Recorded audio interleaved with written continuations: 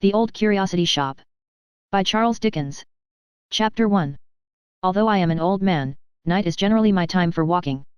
In the summer I often leave home early in the morning, and roam about fields and lanes all day, or even escape for days or weeks together, but, saving in the country, I seldom go out until after dark, though, heaven be thanked, I love its light and feel the cheerfulness it sheds upon the earth, as much as any creature living.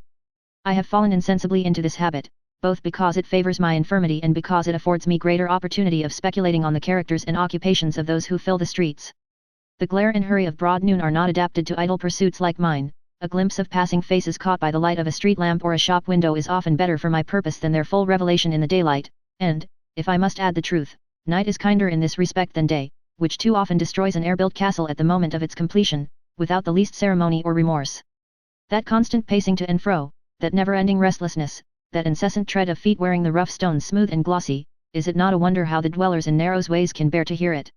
Think of a sick man in such a place as St. Martin's Court, listening to the footsteps, and in the midst of pain and weariness obliged, despite himself, as though it were a task he must perform, to detect the child's step from the man's, the slipshod beggar from the booted exquisite, the lounging from the busy, the dull heel of the sauntering outcast from the quick tread of an expectant pleasure-seeker. Think of the hum and noise always being present to his sense, and of the stream of life that will not stop, pouring on, through all his restless dreams, as if he were condemned to lie, dead but conscious, in a noisy churchyard, and had no hope of rest for centuries to come.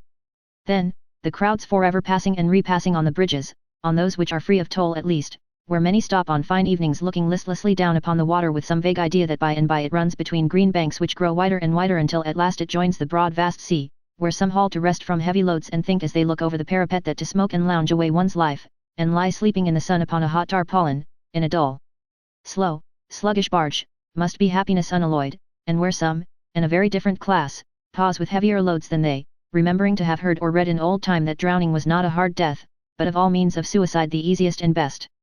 Covent Garden Market at sunrise too, in the spring or summer, when the fragrance of sweet flowers is in the air, overpowering even the unwholesome streams of last night's debauchery, and driving the dusky thrush, whose cage has hung outside a garret window all night long, half mad with joy. Poor bird! The only neighboring thing at all akin to the other little captives, some of whom, shrinking from the hot hands of drunken purchasers, lie drooping on the path already, while others, soddened by close contact, await the time when they shall be watered and freshened up to please more sober company, and make old clerks who pass them on their road to business, wonder what has filled their breasts with visions of the country. But my present purpose is not to expatiate upon my walks. The story I am about to relate, and to which I shall recur at intervals, arose out of one of these rambles, and thus I have been led to speak of them by way of preface. One night I had roamed into the city, and was walking slowly on in my usual way, musing upon a great many things, when I was arrested by an inquiry, the purport of which did not reach me, but which seemed to be addressed to myself, and was preferred in a soft sweet voice that struck me very pleasantly. I turned hastily round and found at my elbow a pretty little girl, who begged to be directed to a certain street at a considerable distance, and indeed in quite another quarter of the town. "It is a very long way from here," said I, "my child." "I know that, sir," she replied timidly. "I am afraid it is a very long way, for I came from there tonight." "Alone?" said I, in some surprise. "Oh, yes, I don't mind that, but I am a little frightened now, for I had lost my road." "And what made you ask it of me? Suppose I should tell you wrong?" "I am sure you will not do that," said the little creature, "you are such a very old gentleman, and walk so slow yourself." I cannot describe how much I was impressed by this appeal and the energy with which it was made, which brought a tear into the child's clear eye, and made her slight figure tremble as she looked up into my face. "Come," said I, "I'll take you there." She put her hand in mine as confidingly as if she had known me from her cradle, and we trudged away together, the little creature accommodating her pace to mine, and rather seeming to lead and take care of me than I to be protecting her. I observed that every now and then she stole a curious look at my face, as if to make quite sure that I was not deceiving her, and that these glances, very sharp and keen they were too, seemed to increase her confidence at every repetition. For my part, my curiosity and interest were at least equal to the child's, for child she certainly was, although I thought it probable from what I could make out, that her very small and delicate frame imparted a peculiar youthfulness to her appearance. Though more scantily attired than she might have been, she was dressed with perfect neatness, and betrayed no marks of poverty or neglect. "Who has sent you so far by yourself?" said I. "Someone who is very kind to me, sir." "And what have you been doing?" "That, I must not tell," said the child firmly. There was something in the manner of this reply which caused me to look at the little creature with an involuntary expression of surprise, for I wondered what kind of errand it might be that occasioned her to be prepared for questioning. Her quick eye seemed to read my thoughts, for as it met mine she added that there was no harm in what she had been doing, but it was a great secret, a secret which she did not even know herself. This was said with no appearance of cunning or deceit, but with an unsuspicious frankness that bore the impress of truth. She walked on as before, growing more familiar with me as we proceeded and talking cheerfully by the way, but she said no more about her home, beyond remarking that we were going quite a new road and asking if it were a short one. While we were thus engaged, I revolved in my mind 100 different explanations of the riddle and rejected them every one. I really felt ashamed to take advantage of the ingenuousness or grateful feeling of the child for the purpose of gratifying my curiosity. I love these little people, and it is not a slight thing when they, who are so fresh from God, love us. As I had felt pleased at first by her confidence, I determined to deserve it, and to do credit to the nature which had prompted her to repose it in me. There was no reason, however, why I should refrain from seeing the person who had inconsiderately sent her to so great a distance by night and alone, and as it was not improbable that if she found herself near home she might take farewell of me and deprive me of the opportunity, I avoided the most frequented ways and took the most intricate, and thus it was not until we arrived in the street itself that she knew where we were. Clapping her hands with pleasure and running on before me for a short distance, my little acquaintance stopped at a door and remaining on the step till I came up knocked at it when I joined her. A part of this door was of glass unprotected by any shutter, which I did not observe at first, for all was very dark and silent within, and I was anxious, as indeed the child was also, for an answer to our summons. When she had knocked twice or thrice there was a noise as if some person were moving inside, and at length a faint light appeared through the glass which, as it approached very slowly, the bearer having to make his way through a great many scattered articles, enabled me to see both what kind of person it was who advanced and what kind of place it was through which he came. It was an old man with long grey hair, whose face and figure as he held the light above his head and looked before him as he approached, I could plainly see. Though much altered by age, I fancied I could recognize in his spare and slender form something of that delicate mold which I had noticed in the child. Their bright blue eyes were certainly alike, but his face was so deeply furrowed and so very full of care, that here all resemblance ceased. The place through which he made his way at leisure was one of those receptacles for old and curious things which seem to crouch in odd corners of this town and to hide their musty treasures from the public eye in jealousy and distrust. There were suits of mail standing like ghosts in armor here and there, fantastic carvings brought from monkish cloisters, rusty weapons of various kinds, distorted figures in china and wood and iron and ivory, tapestry and strange furniture that might have been designed in dreams. The haggard aspect of the little old man was wonderfully suited to the place. He might have groped among old churches and tombs and deserted houses and gathered all the spoils with his own hands. There was nothing in the whole collection but was in keeping with himself, nothing that looked older or more worn than he. As he turned the key in the lock, he surveyed me with some astonishment which was not diminished when he looked from me to my companion. The door being opened, the child addressed him as grandfather, and told him the little story of our companionship. "Why, bless thee, child," said the old man, patting her on the head, "how couldst thou miss thy way? What if I had lost thee, Nell?" "I would have found my way back to you, grandfather," said the child boldly, "never fear." The old man kissed her, then turning to me and begging me to walk in, I did so. The door was closed and locked. Preceding me with the light, he led me through the place I had already seen from without, into a small sitting room behind, in which was another door opening into a kind of closet, where I saw a little bed that a fairy might have slept in, it looked so very small and was so prettily arranged. The child took a candle and tripped into this little room, leaving the old man and me together. "You must be tired, sir," said he as he placed a chair near the fire, "how can I thank you?" "By taking more care of your grandchild another time, my good friend," I replied. "More care," said the old man in a shrill voice, "more care of Nellie. Why, whoever loved a child as I love Nell?" He said this with such evident surprise that I was perplexed what answer to make, and the more so because coupled with something feeble and wandering in his manner, there were in his face marks of deep and anxious thought which convinced me that he could not be, as I had been at first inclined to suppose, in a state of dotage or imbecility. "I don't think you consider," I began. "I don't consider," cried the old man interrupting me, "I don't consider her. Ah, how little you know of the truth. Little Nellie, little Nellie. It would be impossible for any man, I care not what his form of speech might be, to express more affection than the dealer in curiosities did, in these 4 words." I waited for him to speak again, but he rested his chin upon his hand and shaking his head twice or thrice fixed his eyes upon the fire. While we were sitting thus in silence, the door of the closet opened, and the child returned, her light brown hair hanging loose about her neck, and her face flushed with the haste she had made to rejoin us. She busied herself immediately in preparing supper, and while she was thus engaged I remarked that the old man took an opportunity of observing me more closely than he had done yet. I was surprised to see that all this time everything was done by the child, and that there appeared to be no other persons but ourselves in the house. I took advantage of a moment when she was absent to venture a hint on this point, to which the old man replied that there were few grown persons as trustworthy or as careful as she. "It always grieves me," I observed, roused by what I took to be his selfishness. It always grieves me to contemplate the initiation of children into the ways of life, when they are scarcely more than infants. It checks their confidence and simplicity, two of the best qualities that heaven gives them, and demands that they share our sorrows before they are capable of entering into our enjoyments. It will never check hers, said the old man looking steadily at me, the springs are too deep. Besides, the children of the poor know but few pleasures. Even the cheap delights of childhood must be bought and paid for. But, forgive me for saying this, you are surely not so very poor, said I. She is not my child, sir, returned the old man. Her mother was, and she was poor. I save nothing, not a penny, though I live as you see, but, he laid his hand upon my arm and leant forward to whisper, she shall be rich one of these days, and a fine lady. Don't you think ill of me because I use her help. She gives it cheerfully as you see, and it would break her heart if she knew that I suffered anybody else to do for me what her little hands could undertake. I don't consider, he cried with sudden querulousness, why, God knows that this one child is the thought and object of my life, and yet he never prospers me, no, never. At this juncture, the subject of our conversation again returned, and the old man motioning to me to approach the table, broke off, and said no more. We had scarcely begun our repast when there was a knock at the door by which I had entered, and Nell bursting into a hearty laugh, which I was rejoiced to hear, for it was childlike and full of hilarity, said it was no doubt dear old Kit coming back at last.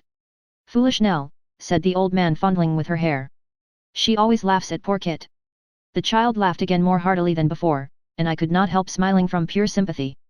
The little old man took up a candle and went to open the door. When he came back, Kit was at his heels. Kit was a shock-headed, shambling, awkward lad with an uncommonly wide mouth, very red cheeks, a turned-up nose, and certainly the most comical expression of face I ever saw. He stopped short at the door on seeing a stranger, twirled in his hand a perfectly round old hat without any vestige of a brim, and resting himself now on one leg and now on the other and changing them constantly, stood in the doorway, looking into the parlour with the most extraordinary leer I ever beheld. I entertained a grateful feeling towards the boy from that minute, for I felt that he was the comedy of the child's life. A long way, wasn't it, Kit? Said the little old man. Why, then, it was a goodish stretch, master, returned Kit. Of course you have come back hungry.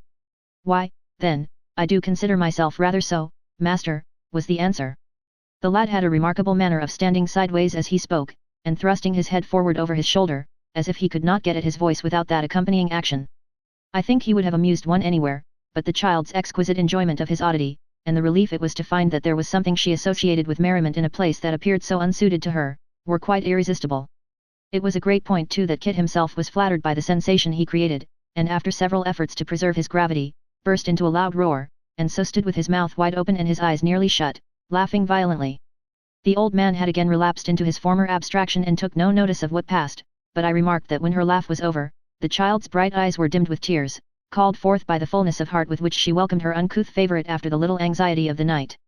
As for Kit himself, whose laugh had been all the time one of that sort which very little would change into a cry, he carried a large slice of bread and meat and a mug of beer into a corner, and applied himself to disposing of them with great voracity. Ah, said the old man turning to me with a sigh, as if I had spoken to him but that moment, you don't know what you say when you tell me that I don't consider her. You must not attach too great weight to a remark founded on first appearances, my friend, said I. No, returned the old man thoughtfully, no.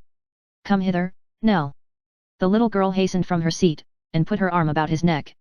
Do I love thee, Nell, said he. Say, do I love thee, Nell, or no? The child only answered by her caresses, and laid her head upon his breast. Why dost thou sob, said the grandfather, pressing her closer to him and glancing towards me. Is it because thou knowest I love thee, and dost not like that I should seem to doubt it by my question? Well, well, then let us say I love thee dearly. Indeed, indeed you do, replied the child with great earnestness, Kit knows you do. Kit, who in dispatching his bread and meat had been swallowing 2/3 of his knife at every mouthful with the coolness of a juggler, stopped short in his operations on being thus appealed to, and bawled nobody isn't such a fool as to say he doesn't tea, after which he incapacitated himself for further conversation by taking a most prodigious sandwich at one bite. She is poor now, said the old man, patting the child's cheek, but I say again that the time is coming when she shall be rich. It has been a long time coming, but it must come at last, a very long time, but it surely must come. It has come to other men who do nothing but waste and riot. When will it come to me? I am very happy as I am, grandfather, said the child. Tush, tush, returned the old man, thou dost not know, how shouldst thou? Then he muttered again between his teeth, the time must come, I am very sure it must. It will be all the better for coming late, and then he sighed and fell into his former musing state, and still holding the child between his knees appeared to be insensible to everything around him. By this time it wanted but a few minutes of midnight and I rose to go, which recalled him to himself. "One moment, sir," he said, "now, Kit, near midnight, boy, and you still here. Get home, and be true to your time in the morning, for there's work to do. Good night." "There, bid him good night, Nell, and let him be gone." "Good night, Kit," said the child, her eyes lighting up with merriment and kindness. "Good night, Miss Nell," returned the boy. "And thank this gentleman," interposed the old man, "but for whose care I might have lost my little girl tonight." "No, no, master," said Kit, "that won't do, that won't." "What do you mean?" cried the old man. "I'd have found her, master," said Kit, "I'd have found her. I'll bet that I'd find her if she was above ground, I would, as quick as anybody, master." "Ha, ha, ha." Once more opening his mouth and shutting his eyes, and laughing like a stentor, Kit gradually backed to the door, and roared himself out. Free of the room, the boy was not slow in taking his departure. When he had gone, and the child was occupied in clearing the table, the old man said, "I haven't seemed to thank you, sir, for what you have done tonight, but I do thank you humbly and heartily, and so does she, and her thanks are better worth than mine. I should be sorry that you went away, and thought I was unmindful of your goodness, or careless of her. I am not indeed. I was sure of that," I said, "from what I had seen. But," I added, "may I ask you a question?" "Aye, sir," replied the old man, "what is it?" "This delicate child," said I, "with so much beauty and intelligence, has she nobody to care for her but you? Has she no other companion or adviser?" "No," he returned, looking anxiously in my face, "no, and she wants no other." "But are you not fearful," said I, "that you may misunderstand a charge so tender? I am sure you mean well, but are you quite certain that you know how to execute such a trust as this? I am an old man, like you, and I am actuated by an old man's concern in all that is young and promising. Do you not think that what I have seen of you and this little creature tonight must have an interest not wholly free from pain?" "Sir," rejoined the old man after a moment's silence, "I have no right to feel hurt at what you say. It is true that in many respects I am the child, and she the grown person, that you have seen already. But waking or sleeping, by night or day, in sickness or health, she is the one object of my care, and if you knew of how much care, you would look on me with different eyes, you would indeed. Ah! It's a weary life for an old man, a weary, weary life, but there is a great end to gain and that I keep before me." Seeing that he was in a state of excitement and impatience, I turned to put on an outer coat which I had thrown off on entering the room, purposing to say no more. I was surprised to see the child standing patiently by with a cloak upon her arm, and in her hand a hat, and stick. "Those are not mine, my dear," said I. "No," returned the child, "they are grandfather's." "But he is not going out tonight?" "Oh, yes, he is," said the child, with a smile. "And what becomes of you, my pretty one?" "Me? I stay here of course. I always do." I looked in astonishment towards the old man, but he was, or feigned to be, busied in the arrangement of his dress. From him I looked back to the slight gentle figure of the child. Alone. In that gloomy place all the long, dreary night. She evinced no consciousness of my surprise, but cheerfully helped the old man with his cloak, and when he was ready took a candle to light us out. Finding that we did not follow as she expected, she looked back with a smile and waited for us. The old man showed by his face that he plainly understood the cause of my hesitation, but he merely signed to me with an inclination of the head to pass out of the room before him, and remained silent. I had no resource but to comply. When we reached the door, the child setting down the candle, turned to say good night and raised her face to kiss me. Then she ran to the old man, who folded her in his arms and bade God bless her. "Sleep soundly, Nell," he said in a low voice, "and angels guard thy bed. Do not forget thy prayers, my sweet." "No, indeed," answered the child fervently, "they make me feel so happy." "That's well, I know they do, they should," said the old man. "Bless thee 100 times. Early in the morning I shall be home." "You'll not ring twice," returned the child. "The bell wakes me, even in the middle of a dream." With this, they separated. The child opened the door, now guarded by a shutter which I had heard the boy put up before he left the house, and with another farewell whose clear and tender note I have recalled 1,000 times, held it until we had passed out. The old man paused a moment while it was gently closed and fastened on the inside, and satisfied that this was done, walked on at a slow pace. At the street corner he stopped, and regarding me with a troubled countenance said that our ways were widely different and that he must take his leave. I would have spoken, but summoning up more alacrity than might have been expected in one of his appearance, he hurried away. I could see that twice or thrice he looked back as if to ascertain if I were still watching him, or perhaps to assure himself that I was not following at a distance. The obscurity of the night favored his disappearance, and his figure was soon beyond my sight. I remained standing on the spot where he had left me, unwilling to depart, and yet unknowing why I should loiter there. I looked wistfully into the street we had lately quitted, and after a time directed my steps that way. I passed and repassed the house, and stopped and listened at the door. All was dark, and silent as the grave. Yet I lingered about, and could not tear myself away, thinking of all possible harm that might happen to the child, of fires and robberies and even murder, and feeling as if some evil must ensue if I turned my back upon the place. The closing of a door or window in the street brought me before the curiosity dealers once more. I crossed the road and looked up at the house to assure myself that the noise had not come from there. No, it was black, cold, and lifeless as before. There were few passengers astir, the street was sad and dismal, and pretty well my own. A few stragglers from the theatres hurried by, and now and then I turned aside to avoid some noisy drunkard as he reeled homewards, but these interruptions were not frequent and soon ceased. The clocks struck 1. Still I paced up and down, promising myself that every time should be the last, and breaking faith with myself on some new plea as often as I did so. The more I thought of what the old man had said, and of his looks and bearing, the less I could account for what I had seen and heard. I had a strong misgiving that his nightly absence was for no good purpose. I had only come to know the fact through the innocence of the child, and though the old man was by at the time, and saw my undisguised surprise, he had preserved a strange mystery upon the subject and offered no word of explanation. These reflections naturally recalled again more strongly than before his haggard face, his wandering manner, his restless anxious looks. His affection for the child might not be inconsistent with villainy of the worst kind, even that very affection was in itself an extraordinary contradiction, or how could he leave her thus? Disposed as I was to think badly of him, I never doubted that his love for her was real. I could not admit the thought, remembering what had passed between us, and the tone of voice in which he had called her by her name. "Stay here of course," the child had said in answer to my question, "I always do. What could take him from home by night, and every night?" I called up all the strange tales I had ever heard of dark and secret deeds committed in great towns and escaping detection for a long series of years. Wild as many of these stories were, I could not find one adapted to this mystery, which only became the more impenetrable, in proportion as I sought to solve it. Occupied with such thoughts as these, and a crowd of others all tending to the same point, I continued to pace the street for 2 long hours.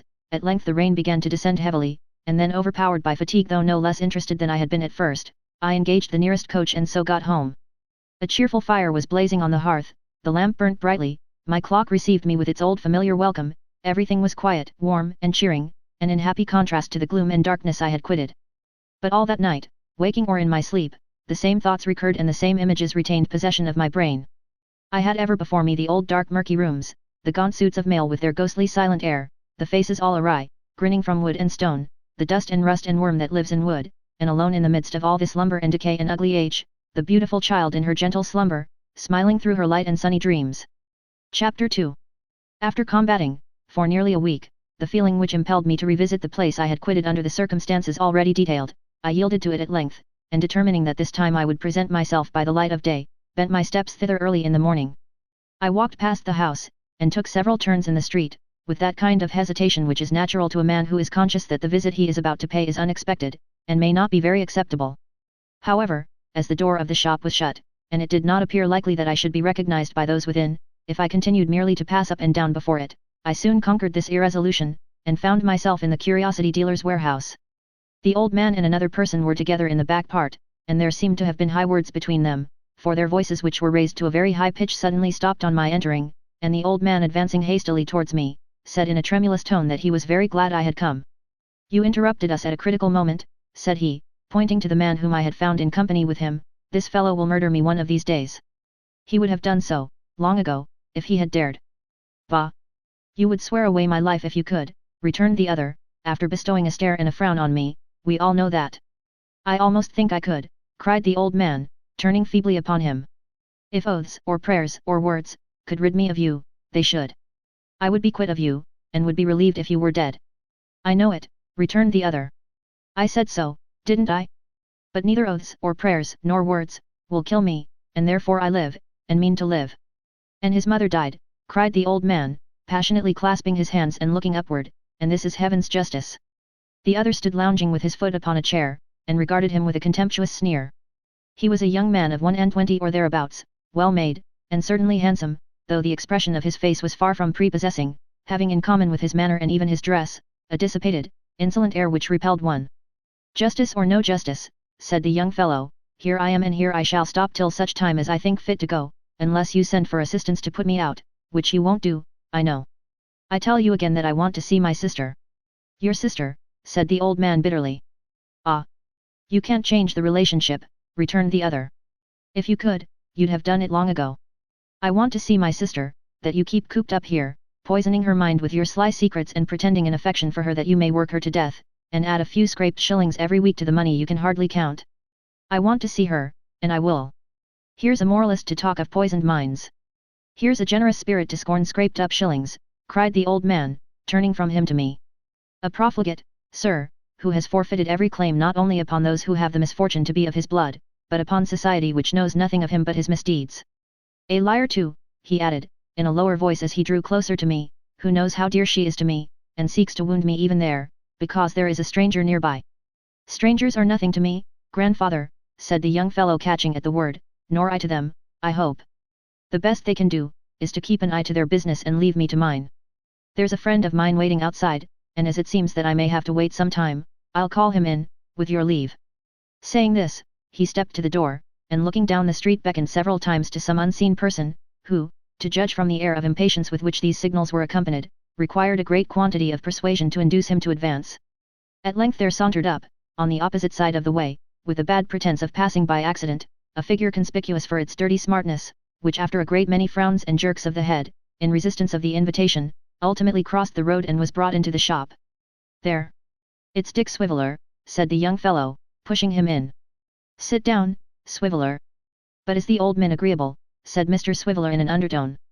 Mr. Swiveller complied, and looking about him with a propitiatory smile, observed that last week was a fine week for the ducks, and this week was a fine week for the dust. He also observed that whilst standing by the post at the street corner, he had observed a pig with a straw in his mouth issuing out of the tobacco shop, from which appearance he augured that another fine week for the ducks was approaching, and that rain would certainly ensue. He furthermore took occasion to apologize for any negligence that might be perceptible in his dress, on the ground that last night he had had the sun very strong in his eyes, by which expression he was understood to convey to his hearers in the most delicate manner possible, the information that he had been extremely drunk. "But what," said Mr. Swiveller with a sigh, "what is the odds so long as the fire of soul is kindled at the taper of conviviality, and the wing of friendship never molts a feather? What is the odds so long as the spirit is expanded by means of rosy wine, and the present moment is the least happiest of our existence?" "You needn't act the chairman here," said his friend, half aside. "Fred," cried Mr. Swiveller, tapping his nose, "a word to the wise is sufficient for them. We may be good and happy without riches, Fred. Say not another syllable. I know my cue, smart is the word. Only one little whisper, Fred, is the old man friendly?" "Never you mind," replied his friend. "Right again, quite right," said Mr. Swiveller, "caution is the word, and caution is the act." With that, he winked as if in preservation of some deep secret, and folding his arms and leaning back in his chair, looked up at the ceiling with profound gravity. It was perhaps not very unreasonable to suspect from what had already passed, that Mr. Swiveller was not quite recovered from the effects of the powerful sunlight to which he had made allusion, but if no such suspicion had been awakened by his speech, his wiry hair, dull eyes, and sallow face would still have been strong witnesses against him. His attire was not, as he had himself hinted, remarkable for the nicest arrangement, but was in a state of disorder which strongly induced the idea that he had gone to bed in it. It consisted of a brown body coat with a great many brass buttons up the front and only one behind, a bright check neckerchief, a plaid waistcoat, soiled white trousers, and a very limp hat, worn with the wrong side foremost, to hide a hole in the brim. The breast of his coat was ornamented with an outside pocket from which there peeped forth the cleanest end of a very large and very ill-favoured handkerchief. His dirty wristbands were pulled on as far as possible and ostentatiously folded back over his cuffs. He displayed no gloves, and carried a yellow cane having at the top a bone hand with the semblance of a ring on its little finger and a black ball in its grasp. With all these personal advantages, to which may be added a strong savour of tobacco smoke, and a prevailing greasiness of appearance, Mr. Swiveller leant back in his chair with his eyes fixed on the ceiling, and occasionally pitching his voice to the needful key, obliged the company with a few bars of an intensely dismal air, and then, in the middle of a note, relapsed into his former silence. The old man sat himself down in a chair, and with folded hands, looked sometimes at his grandson and sometimes at his strange companion, as if he were utterly powerless and had no resource but to leave them to do as they pleased. The young man reclined against a table at no great distance from his friend, in apparent indifference to everything that had passed, and I, who felt the difficulty of any interference, notwithstanding that the old man had appealed to me, both by words and looks, made the best feint I could of being occupied in examining some of the goods that were disposed for sale, and paying very little attention to a person before me. The silence was not of long duration, for Mr. Swiveller, after favouring us with several melodious assurances that his heart was in the Highlands, and that he wanted but his Arab steed as a preliminary to the achievement of great feats of valour and loyalty, removed his eyes from the ceiling and subsided into prose again. 0031M. Original. Fred, said Mr. Swiveller, stopping short, as if the idea had suddenly occurred to him, and speaking in the same audible whisper as before, is the old man friendly? What does it matter, returned his friend peevishly. No, but is he, said Dick. Yes, of course. What do I care whether he is or not? Emboldened as it seemed by this reply to enter into a more general conversation, Mr. Swiveller plainly laid himself out to captivate our attention. He began by remarking that soda water, though a good thing in the abstract, was apt to lie cold upon the stomach unless qualified with ginger, or a small infusion of brandy, which latter article he held to be preferable in all cases, saving for the one consideration of expense.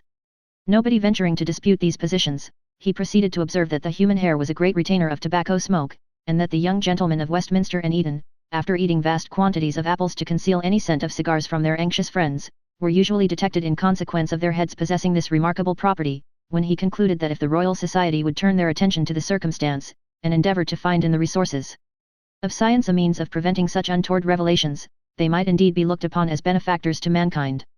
These opinions being equally incontrovertible with those he had already pronounced, he went on to inform us that Jamaica rum, though unquestionably an agreeable spirit of great richness and flavour, had the drawback of remaining constantly present to the taste next day, and nobody being then too rouse enough to argue this point either, he increased in confidence and became yet more companionable and communicative.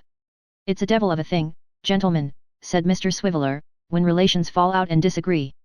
If the wing of friendship should never moult a feather, the wing of relationship should never be clipped, but be always expanded and serene. Why should a grandson and grandfather peg away at each other with mutual violence when all might be bliss and concord? Why not join hands and forget it? Hold your tongue, said his friend. Sir, replied Mr. Swiveller, don't you interrupt the chair. Gentlemen, how does the case stand, upon the present occasion? Here is a jolly old grandfather, I say it with the utmost respect, and here is a wild, young grandson. The jolly old grandfather says to the wild young grandson, I have brought you up and educated you, Fred, I have put you in the way of getting on in life, you have bolted a little out of course, as young fellows often do, and you shall never have another chance, nor the ghost of half a one.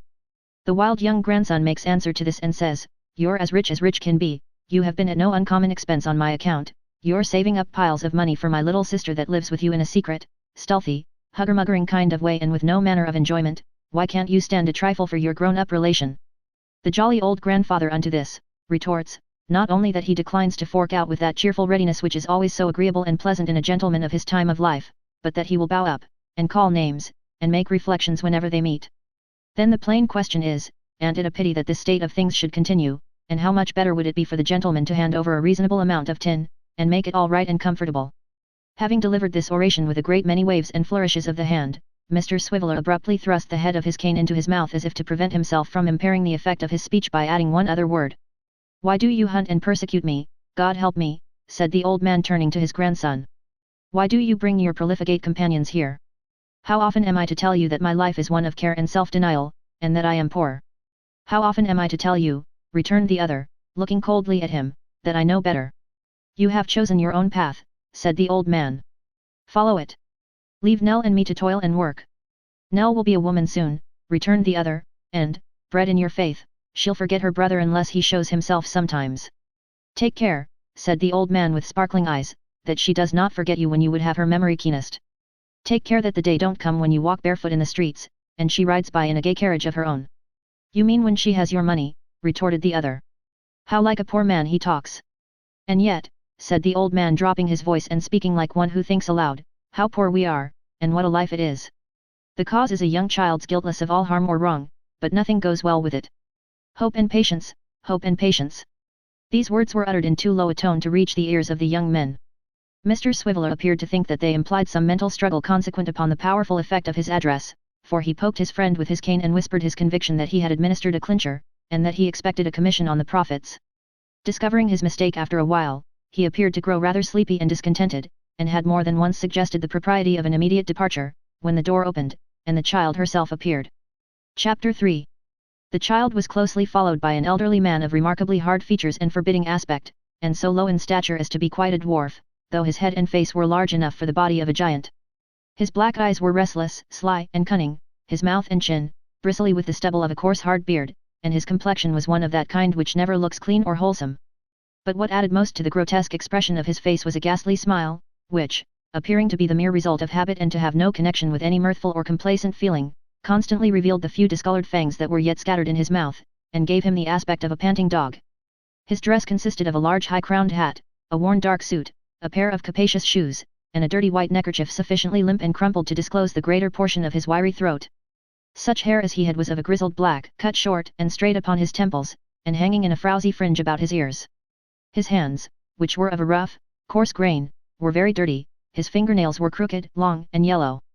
There was ample time to note these particulars, for besides that they were sufficiently obvious without very close observation, some moments elapsed before anyone broke silence. The child advanced timidly towards her brother and put her hand in his. The dwarf, if we may call him so, glanced keenly at all present, and the curiosity dealer, who plainly had not expected his uncouth visitor, seemed disconcerted and embarrassed. "Ah," said the dwarf, who with his hand stretched out above his eyes had been surveying the young man attentively, "that should be your grandson, neighbor." "Say rather that he should not be," replied the old man. "But he is." "And that," said the dwarf, pointing to Dick Swiveller.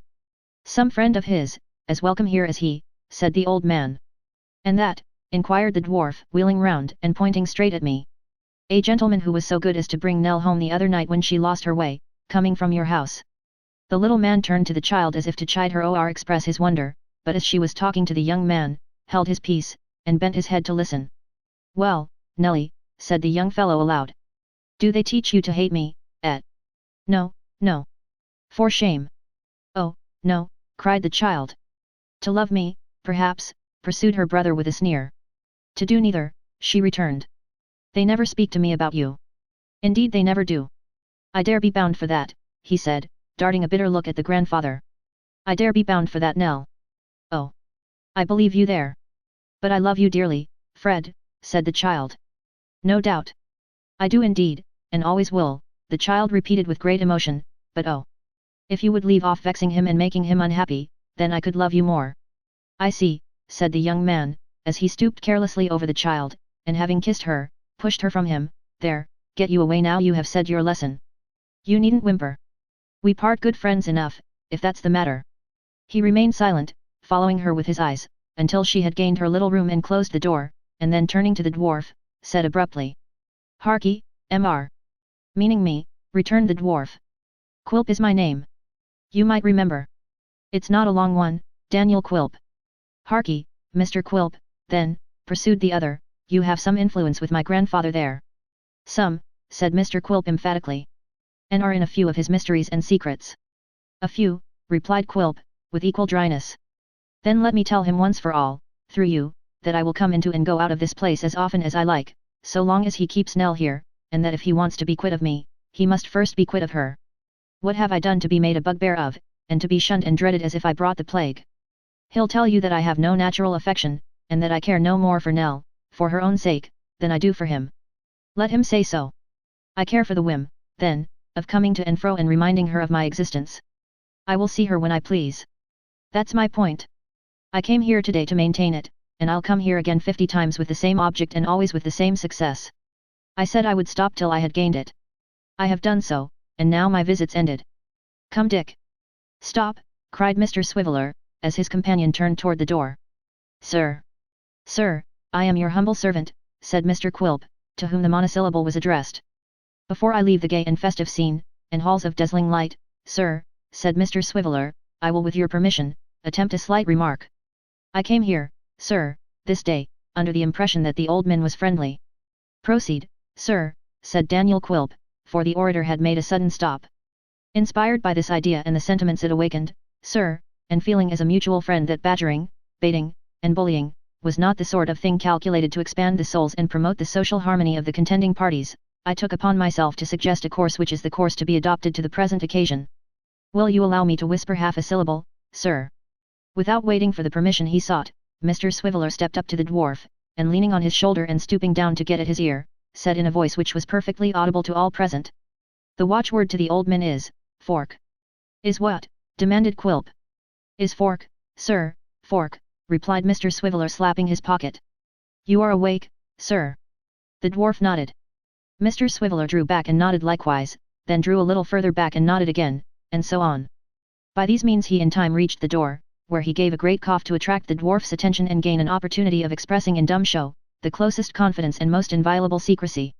Having performed the serious pantomime that was necessary for the due conveyance of this idea, he cast himself upon his friend's track, and vanished. "Humph," said the dwarf with a sour look and a shrug of his shoulders, "so much for dear relations. Thank God I acknowledge none. Nor need you either," he added, turning to the old man, "if you were not as weak as a reed, and nearly as senseless." "What would you have me do?" he retorted in a kind of helpless desperation. "It is easy to talk and sneer. What would you have me do?" "What would I do if I was in your case?" said the dwarf. "Something violent, no doubt." "You're right there," returned the little man, highly gratified by the compliment, for such he evidently considered it, and grinning like a devil as he rubbed his dirty hands together. "Ask Mrs. Quilp, pretty Mrs. Quilp, obedient, timid, loving Mrs. Quilp. But that reminds me, I have left her all alone, and she will be anxious and know not a moment's peace till I return. I know she's always in that condition when I'm away, thought she doesn't dare to say so, unless I lead her on and tell her she may speak freely and I won't be angry with her. Oh! Well-trained Mrs. Quilp." The creature appeared quite horrible with his monstrous head and little body, as he rubbed his hands slowly round, and round, and round again, with something fantastic even in his manner of performing this slight action, and, dropping his shaggy brows and cocking his chin in the air, glanced upward with a stealthy look of exultation that an imp might have copied and appropriated to himself.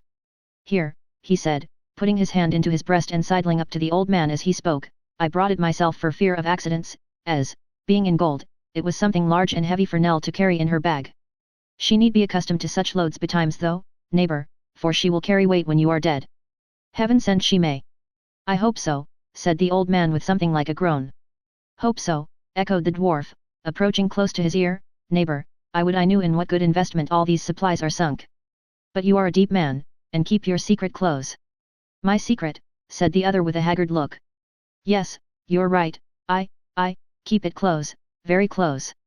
He said no more, but taking the money turned away with a slow, uncertain step, and pressed his hand upon his head like a weary and dejected man. The dwarf watched him sharply, while he passed into the little sitting room and locked it in an iron safe above the chimney piece, and after musing for a short space, prepared to take his leave, observing that unless he made good haste, Mrs. Quilp would certainly be in fits on his return. "And so, neighbor," he added, "I'll turn my face homewards, leaving my love for Nelly and hoping she may never lose her way again, though her doing so has procured me an honor I didn't expect." With that he bowed and leered at me, and with a keen glance around which seemed to comprehend every object within his range of vision, however, small or trivial, went his way. I had several times essayed to go myself, but the old man had always opposed it and entreated me to remain. As he renewed his entreaties on our being left alone, and adverted with many thanks to the former occasion of our being together, I willingly yielded to his persuasions, and sat down, pretending to examine some curious miniatures and a few old medals which he placed before me. It needed no great pressing to induce me to stay, for if my curiosity has been excited on the occasion of my first visit, it certainly was not diminished now. Nell joined us before long, and bringing some needlework to the table, sat by the old man's side. It was pleasant to observe the fresh flowers in the room, the pet bird with a green bough shading his little cage, the breath of freshness and youth which seemed to rustle through the old dull house and hover round the child. It was curious, but not so pleasant, to turn from the beauty and grace of the girl, to the stooping figure, careworn face and jaded aspect of the old man. As he grew weaker and more feeble, what would become of this lonely little creature, poor protector as he was? Say that he died, what would be her fate, then? The old man almost answered my thoughts, as he laid his hand on hers, and spoke aloud. "I'll be of better cheer, Nell," he said, "there must be good fortune in store for thee, I do not ask it for myself, but thee. Such miseries must fall on thy innocent head without it, that I cannot believe but that, being tempted, it will come at last." She looked cheerfully into his face, but made no answer. "When I think," said he, "of the many years, many in thy short life, that thou hast lived with me, of my monotonous existence, knowing no companions of thy own age nor any childish pleasures, of the solitude in which thou hast grown to be what thou art, and in which thou hast lived apart from nearly all thy kind but one old man, I sometimes fear I have dealt hardly by thee, Nell." "Grandfather," cried the child in unfeigned surprise. "Not in intention, no," said he. "I have ever looked forward to the time that should enable thee to mix among the gayest and prettiest, and take thy station with the best. But I still look forward, Nell, I still look forward, and if I should be forced to leave thee, meanwhile, how have I fitted thee for struggles with the world? The poor bird yonder is as well qualified to encounter it, and be turned adrift upon its mercies. Hark! I hear Kit outside. Go to him, Nell, go to him." She rose, and hurrying away, stopped, turned back, and put her arms about the old man's neck, then left him and hurried away again, but faster this time, to hide her falling tears. "A word in your ear, sir," said the old man in a hurried whisper. "I have been rendered uneasy by what you said the other night, and can only plead that I have done all for the best, that it is too late to retract, if I could, though I cannot, and that I hope to triumph yet. All is for her sake. I have borne great poverty myself, and would spare her the sufferings that poverty carries with it. I would spare her the miseries that brought her mother, my own dear child, to an early grave. I would leave her, not with resources which could be easily spent or squandered away, but with what would place her beyond the reach of want forever. You mark me, sir? She shall have no pittance, but a fortune. Hush. I can say no more than that, now or at any other time, and she is here again." The eagerness with which all this was poured into my ear, the trembling of the hand with which he clasped my arm, the strained and starting eyes he fixed upon me, the wild vehemence and agitation of his manner, filled me with amazement. All that I had heard and seen, and a great part of what he had said himself, led me to suppose that he was a wealthy man. I could form no comprehension of his character, unless he were one of those miserable wretches who, having made gain the sole end and object of their lives and having succeeded in amassing great riches, are constantly tortured by the dread of poverty, and beset by fears of loss and ruin. Many things he had said which I had been at a loss to understand, were quite reconcilable with the idea thus presented to me, and at length I concluded that beyond all doubt he was one of this unhappy race. The opinion was not the result of hasty consideration, for which indeed there was no opportunity at that time, as the child came directly, and soon occupied herself in preparations for giving Kit a writing lesson, of which it seemed he had a couple every week, and one regularly on that evening, to the great mirth and enjoyment both of himself and his instructress. To relate how it was a long time before his modesty could be so far prevailed upon as it admit of his sitting down in the parlour, in the presence of an unknown gentleman, how, when he did sit down, he tucked up his sleeves and squared his elbows and put his face close to the copybook and squinted horribly at the lines, how, from the very first moment of having the pen in his hand, he began to wallow in blots, and to daub himself with ink up to the very roots of his hair, how, if he did by accident form a letter properly, he immediately smeared it out again with his arm in his preparations to make another, how, at every fresh mistake, there was a fresh burst of merriment from the child and louder and not less hearty laugh from poor Kit himself, and how there was all the way through, notwithstanding, a gentle wish on her part to teach, and an anxious desire on his to learn. To relate all these particulars would no doubt occupy more space and time than they deserve. It will be sufficient to say that the lesson was given, that evening passed and night came on, that the old man again grew restless and impatient, that he quitted the house secretly at the same hour as before, and that the child was once more left alone within its gloomy walls. And now that I have carried this history so far in my own character and introduced these personages to the reader, I shall for the convenience of the narrative detach myself from its further course, and leave those who have prominent and necessary parts in it to speak and act for themselves. Chapter 4. Mr. and Mrs. Quilp resided on Tower Hill, and in her bower on Tower Hill Mrs. Quilp was left to pine the absence of her lord, when he quitted her on the business which he had already seen to transact. Mr. Quilp could scarcely be said to be of any particular trade or calling, though his pursuits were diversified and his occupations numerous. He collected the rents of whole colonies of filthy streets and alleys by the waterside, advanced money to the seamen and petty officers of merchant vessels, had a share in the ventures of divers mates of East Indiamen, smoked his smuggled cigars under the very nose of the custom house, and made appointments on change with men in glazed hats and round jackets pretty well every day. On the Surrey side of the river was a small rat-infested dreary yard called Quilp's Wharf, in which were a little wooden counting-house burrowing all awry in the dust as if it had fallen from the clouds and ploughed into the ground, a few fragments of rusty anchors, several large iron rings, some piles of rotten wood, and 2 or 3 heaps of old sheet copper, crumpled, cracked, and battered. On Quilp's Wharf, Daniel Quilp was a shipbreaker, yet to judge from these appearances he must either have been a shipbreaker on a very small scale, or have broken his ships up very small indeed. Neither did the place present any extraordinary aspect of life or activity, as its only human occupant was an amphibious boy in a canvas suit, whose sole change of occupation was from sitting on the head of a pile and throwing stones into the mud when the tide was out, to standing with his hands in his pockets gazing listlessly on the motion and on the bustle of the river at high water.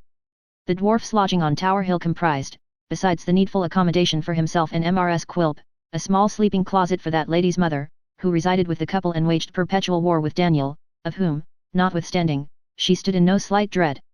Indeed, the ugly creature contrived by some means or other, whether by his ugliness or his ferocity or his natural cunning is no great matter, to impress with a wholesome fear of his anger, most of those with whom he was brought into daily contact and communication. Over nobody had he such complete ascendance as Mrs. Quilp herself, a pretty little, mild-spoken, blue-eyed woman, who having allied herself in wedlock to the dwarf in one of those strange infatuations of which examples are by no means scarce, performed a sound practical penance for her folly, every day of her life. It has been said that Mrs. Quilp was pining in her bower. In her bower she was, but not alone, for besides the old lady her mother of whom mention has recently been made, there were present some half-dozen ladies of the neighbourhood who had happened by a strange accident, and also by a little understanding among themselves, to drop in one after another, just about tea time. This being a season favourable to conversation, and the room being a cool, shady, lazy kind of place, with some plants at the open window shutting out the dust, and interposing pleasantly enough between the tea table within and the old tower without, it is no wonder that the ladies felt an inclination to talk and linger, especially when there are taken into account the additional inducements of fresh butter, new bread, shrimps, and watercresses. Now, the ladies being together under these circumstances, it was extremely natural that the discourse should turn upon the propensity of mankind to tyrannize over the weaker sex, and the duty that developed upon the weaker sex to resist that tyranny and assert their rights and dignity. It was natural for 4 reasons. Firstly, because Mrs. Quilp being a young woman and notoriously under the dominion of her husband ought to be excited to rebel. Secondly, because Mrs. Quilp's parent was known to be laudably shrewish in her disposition and inclined to resist male authority. Thirdly, because each visitor wished to show for herself how superior she was in this respect to the generality of her sex, and fourthly, because the company being accustomed to scandalize each other in pairs, were deprived of their usual subject of conversation now that they were all assembled in close friendship, and had consequently no better employment than to attack the common enemy. Moved by these considerations, a stout lady opened the proceedings by inquiring, with an air of great concern and sympathy, how Mr. Quilp was, whereunto Mr. Quilp's wife's mother replied sharply, "Oh, he was well enough, nothing much was ever the matter with him, and ill weeds were sure to thrive." All the ladies then sighed in concert, shook their heads gravely, and looked at Mrs. Quilp as a martyr. "Ah," said the spokeswoman, "I wish you'd give her a little of your advice, Mrs. Ginny Wynne." Mrs. Quilp had been a Miss Ginny Wynne, it should be observed. "Nobody knows better than you, ma'am, what us women owe to ourselves." "Oh indeed, ma'am," replied Mrs. Ginny Wynne. "When my poor husband, her dear father, was alive, if he had ever ventured a cross word to me, I'd have—" The good old lady did not finish the sentence, but she twisted off the head of a shrimp with a vindictiveness which seemed to imply that the action was in some degree a substitute for words. In this light it was clearly understood by the other party, who immediately replied with great approbation, "You quite enter into my feelings, ma'am, and it's just what I'd do myself." "But you have no call to do it," said Mrs. Ginny Wynne. "Luckily for you, you have no more occasion to do it than I had." "No woman need have, if she was true to herself," rejoined the stout lady. "Do you hear that, Betsy?" said Mrs. Ginny Wynne, in a warning voice. "How often have I said the same words to you, and almost gone down my knees when I spoke em?" Poor Mrs. Quilp, who had looked in a state of helplessness from one face of condolence to another, coloured, smiled, and shook her head doubtfully. This was the signal for a general clamour, which beginning in a low murmur gradually swelled into a great noise in which everybody spoke at once, and all said that she being a young woman had no right to set up her opinions against the experiences of those who knew so much better, that it was very wrong of her not to take the advice of people who had nothing at heart but her good, that it was next door to being downright ungrateful to conduct herself in that manner, that if she had no respect for herself she ought to have some for other women, all of whom she compromised by her meekness, and that if she had no respect for other women, the time would come when other women would have no respect for her, and she would be very sorry for that, they could tell her. Having dealt out these admonitions, the ladies fell to a more powerful assault than they had yet made upon the mixed tea, new bread, fresh butter, shrimps, and watercresses, and said that their vexation was so great to see her going on like that they could hardly bring themselves to eat a single morsel. "It's all very fine to talk," said Mrs. Quilp with much simplicity, "but I know that if I was to die tomorrow, Quilp could marry anybody he pleased, now that he could, I know."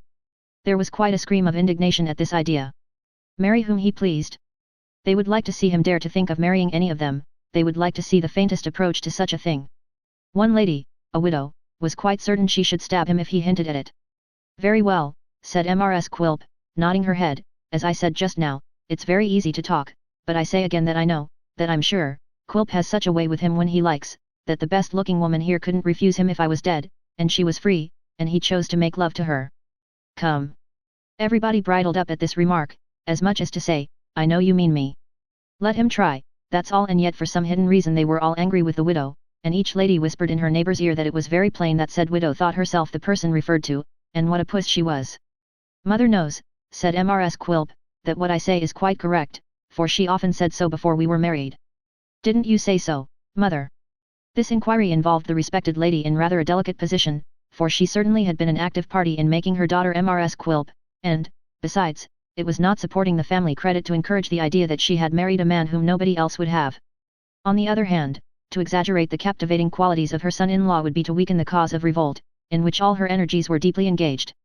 Beset by these opposing considerations, Mrs. Ginny Wynne admitted the powers of insinuation, but denied the right to govern, and with a timely compliment to the stout lady brought back the discussion to the point from which it had strayed.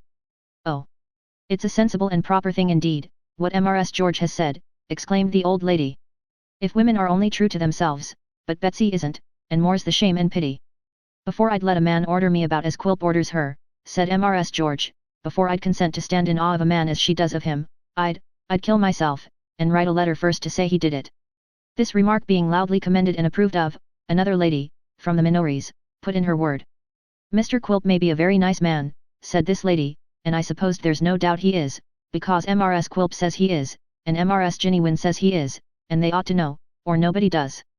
But still he is not quite what one calls a handsome man, nor quite a young man neither, which might be a little excuse for him if anything could be, whereas his wife is young, and is good-looking, and is a woman, which is the greatest thing after all."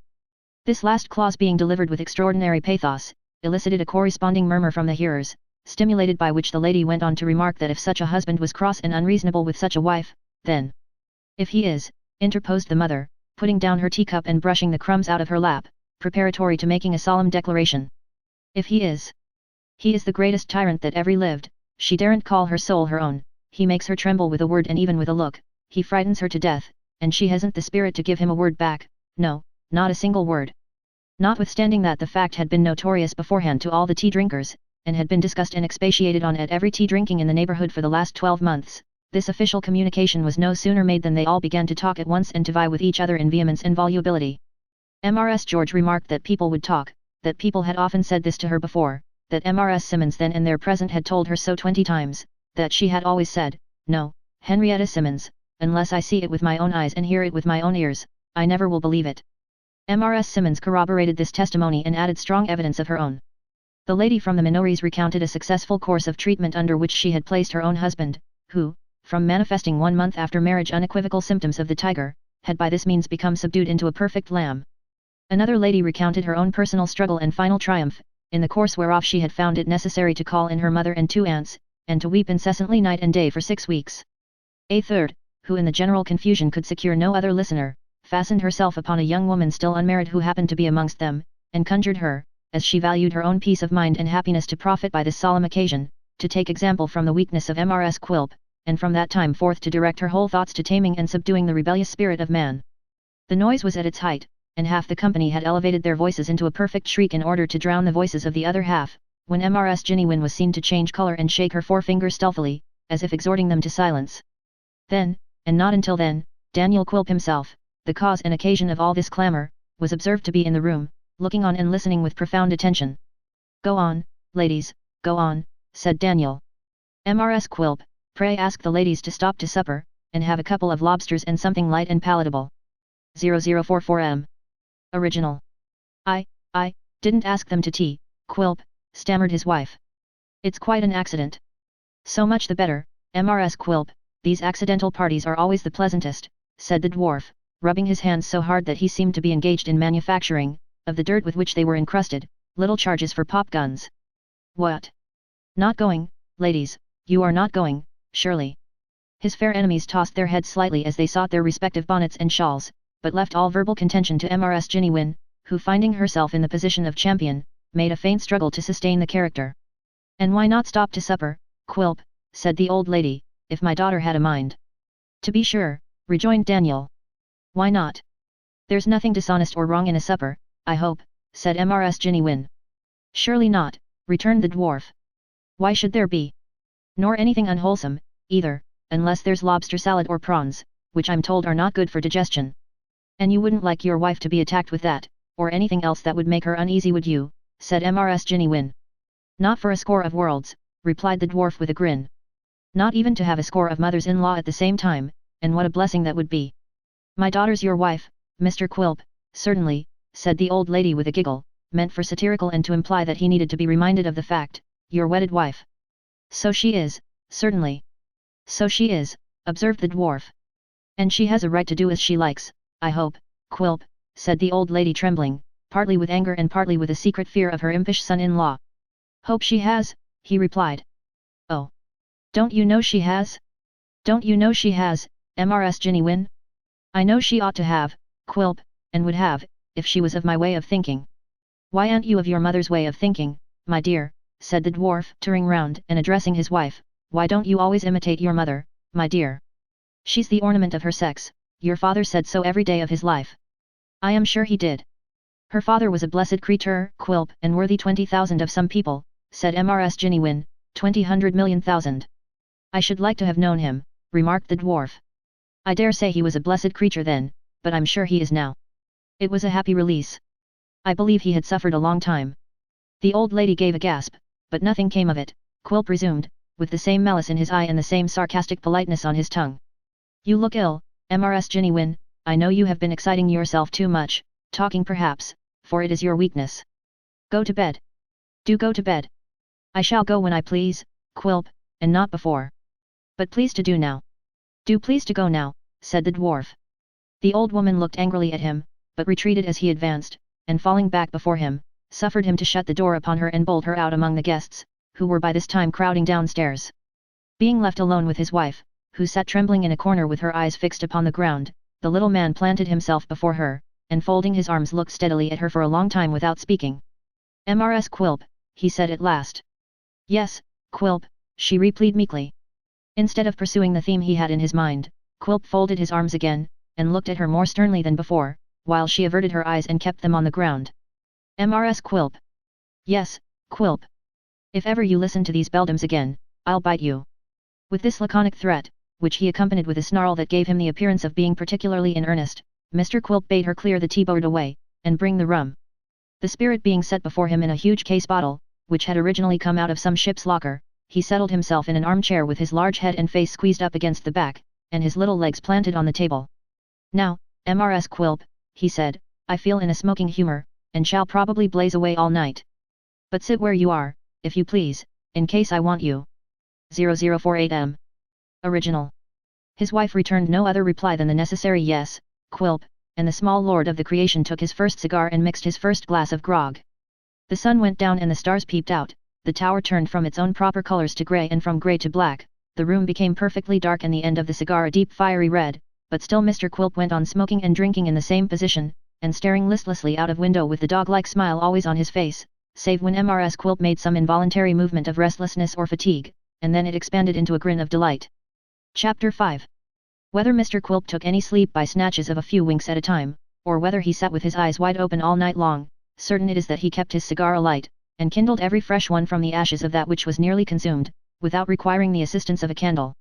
Nor did the striking of the clocks, hour after hour, appear to inspire him with any sense of drowsiness or any natural desire to go to rest, but rather to increase his wakefulness, which he showed, at every such indication of the progress of the night, by a suppressed cackling in his throat, and a motion of his shoulders, like one who laughs heartily but the same time slyly and by stealth. At length the day broke, and poor Mrs. Quilp, shivering with cold of early morning and harassed by fatigue and want of sleep, was discovered sitting patiently on her chair, raising her eyes at intervals in mute appeal to the compassion and clemency of her lord, and gently reminding him by an occasion cough that she was still unpardoned and that her penance had been of long duration. But her dwarfish spouse still smoked his cigar and drank his rum without heeding her, and it was not until the sun had some time risen, and the activity and noise of city day were rife in the street, that he deigned to recognize her presence by any word or sign. He might not have done so even then, but for certain impatient tapping at the door he seemed to denote that some pretty hard knuckles were actively engaged upon the other side. Why dear me, he said looking round with a malicious grin, it's day. Open the door, sweet Mrs. Quilp. His obedient wife withdrew the bolt, and her lady mother entered. Now, Mrs. Ginny bounced into the room with great impetuosity, for, supposing her son-in-law to be still abed, she had come to relieve her feelings by pronouncing a strong opinion upon his general conduct and character. Seeing that he was up and dressed, and that the room appeared to have been occupied ever since she quitted it on the previous evening, she stopped short, in some embarrassment. Nothing escaped the hawk's eye of the ugly little man, who, perfectly understanding what passed in the old lady's mind, turned uglier still in the fullness of his satisfaction, and bade her good morning, with a leer or triumph. Why, Betsy, said the old woman, you haven't been, you don't mean to say you've been sitting up all night, said Quilp, supplying the conclusion of the sentence. Yes she has. All night, cried Mrs. Ginny. All night. Is the dear old lady deaf? Said Quilp, with a smile of which a frown was part. Who says man and wife are bad company? Ha ha. The time has flown. You're a brute, exclaimed Mrs. Ginny. Come, said Quilp, wilfully misunderstanding her, of course, you mustn't call her names. She's married now, you know. And though she did beguile the time and keep me from my bed, you must not be so tenderly careful of me as to be out of humour with her. Bless you for a dear old lady. Here's to your health. I am much obliged to you, returned the old woman, testifying by a certain restlessness in her hands a vehement desire to shake her matronly fist at her son-in-law. Oh! I'm very much obliged to you. Grateful soul, cried the dwarf. Mrs. Quilp. Yes, Quilp, said the timid sufferer. Help your mother to get breakfast, Mrs. Quilp. I am going to the wharf this morning, the earlier the better, so be quick. Mrs. Jennywin made a faint demonstration of rebellion by sitting down in a chair near the door and folding her arms as if in a resolute determination to do nothing. But a few whispered words from her daughter, and a kind inquiry from her son-in-law whether she felt faint, with a hint that there was abundance of cold water in the next apartment, rooted these symptoms effectually, and she applied herself to the prescribed preparations with sullen diligence. While they were in progress, Mr. Quilp withdrew to the adjoining room, and, turning back his coat collar, proceeded to smear his countenance with a damp towel of very unwholesome appearance, which made his complexion rather more cloudy than it was before. But, while he was thus engaged, his caution and inquisitiveness did not forsake him, for with a face as sharp and cunning as ever, he often stopped, even in this short process, and stood listening for any conversation in the next room, of which he might be the theme. Ah, he said after a short effort of attention, it was not the towel over my ears, I thought it wasn't. I'm a little hunchy villain and a monster, am I, Mrs. Jennywin? Oh! The pleasure of this discovery called up the old dog-like smile in full force. When he had quite done with it, he shook himself in a very dog-like manner, and rejoined the ladies. Mr. Quilp now walked up to front of a looking-glass, and was standing there putting on his neckerchief, when Mrs. Jennywin happening to be behind him, could not resist the inclination she felt to shake her fist at her tyrant son-in-law. It was the gesture of an instant, but as she did so and accompanied the action with a menacing look, she met his eye in the glass, catching her in the very act. The same glance at the mirror conveyed to her the reflection of a horribly grotesque and distorted face with the tongue lolling out, and the next instant the dwarf, turning about with a perfectly bland and placid look, inquired in a tone of great affection. How are you now, my dear old darling? Slight and ridiculous as the incident was, it made him appear such a little fiend, and withal such a keen and knowing one, that the old woman felt too much afraid of him to utter a single word, and suffered herself to be led with extraordinary politeness to the breakfast table. Here he by no means diminished the impression he had just produced, for he ate hard eggs, shell and all, devoured gigantic prawns with the heads and tails on, chewed tobacco and watercresses at the same time and with extraordinary greediness, drank boiling tea without winking, bit his fork and spoon till they bent again, and in short performed so many horrifying and uncommon acts that the women were nearly frightened out of their wits, and began to doubt if he were really a human creature.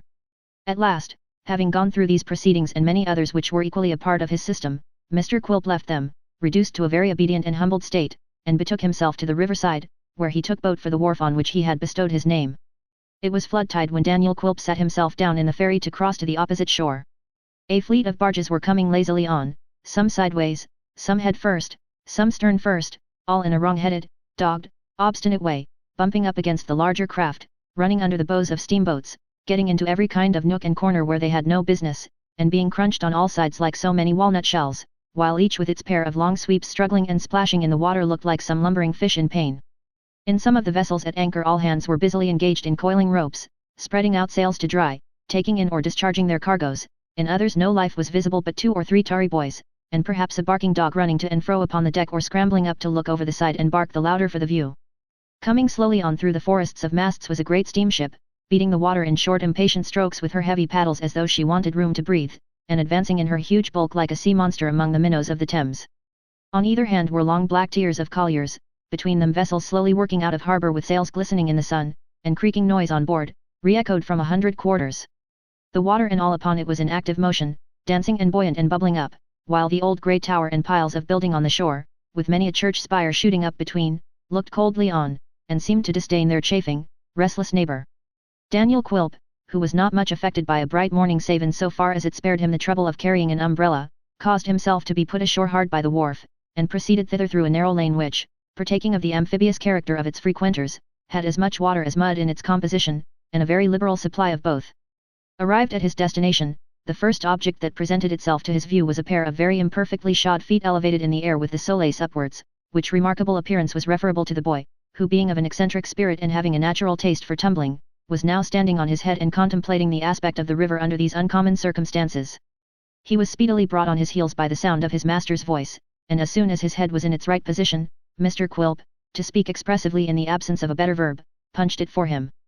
"Come, you let me alone," said the boy, parrying Quilp's hand with both his elbows alternatively.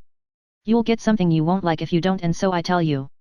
You dog, snarled Quilp, I'll beat you with an iron rod, I'll scratch you with a rusty nail, I'll pinch your eyes, if you talk to me, I will.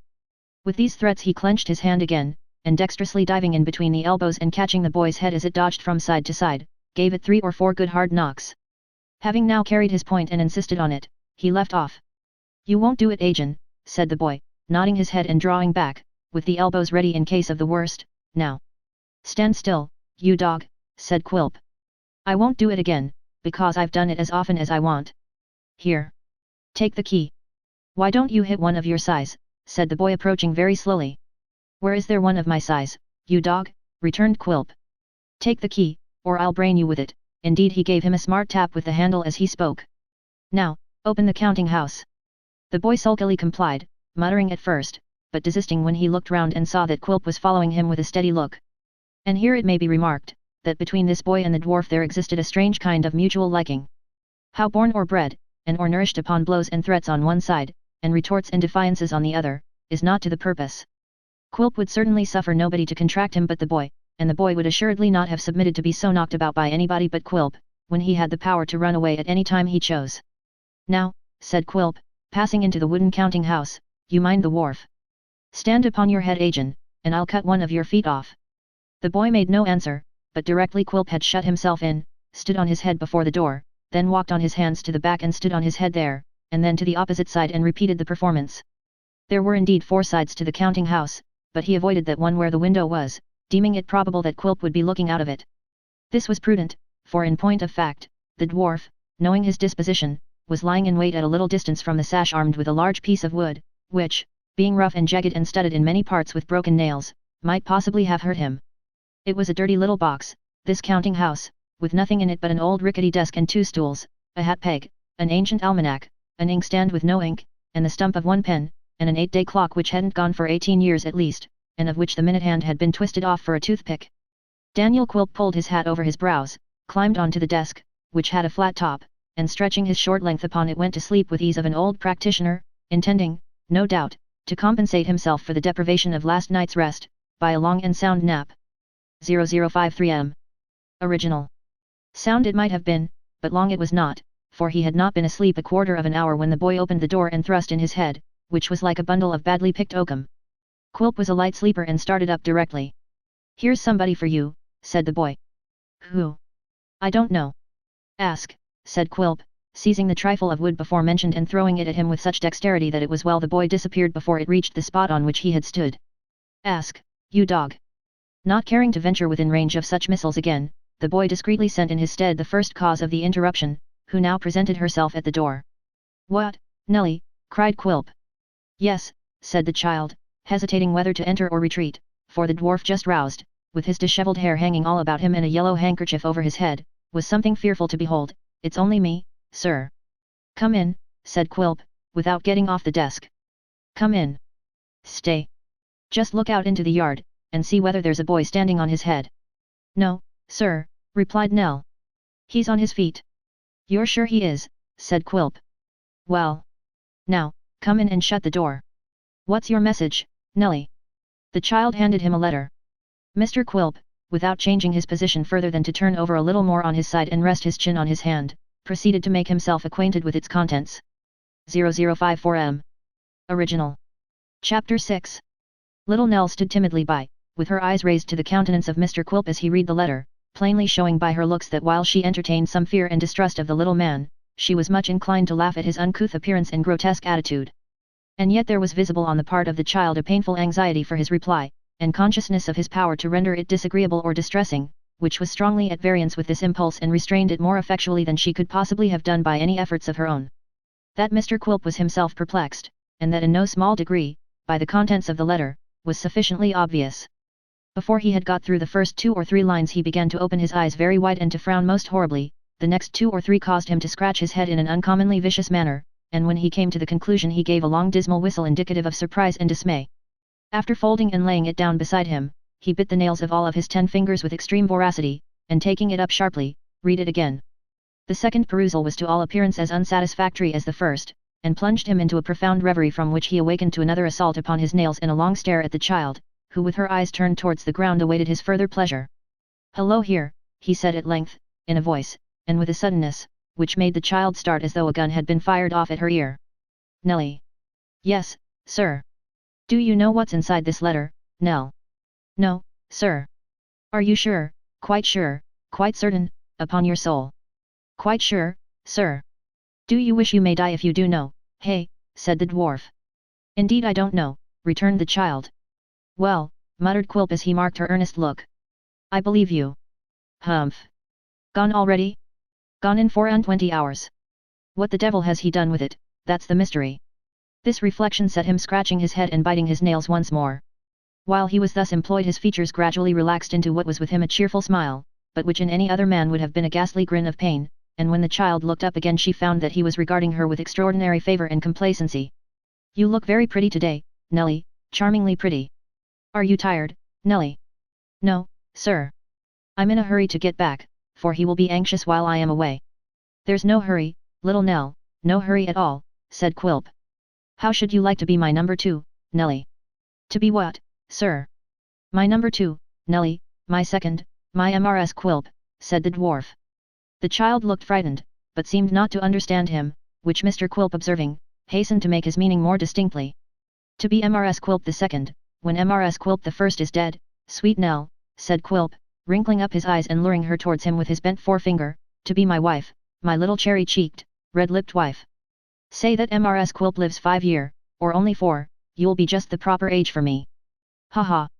Be a good girl, Nellie, a very good girl, and see if one of these days you don't come to be MRS Quilp of Tower Hill." So far from being sustained and stimulated by this delightful prospect, the child shrank from him in great agitation, and trembled violently. Mr. Quilp, either because frightening anybody afforded him a constitutional delight, or because it was pleasant to contemplate the death of MRS Quilp No. 1, and the elevation of MRS Quilp No. 2 to her post and title, or because he was determined from purposes of his own to be agreeable and good-humoured at that particular time, only laughed and feigned to take no heed of her alarm. "You shall come with me to Tower Hill and see MRS Quilp, that is, directly," said the dwarf. "She's very fond of you, Nell, though not so fond as I am. You shall come home with me." "I must go back indeed," said the child. "He told me to return directly I had the answer." "But you haven't it, Nellie," retorted the dwarf, "and won't have it, and can't have it, until I have been home, so you see that to do your errand, you must go with me. Reach me yonder hat, my dear, and we'll go directly."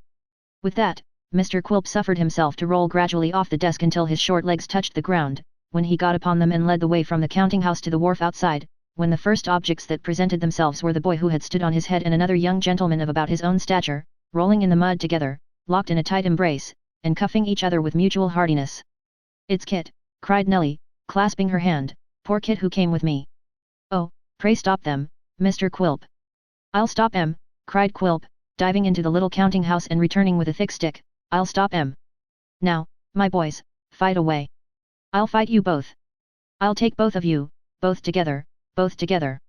With which defiances the dwarf flourished his cudgel, and dancing round the combatants and treading upon them and skipping over them, in a kind of frenzy, laid about him, now on one and now on the other, in a most desperate manner, always aiming at their heads and dealing such blows as none but the veriest little savage would have inflicted. This being warmer work than they had calculated upon, speedily cooled the courage of the belligerents, who scrambled to their feet and called for quarter. "I'll beat you to a pulp, you dogs," said Quilp, vainly endeavouring to get near either of them for a parting blow. "I'll bruise you until you're copper-coloured, I'll break your faces till you haven't a profile between you, I will." "Come, you drop that stick or it'll be worse for you," said his boy, dodging round him and watching an opportunity to rush in. "You drop that stick. Come a little nearer, and I'll drop it on your skull, you dog," said Quilp, with gleaming eyes, "a little nearer, nearer yet." But the boy declined the invitation until his master was apparently a little off his guard, when he darted in and seizing the weapon tried to wrest it from his grasp. Quilp, who was as strong as a lion, easily kept his hold until the boy was tugging at it with his utmost power, when he suddenly let it go and sent him reeling backwards, so that he fell violently upon his head. The success of this maneuver tickled Mr. Quilp beyond description, and he laughed and stamped upon the ground as at a most irresistible jest. "Never mind," said the boy, nodding his head and rubbing it at the same time, "you see if ever I offer to strike anybody again because they say you're an uglier dwarf than can be seen anywheres for a penny, that's all." "Do you mean to say, I'm not, you dog?" returned Quilp. "No," retorted the boy.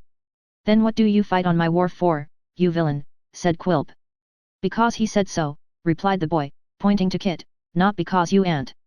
Then why did he say, bawled Kit, that Miss Nelly was ugly, and that she and my master was obliged to do whatever his master liked?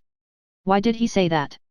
He said what he did because he's a fool, and you said what you did because you are very wise and clever, almost too clever to live, unless you are very careful of yourself, Kit, said Quilp, with great suavity in his manner, but still more of quiet malice about his eyes and mouth. Here's sixpence for you, Kit. Always speak the truth. At all times, Kit, speak the truth. Lock the counting house, you dog, and bring me the key. The other boy, to whom this order was addressed, did as he was told, and was rewarded for his partisanship in behalf of his master, by a dexterous rap on the nose with the key, which brought the water into his eyes. Then Mr. Quilp departed with the child and Kit in a boat, and the boy revenged himself by dancing on his head at intervals on the extreme verge of the wharf, during the whole time they crossed the river. There was only Mrs. Quilp at home, and she, little expecting the return of her lord, was just composing herself for a refreshing slumber when the sound of his footsteps roused her. She had barely time to seem to be occupied in some needlework, when he entered, accompanied by the child, having left Kit downstairs. Here's Nelly Trent, dear Mrs. Quilp, said her husband. A glass of wine, my dear, and a biscuit, for she has had a long walk. She'll sit with you, my soul, while I write a letter. Mrs. Quilp looked tremblingly in her spouse's face to know what this unusual courtesy might portend, and obedient to the summons she saw in his gesture, followed him into the next room. Mind what I say to you, whispered Quilp. See if you can get out of her anything about her grandfather, or what they do, or how they live, or what he tells her. I've my reasons for knowing, if I can. You women talk more freely to one another than you do to us, and you have a soft, mild way with you that'll win upon her. Do you hear? Yes, Quilp. Go then. What's the matter now? Dear Quilp, faltered his wife. I love the child, if you could do without making me deceive her. The dwarf, muttering a terrible oath, looked round as if for some weapon with which to inflict condign punishment upon his disobedient wife. The submissive little woman hurriedly entreated him not to be angry, and promised to do as he bade her. Do you hear me, whispered Quilp, nipping and pinching her arm, worm yourself into her secrets, I know you can. I'm listening, recollect. If you're not sharp enough, I'll creak the door, and woe betide you if I have to creak it much. Go. Mrs. Quilp departed according to order, and her amiable husband, ensconcing himself behind the partly opened door, and applying his ear close to it, began to listen with a face of great craftiness and attention. Poor Mrs. Quilp was thinking, however, in what manner to begin or what kind of inquiries she could make, and it was not until the door, creaking in a very urgent manner, warned her to proceed without further consideration, that the sound of her voice was heard. How very often you have come backwards and forwards lately to Mr. Quilp, my dear. I have said so to grandfather, 100 times, returned Nell innocently. And what has he said to that? Only sighed, and dropped his head, and seemed so sad and wretched that if you could have seen him I am sure you must have cried. You could not have helped it more than I know. How that door creaks! It often does, returned Mrs. Quilp, with an uneasy glance towards it. But your grandfather, he used not to be so wretched. Oh, no, said the child eagerly, so different. We were once so happy and he's so cheerful and contented. You cannot think what a sad change has fallen on us since. I am very, very sorry, to hear you speak like this, my dear, said Mrs. Quilp. And she spoke the truth. Thank you, returned the child, kissing her cheek, you are always kind to me, and it is a pleasure to talk to you. I can speak to no one else about him, but poor Kit. I am very happy still, I ought to feel happier perhaps than I do, but you cannot think how it grieves me sometimes to see him alter so. He'll alter again, Nelly, said Mrs. Quilp, and be what he was before. Oh, if God would only let that come about, said the child with streaming eyes, but it is a long time now, since he first began to, I thought I saw that door moving. It's the wind, said Mrs. Quilp, faintly. Began to be so thoughtful and dejected, and to forget our old way of spending the time in the long evenings, said the child. I used to read to him by the fireside, and he sat listening, and when I stopped and we began to talk, he told me about my mother, and how she once looked and spoke just like me when she was a little child. Then he used to take me on his knee, and try to make me understand that she was not lying in her grave, but had flown to a beautiful country beyond the sky where nothing died or ever grew old. We were very happy once. Nelly, Nelly, said the poor woman, I can't bear to see one as young as you so sorrowful. Pray don't cry. I do so very seldom, said Nell, but I have kept this to myself a long time, and I am not quite well, I think, for the tears come into my eyes and I cannot keep them back. I don't mind telling you my grief, for I know you will not tell it to anyone again. Mrs. Quilp turned away her head and made no answer. Then, said the child, we often walked in the fields and among the green trees, and when we came home at night, we liked it better for being tired, and said what a happy place it was. And if it was dark and rather dull, we used to say, what did it matter to us, for it only made us remember our last walk with greater pleasure, and look forward to our next one. But now we never have these walks, and though it is the same house it is darker and much more gloomy than it used to be, indeed. She paused here, but though the door creaked more than once, Mrs. Quilp said nothing. Mind you don't suppose, said the child earnestly, that grandfather is less kind to me than he was. I think he loves me better every day, and is kinder and more affectionate than he was the day before. You do not know how fond he is of me. I am sure he loves you dearly, said Mrs. Quilp. Indeed, indeed he does, cried Nell, as dearly as I love him. But I have not told you the greatest change of all, and this you must never breathe again to anyone. He has no sleep or rest, but that which he takes by day in his easy chair, for every night and nearly all night long he is away from home. Nelly. Hush, said the child, laying her finger on her lip and looking round. When he comes home in the morning, which is generally just before day, I let him in. Last night he was very late, and it was quite light. I saw that his face was deadly pale, that his eyes were bloodshot, and that his legs trembled as he walked. When I had gone to bed again, I heard him groan. I got up and ran back to him, and heard him say, before he knew that I was there, that he could not bear his life much longer, and if it was not for the child, would wish to die. What shall I do? Oh! What shall I do? The fountains of her heart were opened.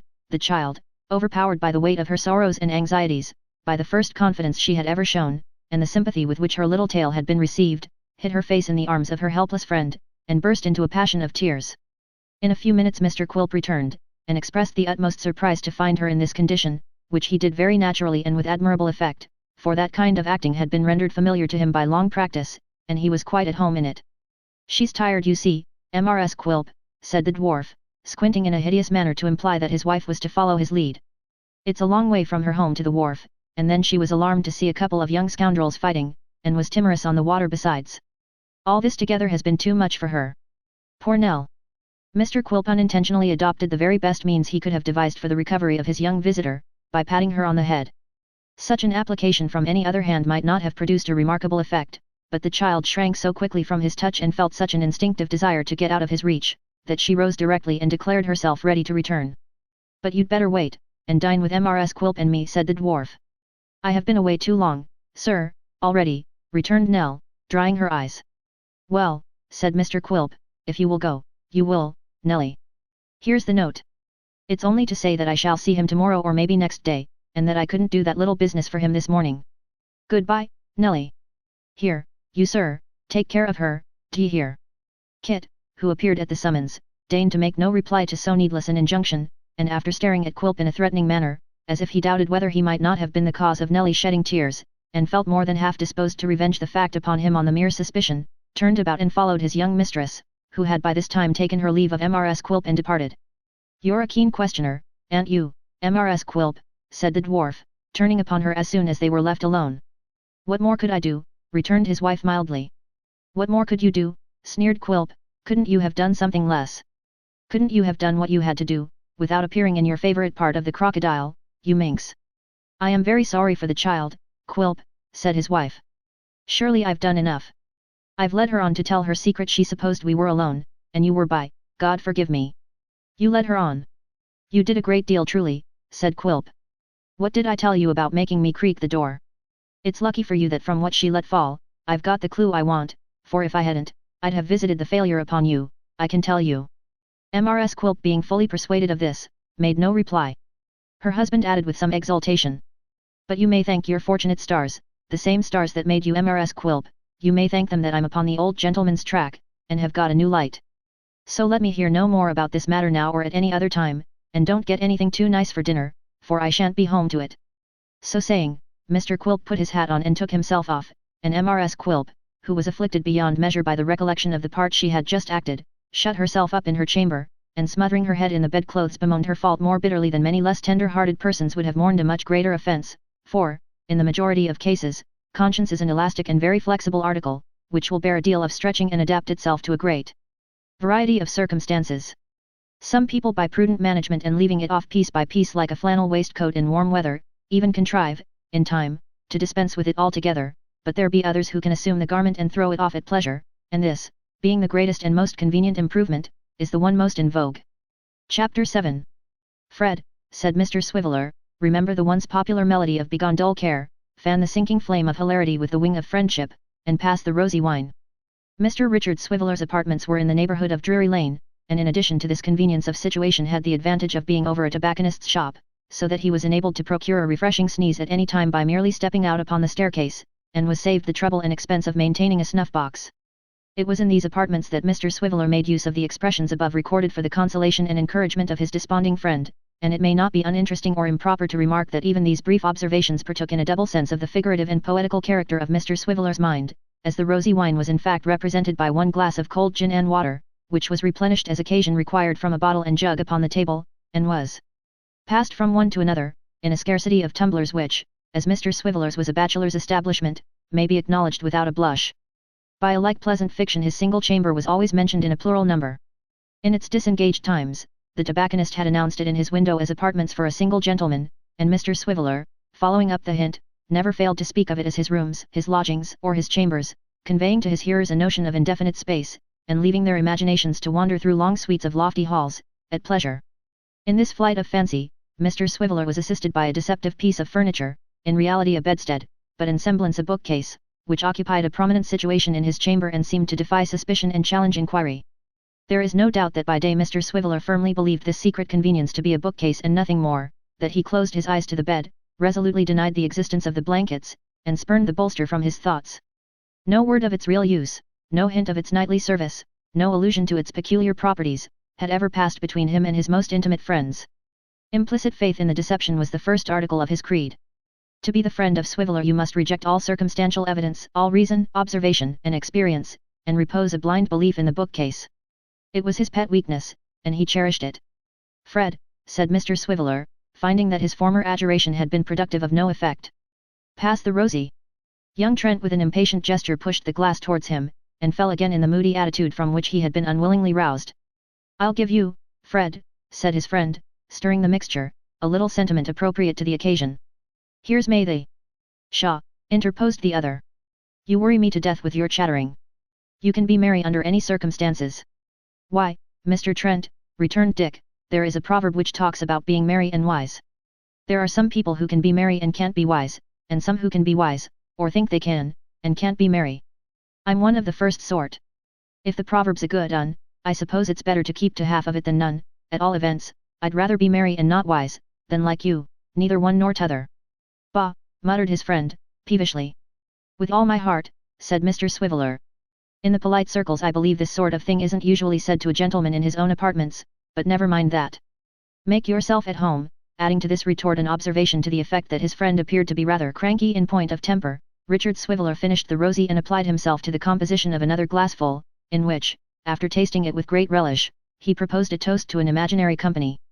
Gentlemen, I'll give you, if you please, success to the ancient family of the Swivellers, and good luck to Mr. Richard in particular. Mr. Richard, gentlemen, said Dick with great emphasis, who spends all his money on his friends and is d for his pains. Here, here. Dick, said the other, returning to his seat after having paced the room twice or thrice, will you talk seriously for 2 minutes, if I show you a way to make your fortune with very little trouble? You've shown me so many, returned Dick, and nothing has come of any one of 'em but empty pockets. You'll tell a different story of this one, before a very long time is over, said his companion, drawing his chair to the table. You saw my sister Nell. What about her? Returned Dick. She has a pretty face, has she not? Why, certainly, replied Dick. I must say for her that there's not any very strong family likeness between her and you. Has she a pretty face? Repeated his friend impatiently. Yes, said Dick, she has a pretty face, a very pretty face. What of that? I'll tell you, returned his friend. It's very plain that the old man and I will remain at daggers drawn to the end of our lives, and that I have nothing to expect from him. You see that, I suppose. A bat might see that, with the sun shining, said Dick. It's equally plain that the money which the old flint, rot him, first taught me to expect that I should share with her at his death, will all be hers, is it not? I should said it was, replied Dick, unless the way in which I put the case to him, made an impression. It may have done so. It was powerful, Fred. Here is a jolly old grandfather, that was strong, I thought, very friendly and natural.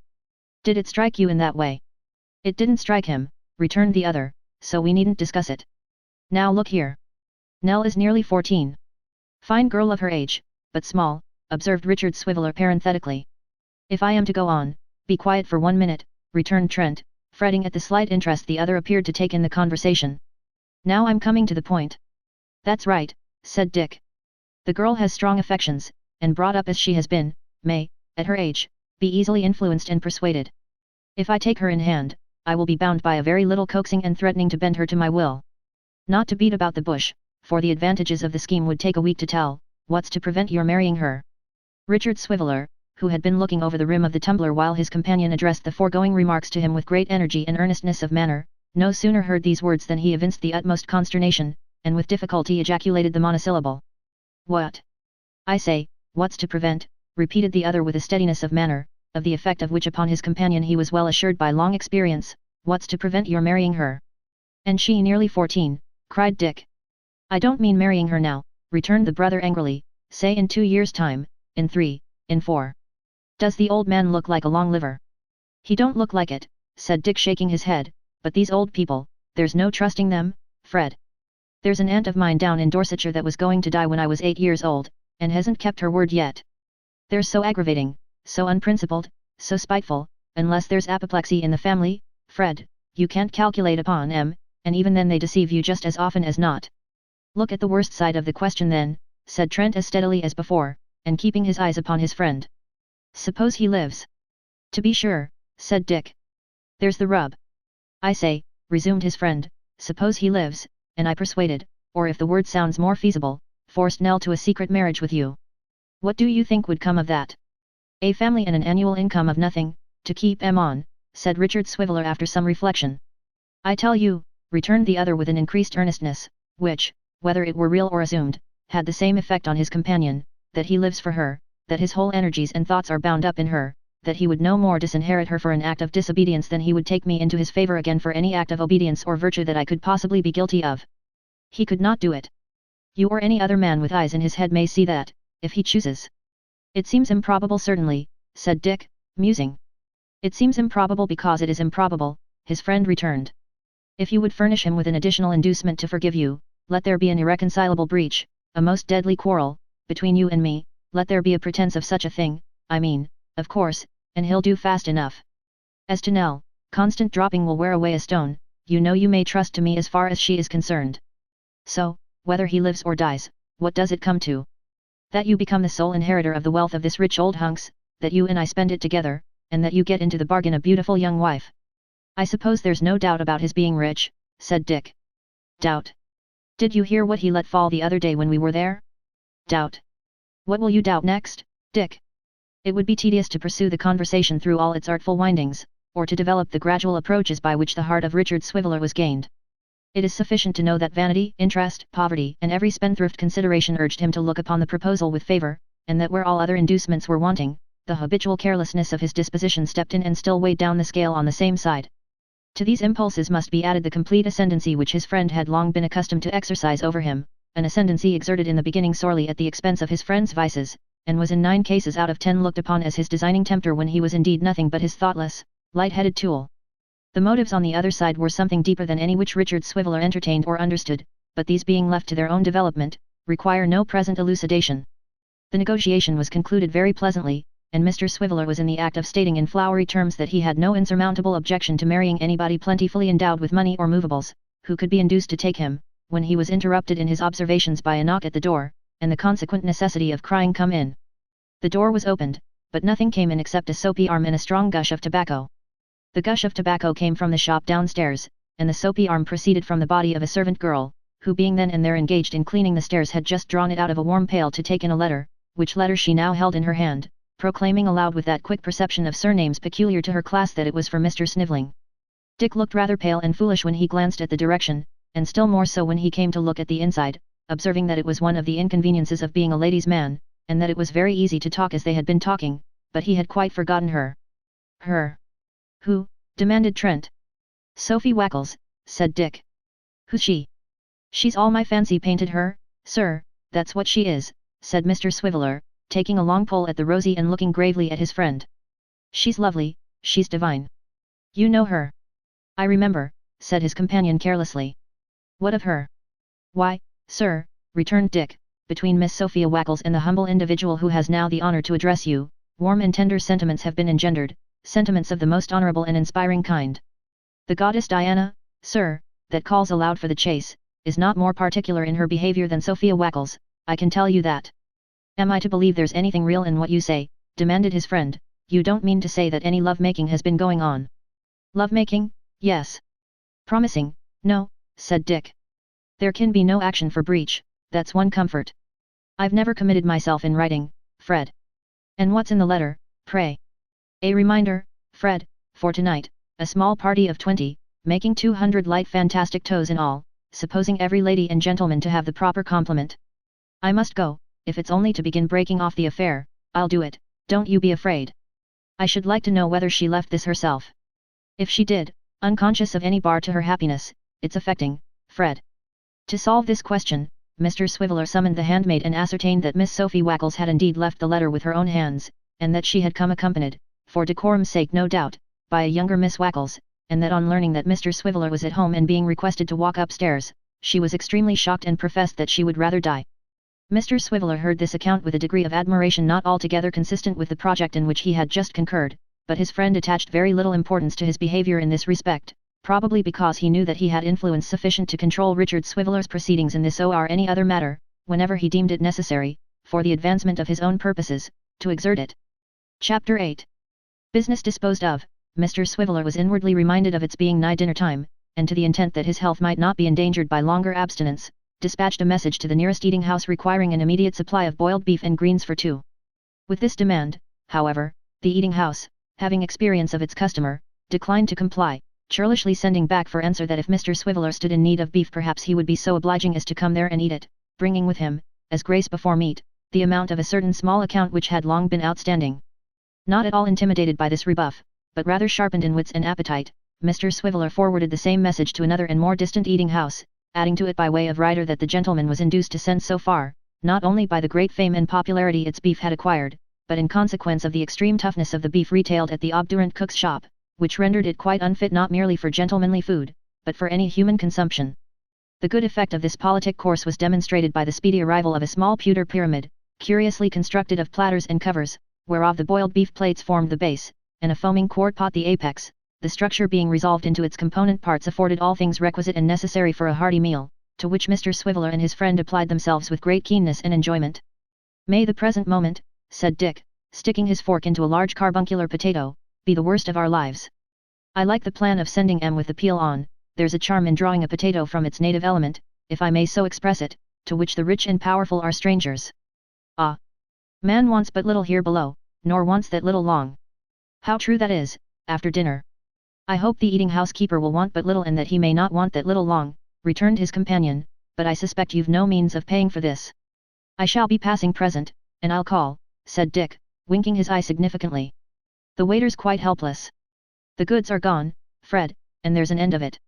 In point of fact, it would seem that the waiter felt this wholesome truth, for when he returned for the empty plates and dishes and was informed by Mr. Swiveller with dignified carelessness that he would call and settle when he should be passing presently, he displayed some perturbation of spirit and muttered a few remarks about payment on delivery and no trust, and other unpleasant subjects, but was fain to content himself with inquiring at what hour it was likely that the gentleman would call, in order that being presently responsible for the beef, greens, and sundries, he might take to be in the way at the time. Mr. Swiveller, after mentally calculating his engagements to a nicety, replied that he should look in at from 2 minutes before 6 and 7 minutes past, and the man disappearing with this feeble consolation, Richard Swiveller took a greasy memorandum book from his pocket and made an entry therein. Is that a reminder, in case you should forget to call, said Trent with a sneer. Not exactly, Fred, replied the imperturbable Richard, continuing to write with a businesslike air. I enter in this little book the names of the streets that I can't go down while the shops are open. This dinner today closes Long Acre. I bought a pair of boots in Great Queen Street last week, and made that no thoroughfare too. There's only one avenue to the Strand left often now, and I shall have to stop up that tonight with a pair of gloves. The roads are closing so fast in every direction, that in a month's time, unless my aunt sends me a remittance, I shall have to go 3 or 4 miles out of town to get over the way. There's no fear of failing, in the end, said Trent. Why, I hope not, returned Mr. Swiveller, but the average number of letters it take to soften her is 6, and this time we have got as far as 8 without any effect at all. I'll write another tomorrow morning. I mean to blot it a good deal and shake some water over it out of the pepper caster to make it look penitent. I'm in such a state of mind that I hardly know what I write. Blot, if you could see me at this minute shedding tears for my past misconduct. Pepper caster, my hand trembles when I think. Blot again, if that don't produce the effect, it's all over. By this time, Mr. Swiveller had finished his entry, and he now replaced his pencil in its little sheath and closed the book, in a perfectly grave and serious frame of mind. His friend discovered that it was time for him to fulfill some other engagement, and Richard Swiveller was accordingly left alone, in company with the rosy wine and his own meditations touching Miss Sophie Wackles. It's rather sudden, said Dick, shaking his head with a look of infinite wisdom, and running on, as he was accustomed to do, with scraps of verse as if they were only prose in a hurry. When the heart of a man is depressed with fears, the mist is dispelled when Miss Wackles appears. She's a very nice girl. She's like the red rose that's newly sprung in June, there's no denying that. She's also like a melody that's sweetly played in tune. It's really very sudden. Not that there's any need, on account of Fred's little sister, to turn cool directly, but it's better not to go too far.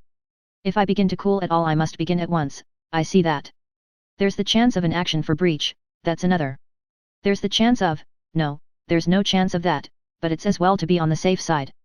This undeveloped was the possibility, which Richard Swiveller sought to conceal even from himself, of his not being proof against the charms of Miss Wackles, and in some unguarded moment, by linking his fortunes to hers forever, of putting it out of his own power to further their notable scheme to which he had so readily become a party. For all these reasons, he decided to pick a quarrel with Miss Wackles without delay, and casting about for a pretext determined in favour of groundless jealousy.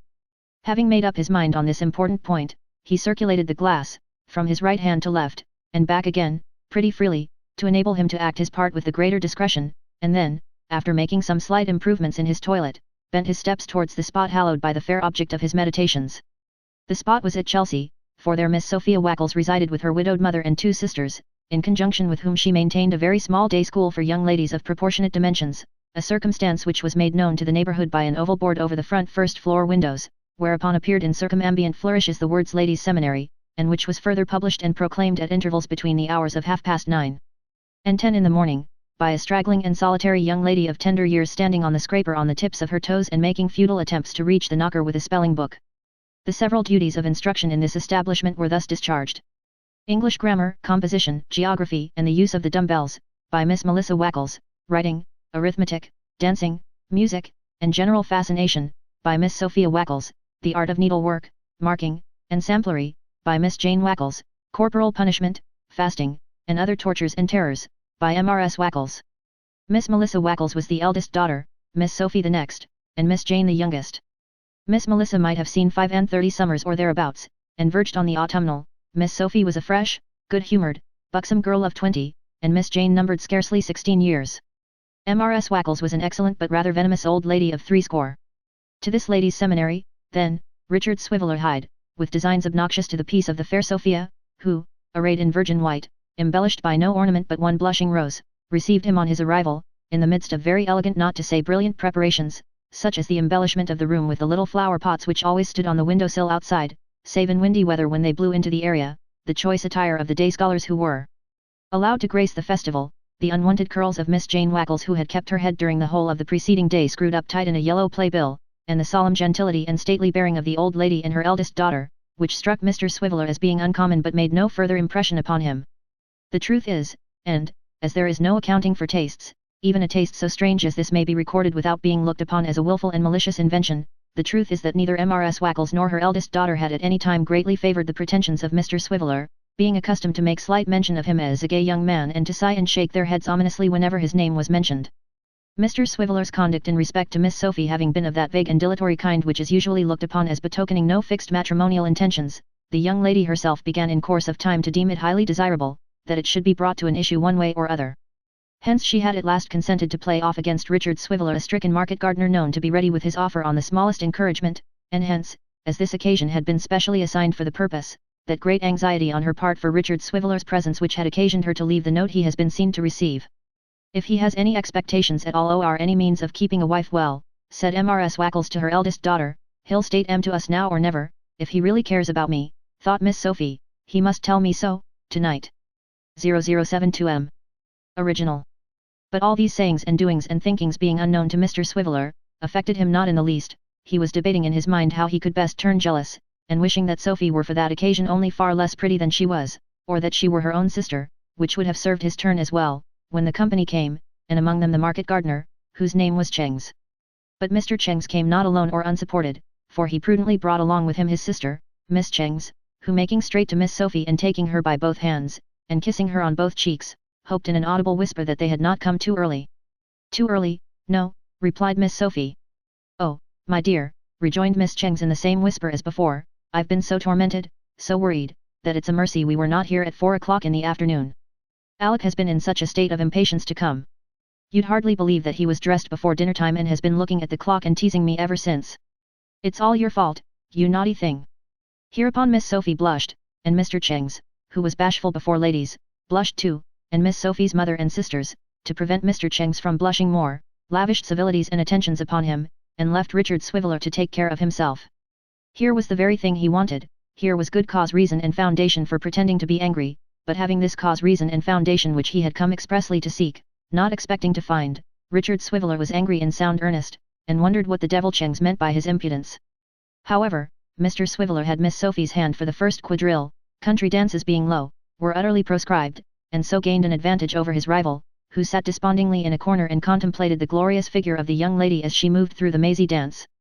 Nor was this the only start Mr. Swiveller had of the market gardener, for determining to show the family what quality of man they trifled with, and influenced perhaps by his late libations, he performed such feats of agility and such spins and twirls as filled the company with astonishment, and in particular caused a very long gentleman who was dancing with a very short scholar, to stand quite transfixed by wonder and admiration.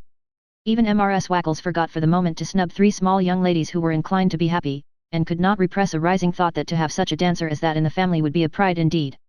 At this momentous crisis, Miss Chengs proved herself a vigorous and useful ally, for not confining herself to expressing by scornful smiles a contempt for Mr. Swiveller's accomplishments, she took every opportunity of whispering into Miss Sophie's ear expressions of condolence and sympathy on her being worried by such a ridiculous creature, declaring that she was frightened to death lest Alec should fall upon, and beat him, in the fullness of his wrath, and entreating Miss Sophie to observe how the eyes of the said Alec gleamed with love and fury, passions, it may be observed, which being too much for his eyes rushed into his nose also, and suffused it with a crimson glow.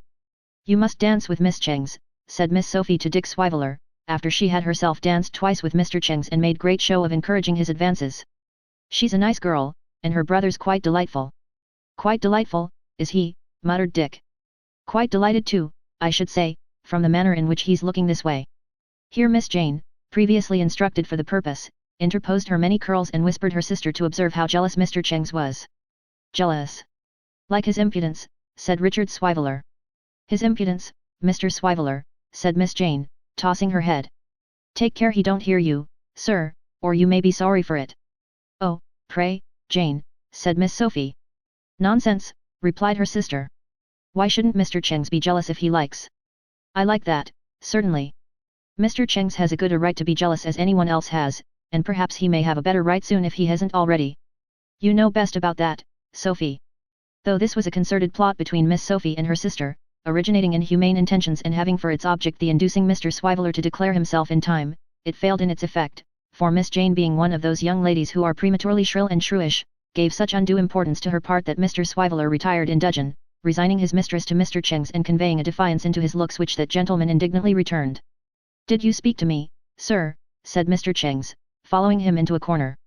Have the kindness to smile, sir, in order that we may not be suspected. Did you speak to me, sir? Mr. Swiveller looked with a supercilious smile at Mr. Chengs' toes, then raised his eyes from them to his ankles, from that to his shin, from that to his knee, and so on very gradually, keeping up his right leg, until he reached his waistcoat, when he raised his eyes from button to button until he reached his chin, and travelling straight up the middle of his nose came at last to his eyes, when he said abruptly. No, sir, I didn't. Hem, said Mr. Chengs, glancing over his shoulder, have the goodness to smile again, sir. Perhaps you wished to speak to me, sir. No, sir, I didn't do that, either. Perhaps you may have nothing to say to me now, sir, said Mr. Chengs fiercely.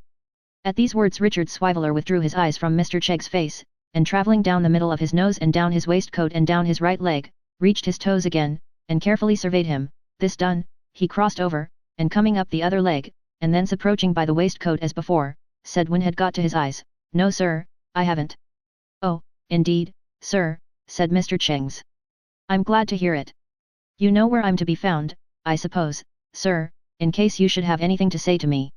I can easily inquire, sir, when I want to know. There's nothing more we need say, I believe, sir. Nothing more, sir." With that they closed the tremendous dialogue by frowning mutually. Mr. Cheng's hastened to tender his hand to Miss Sophie, and Mr. Swiveller sat himself down in a corner in a very moody state. Hard by this corner, Mrs. Wackles and Miss Wackles were seated, looking on at the dance, and unto Mrs. and Miss Wackles, Miss Cheng's occasionally darted when her partner was occupied with his share of the figure, and made some remark or other which was gall and wormwood to Richard Swiveller's soul. Looking into the eyes of Mrs. and Miss Wackles for encouragement, and sitting very upright and uncomfortable on a couple of hard stools, were two of the day scholars, and when Miss Wackles smiled, and Mrs. Wackles smiled, the two little girls on the stools sought to curry favour by smiling likewise, in gracious acknowledgement of which attention the old lady frowned them down instantly, and said that if they dared to be guilty of such an impertinence again, they should be sent under convoy to their respective homes. This threat caused one of the young ladies, she being of a weak and trembling temperament, to shed tears, and for this offence they were both filed off immediately, with a dreadful promptitude that struck terror into the souls of all the pupils. "I've got such news for you," said Miss Cheng's approaching once more, "Alec has been saying such things to Sophie. Upon my word, you know, it's quite serious and in earnest, that's clear." "What's he been saying, my dear?" demanded Mrs. Wackles. "All manner of things," replied Miss Cheng's, "you can't think how out he has been speaking." Richard Swiveller considered it advisable to hear no more, but taking advantage of a pause in the dancing, and the approach of Mr. Cheng's to pay his court to the old lady, swaggered with an extremely careful assumption of extreme carelessness toward the door, passing on the way Miss Jane Wackles, who in all the glory of her curls was holding a flirtation, as good practice when no better was to be had, with a feeble old gentleman who lodged in the parlour. Near the door sat Miss Sophie, still fluttered and confused by the attentions of Mr. Cheng's, and by her side Richard Swiveller lingered for a moment to exchange a few parting words. "My boat is on the shore and my bark is on the sea, but before I pass this door I will say farewell to thee," murmured Dick, looking gloomily upon her. "Are you going?" said Miss Sophie, whose heart sank within her at the result of her stratagem, but who affected a light indifference notwithstanding. "Am I going?" echoed Dick bitterly. "Yes, I am." "What then?" "Nothing, except that it's very early," said Miss Sophie, "but you are your own master, of course." "I would that I had been my own mistress too," said Dick, "before I had ever entertained a thought of you. Miss Wackles, I believed you true, and I was blessed in so believing, but now I mourn that ere I knew, a girl so fair yet so deceiving." Miss Sophie bit her lip and affected to look with great interest after Mr. Cheng's, who was quaffing lemonade in the distance. "I came here," said Dick, rather oblivious of the purpose with which he had really come, "with my bosom expanded, my heart dilated, and my sentiments of a corresponding description. I go away with feelings that may be conceived but cannot be described, feeling within myself that desolating truth that my best affections have experienced this night a stifler." "I am sure I don't know what you mean, Mr. Swiveller," said Miss Sophie with downcast eyes. "I'm very sorry if—" "Sorry, ma'am," said Dick, "sorry in the possession of a Cheng's. But I wish you a very good night," concluding with this slight remark, "that there is a young lady growing up at this present moment for me, who has not only great personal attractions but great wealth, and who has requested her next of kin to propose for my hand, which, having a regard for some members of her family, I have consented to promise. It's a gratifying circumstance which you'll be glad to hear, that a young and lovely girl is growing into a woman expressly on my account, and is now saving up for me. I thought I'd mention it. I have now merely to apologize for trespassing so long upon your attention. Good night." "There's one good thing springs out of all this," said Richard Swiveller to himself when he had reached home and was hanging over the candle with the extinguisher in his hand, "which is, that I now go heart and soul, neck and heels, with Fred in all his scheme about little Nelly, and right glad he'll be to find me so strong upon it. He shall know all about that tomorrow, and in the meantime, as it's rather late, I'll try and get a wink of the Bommy." The Bommy came almost as soon as it was courted. In a very few minutes Mr. Swiveller was fast asleep, dreaming that he had married Nelly Trent and come into the property, and that his first act of power was to lay waste the market garden of Mr. Cheng's and turn it into a brick field. Chapter 9. The child, in her confidence with Mrs. Quilp, had but feebly described the sadness and sorrow of her thoughts, or the heaviness of the cloud which overhung her home, and cast dark shadows on its hearth.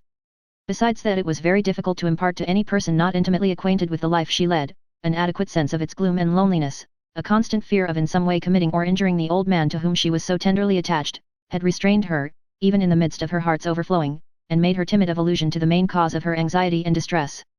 For, it was not the monotonous days uncheckered by variety and uncheered by pleasant companionship, it was not the dark dreary evenings or the long solitary nights, it was not the absence of every slight and easy pleasure for which young hearts beat high, or the knowing nothing of childhood but its weakness and its easily wounded spirit, that had wrung such tears from Nell. To see the old man struck down beneath the pressure of some hidden grief, to mark his wavering and unsettled state, to be agitated at times with a dreadful fear that his mind was wandering, and to trace in his words and looks the dawning of despondent madness, to watch and wait and listen for confirmation of these things day after day, and to feel and know that, come what might, they were alone in the world with no one to help or advise or care about them. These were causes of depression and anxiety that might have sat heavily on an older breast with many influences at work to cheer and gladden it, but how heavily on the mind of a young child to whom they were ever present, and who was constantly surrounded by all that could keep such thoughts in restless action. And yet, to the old man's vision, Nell was still the same. When he could, for a moment, disengage his mind from the phantom that haunted and brooded on it always, there was his young companion with the same smile for him, the same earnest words, the same merry laugh, the same love and care that, sinking deep into his soul, seemed to have been present to him through his whole life. And so he went on, content to read the book of her heart from the page first presented to him, little dreaming of the story that lay hidden in its other leaves, and murmuring within himself that at least the child was happy. She had been once. She had gone singing through the dim rooms, and moving with gay and lightsome step among their dusty treasures, making them older by her young life, and sterner and more grim by her gay and cheerful presence. But, now, the chambers were cold and gloomy, and when she left her own little room to while away the tedious hours, and sat in one of them, she was still and motionless as their inanimate occupants, and had no heart to startle the echoes, hoarse from their long silence, with her voice. In one of these rooms, was a window looking into the street, where the child sat, many and many a long evening, and often far into the night, alone and thoughtful. None are so anxious as those who watch and wait. At these times, mournful fancies came flocking on her mind, in crowds. She would take her station here, at dusk, and watch the people as they passed up and down the street, or appeared at the windows of the opposite houses, wondering whether those rooms were as lonesome as that in which she sat, and whether those people felt it company to see her sitting there, as she did only to see them look out and draw in their heads again. There was a crooked stack of chimneys on one of the roofs, in which, by often looking at them, she had fancied ugly faces that were frowning over at her and trying to peer into the room, and she felt glad when it grew too dark to make them out, though she was sorry too, when the man came to light the lamps in the street, for it made it late, and very dull inside. Then, she would draw in her head to look round the room and see that everything was in its place and hadn't moved, and looking out into the street again, would perhaps see a man passing with a coffin on his back, and 2 or 3 others silently following him to a house where somebody lay dead, which made her shudder and think of such things until they suggested afresh the old man's altered face and manner, and a new train of fears and speculations. If he were to die, if sudden illness had happened to him, and he were never to come home again, alive, if, one night, he should come home, and kiss and bless her as usual, and after she had gone to bed and had fallen asleep and was perhaps dreaming pleasantly, and smiling in her sleep, he should kill himself and his blood come creeping, on the ground to her own bedroom door.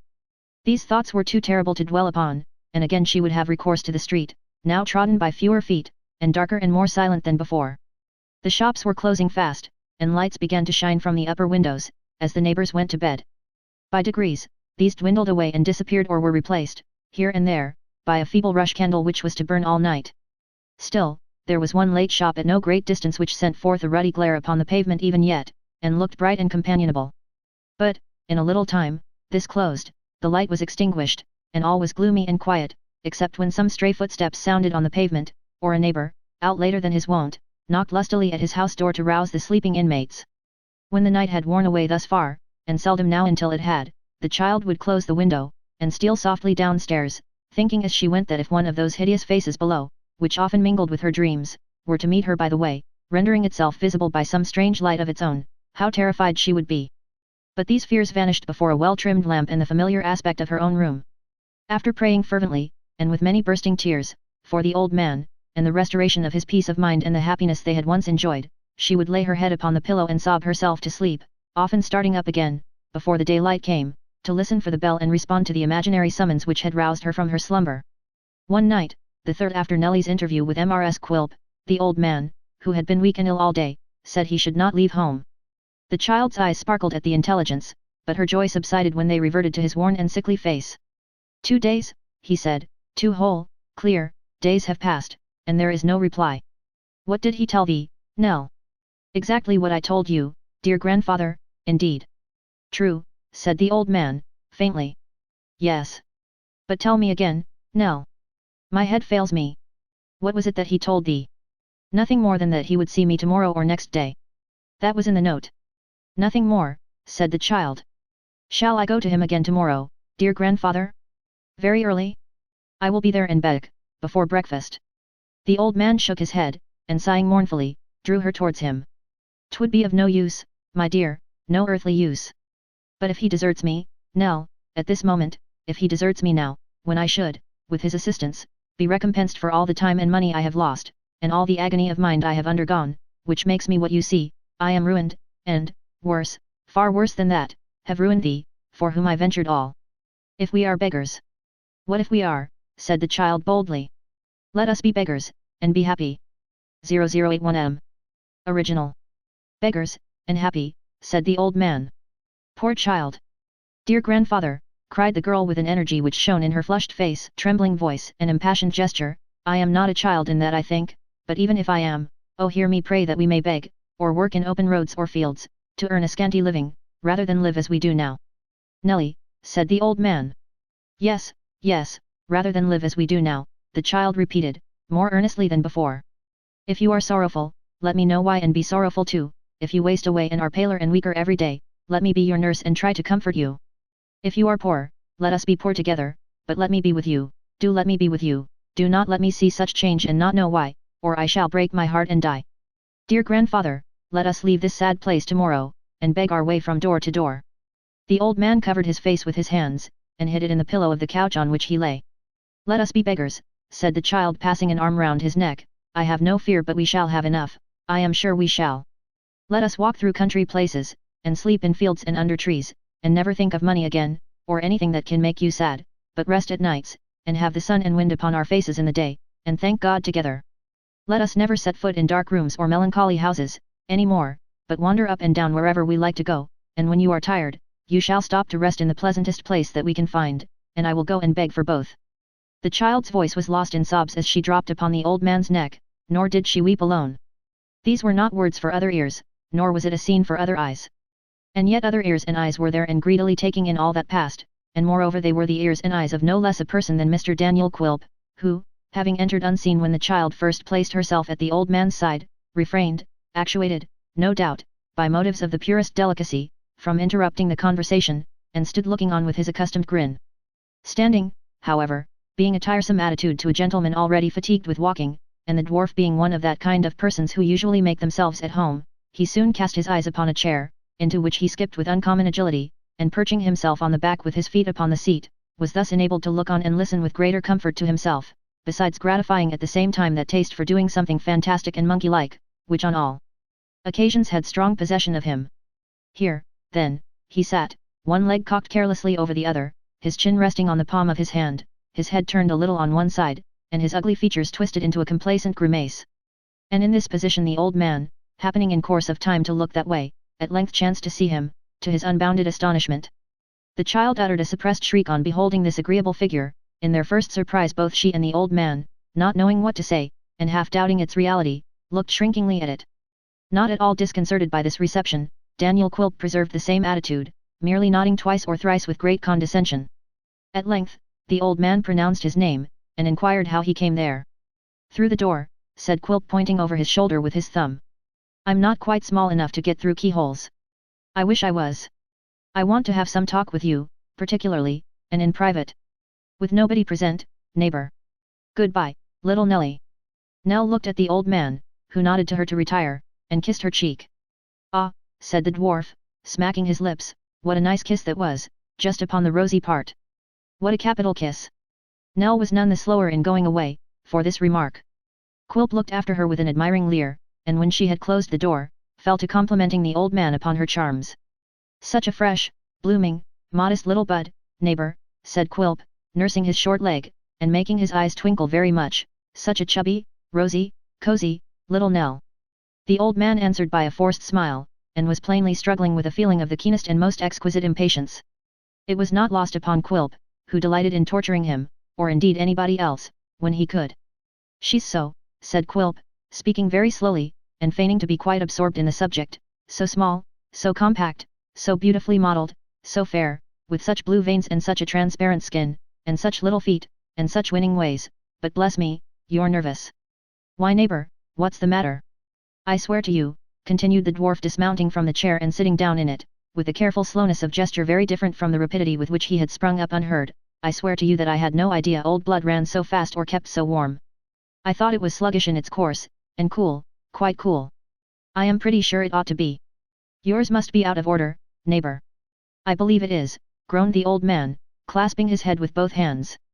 There's burning fever here, and something now and then to which I fear to give a name. The dwarf said never a word, but watched his companion as he paced restlessly up and down the room, and presently returned to his seat. Here he remained, with his head bowed upon his breast for some time, and then suddenly raising it, said, "Once, and once for all, have you brought me any money?" "No," returned Quilp. "Then," said the old man, clenching his hands desperately, and looking upwards, "the child and I are lost." "Neighbor," said Quilp glancing sternly at him, and beating his hand twice or thrice upon the table to attract his wandering attention, "let me be plain with you, and play a fairer game than when you held all the cards, and I saw but the backs and nothing more. You have no secret from me now." The old man looked up, trembling.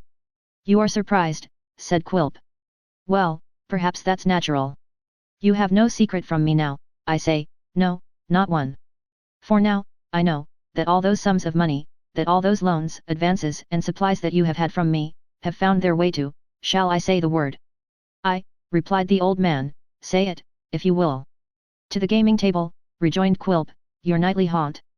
This was the precious scheme to make your fortune, was it? This was the secret certain source of wealth in which I was to have sunk my money, if I had been the fool you took me for, this was your inexhaustible mine of gold, your El Dorado, et."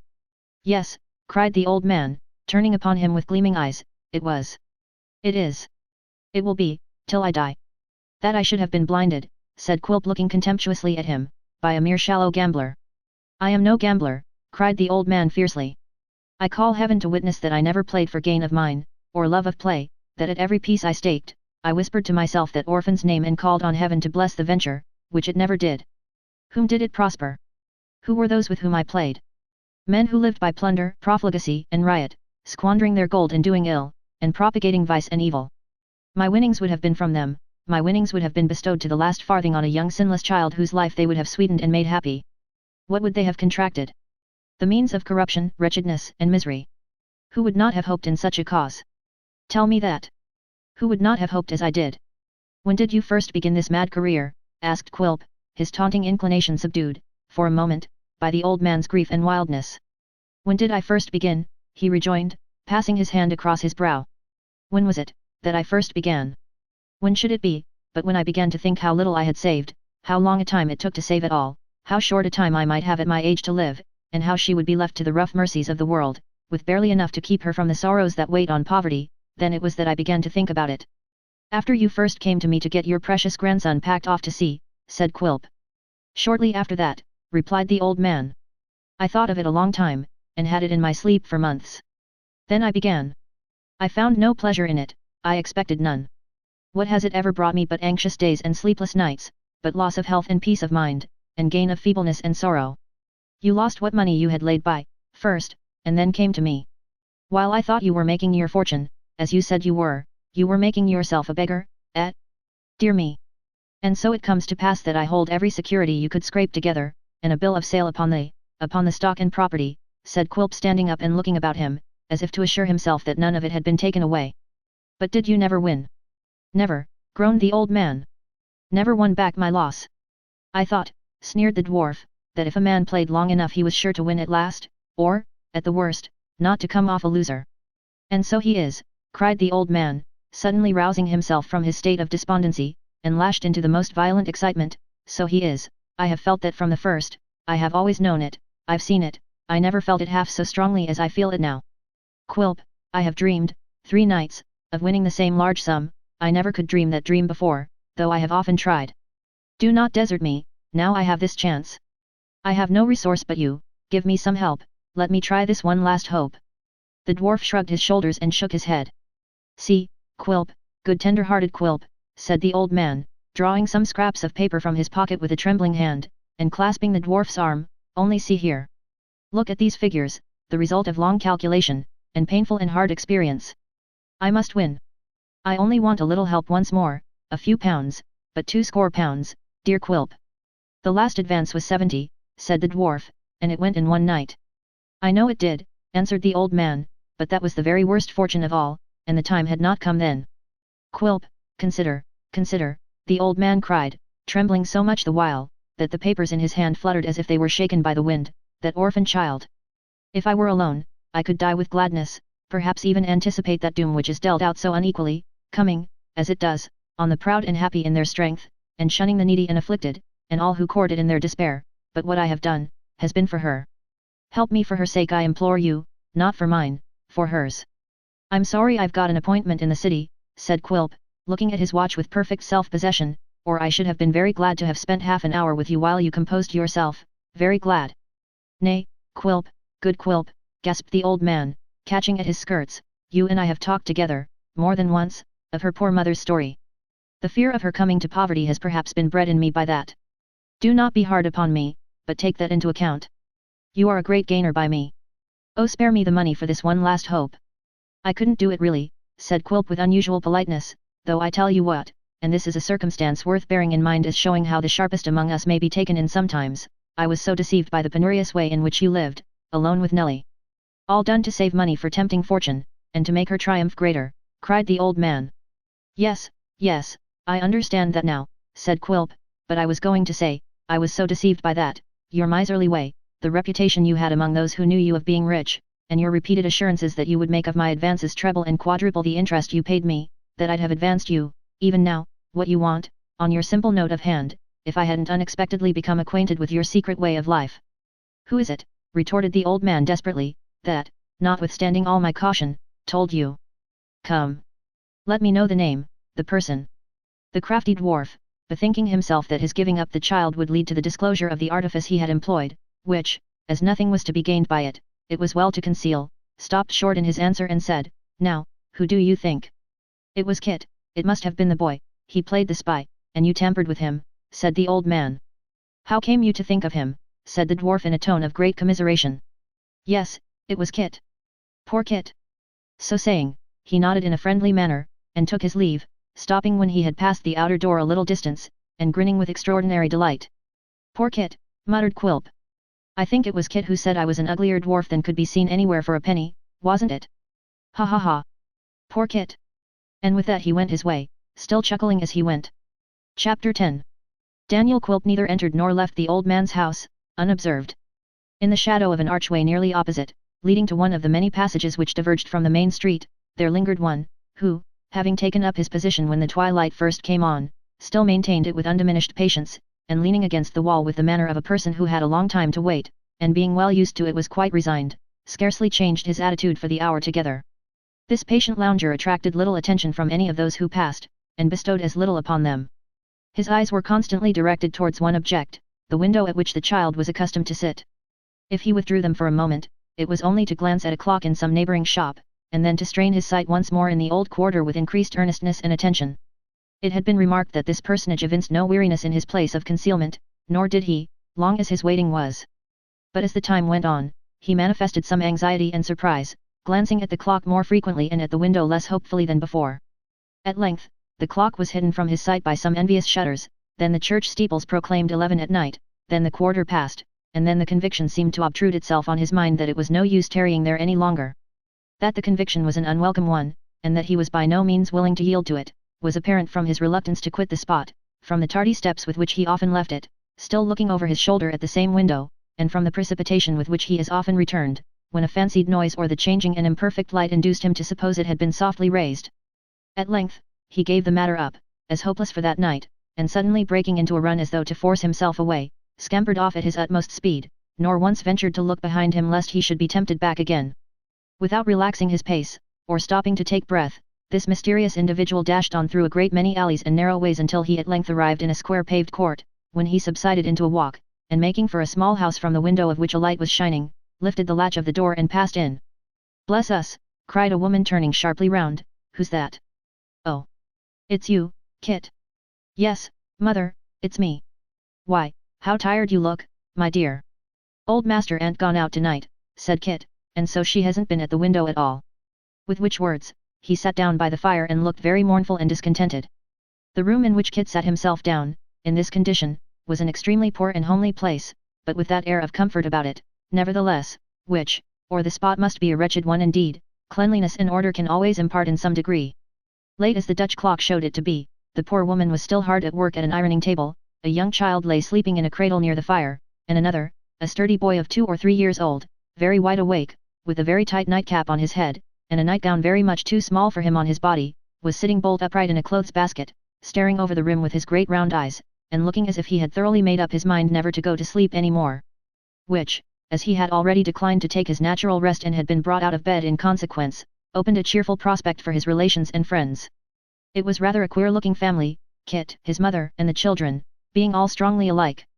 Kit was disposed to be out of temper, as the best of us are too often, but he looked at the youngest child who was sleeping soundly, and from him to his other brother in the clothes basket, and from him to their mother, who had been at work without complaint since morning, and thought it would be a better and kinder thing to be good-humoured. So he rocked the cradle with his foot, made a face at the rebel in the clothes basket, which put him in high good humour directly, and stoutly determined to be talkative and make himself agreeable. "Ah, mother," said Kit, taking out his clasp knife, and falling upon a great piece of bread and meat which she had had ready for him, hours before, "what a one you are! There aren't many such as you, I know." 0088M. Original. "I hope there are many a great deal better, Kit," said Mrs. Nibbles, "and that there are, or ought to be, accordin' to what the parson at chapel says." "Much he knows about it," returned Kit contemptuously. "Wait till he's a widder and works like you do, and gets as little, and does as much, and keeps his spirit up the same, and then I'll ask him what's o'clock and trust him for being right to half a second." "Well," said Mrs. Nibbles, evading the point, "your beer's down there by the fender, Kit." "I see," replied her son, taking up the porter pot, "my love to you, mother. And the parson's health too if you like. I don't bear him any malice, not I." "Did you tell me, just now, that your master hadn't gone out tonight?" inquired Mrs. Nibbles. "Yes," said Kit, "worse luck." "You should say better luck, I think," returned his mother, "because Miss Nelly won't have been left alone." "Ah," said Kit, "I forgot that. I said worse luck, because I've been watching ever since 8 o'clock, and seen nothing of her." "I wonder what she'd say," cried his mother, stopping in her work and looking round, "if she knew that every night, when she, poor thing, is sitting alone at that window, you are watching in the open street for fear any harm should come to her, and that you never leave the place or come home to your bed though you are ever so tired, till such time as you think she's safe in hers."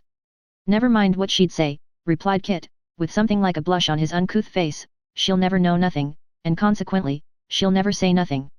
Mrs. Nibbles ironed away in silence for a minute or two, and coming to the fireplace for another iron, glanced stealthily at Kit while she rubbed it on a board and dusted it with a duster, but said nothing until she had returned to her table again, when, holding the iron at an alarmingly short distance from her cheek, to test its temperature, and looking round with a smile, she observed, "I know what some people would say, Kit." "Nonsense," interposed Kit with a perfect apprehension of what was to follow. "No, but they would indeed. Some people would say that you'd fallen in love with her, I know they would." To this, Kit only replied by bashfully bidding his mother get out, and forming sundry strange figures with his legs and arms, accompanied by sympathetic contortions of his face. Not deriving from these means the relief which he sought, he bit off an immense mouthful from the bread and meat, and took a quick drink of the porter, by which artificial aids he choked himself and effected a diversion of the subject. "Speaking seriously though, Kit," said his mother, taking up the theme afresh, after a time, "for of course I was only in joke just now, it's very good and thoughtful, and like you, to do this, and never let anybody know it, though some day I hope she may come to know it, for I'm sure she would be very grateful to you and feel it very much. It's a cruel thing to keep the dear child shut up there. I don't wonder that the old gentleman wants to keep it from you. He don't think it's cruel, bless you," said Kit, "and don't mean it to be so, or he wouldn't do it. I do consider, mother, that he wouldn't do it for all the gold and silver in the world." "No, no, that he wouldn't. I know him better than that." "Then what does he do it for, and why does he keep it so close from you?" said Mrs. Nibbles. "That I don't know," returned her son. "If he hadn't tried to keep it so close though, I should never have found it out, for it was his getting me away at night and sending me off so much earlier than he used to, that first made me curious to know what was going on. Hark! What's that? It's only somebody outside." "It's somebody crossing over here," said Kit, standing up to listen, "and coming very fast too. He can't have gone out after I left, and the house caught fire, mother." The boy stood, for a moment, really bereft, by the apprehension he had conjured up, of the power to move. The footsteps drew nearer, the door was opened with a hasty hand, and the child herself, pale and breathless, and hastily wrapped in a few disordered garments, hurried into the room. "Miss Nelly! What is the matter?" cried mother and son together. "I must not stay a moment," she returned, "grandfather has been taken very ill. I found him in a fit upon the floor." "I'll run for a doctor," said Kit, seizing his brimless hat. "I'll be there directly, I'll—" "No, no," cried Nell, "there is one there, you're not wanted, you, must never come near us any more." "What?" roared Kit. "Never again," said the child. "Don't ask me why, for I don't know. Pray don't ask me why, pray don't be sorry, pray don't be vexed with me. I have nothing to do with it indeed." Kit looked at her with his eyes stretched wide, and opened and shut his mouth a great many times, but couldn't get out one word. "He complains and raves of you," said the child. "I don't know what you have done, but I hope it's nothing very bad." "I done?" roared Kit. "He cried that you're the cause of all his misery," returned the child with tearful eyes. "He screamed and called for you. They say you must not come near him or he will die. You must not return to us any more. I came to tell you. I thought it would be better that I should come than somebody quite strange." "Oh, Kit, what have you done? You, in whom I trusted so much, and who were almost the only friend I had." The unfortunate Kit looked at his young mistress harder and harder, and with eyes growing wider and wider, but was perfectly motionless and silent. "I have brought his money for the week," said the child, looking to the woman and laying it on the table, and, a little more, for he was always good and kind to me. I hope he will be sorry and do well somewhere else and not take this to heart too much. It grieves me very much to part with him like this, but there is no help. It must be done. Good night." With the tears streaming down her face, and her slight figure trembling with the agitation of the scene she had left, the shock she had received, the errand she had just discharged, and 1,000 painful and affectionate feelings, the child hastened to the door, and disappeared as rapidly as she had come. The poor woman, who had no cause to doubt her son, but every reason for relying on his honesty and truth, was staggered, notwithstanding, by his not having advanced one word in his defence. Visions of gallantry, knavery, robbery, and of the nightly absences from home for which he had accounted so strangely, having been occasioned by some unlawful pursuit, flocked into her brain and rendered her afraid to question him. She rocked herself upon a chair, wringing her hands and weeping bitterly, but Kit made no attempt to comfort her and remained quite bewildered. The baby in the cradle woke up and cried, the boy in the clothes basket fell over on his back with the basket upon him, and was seen no more. The mother wept louder yet and rocked faster, but Kit, insensible to all the din and tumult, remained in a state of utter stupefaction. Chapter 11. Quiet and solitude were destined to hold uninterrupted rule no longer, beneath the roof that sheltered the child. Next morning, the old man was in a raging fever accompanied with delirium, and sinking under the influence of this disorder he lay for many weeks in imminent peril of his life. There was watching enough, now, but it was the watching of strangers who made a greedy trade of it, and who, in the intervals in their attendance upon the sick man huddled together with a ghastly good fellowship, and ate and drank and made merry, for disease and death were their ordinary household gods. Yet, in all the hurry and crowding of such a time, the child was more alone than she had ever been before, alone in spirit, alone in her devotion to him who was wasting away upon his burning bed, alone in her unfeigned sorrow, and her unpurchased sympathy. Day after day, and night after night, found her still by the pillow of the unconscious sufferer, still anticipating his every want, still listening to those repetitions of her name and those anxieties and cares for her, which were ever uppermost among his feverish wanderings. The house was no longer theirs. Even the sick chamber seemed to be retained, on the uncertain tenure of Mr. Quilp's favour. The old man's illness had not lasted many days when he took formal possession of the premises and all upon them, in virtue of certain legal powers to that effect, which few understood and none presumed to call in question. This important step secured, with the assistance of a man of law whom he brought with him for the purpose, the dwarf proceeded to establish himself and his coadjutor in the house, as an assertion of his claim against all comers, and then set about making his quarters comfortable, after his own fashion. 0092M. Original. To this end, Mr. Quilp encamped in the back parlour, having first put an effectual stop to any further business by shutting up the shop. Having looked out, from among the old furniture, the handsomest and most commodious chair he could possibly find, which he reserved for his own use, and an especially hideous and uncomfortable one, which he considerately appropriated to the accommodation of his friend, he caused them to be carried into this room, and took up his position in great state.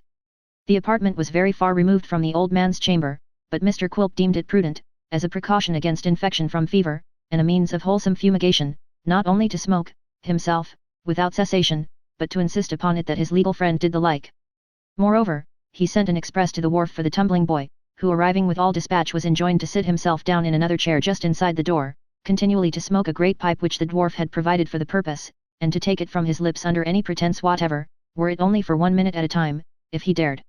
These arrangements completed, Mr. Quilp looked round him with chuckling satisfaction, and remarked that he called that comfort. The legal gentleman, whose melodious name was Brass, might have called it comfort also but for 2 drawbacks. One was, that he could by no exertion sit easy in his chair, the seat of which was very hard, angular, slippery, and sloping. The other, that tobacco smoke always caused him great internal discomposure and annoyance. But as he was quite a creature of Mr. Quilp's and had 1,000 reasons for conciliating his good opinion, he tried to smile, and nodded his acquiescence with the best grace he could assume. This Brass was an attorney of no very good repute, from Bevis Marks in the city of London. He was a tall, meagre man, with a nose like a wen, a protruding forehead, retreating eyes, and hair of a deep red. He wore a long black surtout reaching nearly to his ankles, short black trousers, high shoes, and cotton stockings of a bluish grey. He had a cringing manner, but a very harsh voice, and his blandest smiles were so extremely forbidding, that to have had his company under the least repulsive circumstances, one would have wished him to be out of temper that he might only scowl. Quilp looked at his legal adviser, and seeing that he was winking very much in the anguish of his pipe, that he sometimes shuddered when he happened to inhale its full flavour, and that he constantly fanned the smoke from him, was quite overjoyed and rubbed his hands with glee. "Smoke away, you dog," said Quilp, turning to the boy, "fill your pipe again and smoke it fast, down to the last whiff, or I'll put the sealing waxed end of it in the fire and rub it red hot upon your tongue." Luckily the boy was case-hardened, and would have smoked a small limekill if anybody had treated him with it. Wherefore, he only muttered a brief defiance of his master, and did as he was ordered. "Is it good, Brass? Is it nice? Is it fragrant? Do you feel like the Grand Turk?" said Quilp. Mr. Brass thought that if he did, the Grand Turk's feelings were by no means to be envied, but he said it was famous, and he had no doubt he felt very like that potentate. "This is the way to keep off fever," said Quilp, "this is the way to keep off every calamity of life. We'll never leave off, all the time we stop here. Smoke away, you dog, or you shall swallow the pipe." "Shall we stop here long, Mr. Quilp?" inquired his legal friend, when the dwarf had given his boy this gentle admonition. "We must stop, I suppose, till the old gentleman upstairs is dead," returned Quilp. "He," laughed Mr. Brass, "oh, very good." "Smoke away," cried Quilp. "Never stop. You can talk as you smoke. Don't lose time." He, cried Brass faintly, as he again applied himself to the odious pipe. "But if he should get better, Mr. Quilp?" "Then we shall stop till he does, and no longer," returned the dwarf. "How kind it is of you, sir, to wait till then," said Brass.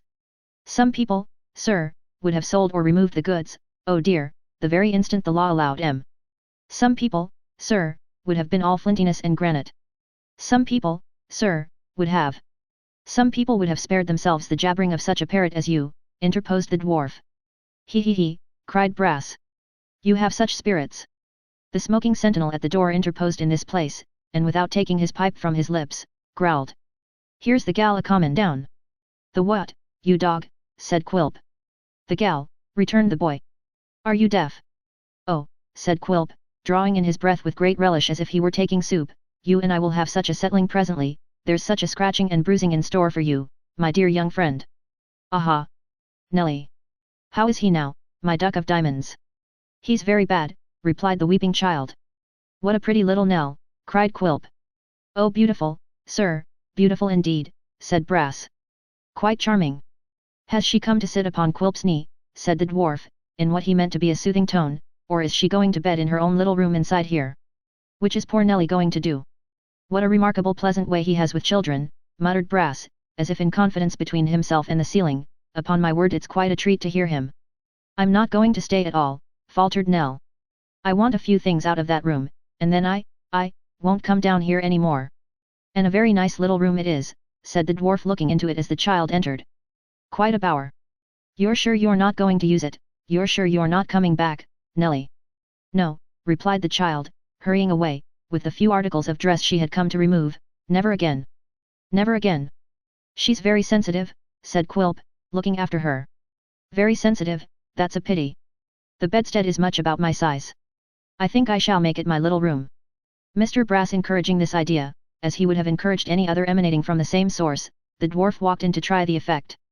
This he did, by throwing himself on his back upon the bed with his pipe in his mouth, and then kicking up his legs and smoking violently.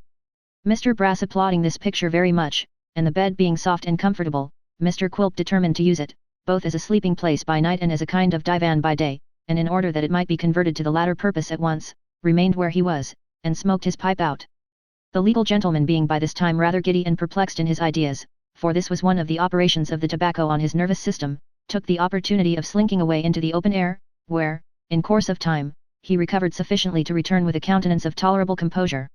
He was soon led on by the malicious dwarf to smoke himself into a relapse, and in that state stumbled upon a settee where he slept till morning. Such were Mr. Quilp's first proceedings on entering upon his new property.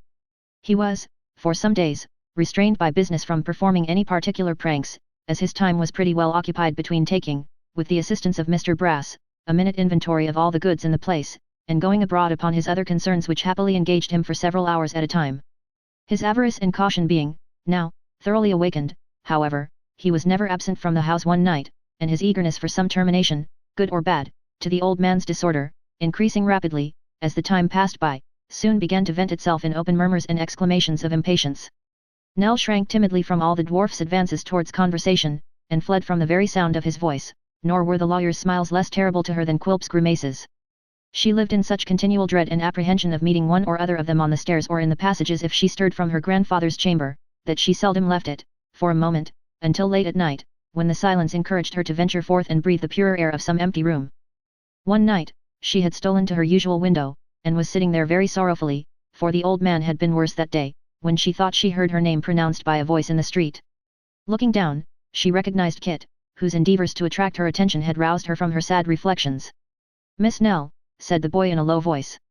"Yes," replied the child, doubtful whether she ought to hold any communication with the supposed culprit, but inclining to her old favourite still. "What do you want?" "I have wanted to say a word to you, for a long time," the boy replied, "but the people below have driven me away and wouldn't let me see you. You don't believe, I hope you don't really believe, that I deserve to be cast off as I have been, do you, miss?" "I must believe it," returned the child. "Or why would grandfather have been so angry with you?" "I don't know," replied Kit. "I'm sure I never deserved it from him, no, nor from you. I can say that, with a true and honest heart, anyway. And then to be driven from the door, when I only came to ask how old master was." "They never told me that," said the child. "I didn't know it indeed. I wouldn't have had them do it for the world." "Thank ye, miss," returned Kit, "it's comfortable to hear you say that. I said I never would believe that it was your doing." "That was right," said the child eagerly. "Miss Nell," cried the boy coming under the window, and speaking in a lower tone, "there are new masters downstairs. It's a change for you." "It is indeed," replied the child. "And so it will be for him when he gets better," said the boy, pointing towards the sick room. "If he ever does," added the child, unable to restrain her tears. "Oh, he'll do that," said Kit. "I'm sure he will. You mustn't be cast down, Miss Nell. Now don't be, pray." These words of encouragement and consolation were few and roughly said, but they affected the child and made her, for the moment, weep the more. "He'll be sure to get better now," said the boy anxiously, "if you don't give way to low spirits and turn ill yourself, which would make him worse and throw him back, just as he was recovering. When he does, say a good word, say a kind word for me, Miss Nell." "They tell me I must not even mention your name to him for a long, long time," rejoined the child. "I dare not, and even if I might, what good would a kind word do you, Kit? We shall be very poor. We shall scarcely have bread to eat." "It's not that I may be taken back," said the boy, "that I ask the favour of you. It isn't for the sake of food and wages that I've been waiting about so long in hopes to see you. Don't think that I'd come in a time of trouble to talk of such things as them." The child looked gratefully and kindly at him, but waited that he might speak again. "No, it's not that," said Kit hesitating, "it's something very different from that. I haven't got much sense, I know, but if he could be brought to believe that I'd been a faithful servant to him, doing the best I could, and never meaning harm, perhaps he mightn't." Here Kit faltered so long that the child entreated him to speak out, and quickly, for it was very late, and time to shut the window. "Perhaps he mightn't think it over venturesome of me to say, well then, to say this," cried Kit with sudden boldness. "This home is gone from you and him. Mother and I have got a poor one, but that's better than this with all these people here, and why not come there, till he's had time to look about, and find a better?" The child did not speak. Kit, in the relief of having made his proposition, found his tongue loosened, and spoke out in its favour with his utmost eloquence. "You think," said the boy, "that it's very small and inconvenient. So it is, but it's very clean. Perhaps you think it would be noisy, but there's not a quieter court than ours in all the town. Don't be afraid of the children, the baby hardly ever cries, and the other one is very good, besides, I'd mind 'em. They wouldn't vex you much, I'm sure. Do try, Miss Nell, do try. The little front room upstairs is very pleasant. You can see a piece of the church clock, through the chimneys, and almost tell the time. Mother says it would be just the thing for you, and so it would, and you'd have her to wait upon you both, and me to run of errands. We don't mean money, bless you, you're not to think of that. Will you try him, Miss Nell? Only say you'll try him. Do try to make old master come, and ask him first what I have done. Will you only promise that, Miss Nell?" Before the child could reply to this earnest solicitation, the street door opened, and Mr. Brass thrusting out his night-capped head called in a surly voice, "Who's there?" Kit immediately glided away, and Nell, closing the window softly, drew back into the room. Before Mr. Brass had repeated his inquiry many times, Mr. Quilp, also embellished with a nightcap, emerged from the same door and looked carefully up and down the street, and up at all the windows of the house, from the opposite side. Finding that there was nobody in sight, he presently returned into the house with his legal friend, protesting, as the child heard from the staircase, that there was a league and plot against him, that he was in danger of being robbed and plundered by a band of conspirators who prowled about the house at all seasons, and that he would delay no longer but take immediate steps for disposing of the property and returning to his own peaceful roof. Having growled forth these, and a great many other threats of the same nature, he coiled himself once more in the child's little bed, and Nell crept softly up the stairs. It was natural enough that her short and unfinished dialogue with Kit should leave a strong impression on her mind, and influence her dreams that night and her recollections for a long, long time. Surrounded by unfeeling creditors, and mercenary attendants upon the sick, and meeting in the height of her anxiety and sorrow with little regard or sympathy even from the women about her, it is not surprising that the affectionate heart of the child should have been touched to the quick by one kind and generous spirit, however uncouth the temple in which it dwelt. Thank heaven that the temples of such spirits are not made with hands, and that they may be even more worthily hung with poor patchwork than with purple and fine linen. Chapter 12. At length, the crisis of the old man's disorder was past, and he began to mend. By very slow and feeble degrees his consciousness came back, but the mind was weakened and its functions were impaired. He was patient, and quiet, often sat brooding, but not despondently, for a long space, was easily amused, even by a sunbeam on the wall or ceiling, made no complaint that the days were long, or the nights tedious, and appeared indeed to have lost all count of time, and every sense of care or weariness. He would sit, for hours together, with Nell's small hand in his, playing with the fingers and stopping sometimes to smooth her hair or kiss her brow, and, when he saw that tears were glistening in her eyes, would look, amazed, about him for the cause, and forget his wonder even while he looked. The child and he rode out, the old man propped up with pillows, and the child beside him.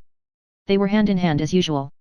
The noise and motion in the streets fatigued his brain at first, but he was not surprised, or curious, or pleased, or irritated.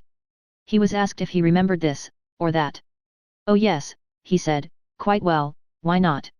Sometimes he turned his head, and looked, with earnest gaze and outstretched neck, after some stranger in the crowd, until he disappeared from sight, but, to the question why he did this, he answered not a word. He was sitting in his easy chair one day, and Nell upon a stool beside him, when a man outside the door inquired if he might enter. Yes, he said without emotion, it was Quilp, he knew. Quilp was master there. Of course he might come in. And so he did. "I'm glad to see you well again at last, neighbor," said the dwarf, sitting down opposite him. "You're quite strong now." "Yes," said the old man feebly, "yes. I don't want to hurry you, you know, neighbor," said the dwarf, raising his voice, for the old man's senses were duller than they had been, "but, as soon as you can arrange your future proceedings, the better." "Surely," said the old man. "The better for all parties. You see," pursued Quilp after a short pause, "the goods being once removed, this house would be uncomfortable, uninhabitable in fact." "You say true," returned the old man. "Poor Nell too, what would she do?" "Exactly," bawled the dwarf nodding his head, "that's very well observed. Then will you consider about it, neighbor?" "I will, certainly," replied the old man. "We shall not stop here." "So I supposed," said the dwarf. "I have sold the things. They have not yielded quite as much as they might have done, but pretty well, pretty well. Today's Tuesday. When shall they be moved?" "There's no hurry, shall we say this afternoon?" "Say Friday morning," returned the old man. "Very good," said the dwarf. "So be it, with the understanding that I can't go beyond that day, neighbor, on any account." "Good," returned the old man. "I shall remember it." Mr. Quilp seemed rather puzzled by the strange, even spiritless way in which all this was said, but as the old man nodded his head and repeated on Friday morning, "I shall remember it," he had no excuse for dwelling on the subject any further, and so took a friendly leave with many expressions of goodwill and many compliments to his friend on his looking so remarkably well, and went below stairs to report progress to Mr. Brass. All that day, and all the next, the old man remained in this state. He wandered up and down the house and into and out of the various rooms, as if with some vague intent of bidding them adieu, but he referred neither by direct allusions nor in any other manner to the interview of the morning or the necessity of finding some other shelter. An indistinct idea he had, that the child was desolate and in want of help, for he often drew her to his bosom and bade her be of good cheer, saying that they would not desert each other, but he seemed unable to contemplate their real position more distinctly, and was still the listless, passionless creature that suffering of mind and body had left him. We call this a state of childishness, but it is the same poor hollow mockery of it, that death is of sleep. Where, in the dull eyes of doting men, are the laughing light and life of childhood, the gaiety that has known no check, the frankness that has felt no chill, the hope that has never withered, the joys that fade in blossoming. Where, in the sharp lineaments of rigid and unsightly death, is the calm beauty of slumber, telling of rest for the waking hours that are past, and gentle hopes and loves for those which are to come. Lay death and sleep down, side by side, and say who shall find the two akin.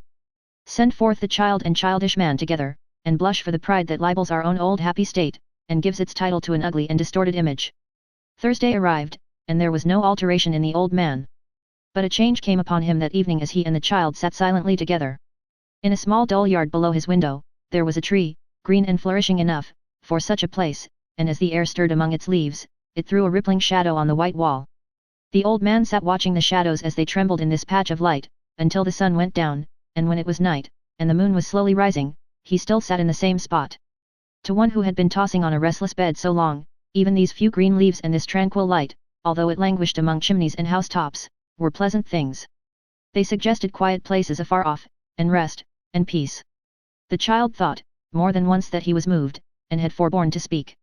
But now he shed tears, tears that it lightened her aching heart to see, and making as though he would fall upon his knees, besought her to forgive him. "Forgive you, what?" said Nell, interposing to prevent his purpose. "Oh grandfather, what should I forgive? All that is past, all that has come upon thee, Nell, all that was done in that uneasy dream," returned the old man. "Do not talk so," said the child. "Pray do not. Let us speak of something else." "Yes, yes, we will," he rejoined. "And it shall be of what we talked of long ago, many months is it, or weeks, or days, which is it, Nell?" "I do not understand you," said the child. "It has come back upon me today, it has all come back since we have been sitting here. I bless thee for it, Nell." "For what, dear grandfather?" "For what you said when we were first made beggars, Nell." "Let us speak softly." "Hush! For if they knew our purpose downstairs, they would cry that I was mad and take thee from me. We will not stop here another day. We will go far away from here." "Yes, let us go," said the child earnestly.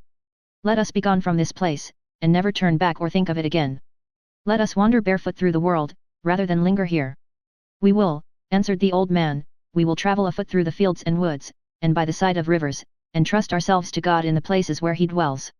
It is far better to lie down at night beneath an open sky like that yonder, see how bright it is, than to rest in close rooms which are always full of care and weary dreams. Thou and I together, Nell, may be cheerful and happy yet, and learn to forget this time, as if it had never been." "We will be happy," cried the child. "We never can be here." "No, we never can again, never again, that's truly said," rejoined the old man. "Let us steal away tomorrow morning, early and softly, that we may not be seen or heard, and leave no trace or track for them to follow by. Poor Nell! Thy cheek is pale, and thy eyes are heavy with watching and weeping for me, I know, for me, but thou wilt be well again, and merry too, when we are far away.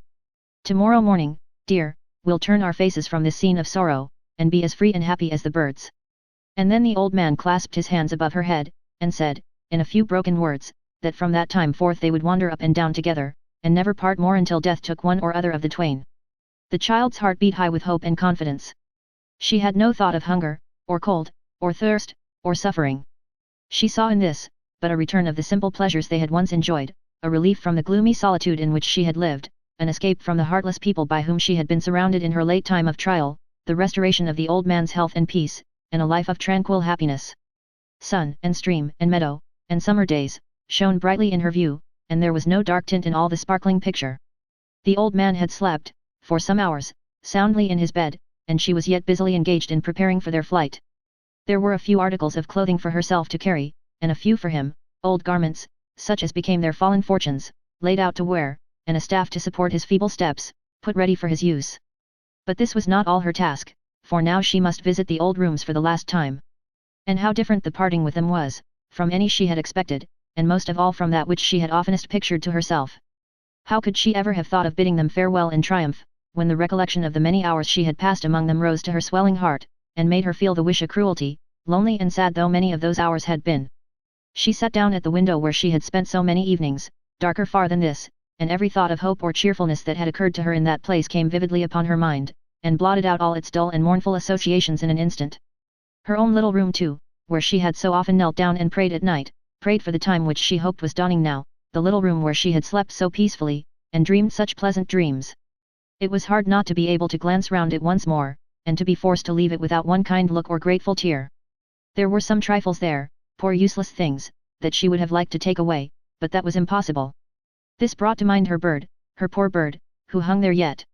She wept bitterly for the loss of this little creature, until the idea occurred to her, she did not know how, or why, it came into her head, that it might, by some means, fall into the hands of Kit, who would keep it for her sake, and think, perhaps, that she had left it behind in the hope that he might have it, and as an assurance that she was grateful to him.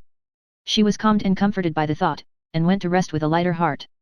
From many dreams of rambling through light and sunny places, but with some vague object unattained which ran indistinctly through them all, she awoke to find that it was yet night, and that the stars were shining brightly in the sky.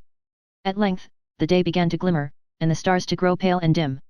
As soon as she was sure of this, she arose, and dressed herself for the journey.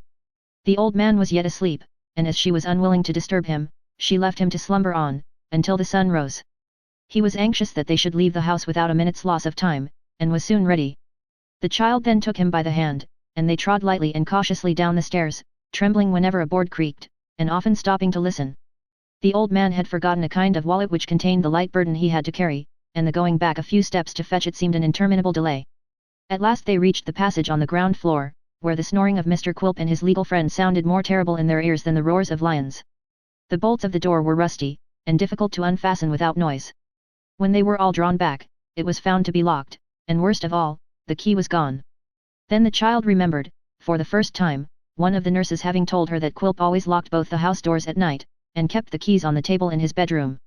It was not without great fear and trepidation that little Nell slipped off her shoes and gliding through the storeroom of old curiosities, where Mr. Brass, the ugliest piece of goods in all the stock, lay sleeping on a mattress, passed into her own little chamber.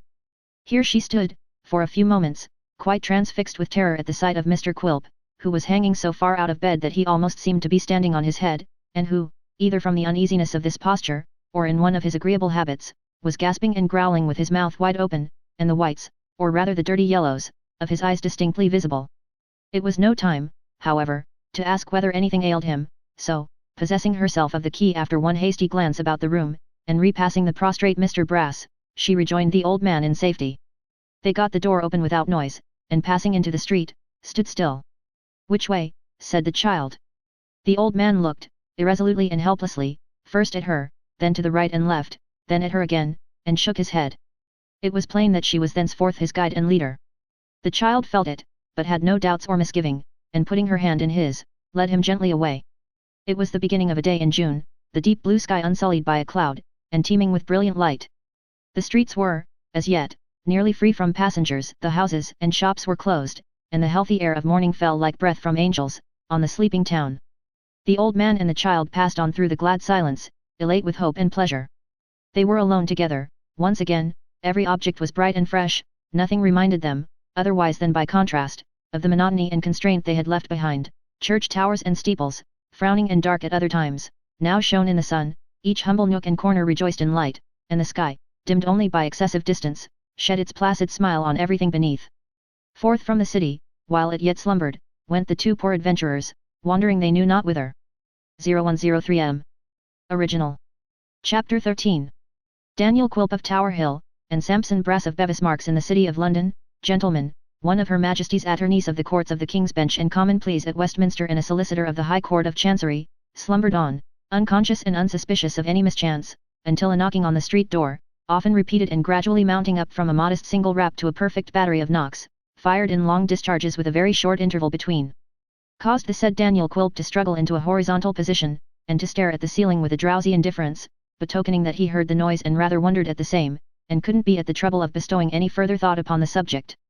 As the knocking, however, instead of accommodating itself to his lazy state, increased in vigor and became more importunate, as if in earnest remonstrance against his falling asleep again, now that he had once opened his eyes, Daniel Quilp began by degrees to comprehend the possibility of there being somebody at the door, and thus he gradually came to recollect that it was Friday morning, and he had ordered Mrs. Quilp to be in waiting upon him at an early hour. Mr. Brass, after writhing about, in a great many strange attitudes, and often twisting his face and eyes into an expression like that which is usually produced by eating gooseberries very early in the season, was by this time awake also. Seeing that Mr. Quilp invested himself in his everyday garments, he hastened to do the like, putting on his shoes before his stockings, and thrusting his legs into his coat sleeves, and making such other small mistakes in his toilet as are not uncommon to those who dress in a hurry, and labor under the agitation of having been suddenly roused. While the attorney was thus engaged, the dwarf was groping under the table, muttering desperate imprecations on himself, and mankind in general, and all inanimate objects to boot, which suggested to Mr. Brass the question, "What's the matter?" "The key," said the dwarf, looking viciously about him, "the door key, that's the matter. Do you know anything of it?" "How should I know anything of it, sir?" returned Mr. Brass. "How should you?" repeated Quilp with a sneer. "You're a nice lawyer, aren't you?" "Ugh, you idiot!" Not caring to represent to the dwarf in his present humour, that the loss of a key by another person could scarcely be said to affect his, Brass's, legal knowledge in any material degree, Mr. Brass humbly suggested that it must have been forgotten overnight, and was, doubtless, at that moment in its native keyhole.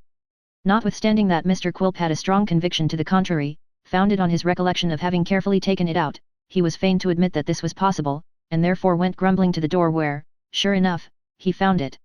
Now, just as Mr. Quilp laid his hand upon the lock, and saw with great astonishment that the fastenings were undone, the knocking came again with the most irritating violence, and the daylight which had been shining through the keyhole was intercepted on the outside by a human eye.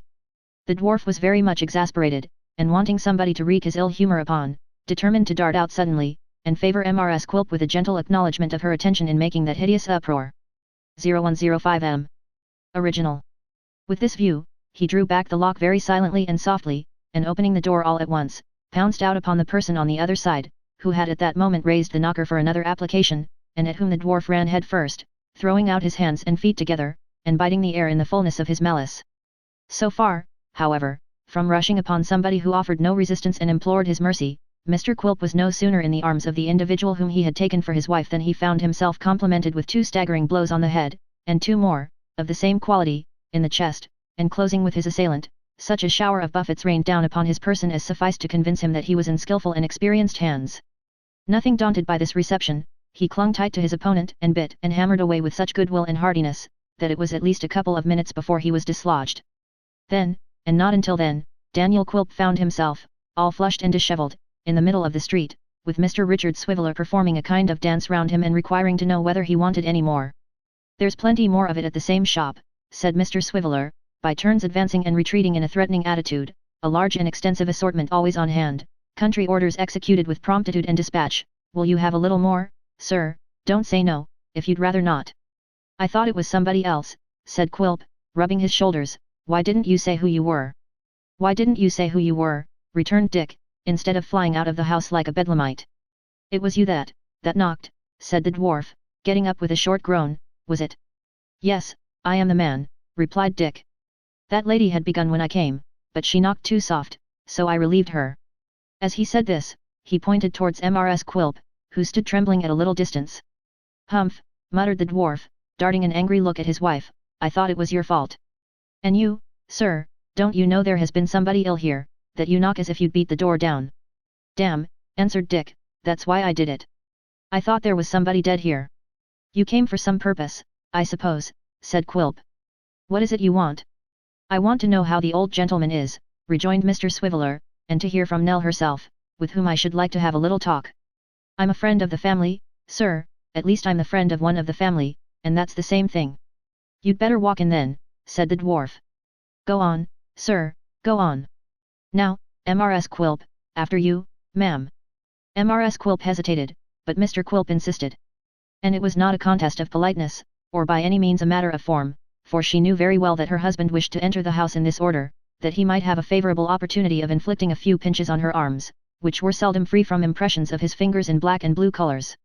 Mr. Swiveller, who was not in the secret, was a little surprised to hear a suppressed scream, and, looking round, to see Mrs. Quilp following him with a sudden jerk, but he did not remark on these appearances, and soon forgot them. "Now, Mrs. Quilp," said the dwarf when they had entered the shop, "go you upstairs, if you please, to Nellie's room, and tell her that she's wanted." "You seem to make yourself at home here," said Dick, who was unacquainted with Mr. Quilp's authority. "I am at home, young gentleman," returned the dwarf. Dick was pondering what these words might mean, and still more what the presence of Mr. Brass might mean, when Mrs. Quilp came hurrying downstairs, declaring that the rooms above were empty. "Empty, you fool," said the dwarf. "I give you my word, Quilp," answered his trembling wife, "that I have been into every room and there's not a soul in any of them." And that, said Mr. Brass, clapping his hands once, with an emphasis, explains the mystery of the key.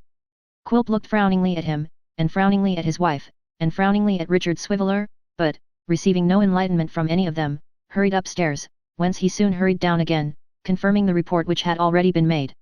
It's a strange way of going, he said, glancing at Swiveller, very strange not to communicate with me who am such a close and intimate friend of his. Ah! He'll write to me no doubt, or he'll bid Nelly write, yes, that's what he'll do. Nelly's very fond of me. Pretty Nell.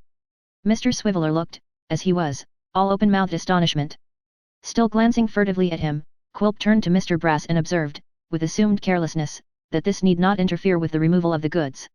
For indeed, he added, we knew that they'd go away today, but not that they'd go so early, or so quietly. But they have their reasons, Where in the devil's name are they gone? Said the wondering Dick. Quilp shook his head, and pursed up his lips, in a manner which implied that he knew very well, but was not at liberty to say. And what, said Dick, looking at the confusion about him, what do you mean by moving the goods? That I have bought sir, rejoined Quilp. At what then? Has the sly old fox made his fortune then, and gone to live in a tranquil cot in a pleasant spot with a distant view of the changing sea, said Dick, in great bewilderment. Keeping his place of retirement very close, that he may not be visited too often by affectionate grandsons and their devoted friends, added the dwarf, rubbing his hands hard, I say nothing, but is that your meaning? Richard Swiveller was utterly aghast at this unexpected alteration of circumstances, which threatened the complete overthrow of the project in which he bore so conspicuous a part, and seemed to nip his prospects in the bud. Having only received from Frederick Trent, late on the previous night, information of the old man's illness, he had come upon a visit of condolence and inquiry to Nell, prepared with the first installment of that long train of fascinations which was to fire her heart at last. And here, when he had been thinking of all kinds of graceful and insinuating approaches, and meditating on the fearful retaliation which was slowly working against Sophie Wackles, here were Nell, the old man, and all the money gone, melted away, decamped he knew not whither, as if with a foreknowledge of the scheme and a resolution to defeat it in the very outset, before a step was taken. In his secret heart, Daniel Quilp was both surprised and troubled by the flight which had been made. It had not escaped his keen eye that some indispensable articles of clothing were gone with the fugitives, and knowing the old man's weak state of mind, he marvelled what that course of proceeding might be in which he had so readily procured the concurrence of the child. It must not be supposed, or it would be a gross injustice to Mr. Quilp, that he was tortured by any disinterested anxiety on behalf of either. His uneasiness arose from a misgiving that the old man had some secret store of money which he had not suspected, and the idea of its escaping his clutches, overwhelmed him with mortification and self-reproach. In this frame of mind, it was some consolation to him to find that Richard Swiveller was, for different reasons, evidently irritated and disappointed by the same cause. It was plain, thought the dwarf, that he had come there, on behalf of his friend, to cajole or frighten the old man out of some small fraction of that wealth of which they supposed him to have an abundance. Therefore, it was a relief to vex his heart with a picture of the riches the old man hoarded, and to expatiate on his cunning in removing himself even beyond the reach of importunity. Well, said Dick, with a blank look, I suppose it's of no use my staying here. Not the least in the world, rejoined the dwarf. You'll mention that I called, perhaps, said Dick. Mr. Quilp nodded, and said he certainly would, the very first time he saw them.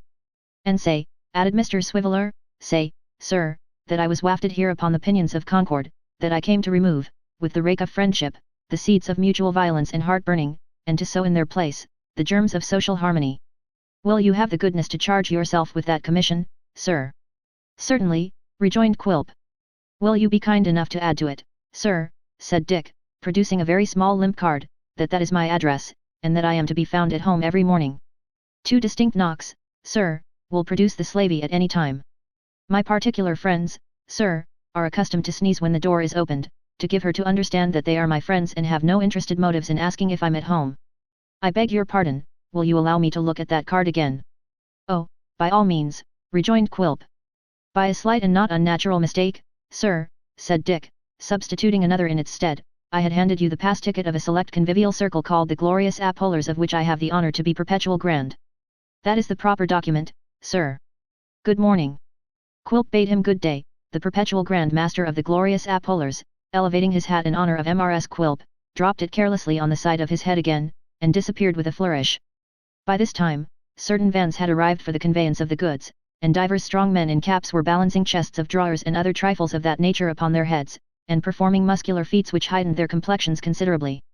Not to be behindhand in the bustle, Mr. Quilp went to work with surprising vigour, hustling and driving the people about, like an evil spirit, setting Mrs. Quilp upon all kinds of arduous and impracticable tasks, carrying great weights up and down, with no apparent effort, kicking the boy from the wharf, whenever he could get near him, and inflicting, with his loads, a great many sly bumps and blows on the shoulders of Mr. Brass, as he stood upon the doorsteps to answer all the inquiries of curious neighbours, which was his department.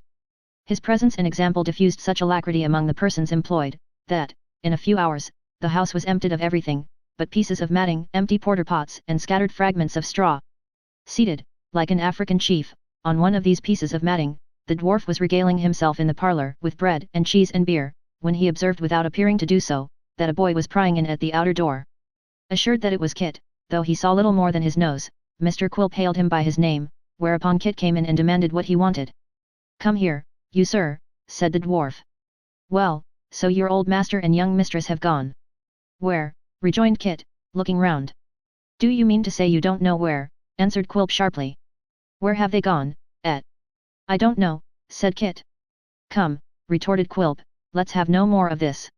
Do you mean to say that you don't know they went away by stealth, as soon as it was light this morning?" "No," said the boy, in evident surprise. "You don't know that?" cried Quilp. "Don't I know that you were hanging about the house the other night, like a thief, eh? Weren't you told then?" "No," replied the boy. "You were not," said Quilp. "What were you told then? What were you talking about?" Kit, who knew no particular reason why he should keep the matter secret now, related the purpose for which he had come on that occasion, and the proposal he had made. "Oh," said the dwarf after a little consideration. "Then, I think they'll come to you yet." "Do you think they will?" cried Kit eagerly. I think they will," returned the dwarf. "Now, when they do, let me know, d'ye hear? Let me know, and I'll give you something.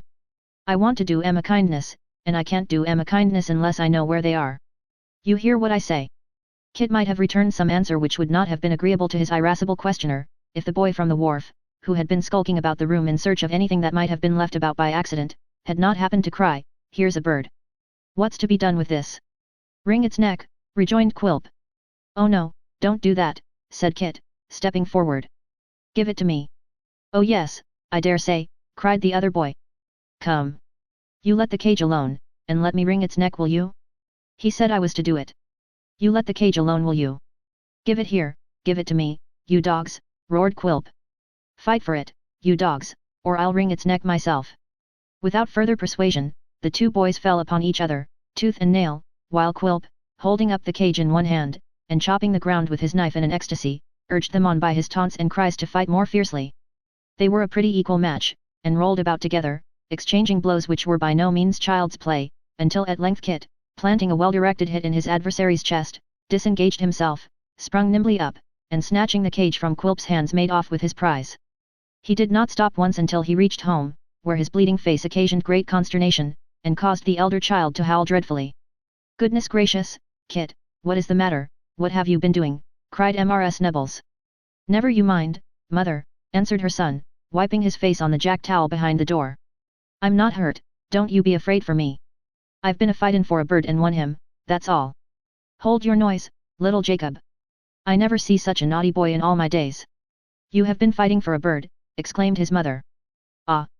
Fightin' for a bird," replied Kit, "and here he is, Miss Nelly's bird, mother, that they was a-goin' to wring the neck of. I stopped that though, ha ha ha. They wouldn't wring his neck and me by, no, no. It wouldn't do, mother, it wouldn't do at all. Ha ha ha." Kit laughing so heartily, with his swollen and bruised face looking out of the towel, made little Jacob laugh, and then his mother laughed, and then the baby crowed and kicked with great glee, and then they all laughed in concert, partly because of Kit's triumph, and partly because they were very fond of each other. When this fit was over, Kit exhibited the bird to both children, as a great and precious rarity. It was only a poor linnet, and looking about the wall for an old nail, made a scaffolding of a chair and table and twisted it out with great exultation. "Let me see," said the boy, "I think I'll hang him in the winder, because it's more light and cheerful, and he can see the sky there, if he looks up very much. He's such a one to sing, I can tell you." So, the scaffolding was made again, and Kit, climbing up with the poker for a hammer, knocked in the nail and hung up the cage, to the immeasurable delight of the whole family. When it had been adjusted and straightened a great many times, and he had walked backwards into the fireplace in his admiration of it, the arrangement was pronounced to be perfect. "And now, mother," said the boy, "before I rest any more, I'll go out and see if I can find a horse to hold, and then I can buy some birdseed, and a bit of something nice for you, into the bargain. Chapter 14.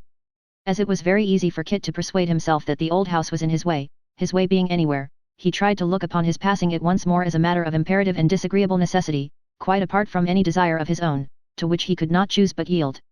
It is not uncommon for people who are much better fed and taught than Christopher Nebbles had ever been, to make duties of their inclinations in matters of more doubtful propriety, and to take great credit for the self-denial with which they gratify themselves. There was no need of any caution this time, and no fear of being detained by having to play out a return match with Daniel Quilp's boy. The place was entirely deserted, and looked as dusty and dingy as if it had been so for months.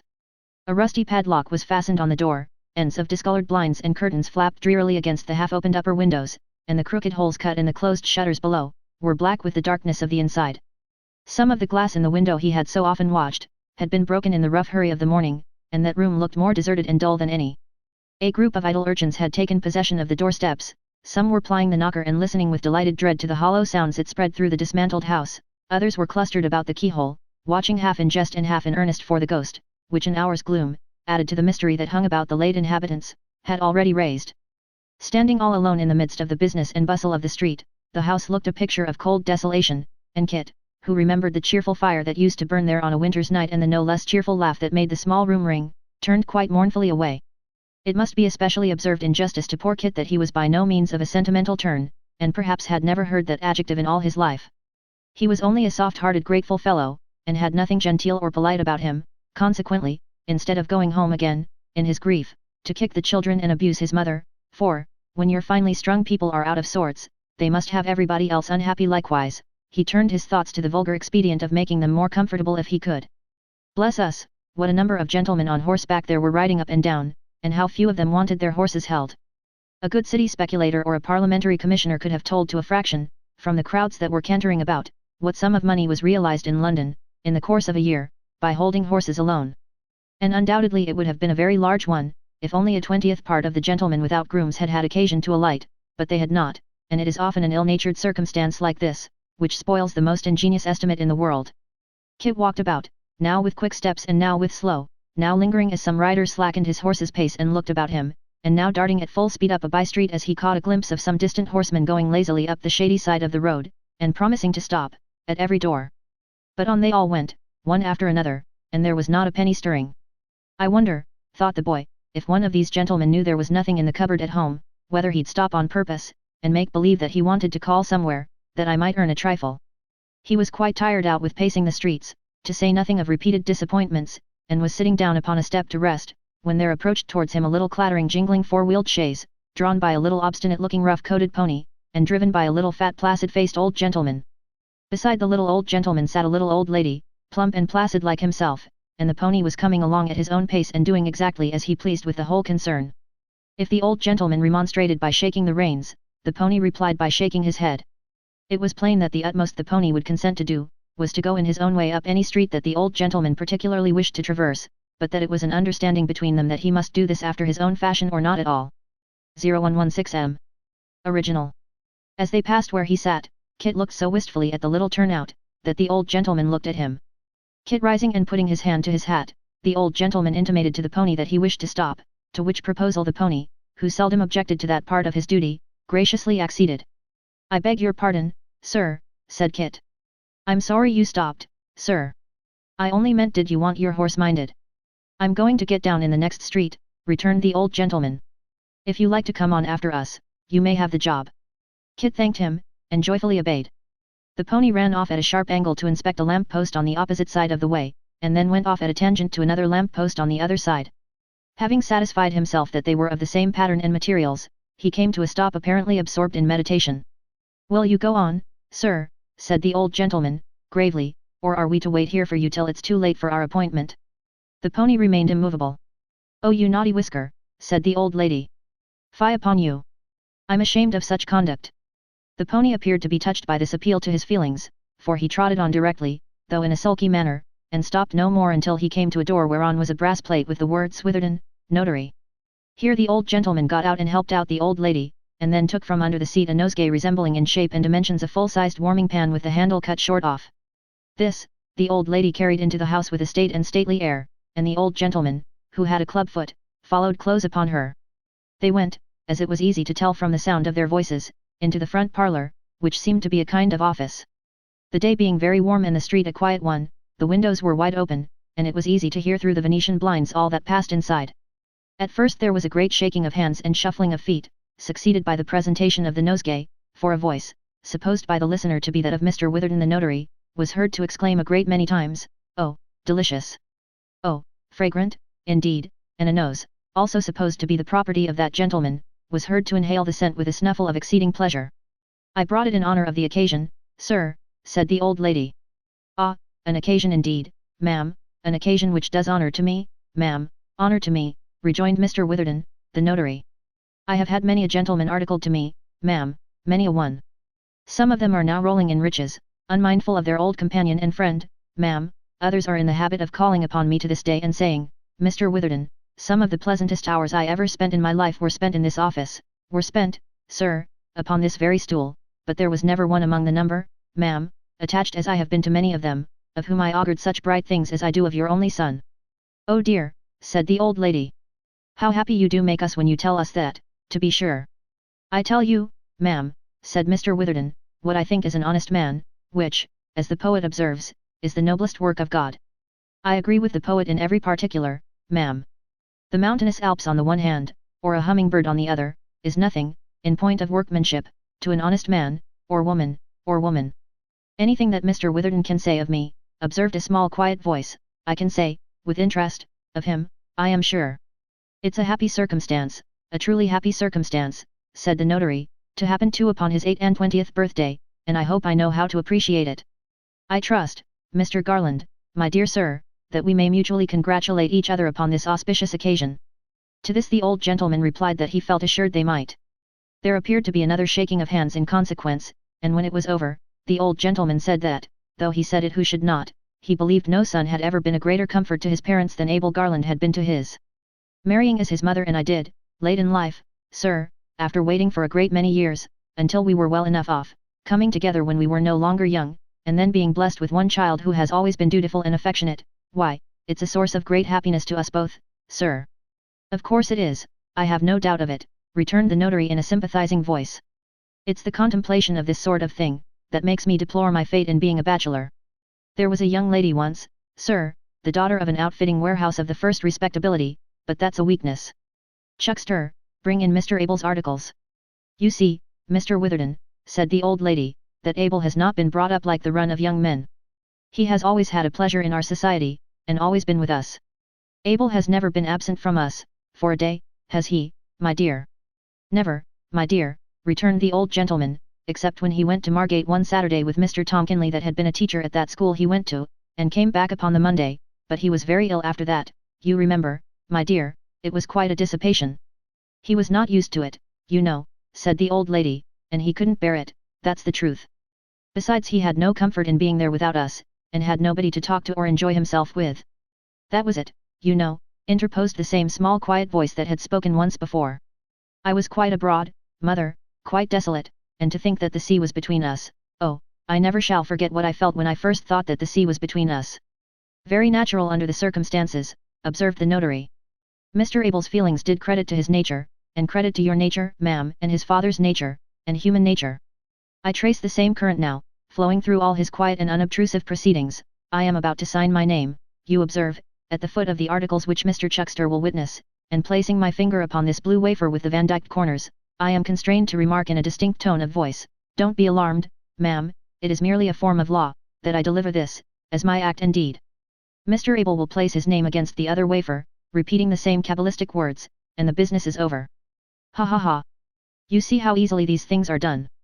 There was a short silence, apparently, while Mr. Abel went through the prescribed form, and then the shaking of hands and shuffling of feet were renewed, and shortly afterwards there was a clinking of wine glasses and a great talkativeness on the part of everybody.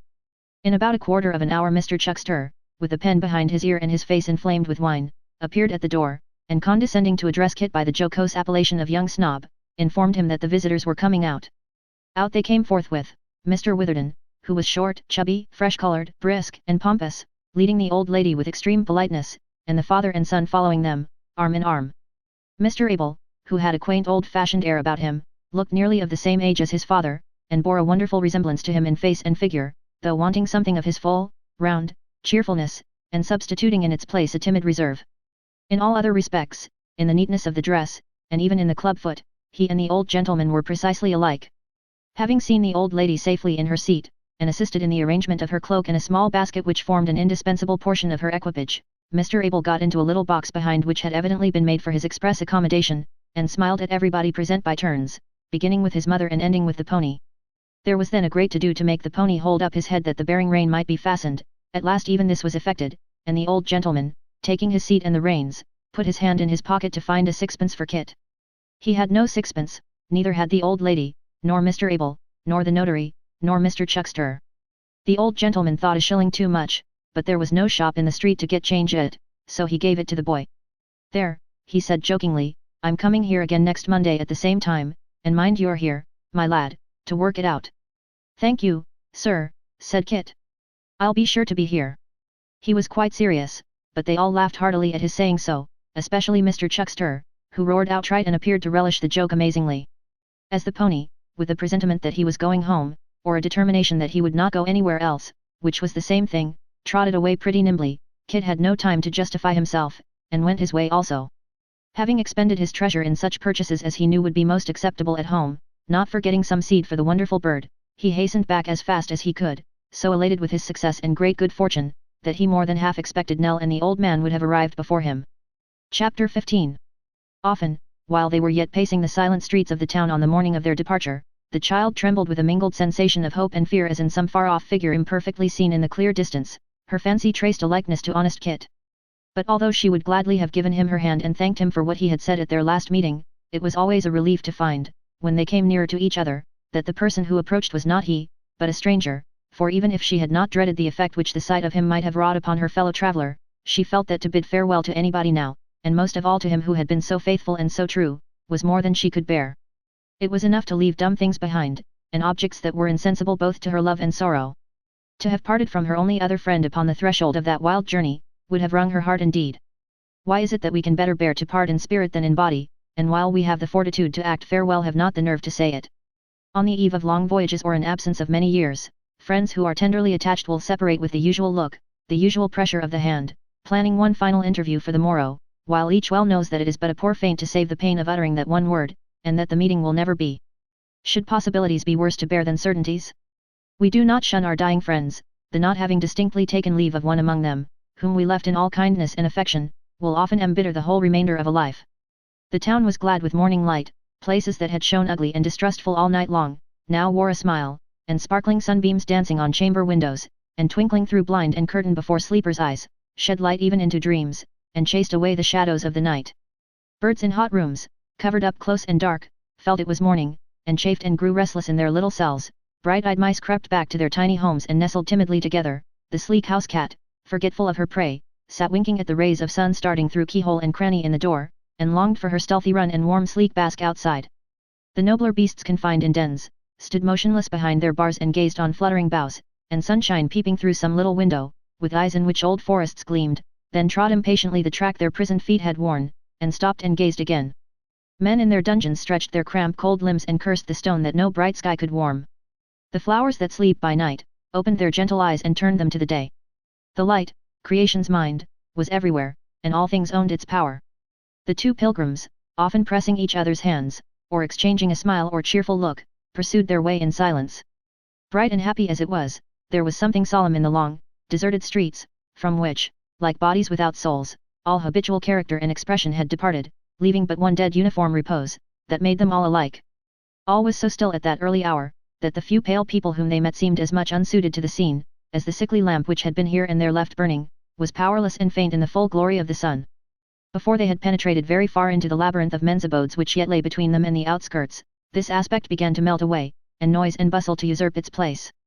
Some straggling carts and coaches rumbling by, first broke the charm, then others came, then others yet more active, then a crowd.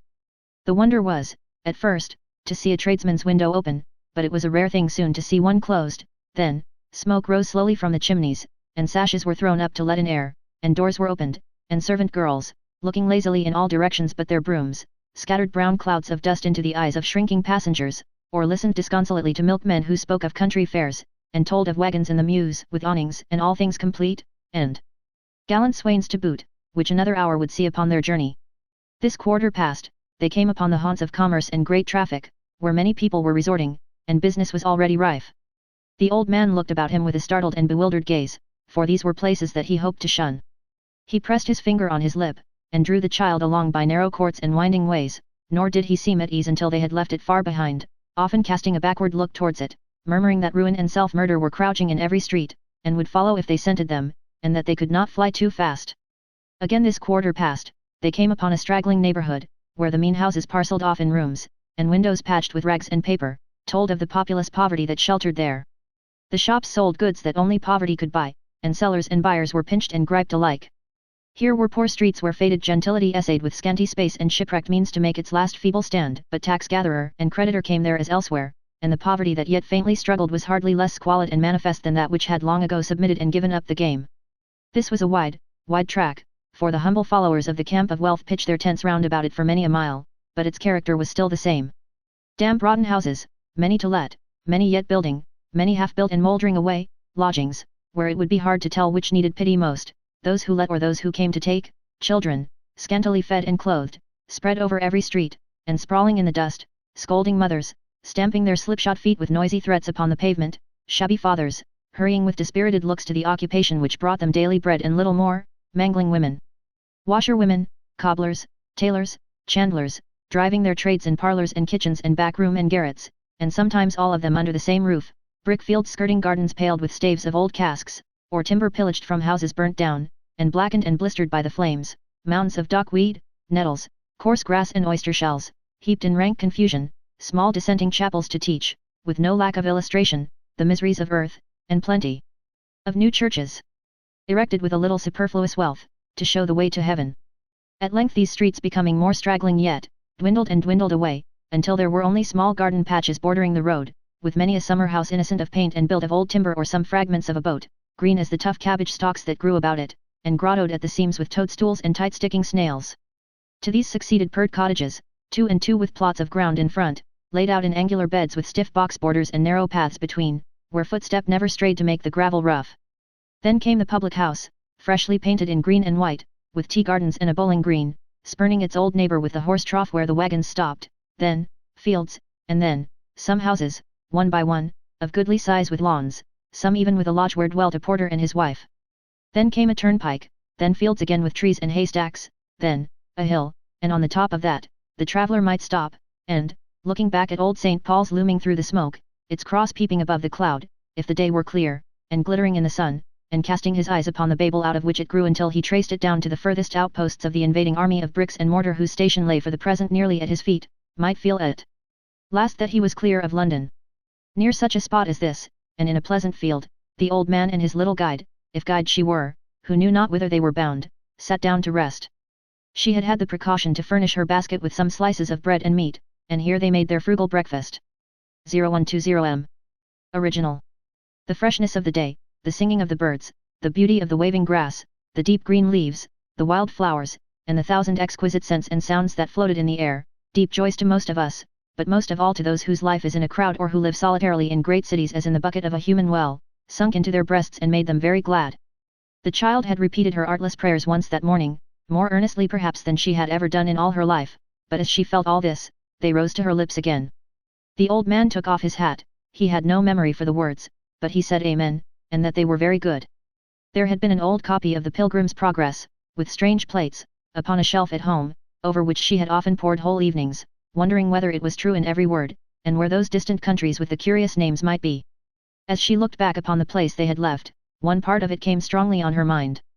Dear grandfather, she said, only that this place is prettier and a great deal better than the real one, if that in the book is like it, I feel as if we were both Christian, and laid down on this grass all the cares and troubles we brought with us, never to take them up again. No, never to return, replied the old man, waving his hand towards the city. Thou and I are free of it now, Nell. They shall never lure us back. Are you tired? Said the child. Are you sure you don't feel ill from this long walk? I shall never feel ill again, now that we are once away, was his reply. Let us be stirring, Nell. We must be further away, a long, long way further. We are too near to stop, and be at rest. Come. There was a pool of clear water in the field, in which the child laved her hands and face, and cooled her feet before setting forth to walk again. She would have the old man refresh himself in this way too, and making him sit down upon the grass, cast the water on him with her hands, and dried it with her simple dress. "I can do nothing for myself, my darling," said the grandfather. "I don't know how it is, I could once, but the time's gone. Don't leave me, Nell, say that thou wilt not leave me. I loved thee all the while, indeed I did. If I lose thee too, my dear, I must die." He laid his head upon her shoulder and moaned piteously. The time had been, and a very few days before, when the child could not have restrained her tears and must have wept with him. But now she soothed him with gentle and tender words, smiled at his thinking they could ever part, and rallied him cheerfully upon the jest. He was soon calmed and fell asleep, singing to himself in a low voice, like a little child. He awoke refreshed, and they continued their journey. The road was pleasant, lying between beautiful pastures and fields of corn, about which, poised high in the clear blue sky, the lark trilled out her happy song. The air came laden with the fragrance it caught upon its way, and the bees, upborne upon its scented breath, hummed forth their drowsy satisfaction as they floated by. They were now in the open country. The houses were very few and scattered at long intervals, often miles apart. Occasionally they came upon a cluster of poor cottages, some with a chair or low board put across the open door to keep the scrambling children from the road, others shut up close while all the family were working in the fields. These were often the commencement of a little village, and after an interval came a wheelwright's shed or perhaps a blacksmith's forge, then a thriving farm with sleepy cows lying about the yard, and horses peering over the low wall and scampering away when harnessed horses passed upon the road, as though in triumph at their freedom. There were dull pigs too, turning up the ground in search of dainty food, and grunting their monotonous grumblings as they prowled about, or crossed each other in their quest, plump pigeons skimming round the roof or strutting on the eaves, and ducks and geese, far more graceful in their own conceit, waddling awkwardly about the edges of the pond or sailing glibly on its surface. The farmyard passed, then came the little inn, the humbler beer shop, and the village tradesmen's, then the lawyers and the parsons, at whose dread names the beer shop trembled. The church then peeped out modestly from a clump of trees, then there were a few more cottages, then the cage and pound, and not unfrequently, on a bank by the wayside, a deep old dusty well. Then came the trim-hedged fields on either hand, and the open road again. They walked all day, and slept that night at a small cottage where beds were let to travellers. Next morning they were afoot again, and though jaded at first, and very tired, recovered before long and proceeded briskly forward. They often stopped to rest, but only for a short space at a time, and still kept on, having had but slight refreshment since the morning. It was nearly 5 o'clock in the afternoon, when drawing near another cluster of labourers' huts, the child looked wistfully in each, doubtful at which to ask for permission to rest a while, and buy a draught of milk.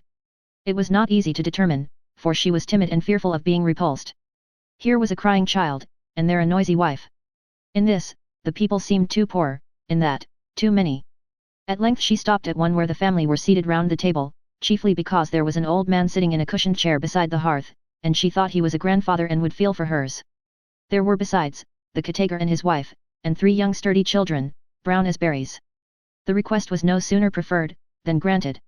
The eldest boy ran out to fetch some milk, the second dragged 2 stools towards the door, and the youngest crept to his mother's gown, and looked at the strangers from beneath his sunburnt hand.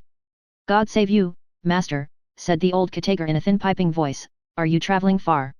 "Yes, sir, a long way," replied the child, for her grandfather appealed to her. "From London?" inquired the old man. The child said yes. Ah! He had been in London many a time, used to go there often once, with wagons. It was nigh 32 years since he had been there last, and he did hear say there were great changes. Like enough. He had changed, himself, since then. 32 years was a long time and 84 a great age, though there was some he had known that had lived to very hard upon 100, and not so hardy as he, neither, no, nothing like it. "Sit thee down, master, in the elbow chair," said the old man, knocking his stick upon the brick floor, and trying to do so sharply. "Take a pinch out o' that box. I don't take much myself, for it comes dear, but I find it wakes me up sometimes, and you're but a boy to me. I should have a son pretty nigh as old as you if he'd lived, but they listed him for a soger. He come back home though, for all he had but one poor leg. He always said he'd be buried near the sundial he used to climb upon when he was a baby, did my poor boy, and his words come true. You can see the place with your own eyes. We've kept the turf up, ever since." He shook his head, and looking at his daughter with watery eyes, said she needn't be afraid that he was going to talk about that, any more. He didn't wish to trouble nobody, and if he had troubled anybody by what he said, he asked pardon, that was all. The milk arrived, and the child producing her little basket, and selecting its best fragments for her grandfather, they made a hearty meal.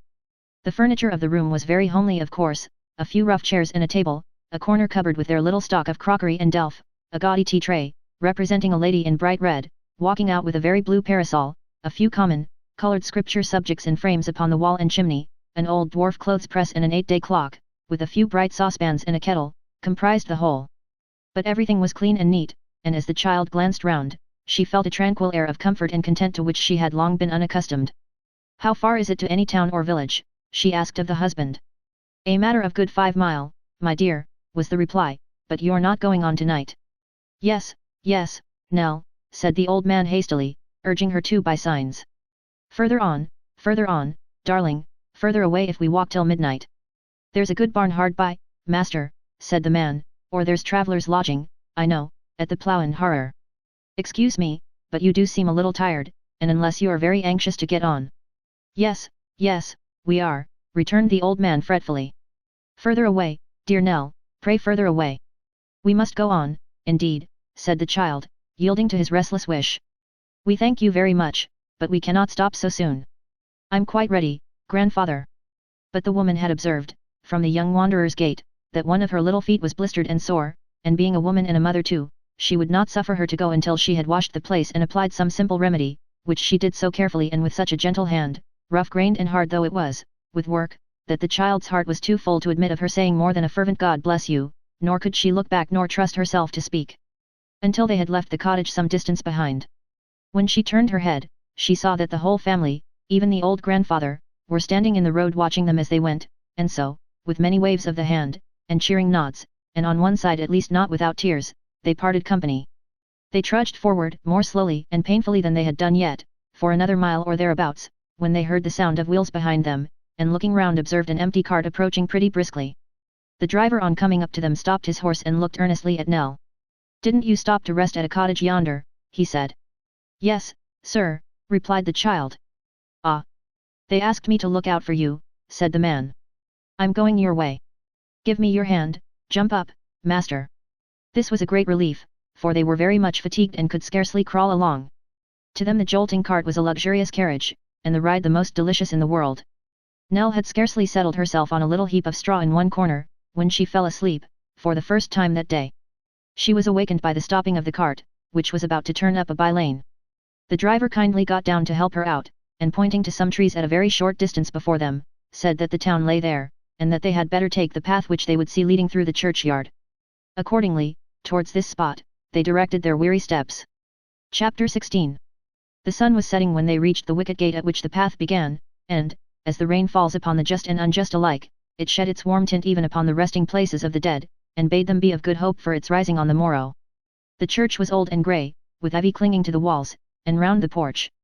Shunning the tombs, it crept about the mounds, beneath which slept poor humble men, twining for them the first wreaths they had ever won, but wreaths less liable to wither and far more lasting in their kind, than some which were graven deep in stone and marble, and told in pompous terms of virtues meekly hidden for many a year, and only revealed at last to executors and mourning legatees. The clergyman's horse, stumbling with a dull blunt sound among the graves, was cropping the grass, at once deriving orthodox consolation from the dead parishioners, and enforcing last Sunday's text that this was what all flesh came to. A lean ass who had sought to expound it also, without being qualified and ordained, was pricking his ears in an empty pound hard by, and looking with hungry eyes upon his priestly neighbour.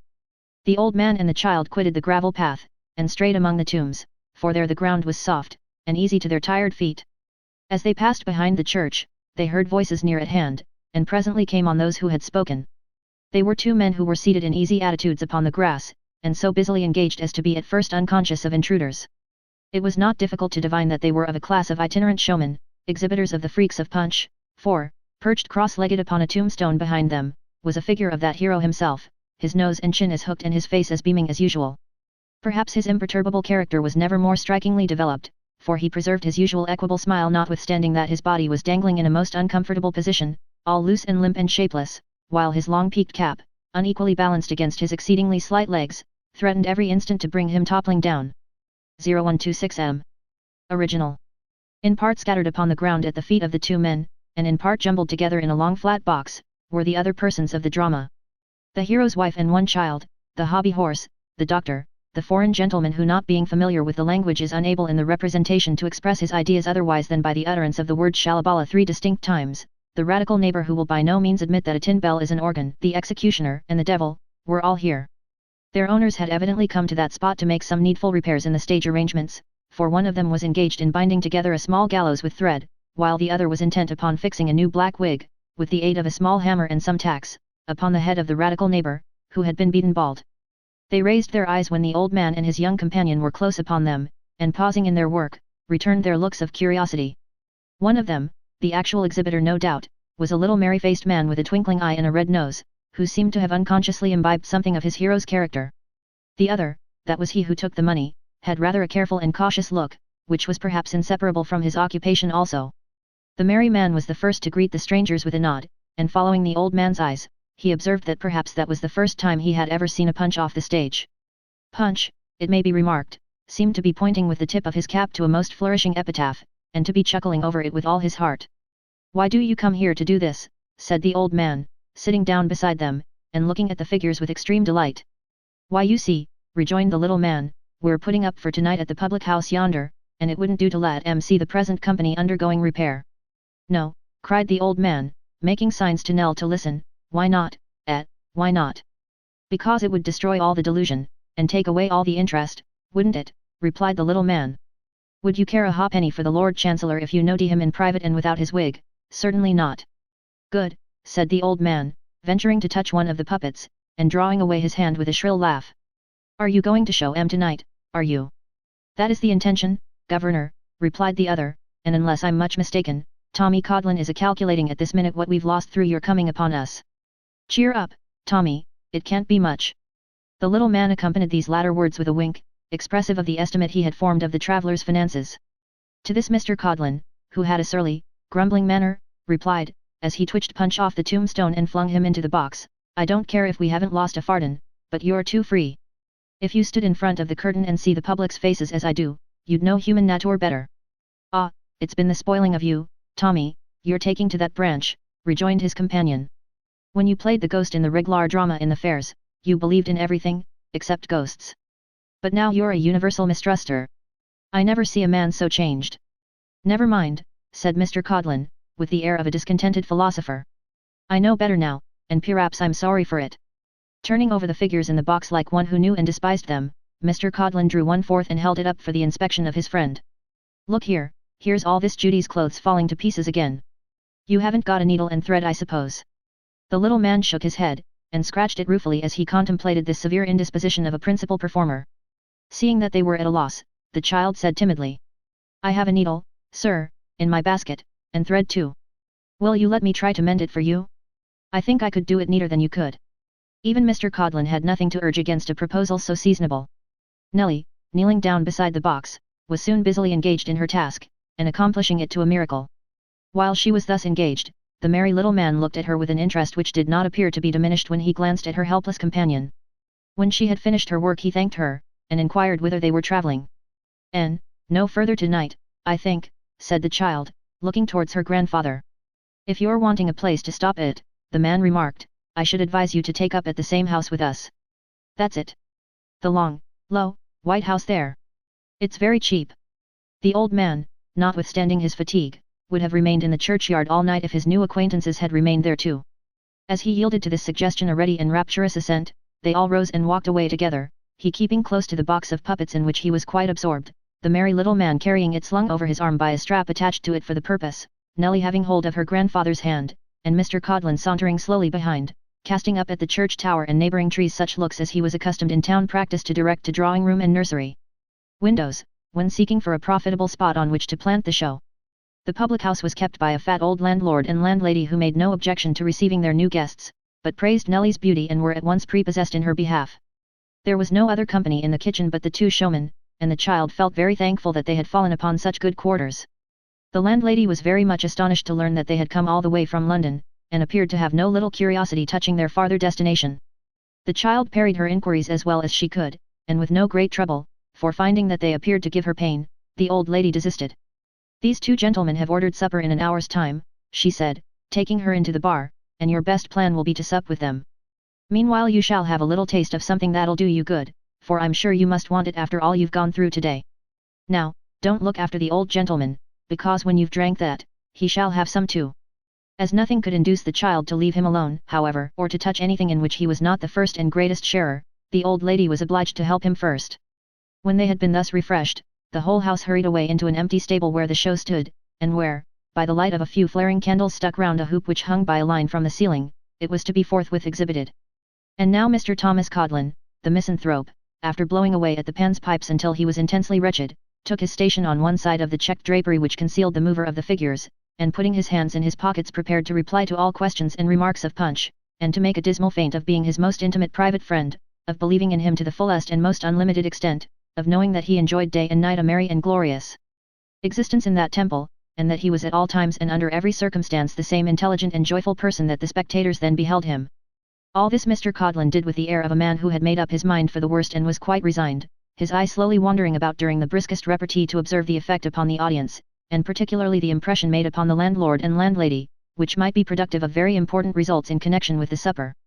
Upon this head, however, he had no cause for any anxiety, for the whole performance was applauded to the echo, and voluntary contributions were showered in with a liberality which testified yet more strongly to the general delight. Among the laughter none was more loud and frequent than the old man's.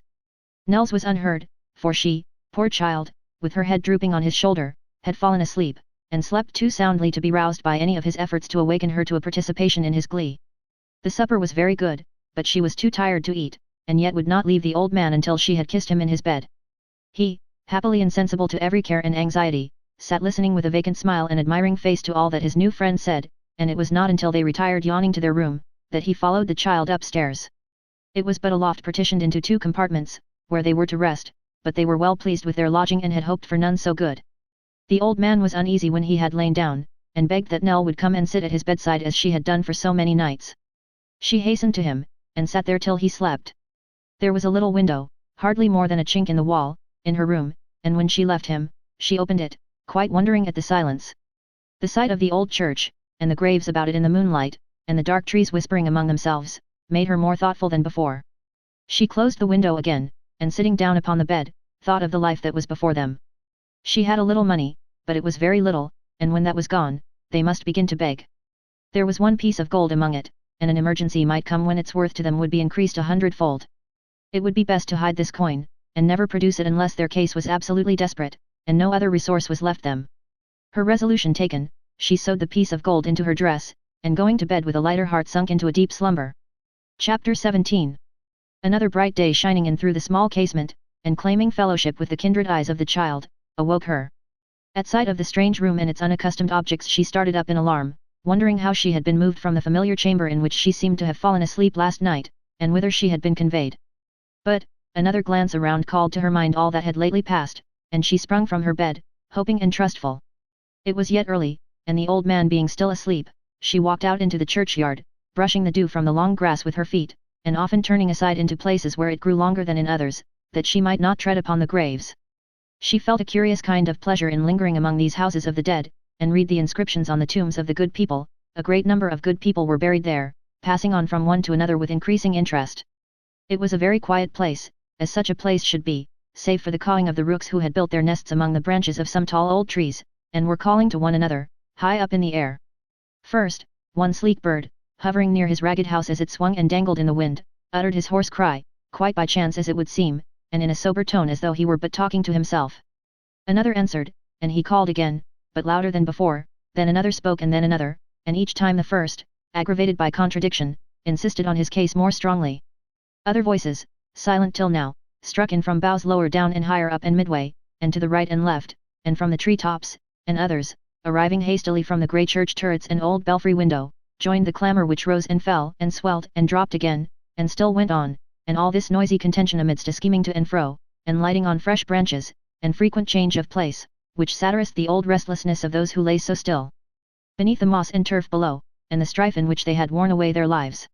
Frequently raising her eyes to the trees whence these sounds came down, and feeling as though they made the place more quiet than perfect silence would have done, the child loitered from grave to grave, now stopping to replace with careful hands the bramble which had started from some green mound it helped to keep in shape, and now peeping through one of the low latticed windows into the church, with its worm-eaten books upon the desks, and bays of white and green mouldering from the pew sides, and leaving the naked wood to view. There were the seats where the poor old people sat, worn spare, and yellow like themselves, the rugged font where children had their names, the homely altar where they knelt in after life, the plain black trestles that bore their weight on their last visit to the cool old shady church. Everything told of long use and quiet slow decay. The very bell rope in the porch was frayed into a fringe, and hoary with old age. She was looking at a humble stone which told of a young man who had died at 23 years old, 55 years ago, when she heard a faltering step approaching, and looking round saw a feeble woman bent with the weight of years, who tottered to the foot of that same grave and asked her to read the writing on the stone. The old woman thanked her when she had done, saying that she had had the words by heart for many a long, long year, but could not see them now. "Were you his mother?" said the child. "I was his wife, my dear." "She the wife of a young man of 23? "Ah, true. It was 55 years ago." "You wonder to hear me say that," remarked the old woman, shaking her head. "You're not the first older folk than you have wondered at the same thing before now." "Yes, I was his wife. Death doesn't change us more than life, my dear." "Do you come here often?" asked the child. "I sit here very often in the summer time," she answered. "I used to come here once to cry and mourn, but that was a weary while ago, bless God. I pluck the daisies as they grow, and take them home," said the old woman after a short silence. "I like no flowers so well as these, and haven't for 55 years. It's a long time, and I'm getting very old." Then growing garrulous upon a theme which was new to one listener though it were but a child, she told her how she had wept and moaned and prayed to die herself, when this happened, and how when she first came to that place, a young creature strong in love and grief, she had hoped that her heart was breaking as it seemed to be. But that time passed by, and although she continued to be sad when she came there, still she could bear to come, and so went on until it was pain no longer, but a solemn pleasure, and a duty she had learned to like. And now that 55 years were gone, she spoke of the dead man as if he had been her son or grandson, with a kind of pity for his youth, growing out of her own old age, and an exalting of his strength and manly beauty as compared with her own weakness and decay, and yet she spoke about him as her husband too, and thinking of herself in connection with him, as she used to be and not as she was now, talked of their meeting in another world, as if he were dead but yesterday, and she, separated from her former self, were thinking of the happiness of that comely girl who seemed to have died with him. The child left her gathering the flowers that grew upon the grave, and thoughtfully retraced her steps. The old man was by this time up and dressed. Mr. Codlin, still doomed to contemplate the harsh realities of existence, was packing among his linen the candle ends which had been saved from the previous night's performance, while his companion received the compliments of all the loungers in the stable yard, who, unable to separate him from the mastermind of Punch, set him down as next in importance to that merry outlaw, and loved him scarcely less. When he had sufficiently acknowledged his popularity he came in to breakfast, at which meal they all sat down together. "And where are you going today?" said the little man, addressing himself to Nell.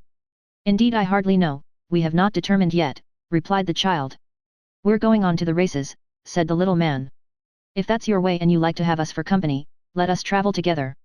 If you prefer going alone, only say the word and you'll find that we shan't trouble you." "We'll go with you," said the old man. "Nell, with them, with them." The child considered for a moment, and reflecting that she must shortly beg, and could scarcely hope to do so at a better place than where crowds of rich ladies and gentlemen were assembled together for purposes of enjoyment and festivity, determined to accompany these men so far. She therefore thanked the little man for his offer, and said, glancing timidly towards his friend, that if there was no objection to their accompanying them as far as the race town. "Objection," said the little man. "Now be gracious for once, Tommy, and say that you'd rather they went with us." "I know you would. Be gracious, Tommy." "Trotters," said Mr. Codlin, who talked very slowly and ate very greedily, as is not uncommon with philosophers and misanthropes, "you're too free."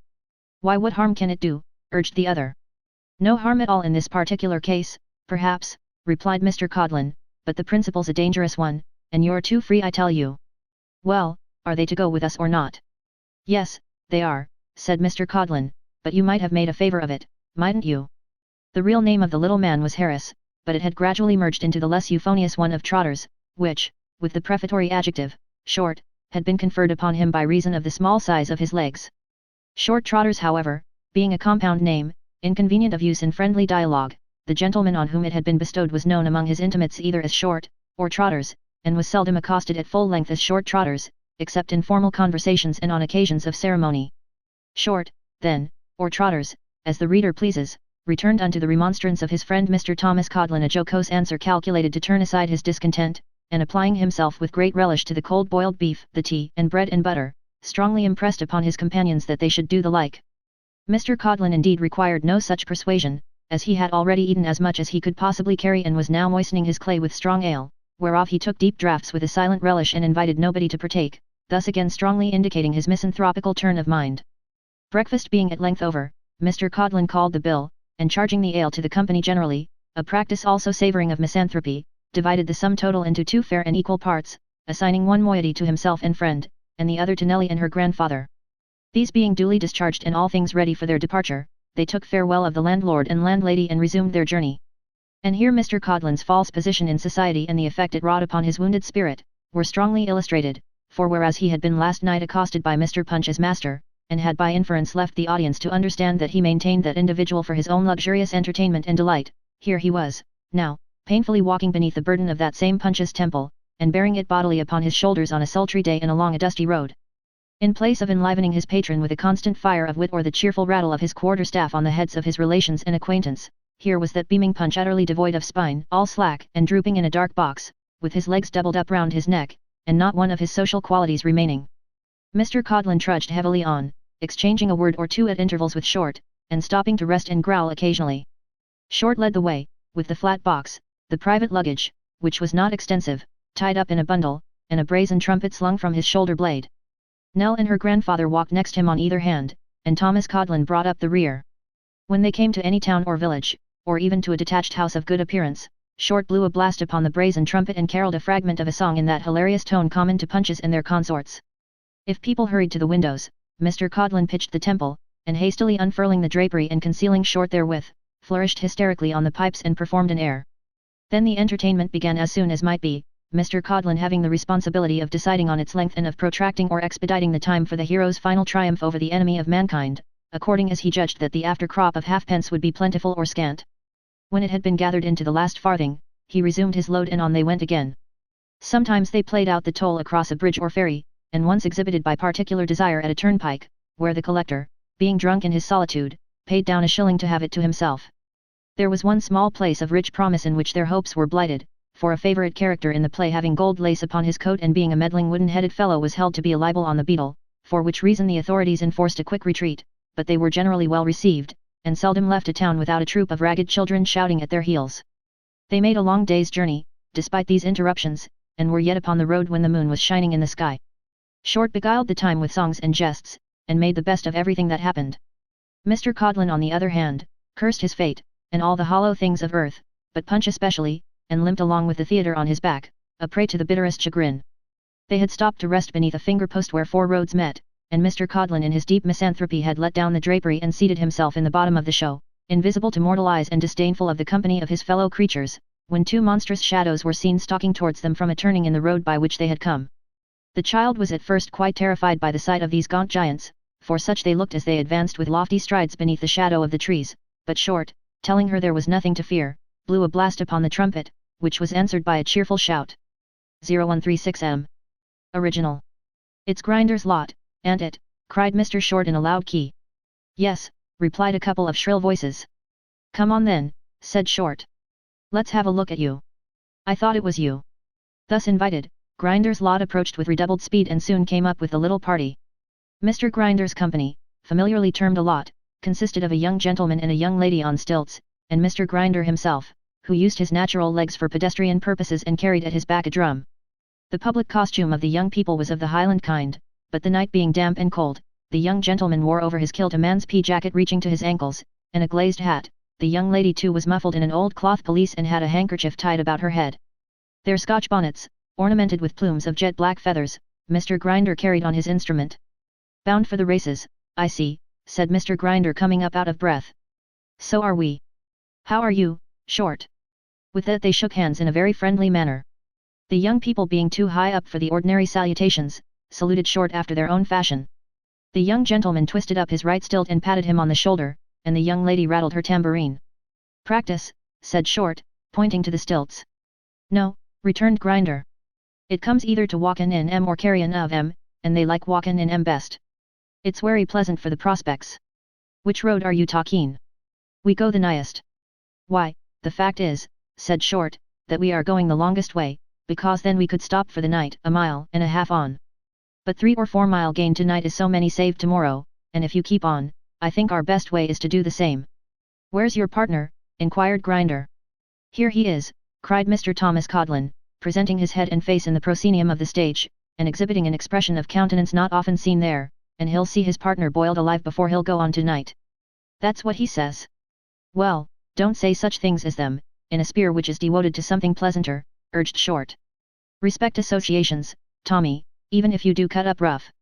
Rough or smooth, said Mr. Codlin, beating his hand on the little footboard where Punch, when suddenly struck with the symmetry of his legs and their capacity for silk stockings, is accustomed to exhibit them to popular admiration. Rough or smooth, I won't go further than the 1.5 miles tonight. I put up at the Jolly Sandboys and nowhere else. If you like to come there, come there. If you like to go on by yourself, go on by yourself, and do without me if you can. So saying, Mr. Codlin disappeared from the scene and immediately presented himself outside the theatre, took it on his shoulders at a jerk, and made off with most remarkable agility. Any further controversy being now out of the question, Short was fain to part with Mr. Grinder and his pupils and to follow his morose companion. After lingering at the finger post for a few minutes to see the stilts frisking away in the moonlight and the bearer of the drum toiling slowly after them, he blew a few notes upon the trumpet as a parting salute, and hastened with all speed to follow Mr. Codlin. With this view he gave his unoccupied hand to Nell, and bidding her be of good cheer as they would soon be at the end of their journey for that night, and stimulating the old man with a similar assurance, led them at a pretty swift pace towards their destination, which he was the less unwilling to make for, as the moon was now overcast and the clouds were threatening rain. Chapter 18.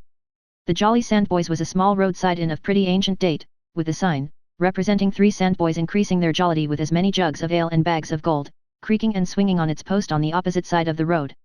As the travellers had observed that day many indications of their drawing nearer and nearer to the race town, such as gypsy camps, carts laden with gambling booths and their appurtenances, itinerant showmen of various kinds and beggars and trampers of every degree, all wending their way in the same direction, Mr. Codlin was fearful of finding the accommodations forestalled.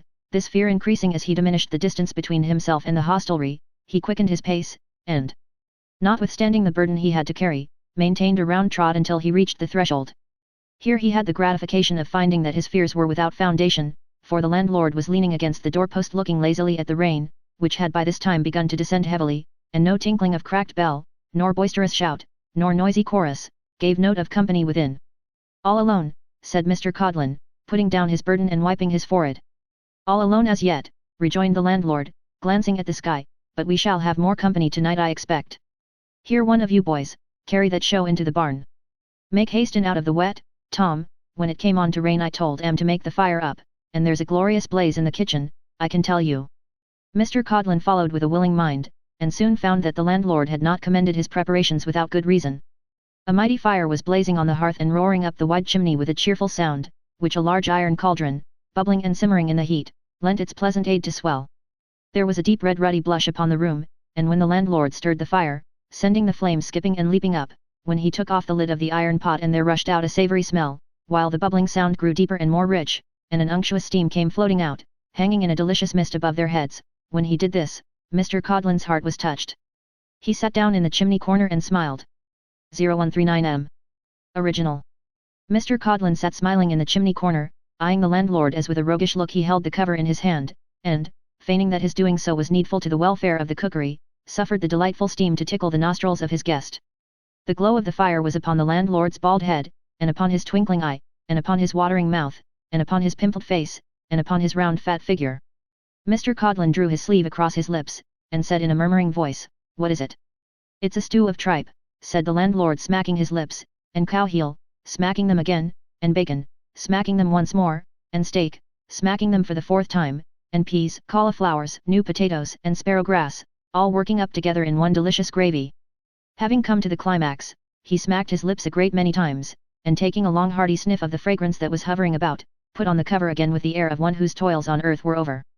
"At what time will it be ready?" asked Mr. Codlin faintly.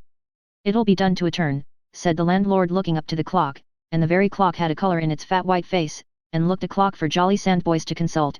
"It'll be done to a turn at 22 minutes before 11. "Then," said Mr. Codlin, "fetch me a pint of warm ale, and don't let nobody bring into the room even so much as a biscuit till the time arrives." Nodding his approval of this decisive and manly course of procedure, the landlord retired to draw the beer, and presently returning with it, applied himself to warm the same in a small tin vessel shaped funnel-wise, for the convenience of sticking it far down in the fire and getting at the bright places. This was soon done, and he handed it over to Mr. Codlin with that creamy froth upon the surface which is one of the happy circumstances attendant on mulled malt. Greatly softened by this soothing beverage, Mr. Codlin now bethought him of his companions, and acquainted mine host of the Sandboys that their arrival might be shortly looked for.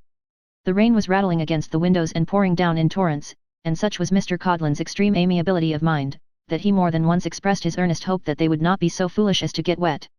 At length they arrived, drenched with the rain and presenting a most miserable appearance, notwithstanding that Short had sheltered the child as well as he could under the skirts of his own coat, and they were nearly breathless from the haste they had made. But their steps were no sooner heard upon the road than the landlord, who had been at the outer door anxiously watching for their coming, rushed into the kitchen and took the cover off. The effect was electrical. They all came in with smiling faces though the wet was dripping from their clothes upon the floor, and Short's first remark was, "What a delicious smell! It is not very difficult to forget rain and mud by the side of a cheerful fire, and in a bright room."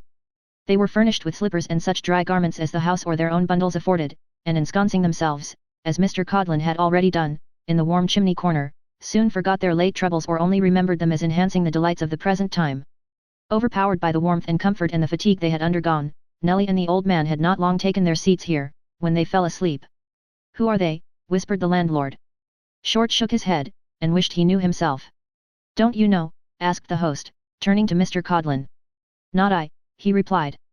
"They're no good, I suppose." "They're no harm," said Short. "Depend upon that.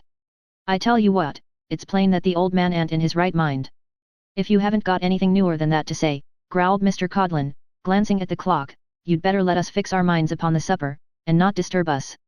"Hear me out, won't you?" retorted his friend. "It's very plain to me, besides, that they're not used to this way of life. Don't tell me that that handsome child has been in the habit of prowling about as she's done these last 2 or 3 days. I know better." "Well, who does tell you she has?" growled Mr. Codlin, again glancing at the clock and from it to the cauldron. "Can't you think of anything more suitable to present circumstances than saying things and then contradicting 'em? "I wish somebody would give you your supper," returned Short, "for there'll be no peace till you've got it. Have you seen how anxious the old man is to get on, always wanting to be further away, further away? Have you seen that?" "Ah, what then?" muttered Thomas Codlin. "This, then," said Short. "He has given his friends the slip. Mind what I say, he has given his friends the slip, and persuaded this delicate young creature all along of her fondness for him to be his guide and travelling companion, whereto, he knows no more than the man in the moon. Now I'm not a-going to stand that." "You're not a-going to stand that," cried Mr. Codlin, glancing at the clock again and pulling his hair with both hands in a kind of frenzy, but whether occasioned by his companion's observation or the tardy pace of time, it was difficult to determine. "Here's a world to live in. I," repeated Short emphatically and slowly, "am not a-going to stand it. I am not a-going to see this fair young child a-falling into bad hands, and getting among people that she's no more fit for, than they are to get among angels as their ordinary chums. Therefore when they dole open intention of parting company from us, I shall take measures for detaining of 'em, and restoring 'em to their friends, who I dare say have had their disconsolation pasted up on every wall in London by this time." "Short," said Mr. Codlin, who with his head upon his hands, and his elbows on his knees, had been shaking himself impatiently from side to side up to this point and occasionally stamping on the ground, but who now looked up with eager eyes, "it's possible that there may be uncommon good sense in what you've said. If there is, and there should be a reward, Short, remember that we're partners in everything." His companion had only time to nod a brief assent to this position, for the child awoke at the instant. They had drawn close together during the previous whispering, and now hastily separated and were rather awkwardly endeavouring to exchange some casual remarks in their usual tone, when strange footsteps were heard without, and fresh company entered. These were no other than 4 very dismal dogs, who came pattering in one after the other, headed by an old bandy dog of particularly mournful aspect, who, stopping when the last of his followers had got as far as the door, erected himself upon his hind legs and looked round at his companions, who immediately stood upon their hind legs, in a grave and melancholy row. Nor was this the only remarkable circumstance about these dogs, for each of them wore a kind of little coat of some gaudy colour trimmed with tarnished spangles, and one of them had a cap upon his head, tied very carefully under his chin, which had fallen down upon his nose and completely obscured one eye. Add to this, that the gaudy coats were all wet through and discoloured with rain, and that the wearers were splashed and dirty, and some idea may be formed of the unusual appearance of these new visitors to the Jolly Sandboys. Neither Short nor the landlord nor Thomas Codlin, however, was in the least surprised, merely remarking that these were Jerry's dogs and that Jerry could not be far behind. So there the dogs stood, patiently winking and gaping and looking extremely hard at the boiling pot, until Jerry himself appeared, when they all dropped down at once and walked about the room in their natural manner. This posture it must be confessed did not much improve their appearance, as their own personal tails and their coat tails, both capital things in their way, did not agree together. Jerry, the manager of these dancing dogs, was a tall black-whiskered man in a velveteen coat, who seemed well known to the landlord and his guests, and accosted them with great cordiality. Disencumbering himself of a barrel organ which he placed upon a chair, and retaining in his hand a small whip wherewith to awe his company of comedians, he came up to the fire to dry himself, and entered into conversation.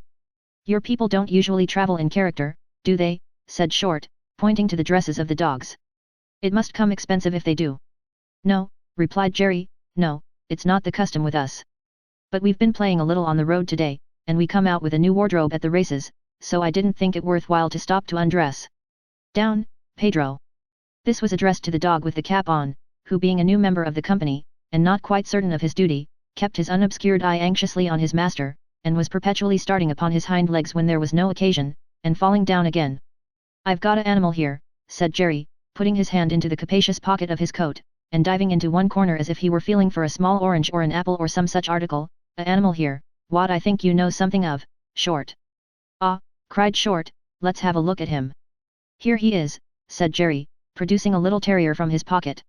"He was once a Toby of yours," warned he. In some versions of the great drama of Punch there is a small dog, a modern innovation, supposed to be the private property of that gentleman, whose name is always Toby. This Toby has been stolen in youth from another gentleman, and fraudulently sold to the confiding hero, who having no guile himself has no suspicion that it lurks in others, but Toby, entertaining a grateful recollection of his old master, and scorning to attach himself to any new patrons, not only refuses to smoke a pipe at the bidding of Punch, but to mark his old fidelity more strongly, seizes him by the nose and wrings the same with violence, at which instance of canine attachment the spectators are deeply affected. This was the character which the little terrier in question had once sustained. If there had been any doubt upon the subject he would speedily have resolved it by his conduct, for not only did he, on seeing Short, give the strongest tokens of recognition, but catching sight of the flat box he barked so furiously at the pasteboard nose which he knew was inside, that his master was obliged to gather him up and put him into his pocket again, to the great relief of the whole company. The landlord now busied himself in laying the cloth, in which process Mr. Codlin obligingly assisted by setting forth his own knife and fork in the most convenient place and establishing himself behind them. When everything was ready, the landlord took off the cover for the last time, and then indeed there burst forth such a goodly promise of supper, that if he had offered to put it on again or had hinted at postponement, he would certainly have been sacrificed on his own hearth. However, he did nothing of the kind, but instead thereof assisted a stout servant girl in turning the contents of the cauldron into a large tureen, a proceeding which the dogs, proof against various hot splashes which fell upon their noses, watched with terrible eagerness. At length the dish was lifted on the table, and mugs of ale having been previously set round, little Nell ventured to say grace, and supper began. At this juncture the poor dogs were standing on their hind legs quite surprisingly. The child, having pity on them, was about to cast some morsels of food to them before she tasted it herself, hungry though she was, when their master interposed. "No, my dear, no, not an atom from anybody's hand but mine if you please." "That dog," said Jerry, pointing out the old leader of the troop, and speaking in a terrible voice, "lost a halfpenny today. He goes without his supper." The unfortunate creature dropped upon his forelegs directly, wagged his tail, and looked imploringly at his master.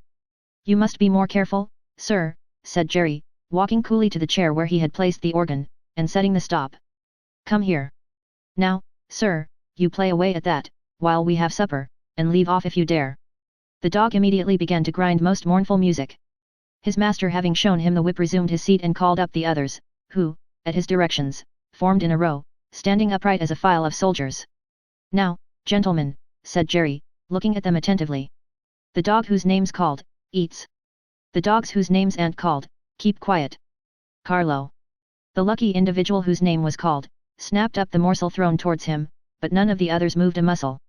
In this manner they were fed at the discretion of their master.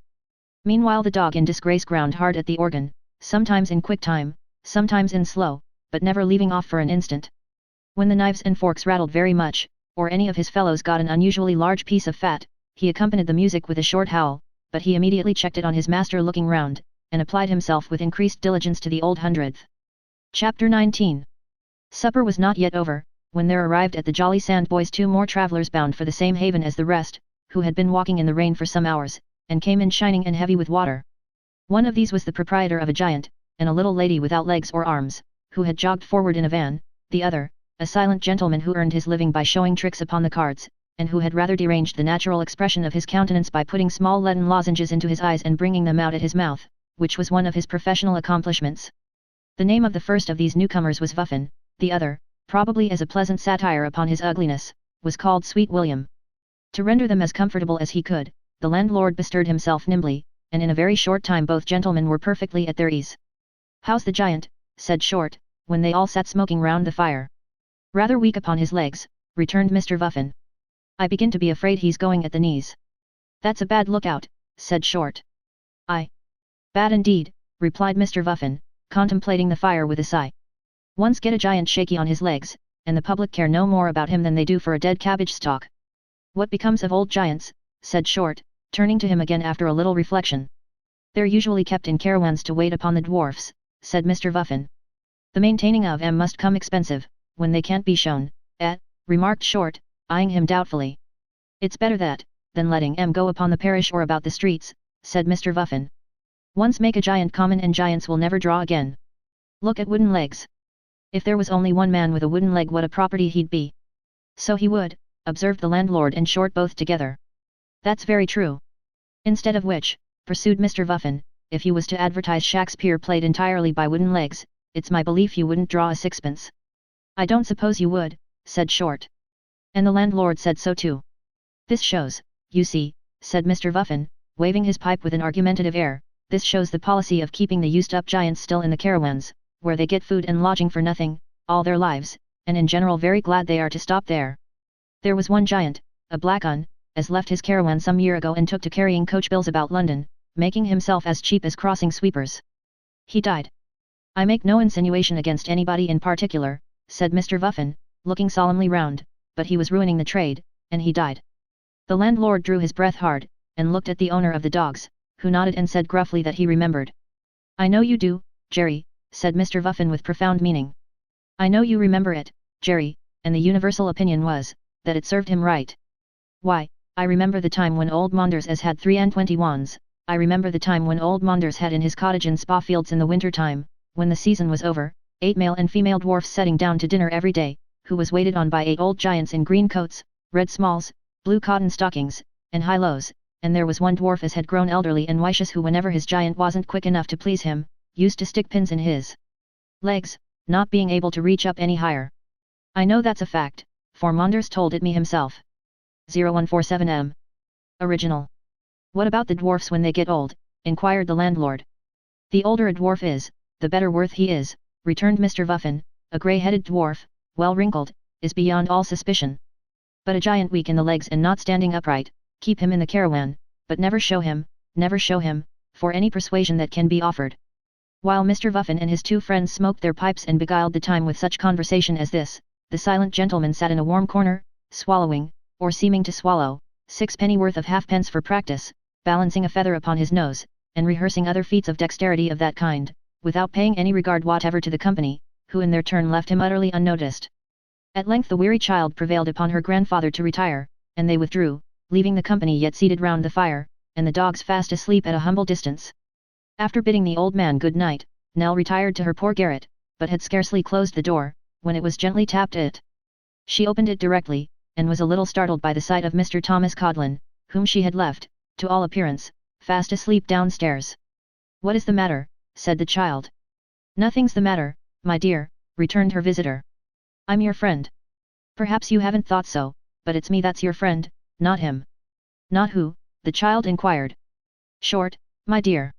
"I tell you what," said Codlin, for all his having a kind of way with him that you'd be very apt to like, "I'm the real, open-hearted man.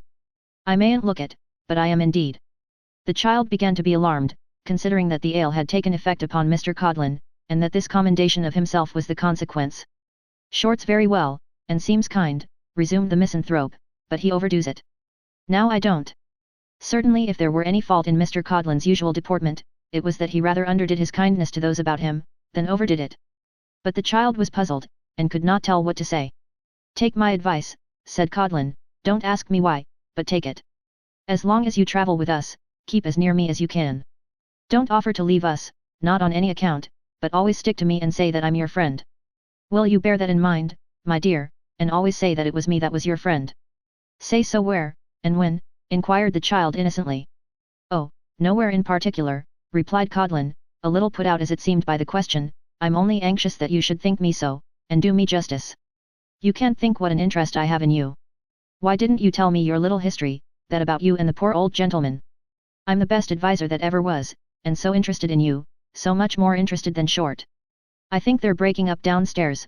You needn't tell Short, you know, that we've had this little talk together. God bless you. Recollect the friend. Codlin's the friend, not Short. Short's very well as far as he goes, but the real friend is Codlin, not Short. Eking out these professions with a number of benevolent and protecting looks and great fervour of manner, Thomas Codlin stole away on tiptoe, leaving the child in a state of extreme surprise. She was still ruminating upon his curious behaviour, when the floor of the crazy stairs and landing cracked beneath the tread of the other travellers who were passing to their beds. When they had all passed, and the sound of their footsteps had died away, one of them returned, and after a little hesitation and rustling in the passage, as if he were doubtful what door to knock at, knocked at hers. Yes, said the child from within. It's me, Short, a voice called through the keyhole. I only wanted to say that we must be off early tomorrow morning, my dear, because unless we get the start of the dogs and the conjurer, the villages won't be worth a penny. You'll be sure to be stirring early and go with us? I'll call you. The child answered in the affirmative, and returning his good night heard him creep away. She felt some uneasiness at the anxiety of these men, increased by the recollection of their whispering together downstairs and their slight confusion when she awoke, nor was she quite free from a misgiving that they were not the fittest companions she could have stumbled on. Her uneasiness, however, was nothing, weighed against her fatigue, and she soon forgot it in sleep. Very early next morning, Short fulfilled his promise, and knocking softly at her door, entreated that she would get up directly, as the proprietor of the dogs was still snoring, and if they lost no time they might get a good deal in advance both of him and the conjurer, who was talking in his sleep, and from what he could be heard to say, appeared to be balancing a donkey in his dreams. She started from her bed without delay, and roused the old man with so much expedition that they were both ready as soon as Short himself, to that gentleman's unspeakable gratification and relief. After a very unceremonious and scrambling breakfast, of which the staple commodities were bacon and bread, and beer, they took leave of the landlord and issued from the door of the Jolly Sandboys. The morning was fine and warm, the ground cool to the feet after the late rain, the hedges gayer and more green, the air clear, and everything fresh and healthful. Surrounded by these influences, they walked on pleasantly enough. They had not gone very far, when the child was again struck by the altered behaviour of Mr. Thomas Codlin, who instead of plodding on sulkily by himself as he had heretofore done, kept close to her, and when he had an opportunity of looking at her unseen by his companion, warned her by certain wry faces and jerks of the head not to put any trust in Short, but to reserve all confidences for Codlin. Neither did he confine himself to looks and gestures, for when she and her grandfather were walking on beside the aforesaid Short, and that little man was talking with his accustomed cheerfulness on a variety of indifferent subjects, Thomas Codlin testified his jealousy and distrust by following close at her heels, and occasionally admonishing her ankles with the legs of the theatre in a very abrupt and painful manner. All these proceedings naturally made the child more watchful and suspicious, and she soon observed that whenever they halted to perform outside a village alehouse or other place, Mr. Codlin while he went through his share of the entertainments kept his eye steadily upon her and the old man, or with a show of great friendship and consideration invited the latter to lean upon his arm, and so held him tight until the representation was over and they again went forward. Even Short seemed to change in this respect, and to mingle with his good nature something of a desire to keep them in safe custody. This increased the child's misgivings, and made her yet more anxious and uneasy. Meanwhile, they were drawing near the town where the races were to begin next day, for, from passing numerous groups of gypsies and trampers on the road, wending their way towards it, and straggling out from every byway and cross-country lane, they gradually fell into a stream of people, some walking by the side of covered carts, others with horses, others with donkeys, others toiling on with heavy loads upon their backs, but all tending to the same point. The public houses by the wayside, from being empty and noiseless as those in the remoter parts had been, now sent out boisterous shouts and clouds of smoke, and, from the misty windows, clusters of broad red faces looked down upon the road. On every piece of waste or common ground, some small gambler drove his noisy trade, and bellowed to the idle passers-by to stop and try their chance. The crowd grew thicker and more noisy, gilt gingerbread in blanket stalls exposed its glories to the dust, and often a four-horse carriage, dashing by, obscured all objects in the gritty cloud it raised, and left them, stunned and blinded, far behind. It was dark before they reached the town itself, and long indeed the few last miles had been. Here all was tumult and confusion, the streets were filled with throngs of people, many strangers were there, it seemed, by the looks they cast about, the church bells rang out their noisy peals, and flags streamed from windows and housetops. In the large inn-yards waiters flitted to and fro and ran against each other, horses clattered on the uneven stones, carriage steps fell rattling down, and sickening smells from many dinners came in a heavy lukewarm breath upon the sense. In the smaller public houses, fiddles with all their might and main were squeaking out the tune to staggering feet, drunken men, oblivious of the burden of their song, joined in a senseless howl, which drowned the tinkling of the feeble bell and made them savage for their drink. Vagabond groups assembled round the doors to see the stroller woman dance, and add their uproar to the shrill flageolet and deafening drum. Through this delirious scene, the child, frightened and repelled by all she saw, led on her bewildered charge, clinging close to her conductor, and trembling lest in the press she should be separated from him and left to find her way alone. Quickening their steps to get clear of all the roar and riot, they at length passed through the town and made for the race course, which was upon an open heath, situated on an eminence, a full mile distant from its furthest bounds. Although there were many people here, none of the best favoured or best clad, busily erecting tents and driving stakes in the ground, and hurrying to and fro with dusty feet and many a grumbled oath, although there were tired children cradled on heaps of straw between the wheels of carts, crying themselves to sleep, and poor lean horses and donkeys just turned loose, grazing among the men and women, and pots and kettles, and half-lighted fires, and ends of candles flaring and wasting in the air. For all this, the child felt it an escape from the town and drew her breath more freely. After a scanty supper, the purchase of which reduced her little stock so low, that she had only a few halfpence with which to buy a breakfast on the morrow, she and the old man lay down to rest in a corner of a tent, and slept, despite the busy preparations that were going on around them all night long. And now they had come to the time when they must beg their bread. Soon after sunrise in the morning she stole out from the tent, and rambling into some fields at a short distance, plucked a few wild roses and such humble flowers, purposing to make them into little nosegays and offer them to the ladies in the carriages when the company arrived. Her thoughts were not idle while she was thus employed, when she returned and was seated beside the old man in one corner of the tent, tying her flowers together, while the two men lay dozing in another corner. She plucked him by the sleeve, and slightly glancing towards them, said, in a low voice, "Grandfather, don't look at those I talk of, and don't seem as if I spoke of anything but what I am about. What was that you told me before we left the old house? That if they knew what we were going to do, they would say that you were mad, and part us." The old man turned to her with an aspect of wild terror, but she checked him by a look, and bidding him hold some flowers while she tied them up, and so bringing her lips closer to his ear, said, 0152M. Original. I know that was what you told me. You needn't speak, dear. I recollect it very well. It was not likely that I should forget it. Grandfather, these men suspect that we have secretly left our friends, and mean to carry us before some gentleman and have us taken care of and sent back. If you let your hand tremble so, we can never get away from them, but if you're only quiet now, we shall do so, easily. How? Muttered the old man. Dear Nelly, how? They will shut me up in a stone room, dark and cold, and chain me up to the wall, Nell, flog me with whips, and never let me see thee more. You're trembling again, said the child. Keep close to me all day. Never mind them, don't look at them, but me. I shall find a time when we can steal away. When I do, mind you come with me, and do not stop or speak a word. Hush. That's all. Hello, what are you up to, my dear, said Mr. Codlin, raising his head, and yawning. Then observing that his companion was fast asleep, he added in an earnest whisper, Codlin's the friend, remember, not short. Making some nosegays, the child replied, I am going to try and sell some, these 3 days of the races. Will you have one, as a present I mean? Mr. Codlin would have risen to receive it, but the child hurried towards him and placed it in his hand. He stuck it in his buttonhole with an air of ineffable complacency for a misanthrope, and leering exultingly at the unconscious Short, muttered, as he laid himself down again, Tom Codlin's the friend, by G. As the morning wore on, the tents assumed a gayer and more brilliant appearance, and long lines of carriages came rolling softly on the turf. Men who had lounged about all night in smock frocks and leather leggings, came out in silken vests and hats and plumes, as jugglers or mountebanks, or in gorgeous liveries as soft-spoken servants at gambling booths, or in sturdy yeoman dress as decoys at unlawful games. Black-eyed gypsy girls, hooded in showy handkerchiefs, sallied forth to tell fortunes, and pale slender women with consumptive faces lingered upon the footsteps of ventriloquists and conjurers, and counted the sixpences with anxious eyes long before they were gained. As many of the children as could be kept within bounds, were stowed away, with all the other signs of dirt and poverty, among the donkeys, carts, and horses, and as many as could not be thus disposed of ran in and out in all intricate spots, crept between people's legs and carriage wheels, and came forth unharmed from under horses' hoofs. The dancing dogs, the stilts, the little lady and the tall man, and all the other attractions, with organs out of number and bands innumerable, emerged from the holes and corners in which they had passed the night, and flourished boldly in the sun. Along the uncleared course, Short led his party, sounding the brazen trumpet and revelling in the voice of Punch, and at his heels went Thomas Codlin, bearing the show as usual, and keeping his eye on Nelly and her grandfather, as they rather lingered in the rear.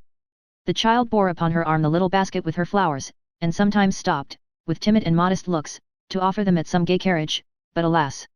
There were many bolder beggars there, gypsies who promised husbands, and other adepts in their trade, and although some ladies smiled gently as they shook their heads, and others cried to the gentleman beside them, see, what a pretty face, they let the pretty face pass on, and never thought that it looked tired or hungry.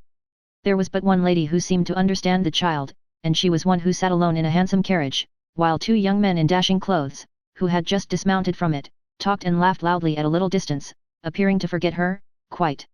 There were many ladies all around, but they turned their backs, or looked another way, or at the two young men, not unfavorably at them, and left her to herself. She motioned away a gypsy woman urgent to tell her fortune, saying that it was told already and had been for some years, but called the child towards her, and taking her flowers put money into her trembling hand, and bade her go home and keep at home for God's sake. Many a time they went up and down those long, long lines, seeing everything but the horses and the race, when the bell rang to clear the course, going back to rest among the carts and donkeys, and not coming out again until the heat was over. Many a time, too, was Punch displayed in the full zenith of his humour, but all this while the eye of Thomas Codlin was upon them, and to escape without notice was impracticable. At length, late in the day, Mr. Codlin pitched the show in a convenient spot, and the spectators were soon in the very triumph of the scene. The child, sitting down with the old man close behind it, had been thinking how strange it was that horses who were such fine honest creatures should seem to make vagabonds of all the men they drew about them, when a loud laugh at some extemporaneous witticism of Mr. Short's, having allusion to the circumstances of the day, roused her from her meditation and caused her to look around. If they were ever to get away unseen, that was the very moment. Short was plying the quarterstaves vigorously and knocking the characters in the fury of the combat against the sides of the show. The people were looking on with laughing faces, and Mr. Codlin had relaxed into a grim smile as his roving eye detected hands going into waistcoat pockets and groping secretly for sixpences. If they were ever to get away unseen, that was the very moment. They seized it, and fled. They made a path through booths and carriages and throngs of people, and never once stopped to look behind. The bell was ringing and the course was cleared by the time they reached the ropes, but they dashed across it insensible to the shouts and screeching that assailed them for breaking in upon its sanctity, and creeping under the brow of the hill at a quick pace, made for the open fields. Chapter 20. Day after day as he bent his steps homeward, returning from some new effort to procure employment, Kit raised his eyes to the window of the little room he had so much commended to the child, and hoped to see some indication of her presence. His own earnest wish, coupled with the assurance he had received from Quilp, filled him with the belief that she would yet arrive to claim the humble shelter he had offered, and from the death of each day's hope another hope sprung up to life tomorrow. "I think they must certainly come tomorrow, mother," said Kit, laying aside his hat with a weary air and sighing as he spoke. "They have been gone a week. They surely couldn't stop away more than a week, could they now?" The mother shook her head, and reminded him how often he had been disappointed already. "For the matter of that," said Kit, "you speak true and sensible enough, as you always do, mother. Still, I do consider that a week is quite long enough for 'em to be rambling about, don't you say so?" "Quite long enough, Kit, longer than enough, but they may not come back for all that." Kit was for a moment disposed to be vexed by this contradiction, and not the less so from having anticipated it in his own mind and knowing how just it was. But the impulse was only momentary, and the vexed look became a kind one before it had crossed the room. "Then what do you think, mother, has become of 'em? You don't think they've gone to sea, anyhow?" "Not gone for sailors, certainly," returned the mother with a smile. "But I can't help thinking that they have gone to some foreign country." "I say," cried Kit with a rueful face, "don't talk like that, mother." "I am afraid they have, and that's the truth," she said. "It's the talk of all the neighbours, and there are some even that know of their having been seen on board ship, and can tell you the name of the place they've gone to, which is more than I can, my dear, for it's a very hard one." "I don't believe it," said Kit. "Not a word of it. A set of idle chatterboxes, how should they know?" "They may be wrong of course," returned the mother, "I can't tell about that, though I don't think it's at all unlikely that they're in the right, for the talk is that the old gentleman had put by a little money that nobody knew of, not even that ugly little man you talked to me about, what's his name, Quilp, and that he and Miss Nell have gone to live abroad where it can't be taken from them, and they will never be disturbed. That don't seem very far out of the way now, do it?" Kit scratched his head mournfully, in reluctant admission that it did not, and clambering up to the old nail took down the cage and set himself to clean it and to feed the bird. His thoughts reverting from this occupation to the little old gentleman who had given him the shilling, he suddenly recollected that that was the very day, nay, nearly the very hour, at which the little old gentleman had said he should be at the notary's house again. He no sooner remembered this, than he hung up the cage with great precipitation, and hastily explaining the nature of his errand, went off at full speed to the appointed place. It was some 2 minutes after the time when he reached the spot, which was a considerable distance from his home, but by great good luck the little old gentleman had not yet arrived, at least there was no pony chaise to be seen, and it was not likely that he had come and gone again in so short a space. Greatly relieved to find that he was not too late, Kit leant against a lamp post to take breath, and waited the advent of the pony in his charge. Sure enough, before long the pony came trotting round the corner of the street, looking as obstinate as pony might, and picking his steps as if he were spying about for the cleanest places, and would by no means dirty his feet or hurry himself inconveniently. Behind the pony sat the little old gentleman, and by the old gentleman's side sat the little old lady, carrying just such a nosegay as she had brought before. The old gentleman, the old lady, the pony, and the chaise, came up the street in perfect unanimity, until they arrived within some half a dozen doors of the notary's house, when the pony, deceived by a brass plate beneath a tailor's knocker, came to a halt, and maintained by a sturdy silence, that was the house they wanted. "Now, sir, will you ha the goodness to go on, this is not the place," said the old gentleman. The pony looked with great attention into a fire plug which was near him, and appeared to be quite absorbed in contemplating it. "Oh dear, such a naughty Whisker," cried the old lady. "After being so good too, and coming along so well. I am quite ashamed of him. I don't know what we are to do with him, I really don't." The pony, having thoroughly satisfied himself as to the nature and properties of the fire plug, looked into the air after his old enemies the flies, and as there happened to be one of them tickling his ear at that moment, he shook his head and whisked his tail, after which he appeared full of thought but quite comfortable and collected. The old gentleman, having exhausted his powers of persuasion, alighted to lead him, whereupon the pony, perhaps because he held this to be a sufficient concession, perhaps because he happened to catch sight of the other brass plate, or perhaps because he was in a spiteful humor, darted off with the old lady and stopped at the right house, leaving the old gentleman to come panting on behind. It was then that Kit presented himself at the pony's head, and touched his hat with a smile.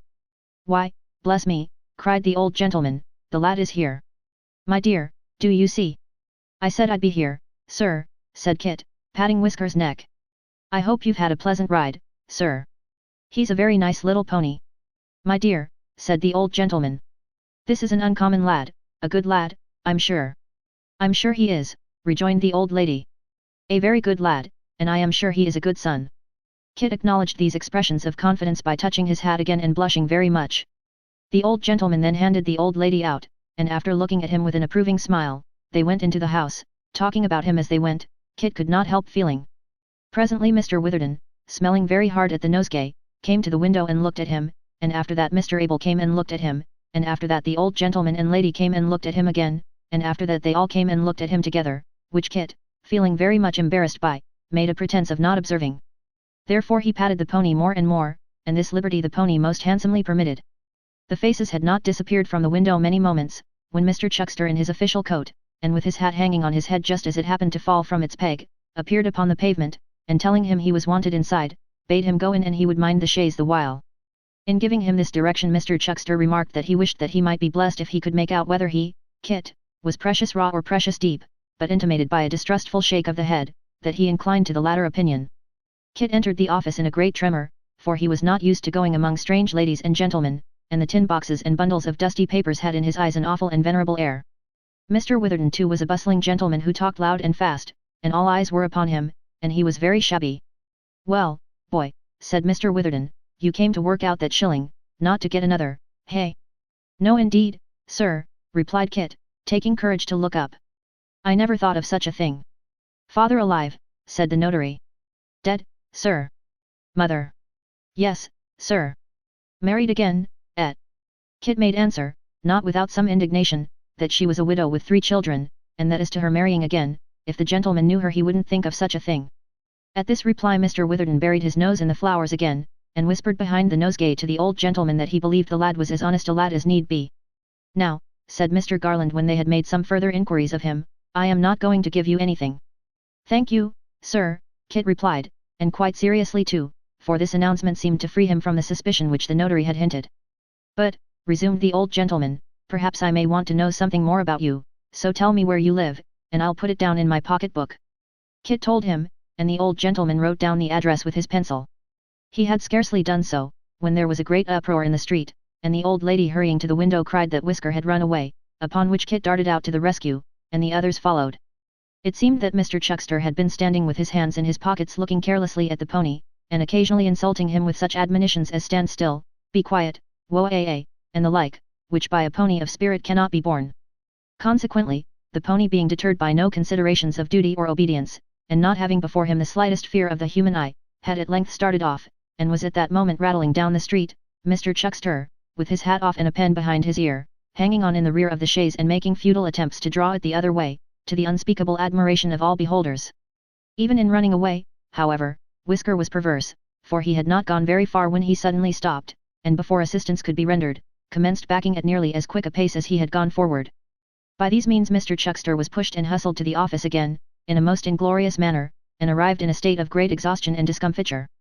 The old lady then stepped into her seat, and Mr. Abel, whom they had come to fetch, into his.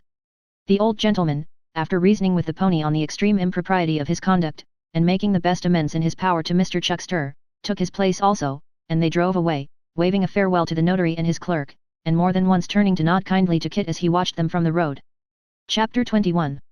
Kit turned away and very soon forgot the pony, and the chaise, and the little old lady, and the little old gentleman, and the little young gentleman to boot, in thinking what could have become of his late master and his lovely grandchild, who were the fountainhead of all his meditations. Still casting about for some plausible means of accounting for their non-appearance, and of persuading himself that they must soon return, he bent his steps towards home, intending to finish the task which the sudden recollection of his contract had interrupted, and then to sally forth once more to seek his fortune for the day. When he came to the corner of the court in which he lived, lo and behold, there was the pony again. Yes, there he was, looking more obstinate than ever, and alone in the chaise, keeping a steady watch upon his every wink, sat Mr. Abel, who, lifting up his eyes by chance and seeing Kit pass by, nodded to him as though he would have nodded his head off. Kit wondered to see the pony again, so near his own home too, but it never occurred to him for what purpose the pony might have come there, or where the old lady and the old gentleman had gone, until he lifted the latch of the door, and walking in, found them seated in the room in conversation with his mother, at which unexpected sight he pulled off his hat and made his best bow in some confusion. "We are here before you, you see, Christopher," said Mr. Garland smiling. "Yes, sir," said Kit, and as he said it, he looked towards his mother for an explanation of the visit. "The gentleman's been kind enough, my dear," said she, in reply to this mute interrogation, "to ask me whether you were in a good place, or in any place at all, and when I told him no, you were not in any, he was so good as to say that we wanted a good lad in our house," said the old gentleman and the old lady both together, "and that perhaps we might think of it, if we found everything as we would wish it to be." As this thinking of it, plainly meant the thinking of engaging Kit, he immediately partook of his mother's anxiety and fell into a great flutter, for the little old couple were very methodical and cautious, and asked so many questions that he began to be afraid there was no chance of his success.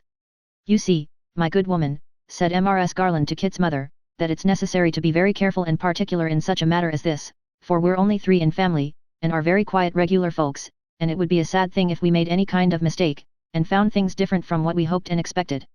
To this, Kit's mother replied, that certainly it was quite true, and quite right, and quite proper, and heaven forbid that she should shrink, or have cause to shrink, from any inquiry into her character or that of her son, who was a very good son though she was his mother, in which respect, she was bold to say, he took after his father, who was not only a good son to his mother, but the best of husbands and the best of fathers besides, which Kit could and would corroborate she knew, and so would little Jacob and the baby likewise if they were old enough, which unfortunately they were not, though as they didn't know what a loss they had had, perhaps it was a great deal better that they should be as young as they were, and so Kit's mother wound up a long story by wiping her eyes with her apron, and patting little Jacob's head, who was rocking the cradle and staring with all his might at the strange lady and gentleman. When Kit's mother had done speaking, the old lady struck in again, and said that she was quite sure she was a very honest and very respectable person or she never would have expressed herself in that manner, and that certainly the appearance of the children and the cleanliness of the house deserved great praise and did her the utmost credit, whereat Kit's mother dropped a curtsy and became consoled. Then the good woman entered in a long and minute account of Kit's life and history from the earliest period down to that time, not omitting to make mention of his miraculous fall out of a back parlour window when an infant of tender years, or his uncommon sufferings in a state of measles, which were illustrated by correct imitations of the plaintive manner in which he called for toast and water day and night, and said, "Don't cry, mother, I shall soon be better," for proof of which statements reference was made to Mrs. Green, lodger, at the cheesemonger's round the corner, and divers other ladies and gentlemen in various parts of England and Wales, and one Mr. Brown who was supposed to be then a corporal in the East Indies, and who could of course be found with very little trouble, within whose personal knowledge the circumstances had occurred.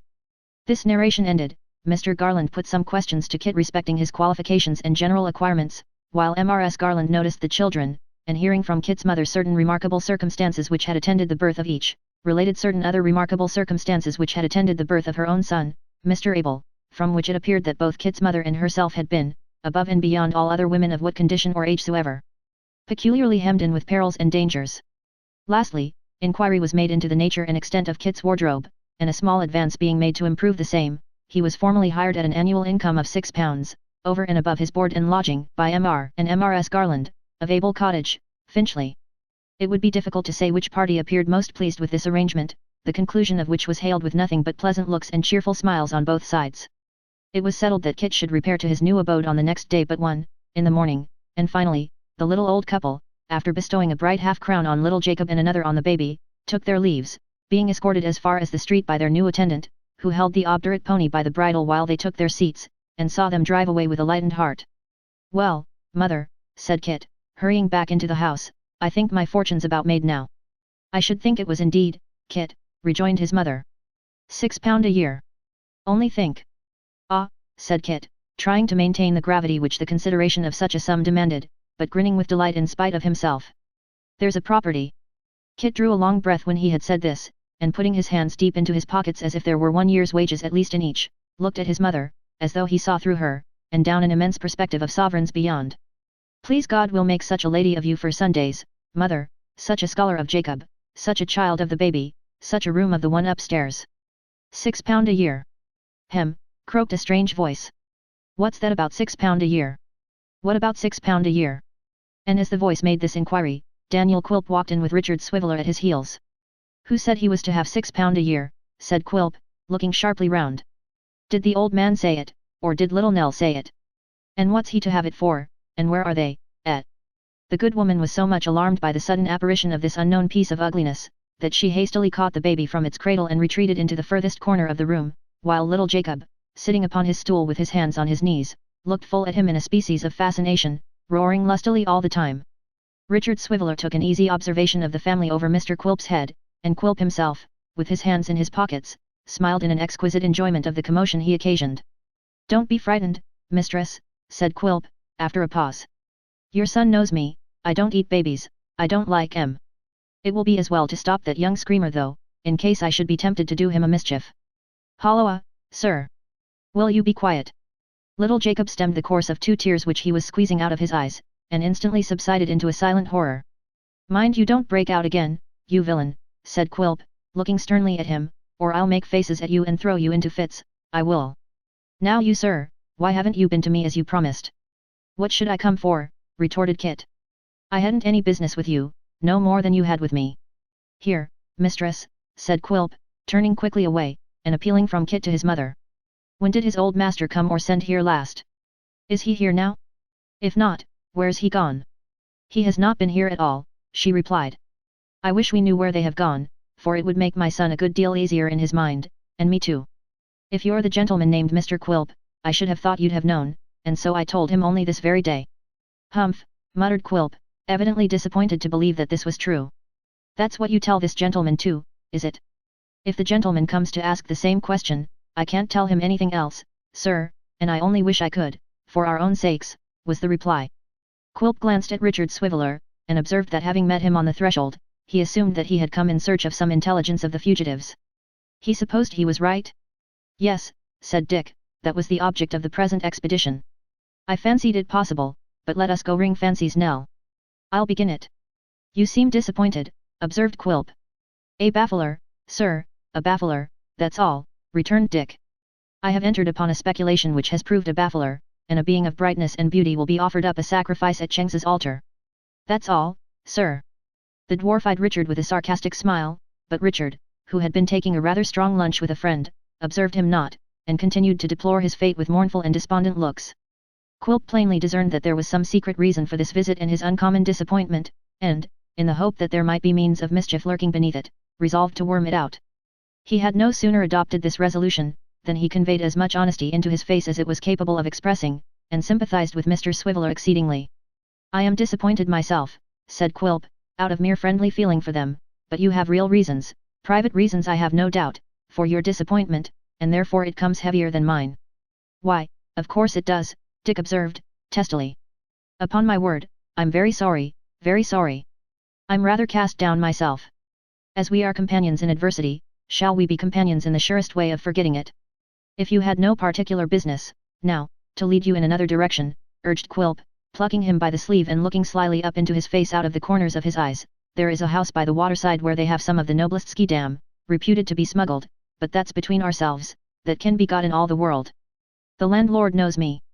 There's a little summer house overlooking the river, where we might take a glass of this delicious liquor with a whiff of the best tobacco, it's in this case, and of the rarest quality, to my certain knowledge, and be perfectly snug and happy, could we possibly contrive it, or is there any very particular engagement that peremptorily takes you another way, Mr. Swiveller, et?" As the dwarf spoke, Dick's face relaxed into a compliant smile, and his brow slowly unbent. By the time he had finished, Dick was looking down at Quilp in the same sly manner as Quilp was looking up at him, and there remained nothing more to be done but to set out for the house in question. This they did, straightway. The moment their backs were turned, little Jacob thawed, and resumed his crying from the point where Quilp had frozen him. The summer house of which Mr. Quilp had spoken was a rugged wooden box, rotten and bare to see, which overhung the river's mud, and threatened to slide down into it. The tavern to which it belonged was a crazy building, sapped and undermined by the rats, and only upheld by great bars of wood which were reared against its walls, and had propped it up so long that even they were decaying and yielding with their load, and of a windy night might be heard to creak and crack as if the whole fabric were about to come toppling down. The house stood, if anything so old and feeble could be said to stand, on a piece of waste ground, blighted with the unwholesome smoke of factory chimneys, and echoing the clank of iron wheels and rush of troubled water. Its internal accommodations amply fulfilled the promise of the outside. The rooms were low and damp, the clammy walls were pierced with chinks and holes, the rotten floors had sunk from their level, the very beams started from their places and warned the timid stranger from their neighborhood. To this inviting spot, entreating him to observe its beauties as they passed along, Mr. Quilp led Richard Swiveller, and on the table of the summer house, scored deep with many a gallows and initial letter, there soon appeared a wooden keg, full of the vaunted liquor. Drawing it off into the glasses with the skill of a practised hand, and mixing it with about a third part of water, Mr. Quilp assigned to Richard Swiveller his portion, and lighting his pipe from an end of a candle in a very old and battered lantern, drew himself together upon a seat and puffed away. "Is it good?" said Quilp, as Richard Swiveller smacked his lips. "Is it strong and fiery? Does it make you wink and choke and your eyes water, and your breath come short, does it?" "Does it?" cried Dick, throwing away part of the contents of his glass, and filling it up with water. "Why, man, you don't mean to tell me that you drink such fire as this?" "No," rejoined Quilp, "not drink it. Look here. And here. And here again. Not drink it." As he spoke, Daniel Quilp drew off and drank 3 small glassfuls of the raw spirit, and then with a horrible grimace took a great many pulls at his pipe, and swallowing the smoke, discharged it in a heavy cloud from his nose. This feat accomplished, he drew himself together in his former position, and laughed excessively.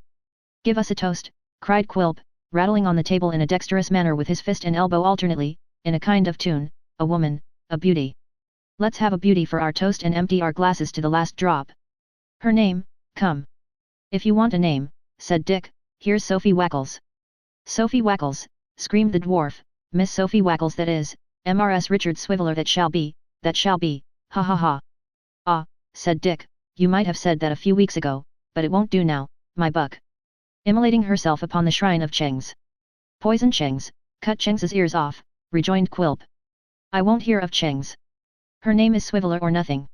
I'll drink her health again, and her father's, and her mother's, and to all her sisters and brothers, the glorious family of the Wacklaces, all the Wacklaces in one glass, down with it to the dregs." "Well," said Richard Swiveller, stopping short in the act of raising the glass to his lips and looking at the dwarf in a species of stupor as he flourished his arms and legs about, "you're a jolly fellow, but of all the jolly fellows I ever saw or heard of, you have the queerest and most extraordinary way with you, upon my life you have." This candid declaration tended rather to increase than restrain Mr. Quilp's eccentricities, and Richard Swiveller, astonished to see him in such a roistering vein, and drinking not a little himself, for company, began imperceptibly to become more companionable and confiding, so that, being judiciously led on by Mr. Quilp, he grew at last very confiding indeed.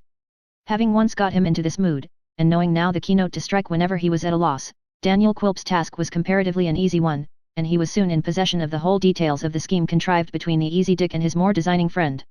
"Stop," said Quilp. "That's the thing, that's the thing. It can be brought about, it shall be brought about. There's my hand upon it, I am your friend from this minute." "What, do you think there's still a chance?" inquired Dick, in surprise at this encouragement. "A chance," echoed the dwarf, "a certainty. Sophie Wackles may become a Cheng's or anything else she likes, but not a Swiveller. Oh, you lucky dog! He's richer than any Jew alive, you're a made man. I see in you now nothing but Nellie's husband, rolling in gold and silver. I'll help you. It shall be done. Mind my words, it shall be done." "But how?" said Dick. "There's plenty of time," rejoined the dwarf, "and it shall be done. We'll sit down and talk it over again all the way through. Fill your glass while I'm gone. I shall be back directly, directly."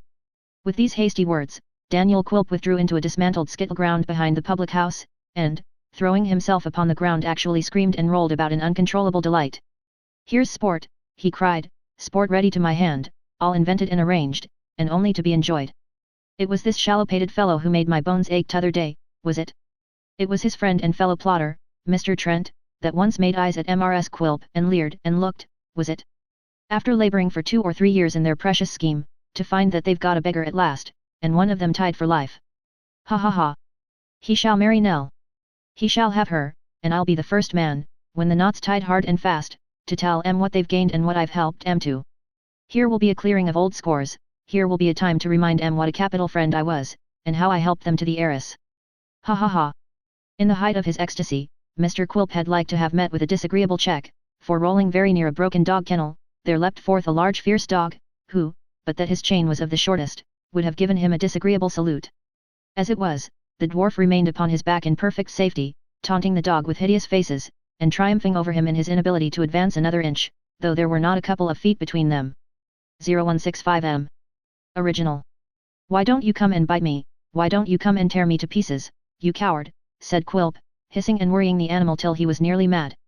"You're afraid, you bully, you're afraid, you know you are." The dog tore and strained at his chain with starting eyes and furious bark, but there the dwarf lay, snapping his fingers with gestures of defiance and contempt. When he had sufficiently recovered from his delight, he rose, and with his arms akimbo, achieved a kind of demon dance round the kennel, just without the limits of the chain, driving the dog quite wild. Having by this means composed his spirits and put himself in a pleasant train, he returned to his unsuspicious companion, whom he found looking at the tide with exceeding gravity, and thinking of that same gold and silver which Mr. Quilp had mentioned. Chapter 22. The remainder of that day and the whole of the next were a busy time for the Nebels family, to whom everything connected with Kit's outfit and departure was matter of as great moment as if he had been about to penetrate into the interior of Africa, or to take a cruise round the world. It would be difficult to suppose that there ever was a box which was opened and shut so many times within 24 hours, as that which contained his wardrobe and necessaries, and certainly there never was one which to 2 small eyes presented such a mine of clothing, as this mighty chest with its 3 shirts and proportionate allowance of stockings and pocket handkerchiefs, disclosed to the astonished vision of little Jacob. At last it was conveyed to the carriers, at whose house at Finchley Kit was to find it next day, and the box being gone, there remained but 2 questions for consideration: firstly, whether the carrier would lose, or dishonestly feign to lose, the box upon the road; secondly, whether Kit's mother perfectly understood how to take care of herself in the absence of her son. "I don't think there's hardly a chance of his really losing it, but carriers are under great temptation to pretend they lose things, no doubt," said Mrs. Nebels apprehensively, in reference to the first point. "No doubt about it," returned Kit, with a serious look. "Upon my word, mother, I don't think it was right to trust it to itself. Somebody ought to have gone with it, I'm afraid." "We can't help it now," said his mother, "but it was foolish and wrong. People oughtn't to be tempted." Kit inwardly resolved that he would never tempt a carrier any more, save with an empty box, and having formed this Christian determination, he turned his thoughts to the second question. "You know you must keep up your spirits, mother, and not be lonesome because I'm not at home. I shall very often be able to look in when I come into town, I dare say, and I shall send you a letter sometimes, and when the quarter comes round, I can get a holiday of course, and then see if we don't take little Jacob to the play, and let him know what oysters means. I hope plays mayn't be sinful, Kit, but I'm most afraid," said Mrs. Nebels. "I know who has been putting that in your head," rejoined her son disconsolately, "that's little Bethel again. Now I say, mother, pray don't take to going there regularly, for if I was to see your good-humoured face that has always made home cheerful, turned into a grievous one, and the baby trained to look grievous too, and to call itself a young sinner, bless its heart, and a child of the devil, which is calling its dead father names, if I was to see this, and see little Jacob looking grievous likewise, I should so take it to heart that I'm sure I should go enlist for a soldier, and run my head on purpose against the first cannonball I saw coming my way." "Oh, Kit, don't talk like that." "I would, indeed, mother, and unless you want to make me feel very wretched and uncomfortable, you'll keep that bow on your bonnet, which you'd more than half a mind to pull off last week. Can you suppose there's any harm in looking as cheerful and being as cheerful as our poor circumstances will permit? Do I see anything in the way I'm made, which calls upon me to be a snivelling, solemn, whispering chap, sneaking about as if I couldn't help it, and expressing myself in a most unpleasant snuffle? On the contrary, don't I see every reason why I shouldn't? Just hear this. Ha ha ha. Ant that as natural as walking, and as good for the health? Ha ha ha. Ant that as natural as a sheep's bleating, or a pig's grunting, or a horse's neighing, or a bird's singing. Ha ha ha. Isn't it, mother?" There was something contagious in Kit's laugh, for his mother, who had looked grave before, first subsided into a smile, and then fell to joining in it heartily, which occasioned Kit to say that he knew it was natural, and to laugh the more. Kit and his mother, laughing together in a pretty loud key, woke the baby, who, finding that there was something very jovial and agreeable in progress, was no sooner in its mother's arms than it began to kick and laugh, most vigorously. This new illustration of his argument so tickled Kit, that he fell backward in his chair in a state of exhaustion, pointing at the baby and shaking his sides till he rocked again. After recovering twice or thrice, and as often relapsing, he wiped his eyes and said grace, and a very cheerful meal their scanty supper was. With more kisses and hugs and tears, than many young gentlemen who start upon their travels, and leave well-stocked homes behind them, would deem within the bounds of probability, if matters so low could be herein set down, Kit left the house at an early hour next morning, and set out to walk to Finchley, feeling a sufficient pride in his appearance to have warranted his excommunication from Little Bethel from that time forth, if he had ever been one of that mournful congregation. Lest anybody should feel a curiosity to know how Kit was clad, it may be briefly remarked that he wore no livery, but was dressed in a coat of pepper and salt with waistcoat of canary colour, and nether garments of iron grey. Besides these glories, he shone in the lustre of a new pair of boots and an extremely stiff and shiny hat, which on being struck anywhere with the knuckles, sounded like a drum. And in this attire, rather wondering that he attracted so little attention, and attributing the circumstance to the insensibility of those who got up early, he made his way towards Abel Cottage. Without encountering any more remarkable adventure on the road, than meeting a lad in a brimless hat, the exact counterpart of his old one, on whom he bestowed half the sixpence he possessed, Kit arrived in course of time at the carrier's house, where, to the lasting honour of human nature, he found the box in safety. Receiving from the wife of this immaculate man, a direction to Mr. Garland's, he took the box upon his shoulder and repaired thither directly. To be sure, it was a beautiful little cottage with a thatched roof and little spires at the gable ends, and pieces of stained glass in some of the windows, almost as large as pocket-books. On one side of the house was a little stable, just the size for the pony, with a little room over it, just the size for Kit. White curtains were fluttering, and birds in cages that looked as bright as if they were made of gold, were singing at the windows. Plants were arranged on either side of the path, and clustered about the door, and the garden was bright with flowers in full bloom, which shed a sweet odour all round, and had a charming and elegant appearance. Everything within the house and without, seemed to be the perfection of neatness and order. In the garden there was not a weed to be seen, and to judge from some dapper gardening tools, a basket and a pair of gloves which were lying in one of the walks, old Mr. Garland had been at work in it that very morning. Kit looked about him, and admired, and looked again, and this a great many times before he could make up his mind to turn his head another way and ring the bell. There was abundance of time to look about him again though, when he had rung it, for nobody came, so after ringing it twice or thrice he sat down upon his box, and waited. He rang the bell a great many times, and yet nobody came. But at last, as he was sitting upon the box thinking about giants' castles, and princesses tied up to pegs by the hair of their heads, and dragons bursting out from behind gates, and other incidents of the like nature, common in story books to youths of low degree on their first visit to strange houses, the door was gently opened, and a little servant girl, very tidy, modest, and demure, but very pretty too, appeared. "I suppose you're Christopher, sir," said the servant girl. Kit got off the box, and said yes, he was. "I'm afraid you've rung a good many times perhaps," she rejoined, "but we couldn't hear you, because we've been catching the pony." Kit rather wondered what this meant, but as he couldn't stop there, asking questions, he shouldered the box again and followed the girl into the hall, where through a back door he descried Mr. Garland leading Whisker in triumph up the garden, after that self-willed pony had, as he afterwards learned, dodged the family round a small paddock in the rear, for 1 hour and 3/4. The old gentleman received him very kindly and so did the old lady, whose previous good opinion of him was greatly enhanced by his wiping his boots on the mat until the solace of his feet burnt again. He was then taken into the parlour to be inspected in his new clothes, and when he had been surveyed several times, and had afforded by his appearance unlimited satisfaction, he was taken into the stable, where the pony received him with uncommon complaisance, and thence into the little chamber he had already observed, which was very clean and comfortable, and thence into the garden, in which the old gentleman told him he would be taught to employ himself, and where he told him, besides, what great things he meant to do to make him comfortable, and happy, if he found he deserved it. All these kindnesses, Kit acknowledged with various expressions of gratitude, and so many touches of the new hat, that the brim suffered considerably. When the old gentleman had said all he had to say in the way of promise and advice, and Kit had said all he had to say in the way of assurance and thankfulness, he was handed over again to the old lady, who, summoning the little servant girl, whose name was Barbara, instructed her to take him downstairs and give him something to eat and drink, after his walk. Downstairs, therefore, Kit went, and at the bottom of the stairs there was such a kitchen as was never before seen or heard of out of a toy shop window, with everything in it as bright and glowing, and as precisely ordered too, as Barbara herself. And in this kitchen, Kit sat himself down at a table as white as a tablecloth, to eat cold meat, and drink small ale, and use his knife and fork the more awkwardly, because there was an unknown Barbara looking on and observing him. It did not appear, however, that there was anything remarkably tremendous about this strange Barbara, who having lived a very quiet life, blushed very much and was quite as embarrassed and uncertain what she ought to say or do, as Kit could possibly be. When he had sat for some little time, attentive to the ticking of the sober clock, he ventured to glance curiously at the dresser, and there, among the plates and dishes, were Barbara's little workbox with a sliding lid to shut in the balls of cotton, and Barbara's prayer book, and Barbara's hymn book, and Barbara's Bible. Barbara's little looking glass hung in a good light near the window, and Barbara's bonnet was on a nail behind the door.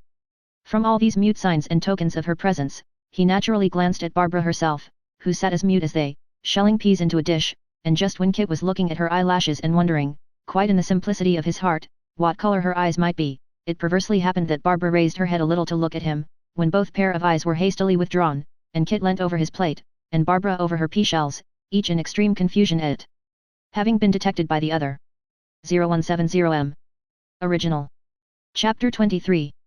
Mr. Richard Swiveller wending homeward from the wilderness, for such was the appropriate name of Quilp's choice retreat, after a sinuous and corkscrew fashion, with many checks and stumbles, after stopping suddenly and staring about him, then as suddenly running forward for a few paces, and as suddenly halting again and shaking his head, doing everything with a jerk and nothing by premeditation, Mr. Richard Swiveller wending his way homeward after this fashion, which is considered by evil-minded men to be symbolical of intoxication, and is not held by such persons to denote that state of deep wisdom and reflection in which the actor knows himself to be, began to think that possibly he had misplaced his confidence and that the dwarf might not be precisely the sort of person to whom to entrust a secret of such delicacy and importance. And being led and tempted on by this remorseful thought into a condition which the evil-minded class before referred to would term the maudlin state or stage of drunkenness, it occurred to Mr. Swiveller to cast his hat upon the ground, and moan, crying aloud that he was an unhappy orphan, and that if he had not been an unhappy orphan things had never come to this. Left an infant by my parents, at an early age, said Mr. Swiveller, bewailing his hard lot, cast upon the world in my tenderest period, and thrown upon the mercies of a deluding dwarf, who can wonder at my weakness. Here's a miserable orphan for you. Here, said Mr. Swiveller raising his voice to a high pitch, and looking sleepily round, is a miserable orphan. Then, said somebody hard by, let me be a father to you. Mr. Swiveller swayed himself to and fro to preserve his balance, and, looking into a kind of haze which seemed to surround him, at last perceived two eyes dimly twinkling through the mist, which he observed after a short time were in the neighbourhood of a nose and mouth. Casting his eyes down towards that quarter in which, with reference to a man's face, his legs are usually to be found, he observed that the face had a body attached, and when he looked more intently he was satisfied that the person was Mr. Quilp, who indeed had been in his company all the time, but whom he had some vague idea of having left a mile or two behind. You have deceived an orphan, sir, said Mr. Swiveller solemnly. I'm a second father to you, replied Quilp. You my father, sir, retorted Dick. Being all right myself, sir, I request to be left alone, instantly, sir. What a funny fellow you are, cried Quilp. Go, sir, returned Dick, leaning against a post and waving his hand. Go, deceiver, go, some day, sir, perhaps you'll waken, from pleasure's dream to know, the grief of orphans forsaken. Will you go, sir? The dwarf taking no heed of this adjuration, Mr. Swiveller advanced with the view of inflicting upon him condign chastisement. But forgetting his purpose or changing his mind before he came close to him, he seized his hand and vowed eternal friendship, declaring with an agreeable frankness that from that time forth they were brothers in everything but personal appearance. Then he told his secret over again, with the addition of being pathetic on the subject of Miss Wackles, who, he gave Mr. Quilp to understand, was the occasion of any slight incoherency he might observe in his speech at that moment, which was attributable solely to the strength of his affection and not to rosy wine or other fermented liquor.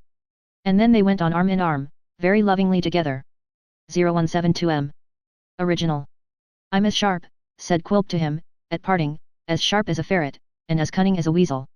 You bring Trent to me, assure him that I'm his friend though I fear he a little distrusts me, I don't know why, I have not deserved it, and you've both of you made your fortunes, in perspective. That's the worst of it, returned Dick. These fortunes in perspective look such a long way off. But they look smaller than they really are, on that account, said Quilp, pressing his arm. You'll have no conception of the value of your prize until you draw close to it. Mark that. D'ye think not? Said Dick. I do, and I am certain of what I say, that's better, returned the dwarf. You bring Trent to me. Tell him I am his friend and yours, why shouldn't I be?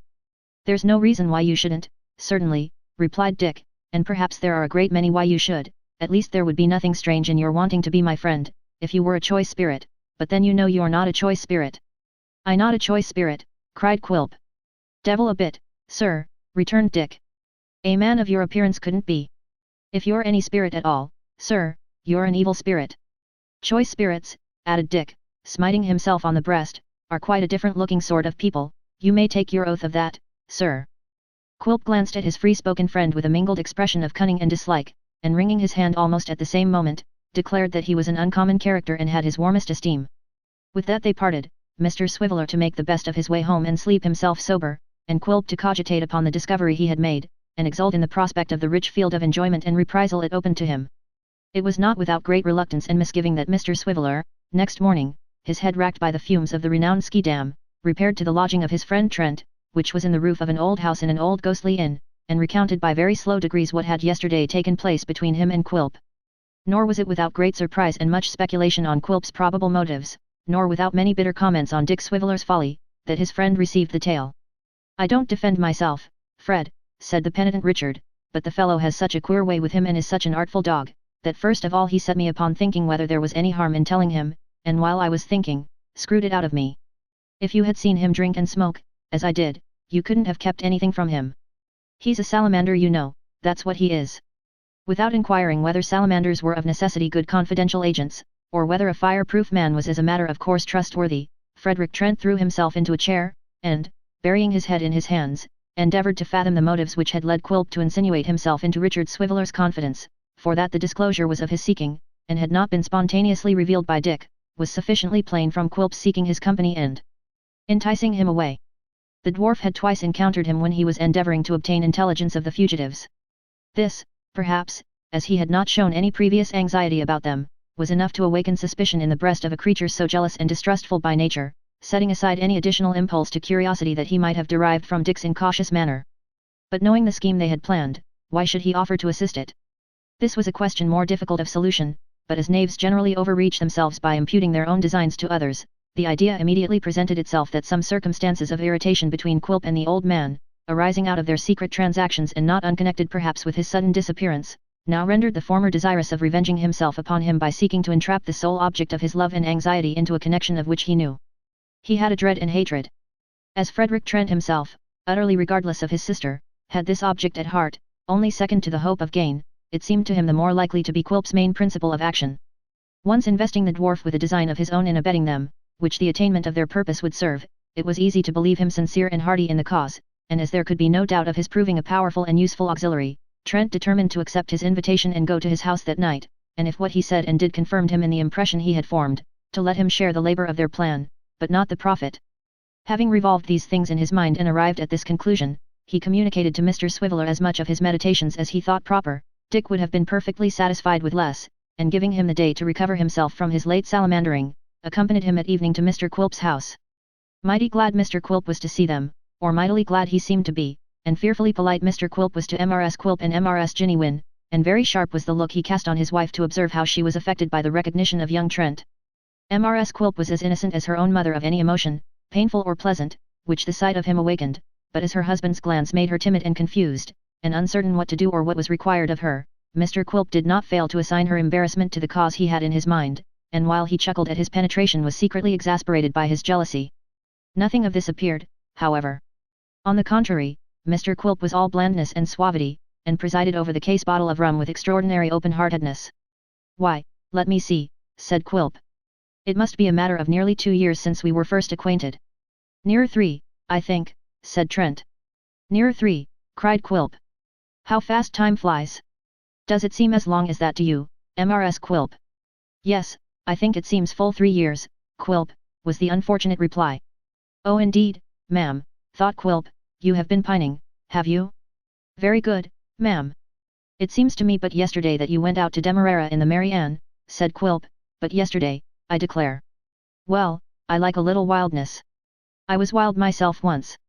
Mr. Quilp accompanied this admission with such an awful wink, indicative of old rovings and backslidings, that Mrs. Ginny Wynne was indignant, and could not forbear from remarking under her breath that he might at least put off his confessions until his wife was absent, for which act of boldness and insubordination Mr. Quilp first stared her out of countenance and then drank her health ceremoniously. "I thought you'd come back directly, Fred." "I always thought that," said Quilp setting down his glass. "And when the Mary Ann returned with you on board, instead of a letter to say what a contrite heart you had, and how happy you were in the situation that had been provided for you, I was amused, exceedingly amused. Ha ha ha. The young man smiled, but not as though the theme was the most agreeable one that could have been selected for his entertainment, and for that reason Quilp pursued it. I always will say, he resumed, that when a rich relation having two young people, sisters or brothers, or brother and sister, dependent on him, attaches himself exclusively to one, and casts off the other, he does wrong. The young man made a movement of impatience, but Quilp went on as calmly as if he were discussing some abstract question in which nobody present had the slightest personal interest. It's very true, said Quilp, that your grandfather urged repeated forgiveness, ingratitude, riot, and extravagance, and all that, but as I told him these are common faults. But he's a scoundrel, said he. Granting that, said I, for the sake of argument of course, a great many young noblemen and gentlemen are scoundrels too. But he wouldn't be convinced. I wonder at that, Mr. Quilp, said the young man sarcastically. Well, so did I at the time, returned Quilp, but he was always obstinate. He was in a manner a friend of mine, but he was always obstinate and wrong-headed. Little Nell is a nice girl, a charming girl, but you're her brother, Frederick. You're her brother after all, as you told him the last time you met, he can't alter that. He would if he could, confound him for that and all other kindnesses, said the young man impatiently. But nothing can come of this subject now, and let us have done with it in the devil's name. Agreed, returned Quilp, agreed on my part readily. Why have I alluded to it? Just to show you, Frederick, that I have always stood your friend. You little knew who was your friend, and who your foe, now did you? You thought I was against you, and so there has been a coolness between us, but it was all on your side, entirely on your side. Let's shake hands again, Fred. With his head sunk down between his shoulders, and a hideous grin overspreading his face, the dwarf stood up and stretched his short arm across the table. After a moment's hesitation, the young man stretched out his to meet it. Quilp clutched his fingers in a grip that for the moment stopped the current of the blood within them, and pressing his other hand upon his lip and frowning towards the unsuspicious Richard, released them and sat down. This action was not lost upon Trent, who, knowing that Richard Swiveller was a mere tool in his hands and knew no more of his designs than he thought proper to communicate, saw that the dwarf perfectly understood their relative position, and fully entered into the character of his friend. It is something to be appreciated, even in knavery. This silent homage to his superior abilities, no less than a sense of the power with which the dwarf's quick perception had already invested him, inclined the young man towards that ugly worthy, and determined him to profit by his aid. It being now Mr. Quilp's cue to change the subject with all convenient expedition, lest Richard Swiveller in his heedlessness should reveal anything which it was inexpedient for the women to know, he proposed a game at four-handed cribbage, and partners being cut for, Mrs. Quilp fell to Frederick Trent, and Dick himself to Quilp. Mrs. Jennywin being very fond of cards was carefully excluded by her son-in-law from any participation in the game, and had assigned to her the duty of occasionally replenishing the glasses from the case bottle, Mr. Quilp from that moment keeping one eye constantly upon her, lest she should by any means procure a taste of the same, and thereby tantalizing the wretched old lady, who was as much attached to the case bottle as the cards, in a double degree and most ingenious manner. But it was not to Mrs. Jennywin alone that Mr. Quilp's attention was restricted, as several other matters required his constant vigilance. Among his various eccentric habits he had a humorous one of always cheating at cards, which rendered necessary on his part, not only a close observance of the game, and a sleight of hand in counting and scoring, but also involved the constant correction, by looks and frowns, and kicks under the table, of Richard Swiveller, who being bewildered by the rapidity with which his cards were told, and the rate at which the pegs travelled down the board, could not be prevented from sometimes expressing his surprise and incredulity. Mrs. Quilp too was the partner of young Trent, and for every look that passed between them, and every word they spoke, and every card they played, the dwarf had eyes and ears, not occupied alone with what was passing above the table, but with signals that might be exchanging beneath it, which he laid all kinds of traps to detect, besides often treading on his wife's toes to see whether she cried out or remained silent under the infliction, in which latter case it would have been quite clear that Trent had been treading on her toes before. Yet, in the most of all these distractions, the one eye was upon the old lady always, and if she so much as stealthily advanced a teaspoon towards a neighbouring glass, which she often did, for the purpose of abstracting but one sup of its sweet contents, Quilp's hand would overset it in the very moment of her triumph, and Quilp's mocking voice implore her to regard her precious health. And in any one of these his many cares, from first to last, Quilp never flagged nor faltered. At length, when they had played a great many rubbers and drawn pretty freely upon the case bottle, Mr. Quilp warned his lady to retire to rest, and that submissive wife complying, and being followed by her indignant mother, Mr. Swiveller fell asleep. The dwarf beckoning his remaining companion to the other end of the room, held a short conference with him in whispers. It's as well not to say more than one can help before our worthy friend, said Quilp, making a grimace towards the slumbering Dick. Is it a bargain between us, Fred? Shall he marry little Rosie Nell by and by? You have some end of your own to answer, of course, returned the other. Of course I have, dear Fred, said Quilp, grinning to think how little he suspected what the real end was. It's retaliation perhaps whim. I have influence, Fred, to help or oppose. Which way shall I use it? There are a pair of scales, and it goes into one. Throw it into mine then, said Trent. It's done, Fred, rejoined Quilp, stretching out his clenched hand and opening it as if he had let some weight fall out. It's in the scale from this time, and turns it, Fred. Mind that. Where have they gone? Asked Trent. Quilp shook his head, and said that point remained to be discovered, which it might be, easily. When it was, they would begin their preliminary advances. He would visit the old man, or even Richard Swiveller might visit him, and by affecting a deep concern in his behalf, and imploring him to settle in some worthy home, lead to the child's remembering him with gratitude and favour. Once impressed to this extent, it would be easy, he said, to win her in a year or two, for she supposed the old man to be poor, as it was a part of his jealous policy, in common with many other misers, to feign to be so, to those about him. He has feigned it often enough to me, of late, said Trent. Oh, and to me too, replied the dwarf. Which is more extraordinary, as I know how rich he really is. I suppose you should, said Trent. I think I should indeed, rejoined the dwarf, and in that, at least, he spoke the truth. After a few more whispered words, they returned to the table, and the young man rousing Richard Swiveller informed him that he was waiting to depart. This was welcome news to Dick, who started up directly. After a few words of confidence in the result of their project had been exchanged, they bade the grinning Quilp good night. Quilp crept to the window as they passed in the street below, and listened. Trent was pronouncing an encomium upon his wife, and they were both wondering by what enchantment she had been brought to marry such a misshapen wretch as he. The dwarf, after watching their retreating shadows with a wider grin than his face had yet displayed, stole softly in the dark to bed. In this hatching of their scheme, neither Trent nor Quilp had had one thought about the happiness or misery of poor innocent Nell.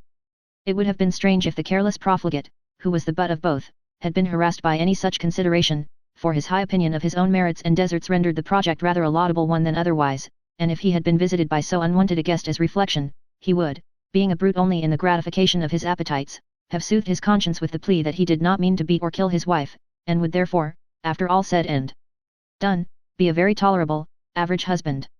Chapter 24. It was not until they were quite exhausted and could no longer maintain the pace at which they had fled from the race ground, that the old man and the child ventured to stop, and sit down to rest upon the borders of a little wood. Here, though the course was hidden from their view, they could yet faintly distinguish the noise of distant shouts, the hum of voices, and the beating of drums. Climbing the eminence which lay between them and the spot they had left, the child could even discern the fluttering flags and white tops of booths, but no person was approaching towards them, and their resting place was solitary and still. Some time elapsed before she could reassure her trembling companion, or restore him to a state of moderate tranquillity. His disordered imagination represented to him a crowd of persons stealing towards them beneath the cover of the bushes, lurking in every ditch, and peeping from the boughs of every rustling tree. He was haunted by apprehensions of being led captive to some gloomy place where he would be chained and scourged, and worse than all, where Nell could never come to see him, save through iron bars and gratings in the wall. His terrors affected the child. Separation from her grandfather was the greatest evil she could dread, and feeling for the time as though, go where they were to be hunted down, and could never be safe but in hiding, her heart failed her, and her courage drooped. In one so young, and so unused to the scenes in which she had lately moved, this sinking of the spirit was not surprising. But, nature often enshrines gallant and noble hearts in weak bosoms, oftenest, God bless her, in female breasts, and when the child, casting her tearful eyes upon the old man, remembered how weak he was, and how destitute and helpless he would be if she failed him, her heart swelled within her, and animated her with new strength and fortitude. "We are quite safe now, and have nothing to fear indeed, dear grandfather," she said. "Nothing to fear," returned the old man. "Nothing to fear if they took me from thee. Nothing to fear if they parted us. Nobody is true to me. No, not one. Not even Nell." "Oh, do not say that," replied the child, "for if ever anybody was true at heart, and earnest, I am. I am sure you know I am." "Then how," said the old man, looking fearfully round, "how can you bear to think that we are safe, when they are searching for me everywhere, and may come here, and steal upon us, even while we're talking?" "Because I'm sure we have not been followed," said the child. "Judge for yourself, dear grandfather, look round, and see how quiet and still it is. We are alone together, and may ramble where we like. Not safe.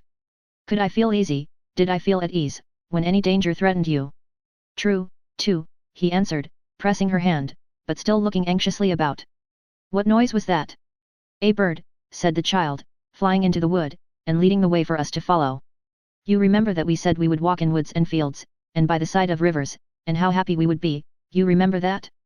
But here, while the sun shines above our heads, and everything is bright and happy, we are sitting sadly down, and losing time. See what a pleasant path, and there's the bird, the same bird, now he flies to another tree, and stays to sing. Come.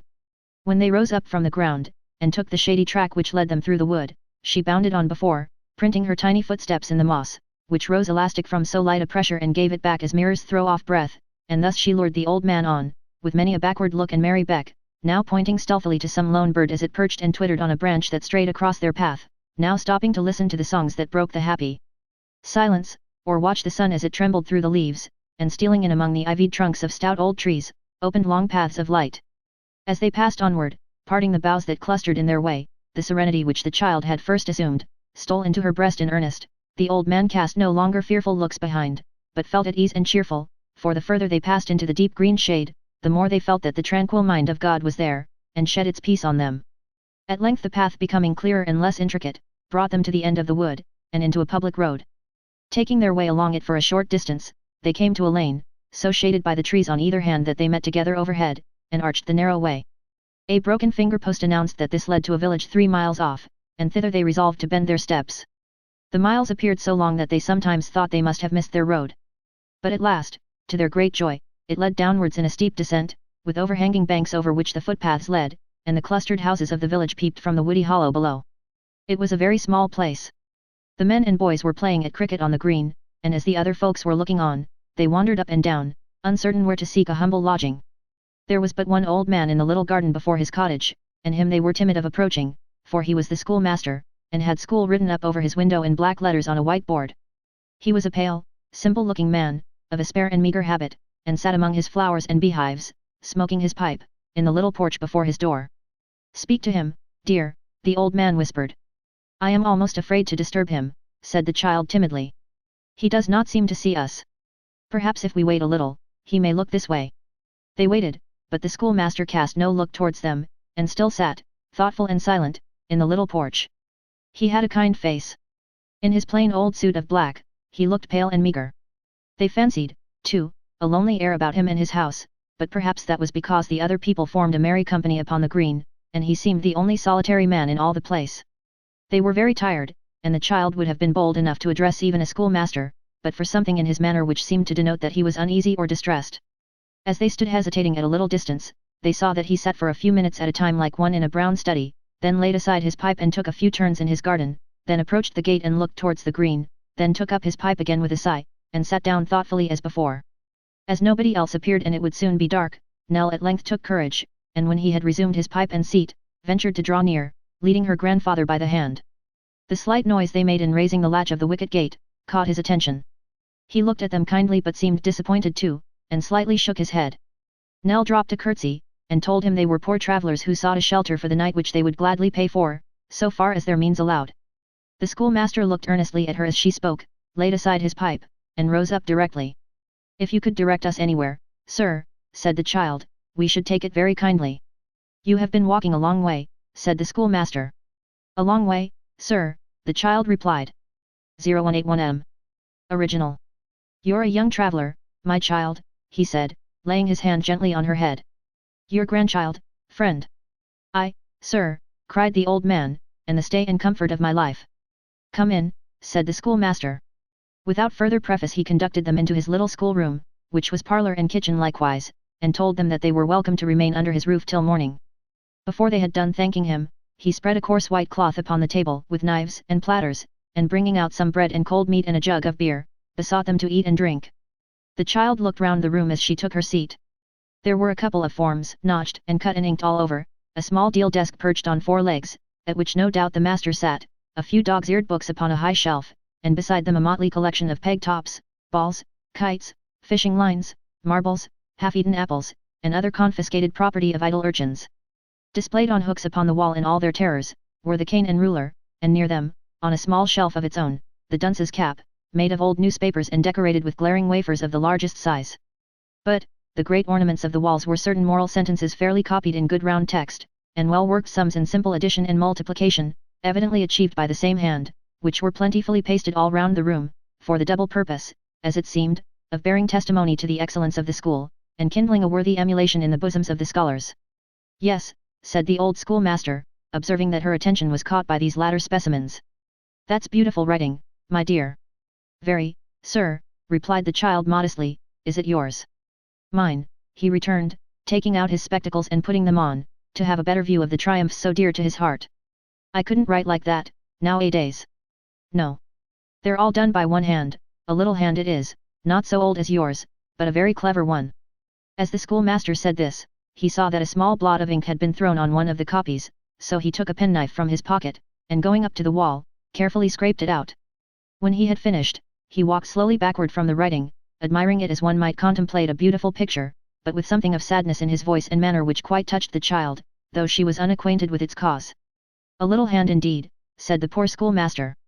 Far beyond all his companions, in his learning and his sports too, how did he ever come to be so fond of me? That I should love him is no wonder, but that he should love me, and there the schoolmaster stopped, and took off his spectacles to wipe them, as though they had grown dim. I hope there is nothing the matter, sir, said Nell anxiously. Not much, my dear, returned the schoolmaster. I hope to have seen him on the green tonight. He was always foremost among them. But he'll be there tomorrow. Has he been ill? Asked the child, with the child's quick sympathy. Not very. They said he was wandering in his head yesterday, dear boy, and so they said the day before. But that's a part of that kind of disorder, it's not a bad sign, not at all a bad sign. The child was silent. He walked to the door, and looked wistfully out. The shadows of night were gathering, and all was still. If he could lean upon anybody's arm, he would come to me, I know, he said, returning into the room. He always came into the garden to say good night. But perhaps his illness has only just taken a favorable turn, and it's too late for him to come out, for it's very damp and there's a heavy dew. It's much better he shouldn't come tonight. The schoolmaster lighted a candle, fastened the window shutter, and closed the door. But after he had done this, and sat silent a little time, he took down his hat, and said he would go and satisfy himself, if Nell would sit up till he returned. The child readily complied, and he went out. She sat there half an hour or more, feeling the place very strange and lonely, for she had prevailed upon the old man to go to bed, and there was nothing to be heard but the ticking of an old clock, and the whistling of the wind among the trees. When he returned, he took his seat in the chimney corner, but remained silent for a long time. At length he turned to her, and speaking very gently, hoped she would say a prayer that night for a sick child. My favourite scholar, said the poor schoolmaster, smoking a pipe he had forgotten to light, and looking mournfully round upon the walls. It is a little hand to have done all that, and waste away with sickness. It is a very, very little hand. Chapter 25. After a sound night's rest in a chamber in the thatched roof, in which it seemed the sexton had for some years been a lodger, but which he had lately deserted for a wife and a cottage of his own, the child rose early in the morning and descended to the room where she had supped last night. As the schoolmaster had already left his bed and gone out, she bestirred herself to make it neat and comfortable, and had just finished its arrangement when the kind host returned. He thanked her many times, and said that the old dame who usually did such offices for him had gone to nurse the little scholar whom he had told her of. The child asked how he was, and hoped he was better. No, rejoined the schoolmaster shaking his head sorrowfully, no better. They even say he is worse. I am very sorry for that, sir, said the child.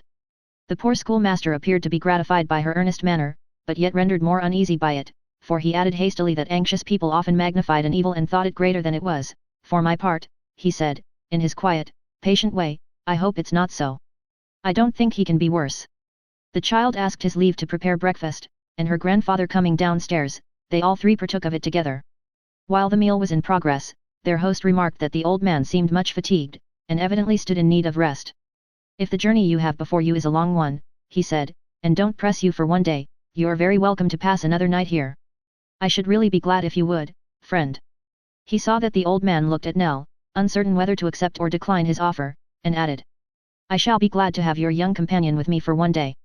If you can do a charity to a lone man, and rest yourself at the same time, do so.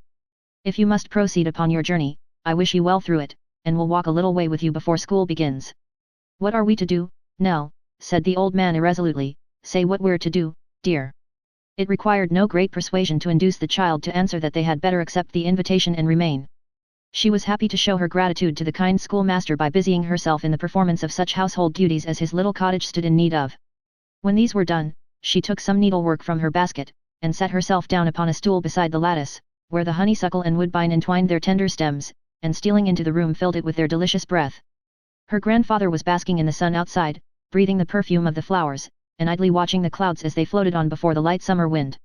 As the schoolmaster, after arranging the two forms in due order, took his seat behind his desk and made other preparations for school, the child was apprehensive that she might be in the way, and offered to withdraw to her little bedroom. But this he would not allow, and as he seemed pleased to have her there, she remained, busying herself with her work. "Have you many scholars, sir?" she asked. The poor schoolmaster shook his head, and said that they barely filled the two forms. "Are the others clever, sir?" asked the child, glancing at the trophies on the wall. "Good boys," returned the schoolmaster, "good boys enough, my dear, but they'll never do like that." A small white-headed boy with a sunburnt face appeared at the door while he was speaking, and stopping there to make a rustic bow, came in and took his seat upon one of the forms. The white-headed boy then put an open book, astonishingly dog's-eared, upon his knees, and thrusting his hands into his pockets began counting the marbles with which they were filled, displaying in the expression of his face a remarkable capacity of totally abstracting his mind from the spelling on which his eyes were fixed. Soon afterwards another white-headed little boy came straggling in, and after him a red-headed lad, and after him two more with white heads, and then one with a flaxen poll, and so on until the forms were occupied by a dozen boys or thereabouts, with heads of every color but grey, and ranging in their ages from 4 years old to 14 years or more, for the legs of the youngest were a long way from the floor when he sat upon the form, and the eldest was a heavy good-tempered foolish fellow, about half a head taller than the schoolmaster. At the top of the first form, the post of honor in the school, was the vacant place of the little sick scholar, and at the head of the row of pegs on which those who came in hats or caps were wont to hang them up, one was left empty. No boy attempted to violate the sanctity of seat or peg, but many a one looked from the empty spaces to the schoolmaster, and whispered his idle neighbor behind his hand. 0186M. Original. Then began the hum of conning over lessons and getting them by heart, the whispered jest and stealthy game, and all the noise and drawl of school, and in the midst of the din sat the poor schoolmaster, the very image of meekness and simplicity, vainly attempting to fix his mind upon the duties of the day, and to forget his little friend. But the tedium of his office reminded him more strongly of the willing scholar, and his thoughts were rambling from his pupils, it was plain. None knew this better than the idlest boys, who, growing bolder with impunity, waxed louder and more daring, playing odd or even under the master's eye, eating apples openly and without rebuke, pinching each other in sport or malice without the least reserve, and cutting their autographs in the very legs of his desk. The puzzled dunce, who stood beside it to say his lesson out of book, looked no longer at the ceiling for forgotten words, but drew closer to the master's elbow and boldly cast his eye upon the page. The wag of the little troop squinted and made grimaces, at the smallest boy of course, holding no book before his face, and his approving audience knew no constraint in their delight. If the master did chance to rouse himself and seem alive to what was going on, the noise subsided for a moment and no eyes met his but wore a studious and a deeply humble look, but the instant he relapsed again, it broke out afresh, and 10 times louder than before. Oh! How some of those idle fellows longed to be outside, and how they looked at the open door and window, as if they half meditated rushing violently out, plunging into the woods, and being wild boys and savages from that time forth. What rebellious thoughts of the cool river, and some shady bathing place beneath willow trees with branches dipping in the water, kept tempting and urging that sturdy boy, who, with his shirt collar unbuttoned and flung back as far as it could go, sat fanning his flushed face with a spelling book, wishing himself a whale, or a tittle-bat, or a fly, or anything but a boy at school on that hot, broiling day. Heat? Asked that other boy, whose seat being nearest to the door gave him opportunities of gliding out into the garden and driving his companions to madness by dipping his face into the bucket of the well and then rolling on the grass. Ask him if there were ever such a day as that, when even the bees were diving deep down into the cups of flowers and stopping there, as if they had made up their minds to retire from business and be manufacturers of honey no more. The day was made for laziness, and lying on one's back in green places, and staring at the sky till its brightness forced one to shut one's eyes and go to sleep, and was this a time to be poring over musty books in a dark room, slighted by the very sun itself? Monstrous! Nell sat by the window occupied with her work, but attentive still to all that passed, though sometimes rather timid of the boisterous boys. The lessons over, writing time began, and there being but one desk and that the master's, each boy sat at it in turn and laboured at his crooked copy, while the master walked about. This was a quieter time, for he would come and look over the writer's shoulder, and tell him mildly to observe how such a letter was turned in such a copy on the wall, praise such an upstroke here and such a downstroke there, and bid him take it for his model.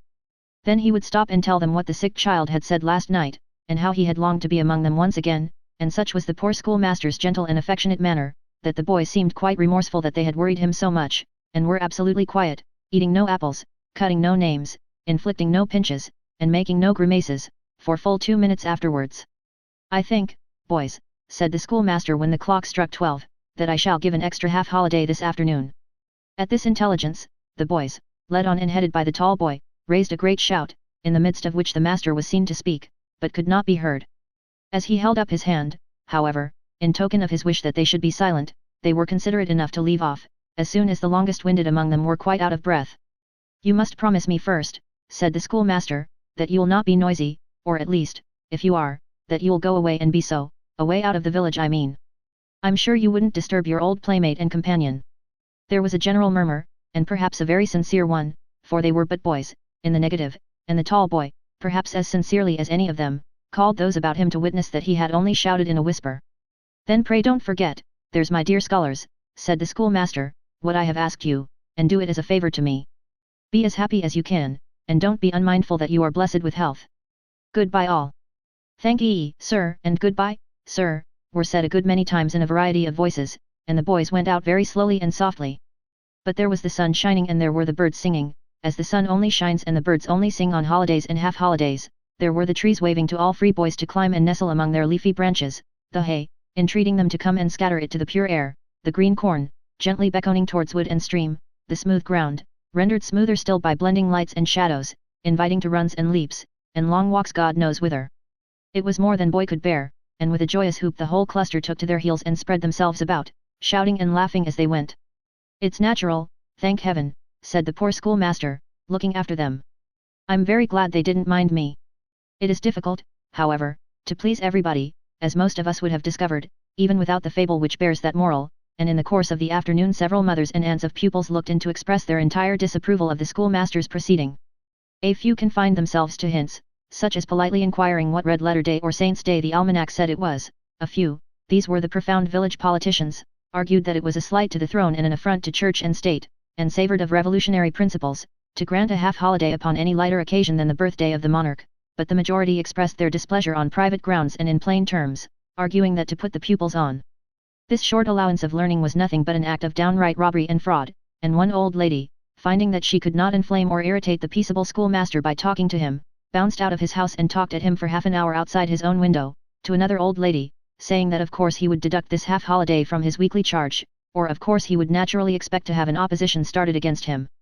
There was no want of idle chaps in that neighbourhood, here the old lady raised her voice, and some chaps who were too idle even to be schoolmasters, might soon find that there were other chaps put over their heads, and so she would have them take care, and look pretty sharp about them.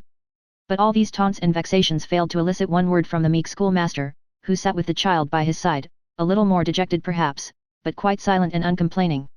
Towards night an old woman came tottering up the garden as speedily as she could, and meeting the schoolmaster at the door, said he was to go to Dame West's directly, and had best run on before her. He and the child were on the point of going out together for a walk, and without relinquishing her hand, the schoolmaster hurried away, leaving the messenger to follow as she might. They stopped at a cottage door, and the schoolmaster knocked softly at it with his hand. It was opened without loss of time. They entered a room where a little group of women were gathered about one, older than the rest, who was crying very bitterly, and sat wringing her hands and rocking herself to and fro. "Oh, dame," said the schoolmaster, drawing near her chair, "is it so bad as this?" "He's going fast," cried the old woman, "my grandson's dying. It's all along of you. You shouldn't see him now, but for his being so earnest on it. This is what his learning has brought him to. Oh dear, dear, dear, what can I do?" "Do not say that I am in any fault," urged the gentle schoolmaster. "I am not hurt, dame. No, no. You are in great distress of mind, and don't mean what you say." "I am sure you don't." "I do," returned the old woman. "I mean it all.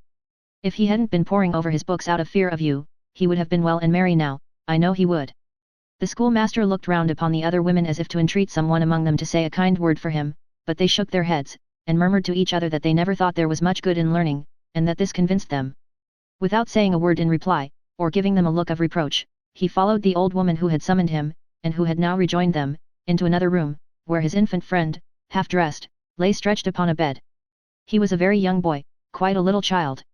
His hair still hung in curls about his face, and his eyes were very bright, but their light was of heaven, not earth. The schoolmaster took a seat beside him, and stooping over the pillow, whispered his name.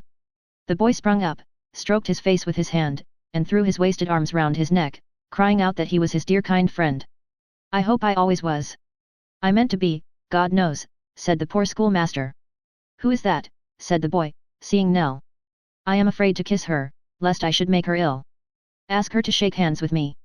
The sobbing child came closer up, and took the little languid hand in hers. Releasing his again after a time, the sick boy laid him gently down.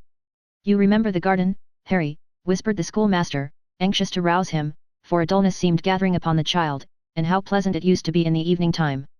You must make haste to visit it again, for I think the very flowers have missed you, and are less gay than they used to be. You will come soon, my dear, very soon now, won't you? The boy smiled faintly, so very, very faintly, and put his hand upon his friend's grey head. He moved his lips too, but no voice came from them, no, not a sound. In the silence that ensued, the hum of distant voices borne upon the evening air came floating through the open window. What's that? Said the sick child, opening his eyes. The boy's at play upon the green. He took a handkerchief from his pillow, and tried to wave it above his head. But the feeble arm dropped powerless down. Shall I do it? Said the schoolmaster. Please wave it at the window, was the faint reply. Tie it to the lattice. Some of them may see it there. Perhaps they'll think of me, and look this way. He raised his head, and glanced from the fluttering signal to his idle bat, that lay with slate and book and other boyish property upon a table in the room. And then he laid him softly down once more, and asked if the little girl were there, for he could not see her. She stepped forward, and pressed the passive hand that lay upon the coverlet. The two old friends and companions, for such they were, though they were man and child, held each other in a long embrace, and then the little scholar turned his face towards the wall, and fell asleep. The poor schoolmaster sat in the same place, holding the small cold hand in his, and chafing it. It was but the hand of a dead child. He felt that, and yet he chafed it still, and could not lay it down. Chapter 26. Almost broken-hearted, Nell withdrew with the schoolmaster from the bedside and returned to his cottage. In the midst of her grief and tears she was yet careful to conceal their real cause from the old man, for the dead boy had been a grandchild, and left but one aged relative to mourn his premature decay. She stole away to bed as quickly as she could, and when she was alone, gave free vent to the sorrow with which her breast was overcharged. But the sad scene she had witnessed, was not without its lesson of content and gratitude, of content with the lot which left her health and freedom, and gratitude that she was spared to the one relative and friend she loved, and to live and move in a beautiful world, when so many young creatures, as young and full of hope as she, were stricken down and gathered to their graves. How many of the mounds in that old churchyard where she had lately strayed, grew green above the graves of children.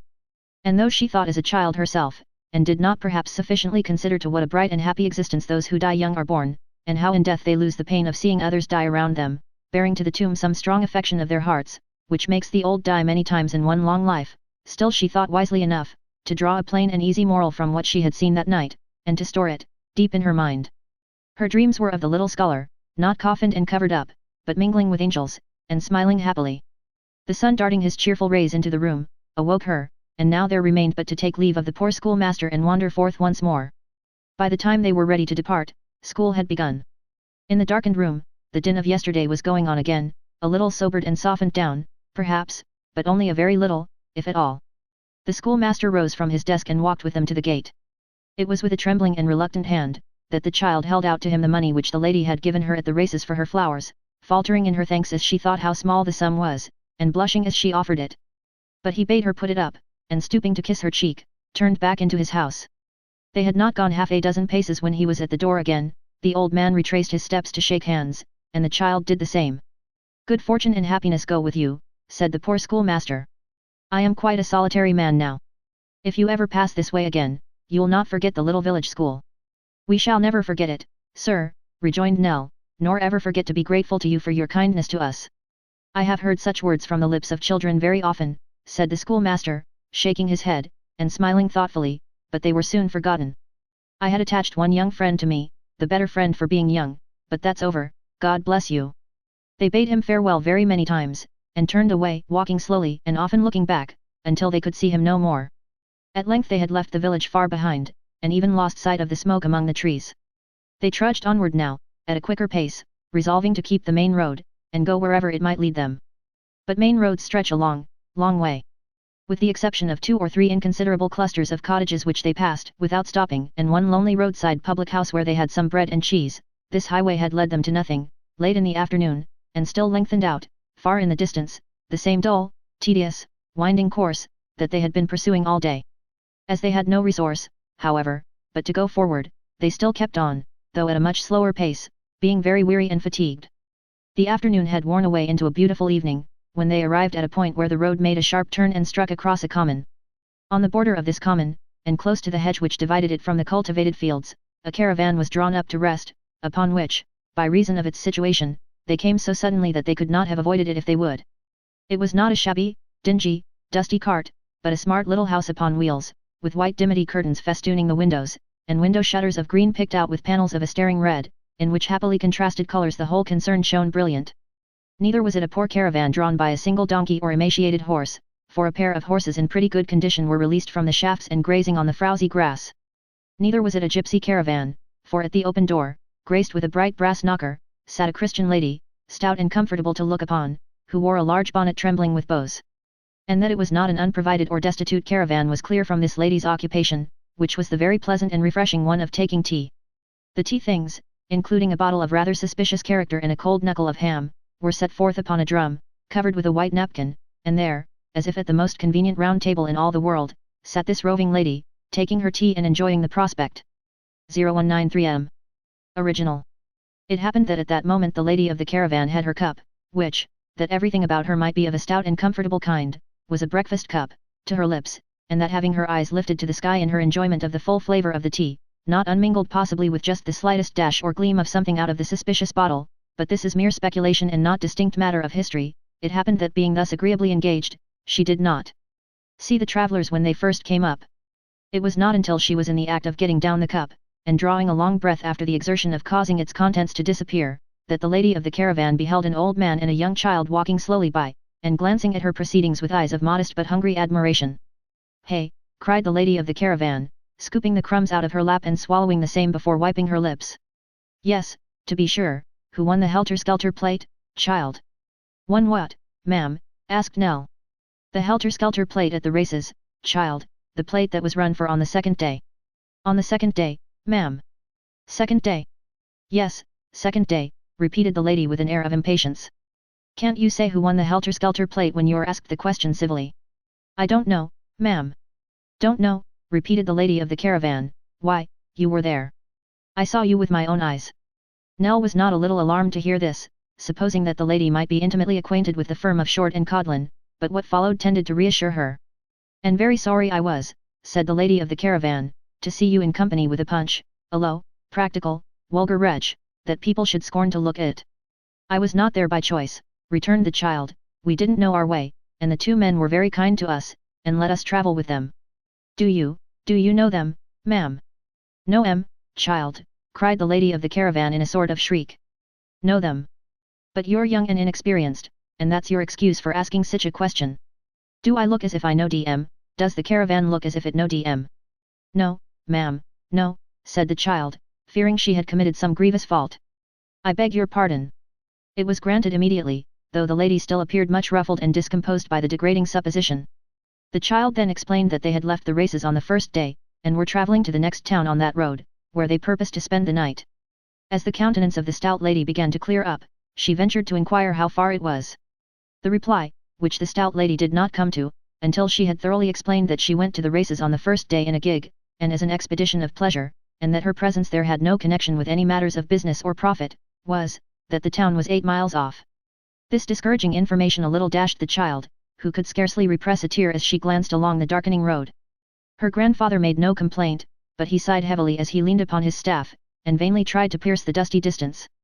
The lady of the caravan was in the act of gathering her tea equipage together preparatory to clearing the table, but noting the child's anxious manner she hesitated and stopped. The child curtsied, thanked her for her information, and giving her hand to the old man had already got some 50 yards or so away, when the lady of the caravan called to her to return. "Come nearer, nearer still," said she, beckoning to her to ascend the steps. "Are you hungry, child?" "Not very, but we are tired, and it is a long way." "Well, hungry or not, you had better have some tea," rejoined her new acquaintance. "I suppose you are agreeable to that, old gentleman." The grandfather humbly pulled off his hat and thanked her. The lady of the caravan then bade him come up the steps likewise, but the drum proving an inconvenient table for two, they descended again, and sat upon the grass, where she handed down to them the tea tray, the bread and butter, the knuckle of ham, and in short everything of which she had partaken herself, except the bottle which she had already embraced an opportunity of slipping into her pocket. "Set 'em out near the hind wheels, child, that's the best place," said their friend, superintending the arrangements from above. "Now hand up the teapot for a little more hot water, and a pinch of fresh tea, and then both of you eat and drink as much as you can, and don't spare anything, that's all I ask of you." They might perhaps have carried out the lady's wish, if it had been less freely expressed, or even if it had not been expressed at all. But as this direction relieved them from any shadow of delicacy or uneasiness, they made a hearty meal and enjoyed it to the utmost. While they were thus engaged, the lady of the caravan alighted on the earth, and with her hands clasped behind her, and her large bonnet trembling excessively, walked up and down in a measured tread and very stately manner, surveying the caravan from time to time with an air of calm delight, and deriving particular gratification from the red panels and the brass knocker. When she had taken this gentle exercise for some time, she sat down upon the steps and called George, whereupon a man in a carter's frock, who had been so shrouded in a hedge up to this time as to see everything that passed without being seen himself, parted the twigs that concealed him, and appeared in a sitting attitude, supporting on his legs a baking dish and a half-gallon stone bottle, and bearing in his right hand a knife, and in his left a fork. "Yes, missus," said George. "How did you find the cold pie, George?" "It warn't ye amiss, mum." "And the beer," said the lady of the caravan, with an appearance of being more interested in this question than the last, "is it passable, George?" "It's more flatterer than it might be," George returned, "but it ain't so bad for all that." To set the mind of his mistress at rest, he took a sip, amounting in quantity to a pint or thereabouts, from the stone bottle, and then smacked his lips, winked his eye, and nodded his head. No doubt with the same amiable desire, he immediately resumed his knife and fork, as a practical assurance that the beer had wrought no bad effect upon his appetite. The lady of the caravan looked on approvingly for some time, and then said, "Have you nearly finished?" "Werry nigh, mum." And indeed, after scraping the dish all round with his knife and carrying the choice brown morsels to his mouth, and after taking such a scientific pull at the stone bottle that, by degrees almost imperceptible to the sight, his head went further and further back until he lay nearly at his full length upon the ground, this gentleman declared himself quite disengaged, and came forth from his retreat. "I hope I haven't hurried you, George," said his mistress, who appeared to have a great sympathy with his late pursuit. "If you have," returned the follower, wisely reserving himself for any favourable contingency that might occur, "we must make up for it next time, that's all. We are not a heavy load, George." "That's always what the ladies say," replied the man, looking a long way round, as if he were appealing to nature in general against such monstrous propositions. "If you see a woman a-driving, you'll always perceive that she never will keep her whip still, the horse can't go fast enough for her. If cattle have got their proper load, you never can persuade a woman that they'll not bear something more. What is the cause of this here?" "Would these two travellers make much difference to the horses, if we took them with us?" asked his mistress, offering no reply to the philosophical inquiry, and pointing to Nell and the old man, who were painfully preparing to resume their journey on foot. "They'd make a difference in course," said George doggedly. "Would they make much difference?" repeated his mistress. "They can't be very heavy." "The weight o' the pair, mum," said George, eyeing them with the look of a man who was calculating within half an ounce or so, "would be a trifle under that of Oliver Cromwell." Nell was very much surprised that the man should be so accurately acquainted with the weight of one whom she had read of in books as having lived considerably before their time, but speedily forgot the subject in the joy of hearing that they were to go forward in the caravan, for which she thanked its lady with unaffected earnestness. She helped with great readiness and alacrity to put away the tea things and other matters that were lying about, and, the horses being by that time harnessed, mounted into the vehicle, followed by her delighted grandfather. Their patroness then shut the door and sat herself down by her drum at an open window, and, the steps being struck by George and stowed under the carriage, away they went, with a great noise of flapping and creaking and straining, and the bright brass knocker, which nobody ever knocked at, knocking one perpetual double knock of its own accord as they jolted heavily along. Chapter 27. When they had travelled slowly forward for some short distance, Nell ventured to steal a look round the caravan and observe it more closely. One half of it, that moiety in which the comfortable proprietress was then seated, was carpeted, and so partitioned off at the further end as to accommodate a sleeping place, constructed after the fashion of a berth on board ship, which was shaded, like the little windows, with fair white curtains, and looked comfortable enough, though by what kind of gymnastic exercise the lady of the caravan ever contrived to get into it, was an unfathomable mystery. The other half served for a kitchen, and was fitted up with a stove whose small chimney passed through the roof. It held also a closet or larder, several chests, a great pitcher of water, and a few cooking utensils and articles of crockery. These latter necessaries hung upon the walls, which, in that portion of the establishment devoted to the lady of the caravan, were ornamented with such gayer and lighter decorations as a triangle and a couple of well-thumbed tambourines. The lady of the caravan sat at one window in all the pride and poetry of the musical instruments, and little Nell and her grandfather sat at the other in all the humility of the kettle and saucepans, while the machine jogged on and shifted the darkening prospect very slowly. At first the two travellers spoke little, and only in whispers, but as they grew more familiar with the place they ventured to converse with greater freedom, and talked about the country through which they were passing, and the different objects that presented themselves, until the old man fell asleep, which the lady of the caravan observing, invited Nell to come and sit beside her. "Well, child," she said, "how do you like this way of travelling?" Nell replied that she thought it was very pleasant indeed, to which the lady assented in the case of people who had their spirits. For herself, she said, she was troubled with aloneness in that respect which required a constant stimulant, though whether the aforesaid stimulant was derived from the suspicious bottle of which mention has been already made or from other sources, she did not say. "That's the happiness of you young people," she continued. "You don't know what it is to be low in your feelings. You always have your appetites too, and what a comfort that is." Nell thought that she could sometimes dispense with her own appetite very conveniently, and thought, moreover, that there was nothing either in the lady's personal appearance or in her manner of taking tea, to lead to the conclusion that her natural relish for meat and drink had at all failed her. She silently assented, however, as in duty bound, to what the lady had said, and waited until she should speak again. Instead of speaking, however, she sat looking at the child for a long time in silence, and then getting up, brought out from a corner a large roll of canvas about a yard in width, which she laid upon the floor and spread open with her foot until it nearly reached from one end of the caravan to the other. "There, child," she said, "read that." Nell walked down it, and read aloud, in enormous black letters, the inscription, "Yarley's Waxwork." "Read it again," said the lady, complacently. "Yarley's Waxwork," repeated Nell. "That's me," said the lady. "I am Mrs. Yarley."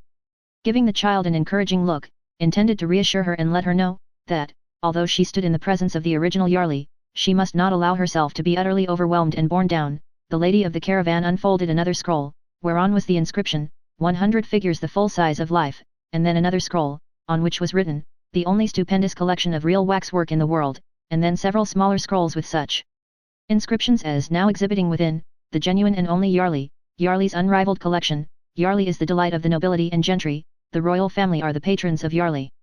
When she had exhibited these leviathans of public announcement to the astonished child, she brought forth specimens of the lesser fry in the shape of handbills, some of which were couched in the form of parodies on popular melodies, as "Believe me if all Yarley's waxwork so rare, I saw thy show in youthful prime. Over the water to Yarley," while, to consult all tastes, others were composed with a view to the lighter and more facetious spirits, as a parody on the favourite air of "If I had a donkey," beginning, "If I knowed a donkey what wouldn't go to see Mrs. Yarley's waxwork show. Do you think I'd acknowledge him? Oh no. Then run to Yarley's." Besides several compositions in prose, purporting to be dialogues between the Emperor of China and an oyster, or the Archbishop of Canterbury and a dissenter on the subject of church rates, but all having the same moral, namely, that the reader must make haste to Yarley's, and that children and servants were admitted at half price. When she had brought all these testimonials of her important position in society to bear upon her young companion, Mrs. Yarley rolled them up, and having put them carefully away, sat down again, and looked at the child in triumph. "Never go into the company of a filthy Punch any more," said Mrs. Yarley, after this. "I never saw any waxwork, ma'am," said Nell. "Is it funnier than Punch?" "Funnier," said Mrs. Yarley in a shrill voice. "It is not funny at all." "Oh," said Nell, with all possible humility. "It isn't funny at all," repeated Mrs. Yarley. "It's calm and, what's that word again, critical, no, classical, that's it, it's calm and classical.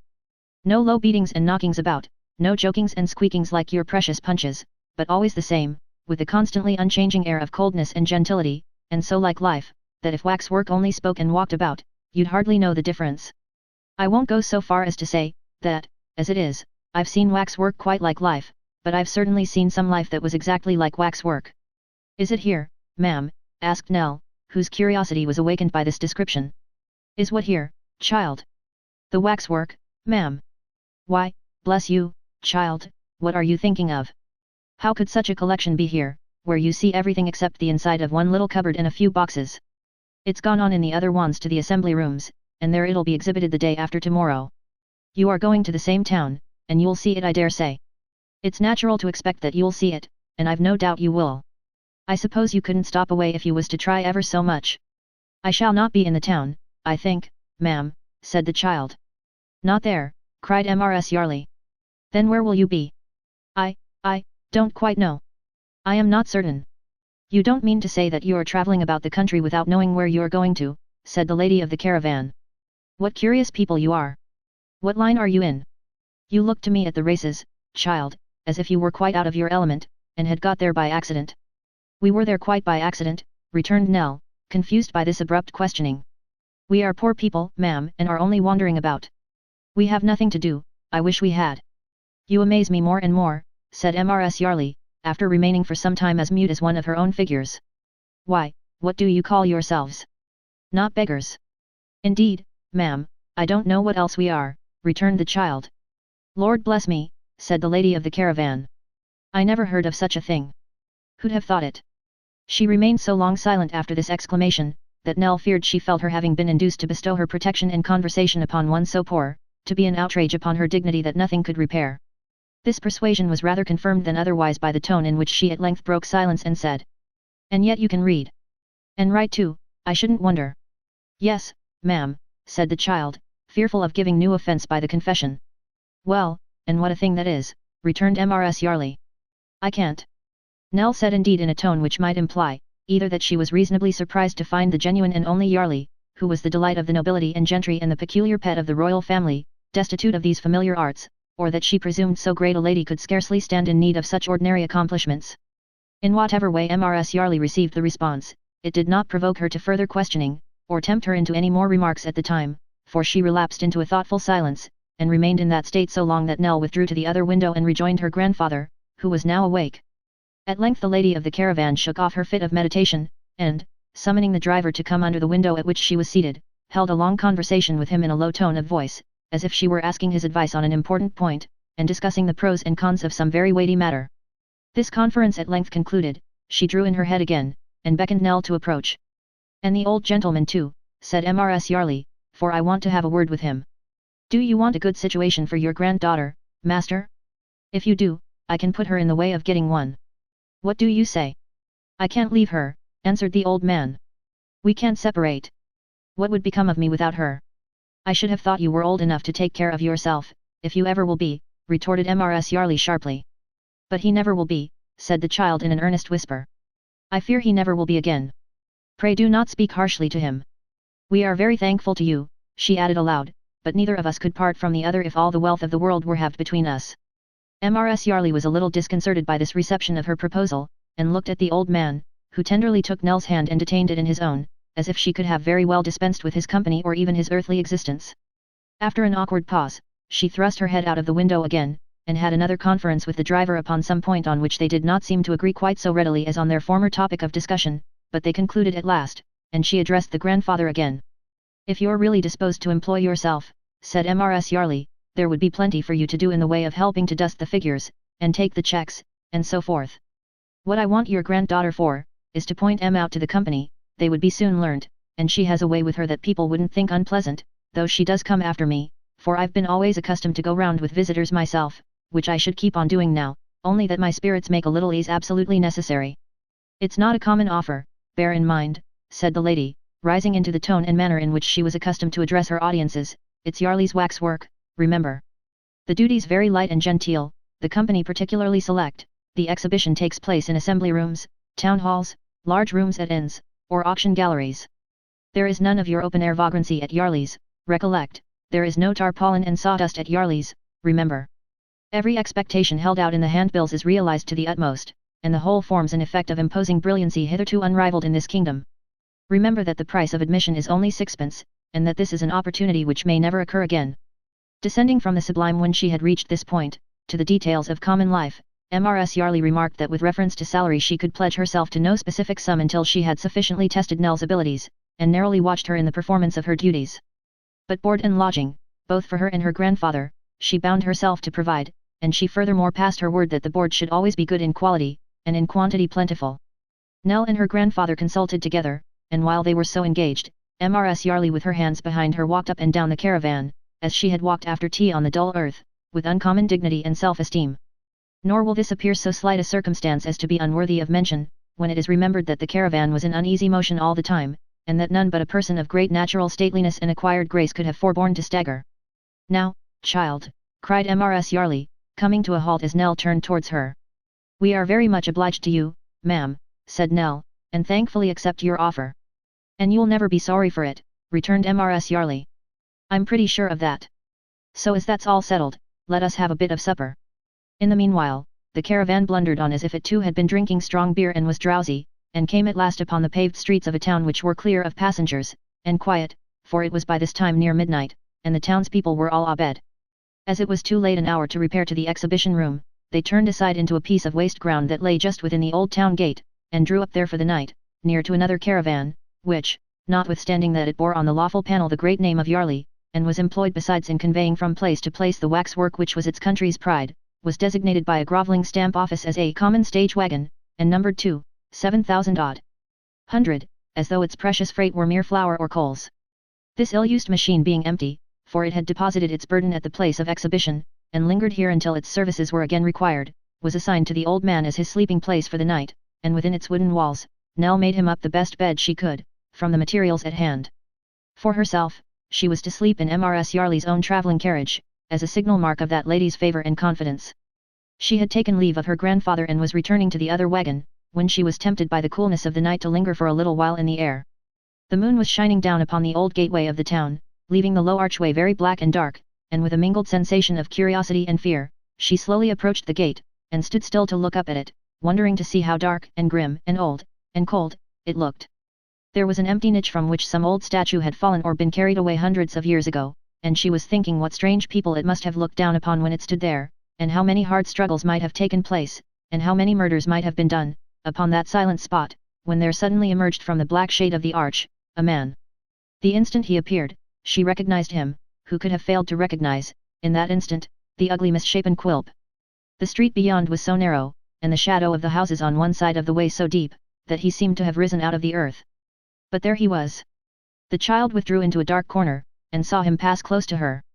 He had a stick in his hand, and, when he had got clear of the shadow of the gateway, he leant upon it, looked back, directly, as it seemed, towards where she stood, and beckoned. To her?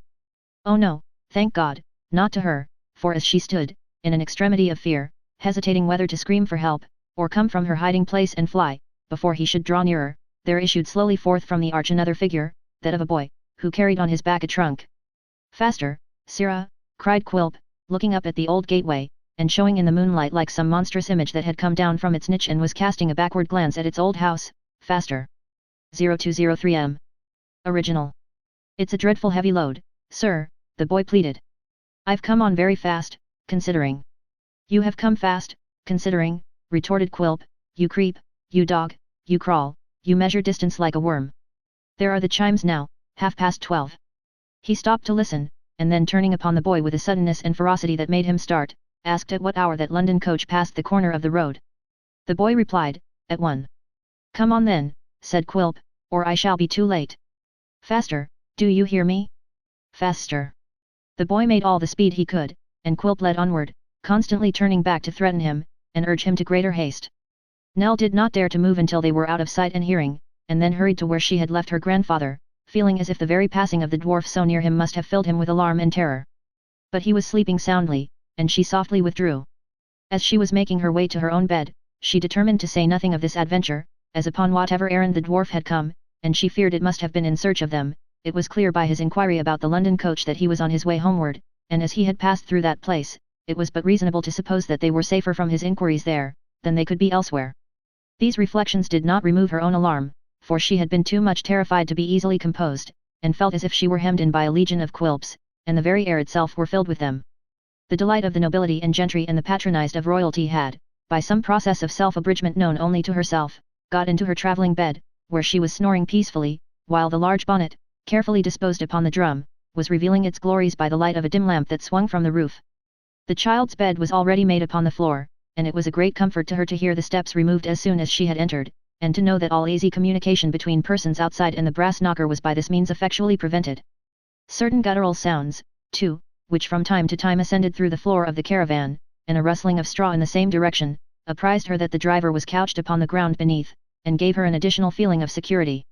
Notwithstanding these protections, she could get none but broken sleep by fits and starts all night, for fear of Quilp, who throughout her uneasy dreams was somehow connected with the waxwork, or was waxwork himself, or was Mrs. Yarley and waxwork too, or was himself, Mrs. Yarley, waxwork, and a barrel organ all in one, and yet not exactly any of them either.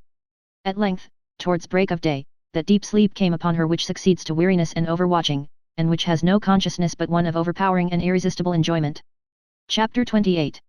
Sleep hung upon the eyelids of the child so long, that, when she awoke, Mrs. Yarley was already decorated with her large bonnet, and actively engaged in preparing breakfast. She received Nell's apology for being so late with perfect good humor, and said that she should not have roused her if she had slept on until noon. "Because it does you good," said the lady of the caravan, "when you're tired, to sleep as long as ever you can, and get the fatigue quite off, and that's another blessing of your time of life, you can sleep so very sound." "Have you had a bad night, ma'am?" asked Nell. "I seldom have anything else, child," replied Mrs. Yarley, with the air of a martyr. "I sometimes wonder how I bear it."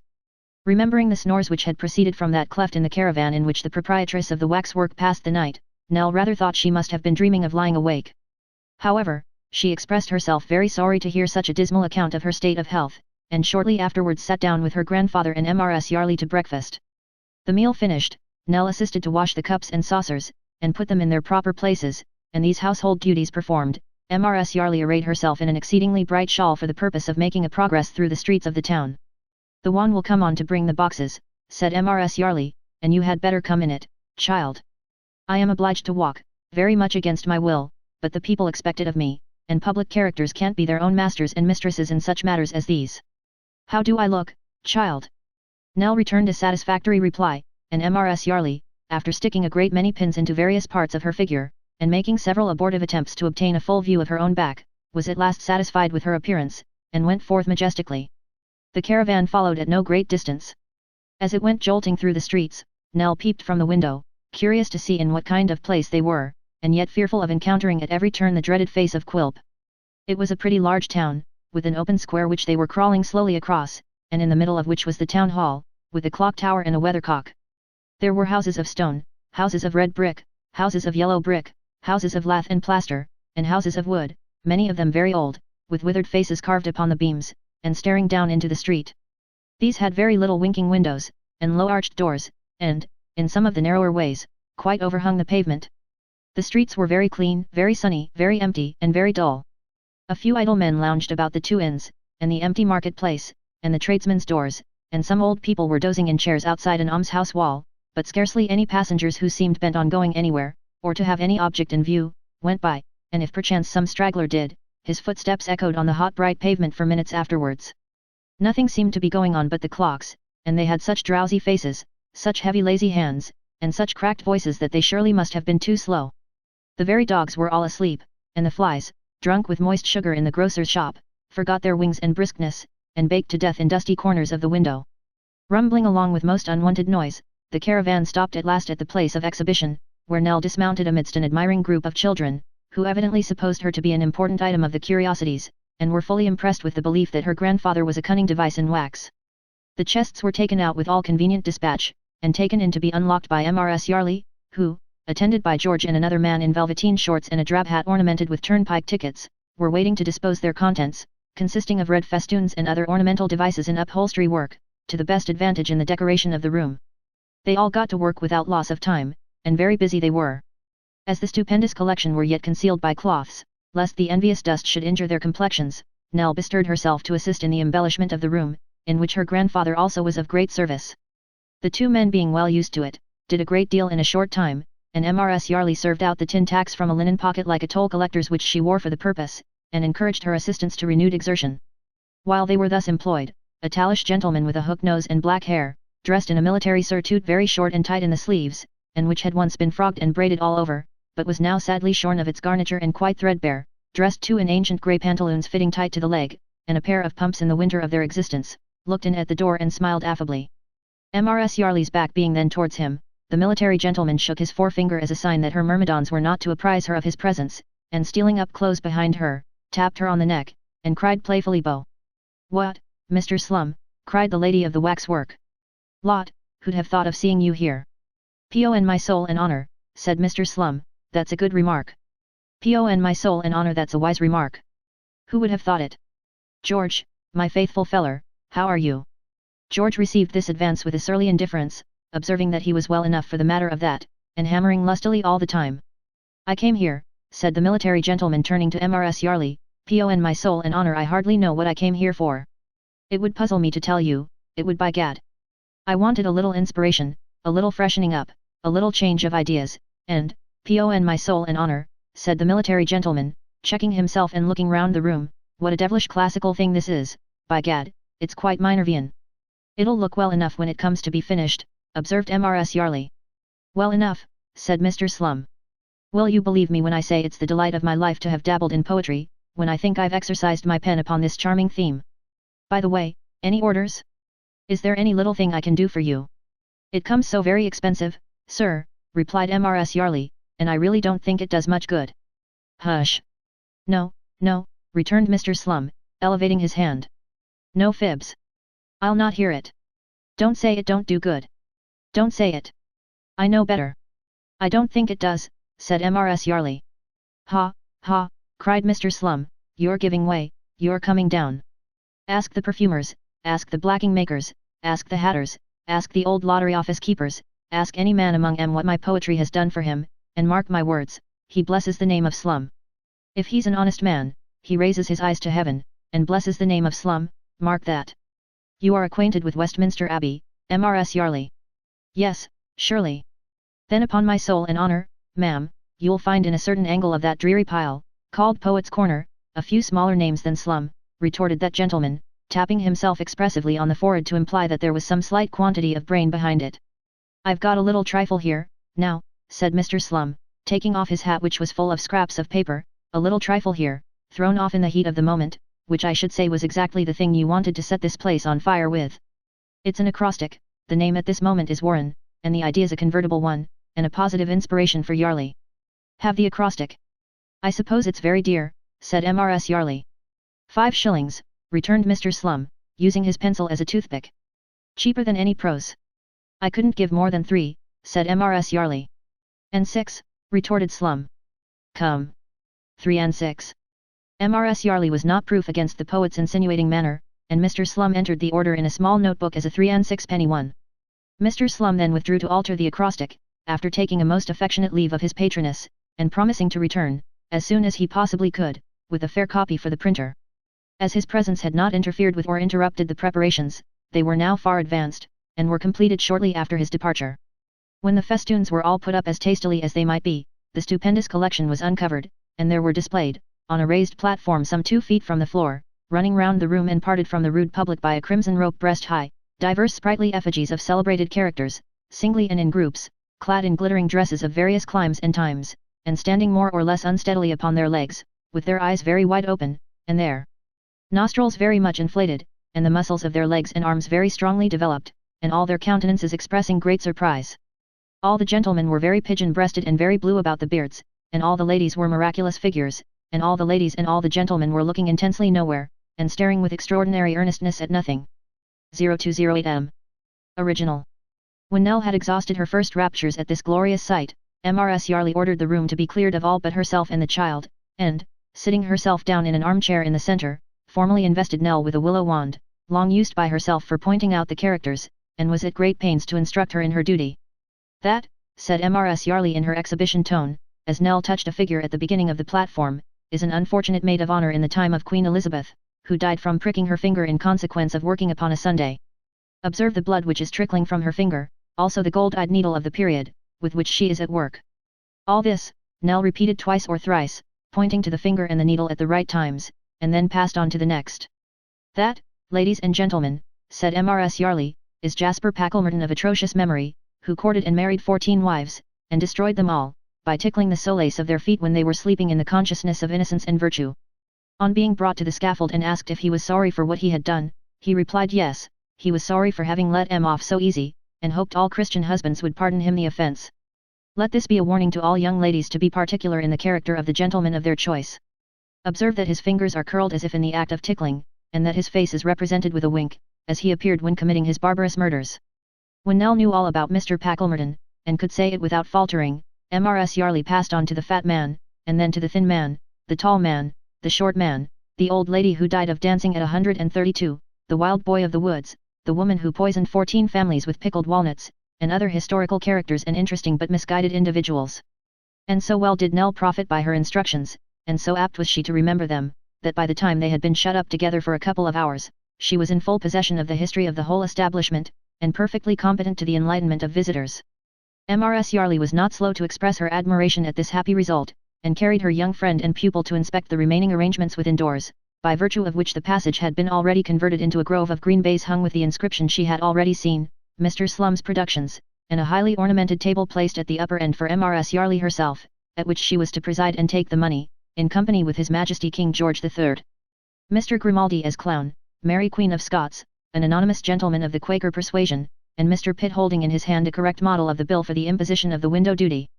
The preparations without doors had not been neglected either. A nun of great personal attractions was telling her beads on the little portico over the door, and a brigand with the blackest possible head of hair, and the clearest possible complexion, was at that moment going round the town in a cart, consulting the miniature of a lady.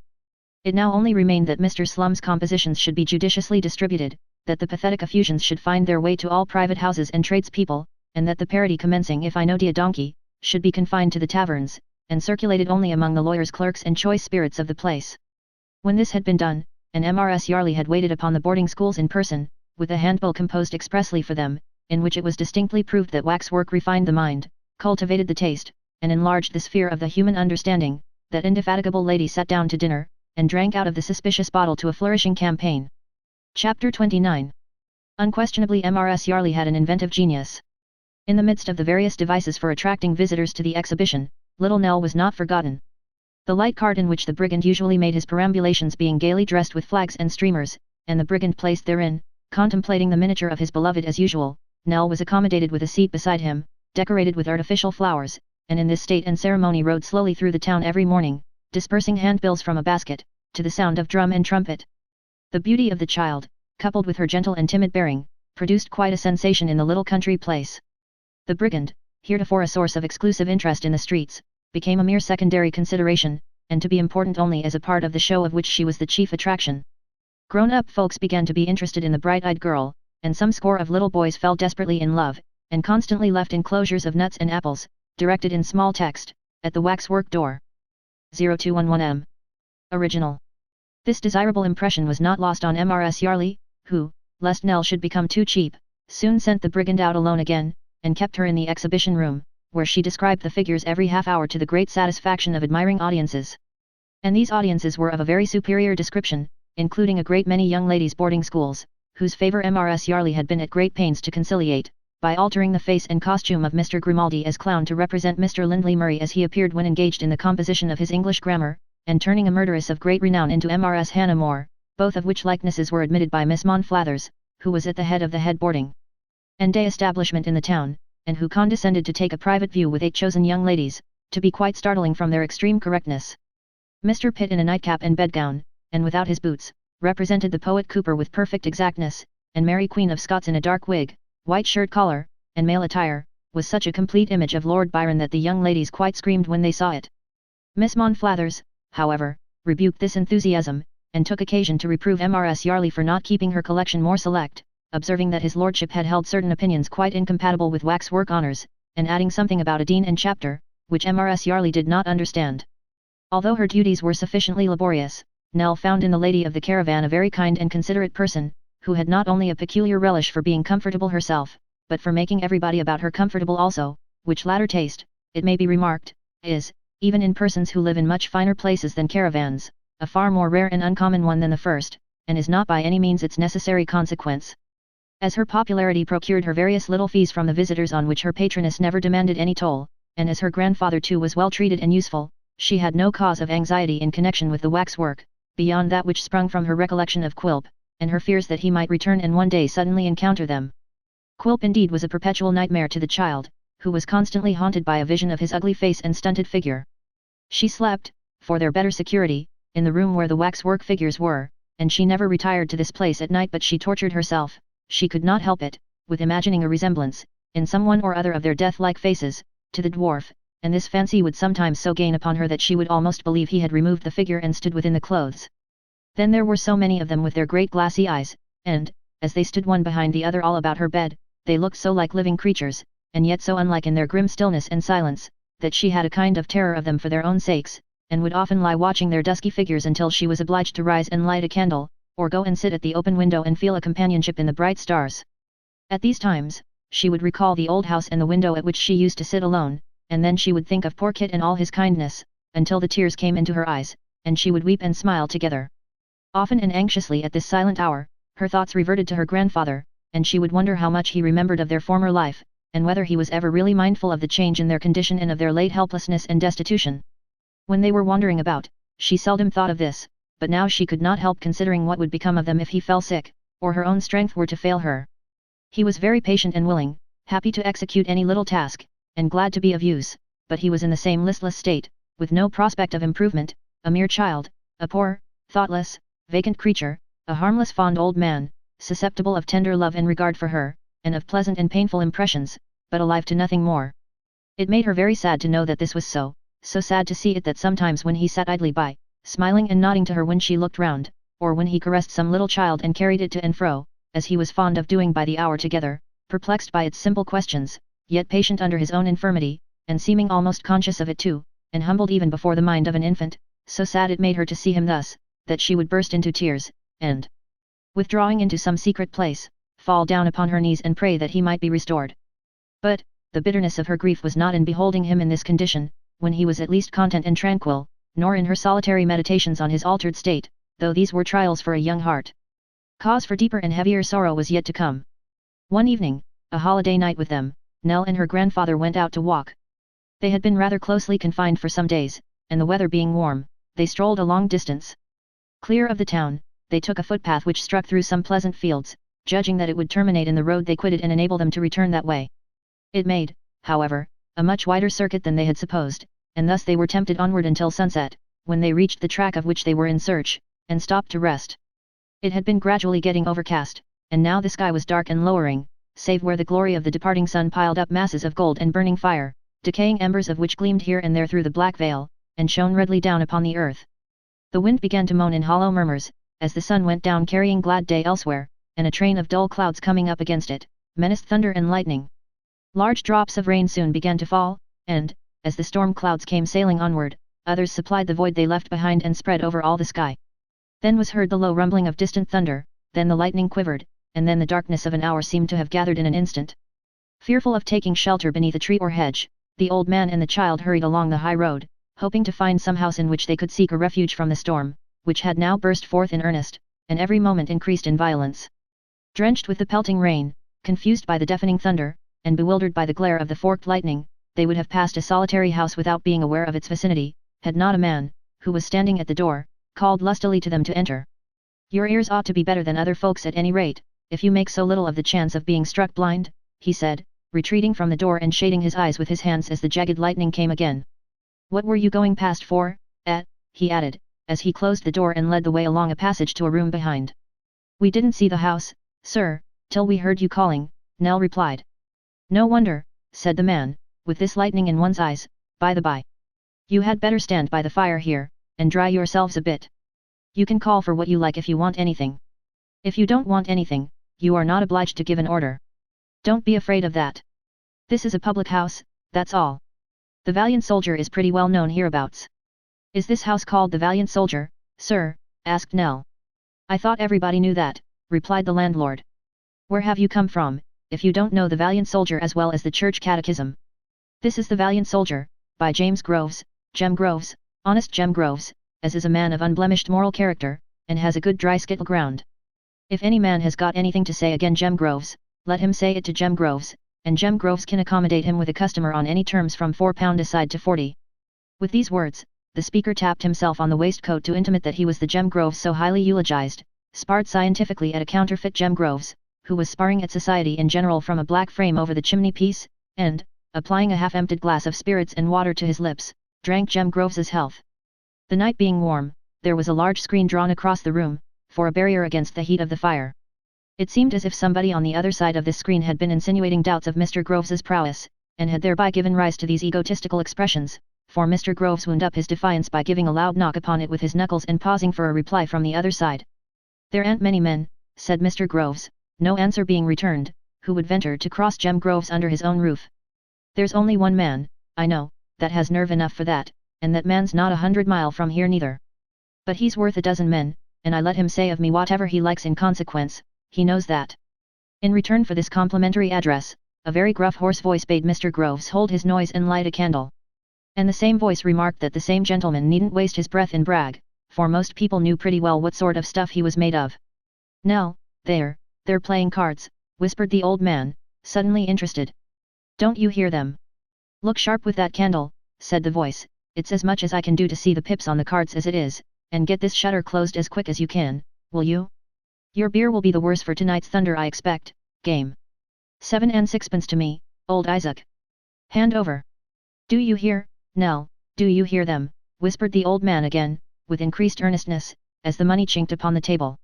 I haven't seen such a storm as this, said a sharp cracked voice of most disagreeable quality, when a tremendous peal of thunder had died away, since the night when old Luke Withers won 13 times running on the red.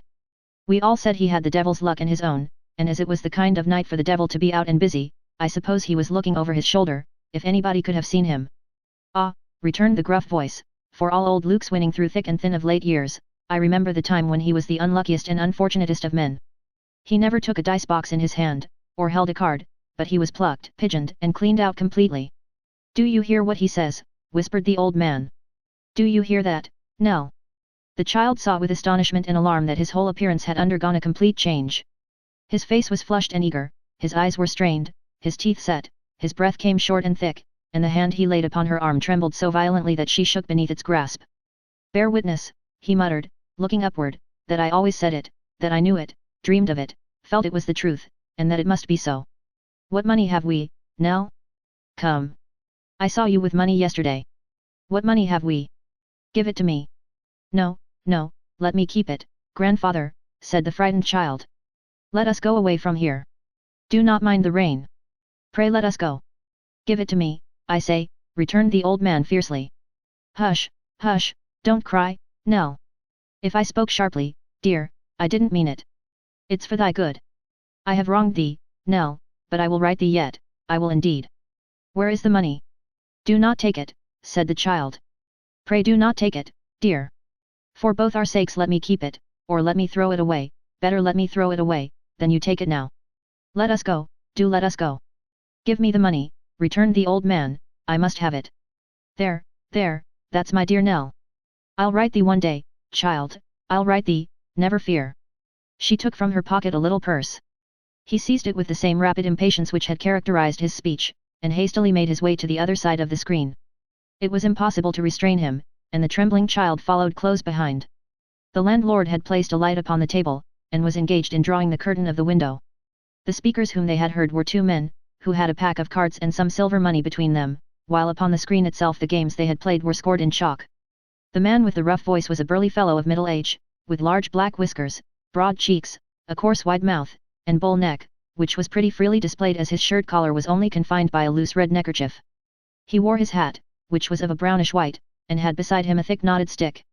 The other man, whom his companion had called Isaac, was of a more slender figure, stooping, and high in the shoulders, with a very ill-favoured face, and a most sinister and villainous squint. Now old gentleman, said Isaac, looking round. Do you know either of us? This side of the screen is private, sir. No offence, I hope, returned the old man. But by gee, sir, there is offence, said the other, interrupting him, when you intrude yourself upon a couple of gentlemen who are particularly engaged. I had no intention to offend, said the old man, looking anxiously at the cards. I thought that. But you had no right to think, sir, retorted the other. What the devil has a man at your time of life to do with thinking? Now bully boy, said the stout man, raising his eyes from his cards for the first time, can't you let him speak? The landlord, who had apparently resolved to remain neutral until he knew which side of the question the stout man would espouse, chimed in at this place with to be sure, can't you let him speak, Isaac List? Can't I let him speak, sneered Isaac in reply, mimicking as nearly as he could, in his shrill voice, the tones of the landlord. Yes, I can let him speak, Jemmy Groves. Well then, do it, will you, said the landlord. Mr. List's squint assumed a portentous character, which seemed to threaten a prolongation of this controversy, when his companion, who had been looking sharply at the old man, put a timely stop to it. Who knows, said he, with a cunning look, but the gentleman may have civilly meant to ask if he might have the honour to take a hand with us. I did mean it, cried the old man. That is what I mean. That is what I want now. I thought so, returned the same man. Then who knows but the gentleman, anticipating our objection to play for love, civilly desired to play for money. The old man replied by shaking the little purse in his eager hand, and then throwing it down upon the table, and gathering up the cards as a miser would clutch at gold. Oh! That indeed, said Isaac, if that's what the gentleman meant, I beg the gentleman's pardon. Is this the gentleman's little purse? A very pretty little purse. Rather a light purse, added Isaac, throwing it into the air and catching it dexterously, but enough to amuse a gentleman for half an hour or so. We'll make a four-handed game of it, and take in Groves, said the stout man. Come, Jemmy. The landlord, who conducted himself like one who was well used to such little parties, approached the table and took his seat. The child, in a perfect agony, drew her grandfather aside, and implored him, even then, to come away. Come, and we may be so happy, said the child. We will be happy, replied the old man hastily. Let me go, Nell. The means of happiness are on the cards and the dice. We must rise from little winnings to great. There's little to be won here, but great will come in time. I shall but win back my own, and it's all for thee, my darling. God help us, cried the child. Oh, what hard fortune brought us here. Hush, rejoined the old man laying his hand upon her mouth, fortune will not bear chiding. We must not reproach her, or she shuns us, I have found that out. Now, mister, said the stout man. If you're not coming yourself, give us the cards, will you? I am coming, cried the old man. Sit thee down, Nell, sit thee down and look on. Be of good heart, it's all for thee, all, every penny. I don't tell them, no, no, or else they wouldn't play, dreading the chance that such a cause must give me. Look at them. See what they are and what thou art. Who doubts that we must win? The gentleman has thought better of it, and isn't coming, said Isaac, making as though he would rise from the table. I'm sorry the gentleman's daunted, nothing venture, nothing have, but the gentleman knows best. Why I am ready. You have all been slow but me, said the old man. I wonder who is more anxious to begin than I dot. As he spoke he drew a chair to the table, and the other three closing round it at the same time, the game commenced. The child sat by, and watched its progress with a troubled mind. Regardless of the run of luck, and mindful only of the desperate passion which had its hold upon her grandfather, losses and gains were to her alike. Exulting in some brief triumph, or cast down by a defeat, there he sat so wild and restless, so feverishly and intensely anxious, so terribly eager, so ravenous for the paltry stakes, that she could have almost better borne to see him dead. And yet she was the innocent cause of all this torture, and he, gambling with such a savage thirst for gain as the most insatiable gambler never felt, had not one selfish thought. On the contrary, the other three, knaves and gamesters by their trade, while intent upon their game, were yet as cool and quiet as if every virtue had been centered in their breasts. Sometimes one would look up to smile to another, or to snuff the feeble candle, or to glance at the lightning as it shot through the open window and fluttering curtain, or to listen to some louder peal of thunder than the rest, with a kind of momentary impatience, as if it put him out, but there they sat, with a calm indifference to everything but their cards, perfect philosophers in appearance, and with no greater show of passion or excitement than if they had been made of stone. 0219M. Original. The storm had raged for full 3 hours, the lightning had grown fainter and less frequent, the thunder, from seeming to roll and break above their heads, had gradually died away into a deep hoarse distance, and still the game went on, and still the anxious child was quite forgotten. Chapter 30. At length the play came to an end, and Mr. Isaac List rose the only winner. Matt and the landlord bore their losses with professional fortitude. Isaac pocketed his gains with the air of a man who had quite made up his mind to win, all along, and was neither surprised nor pleased. Nell's little purse was exhausted, but although it lay empty by his side, and the other players had now risen from the table, the old man sat poring over the cards, dealing them as they had been dealt before, and turning up the different hands to see what each man would have held if they had still been playing. He was quite absorbed in this occupation, when the child drew near and laid her hand upon his shoulder, telling him it was near midnight. See the curse of poverty, Nell, he said, pointing to the packs he had spread out upon the table.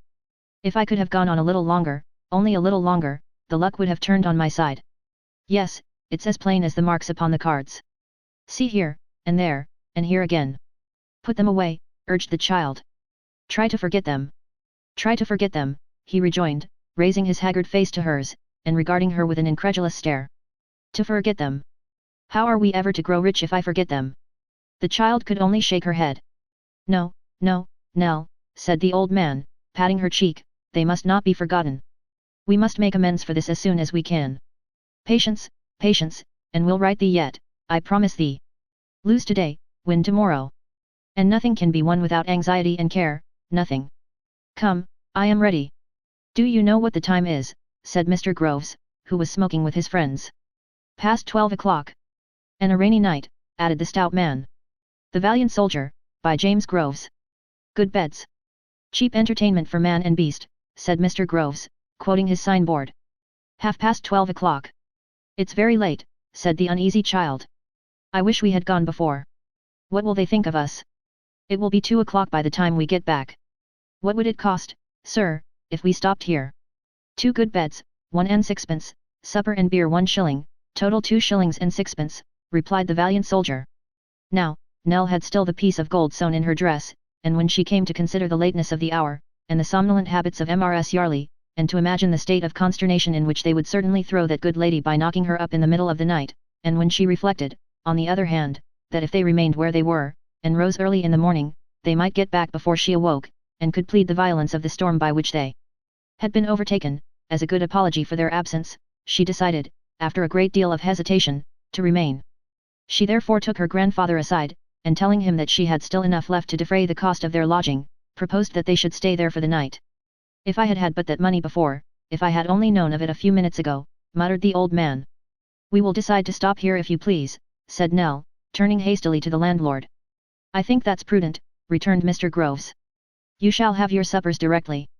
Accordingly, when Mr. Groves had smoked his pipe out, knocked out the ashes, and placed it carefully in a corner of the fireplace, with the bowl downwards, he brought in the bread and cheese, and beer, with many high encomiums upon their excellence, and bade his guests fall to, and make themselves at home.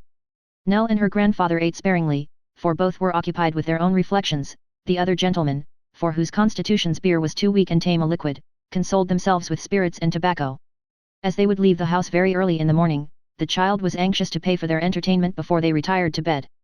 But as she felt the necessity of concealing her little hoard from her grandfather, and had to change the piece of gold, she took it secretly from its place of concealment, and embraced an opportunity of following the landlord when he went out of the room, and tendered it to him in the little bar.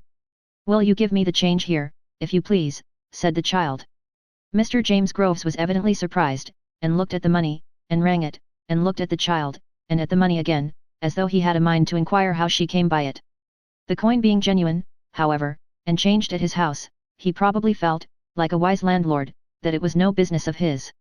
At any rate, he counted out the change, and gave it her. The child was returning to the room where they had passed the evening, when she fancied she saw a figure just gliding in at the door. There was nothing but a long dark passage between this door and the place where she had changed the money, and, being very certain that no person had passed in or out while she stood there, the thought struck her that she had been watched. But by whom? When she re-entered the room, she found its inmates exactly as she had left them. The stout fellow lay upon 2 chairs, resting his head on his hand, and the squinting man reposed in a similar attitude on the opposite side of the table. Between them sat her grandfather, looking intently at the winner with a kind of hungry admiration, and hanging upon his words as if he were some superior being. She was puzzled for a moment, and looked round to see if any else were there. No. Then she asked her grandfather in a whisper whether anybody had left the room while she was absent. No, he said, nobody. It must have been her fancy then, and yet it was strange, that, without anything in her previous thoughts to lead to it, she should have imagined this figure so very distinctly. She was still wondering and thinking of it, when a girl came to light her to bed. The old man took leave of the company at the same time, and they went upstairs together. It was a great, rambling house, with dull corridors and wide staircases which the flaring candles seemed to make more gloomy. She left her grandfather in his chamber, and followed her guide to another, which was at the end of a passage, and approached by some half-dozen crazy steps. This was prepared for her. The girl lingered a little while to talk, and tell her grievances. She had not a good place, she said, the wages were low, and the work was hard. She was going to leave it in a fortnight, the child couldn't recommend her to another, she supposed? Instead she was afraid another would be difficult to get after living there, for the house had a very indifferent character, there was far too much card playing, and such like. She was very much mistaken if some of the people who came there oftenest were quite as honest as they might be, but she wouldn't have it known that she had said so, for the world. Then there were some rambling allusions to a rejected sweetheart, who had threatened to go a-soldiering, a final promise of knocking at the door early in the morning, and good night. The child did not feel comfortable when she was left alone. She could not help thinking of the figure stealing through the passage downstairs, and what the girl had said did not tend to reassure her. The men were very ill-looking. They might get their living by robbing and murdering travelers. Who could tell? Reasoning herself out of these fears, or losing sight of them for a little while, there came the anxiety to which the adventures of the night gave rise. Here was the old passion awakened again in her grandfather's breast, and to what further distraction it might tempt him heaven only knew. What fears their absence might have occasioned already. Persons might be seeking for them even then. Would they be forgiven in the morning, or turned adrift again? Oh! Why had they stopped in that strange place? It would have been better, under any circumstances, to have gone on. At last, sleep gradually stole upon her, a broken, fitful sleep, troubled by dreams of falling from high towers, and waking with a start and in great terror. A deeper slumber followed this, and then, what? That figure in the room. A figure was there. Yes, she had drawn up the blind to admit the light when it should be dawn, and there, between the foot of the bed and the dark casement, it crouched and slunk along, groping its way with noiseless hands, and stealing round the bed. She had no voice to cry for help, no power to move, but lay still, watching it. On it came, on, silently and stealthily, to the bed's head. The breath so near her pillow, that she shrunk back into it, lest those wandering hands should light upon her face. Back again it stole to the window, then turned its head towards her. The dark form was a mere blot upon the lighter darkness of the room, but she saw the turning of the head, and felt and knew how the eyes looked and the ears listened. There it remained, motionless as she. At length, still keeping the face towards her, it busied its hands in something, and she heard the chink of money. Then, on it came again, silent and stealthy as before, and replacing the garments it had taken from the bedside, dropped upon its hands and knees, and crawled away. How slowly it seemed to move, now that she could hear but not see it, creeping along the floor. It reached the door at last, and stood upon its feet. The steps creaked beneath its noiseless tread, and it was gone. The first impulse of the child was to fly from the terror of being by herself in that room, to have somebody by, not to be alone, and then her power of speech would be restored. With no consciousness of having moved, she gained the door. There was the dreadful shadow, pausing at the bottom of the steps.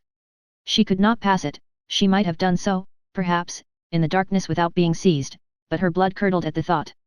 The figure stood quite still, and so did she, not boldly, but of necessity, for going back into the room was hardly less terrible than going on. The rain beat fast and furiously without, and ran down in plashing streams from the thatched roof. Some summer insect, with no escape into the air, flew blindly to and fro, beating its body against the walls and ceiling, and filling the silent place with murmurs. The figure moved again. The child involuntarily did the same. Once in her grandfather's room, she would be safe. It crept along the passage until it came to the very door she longed so ardently to reach. The child, in the agony of being so near, had almost darted forward with the design of bursting into the room and closing it behind her, when the figure stopped again. The idea flashed suddenly upon her, what if it entered there, and had a design upon the old man's life? She turned faint and sick. It did. It went in. There was a light inside. The figure was now within the chamber, and she, still dumb, quite dumb, and almost senseless, stood looking on. The door was partly open.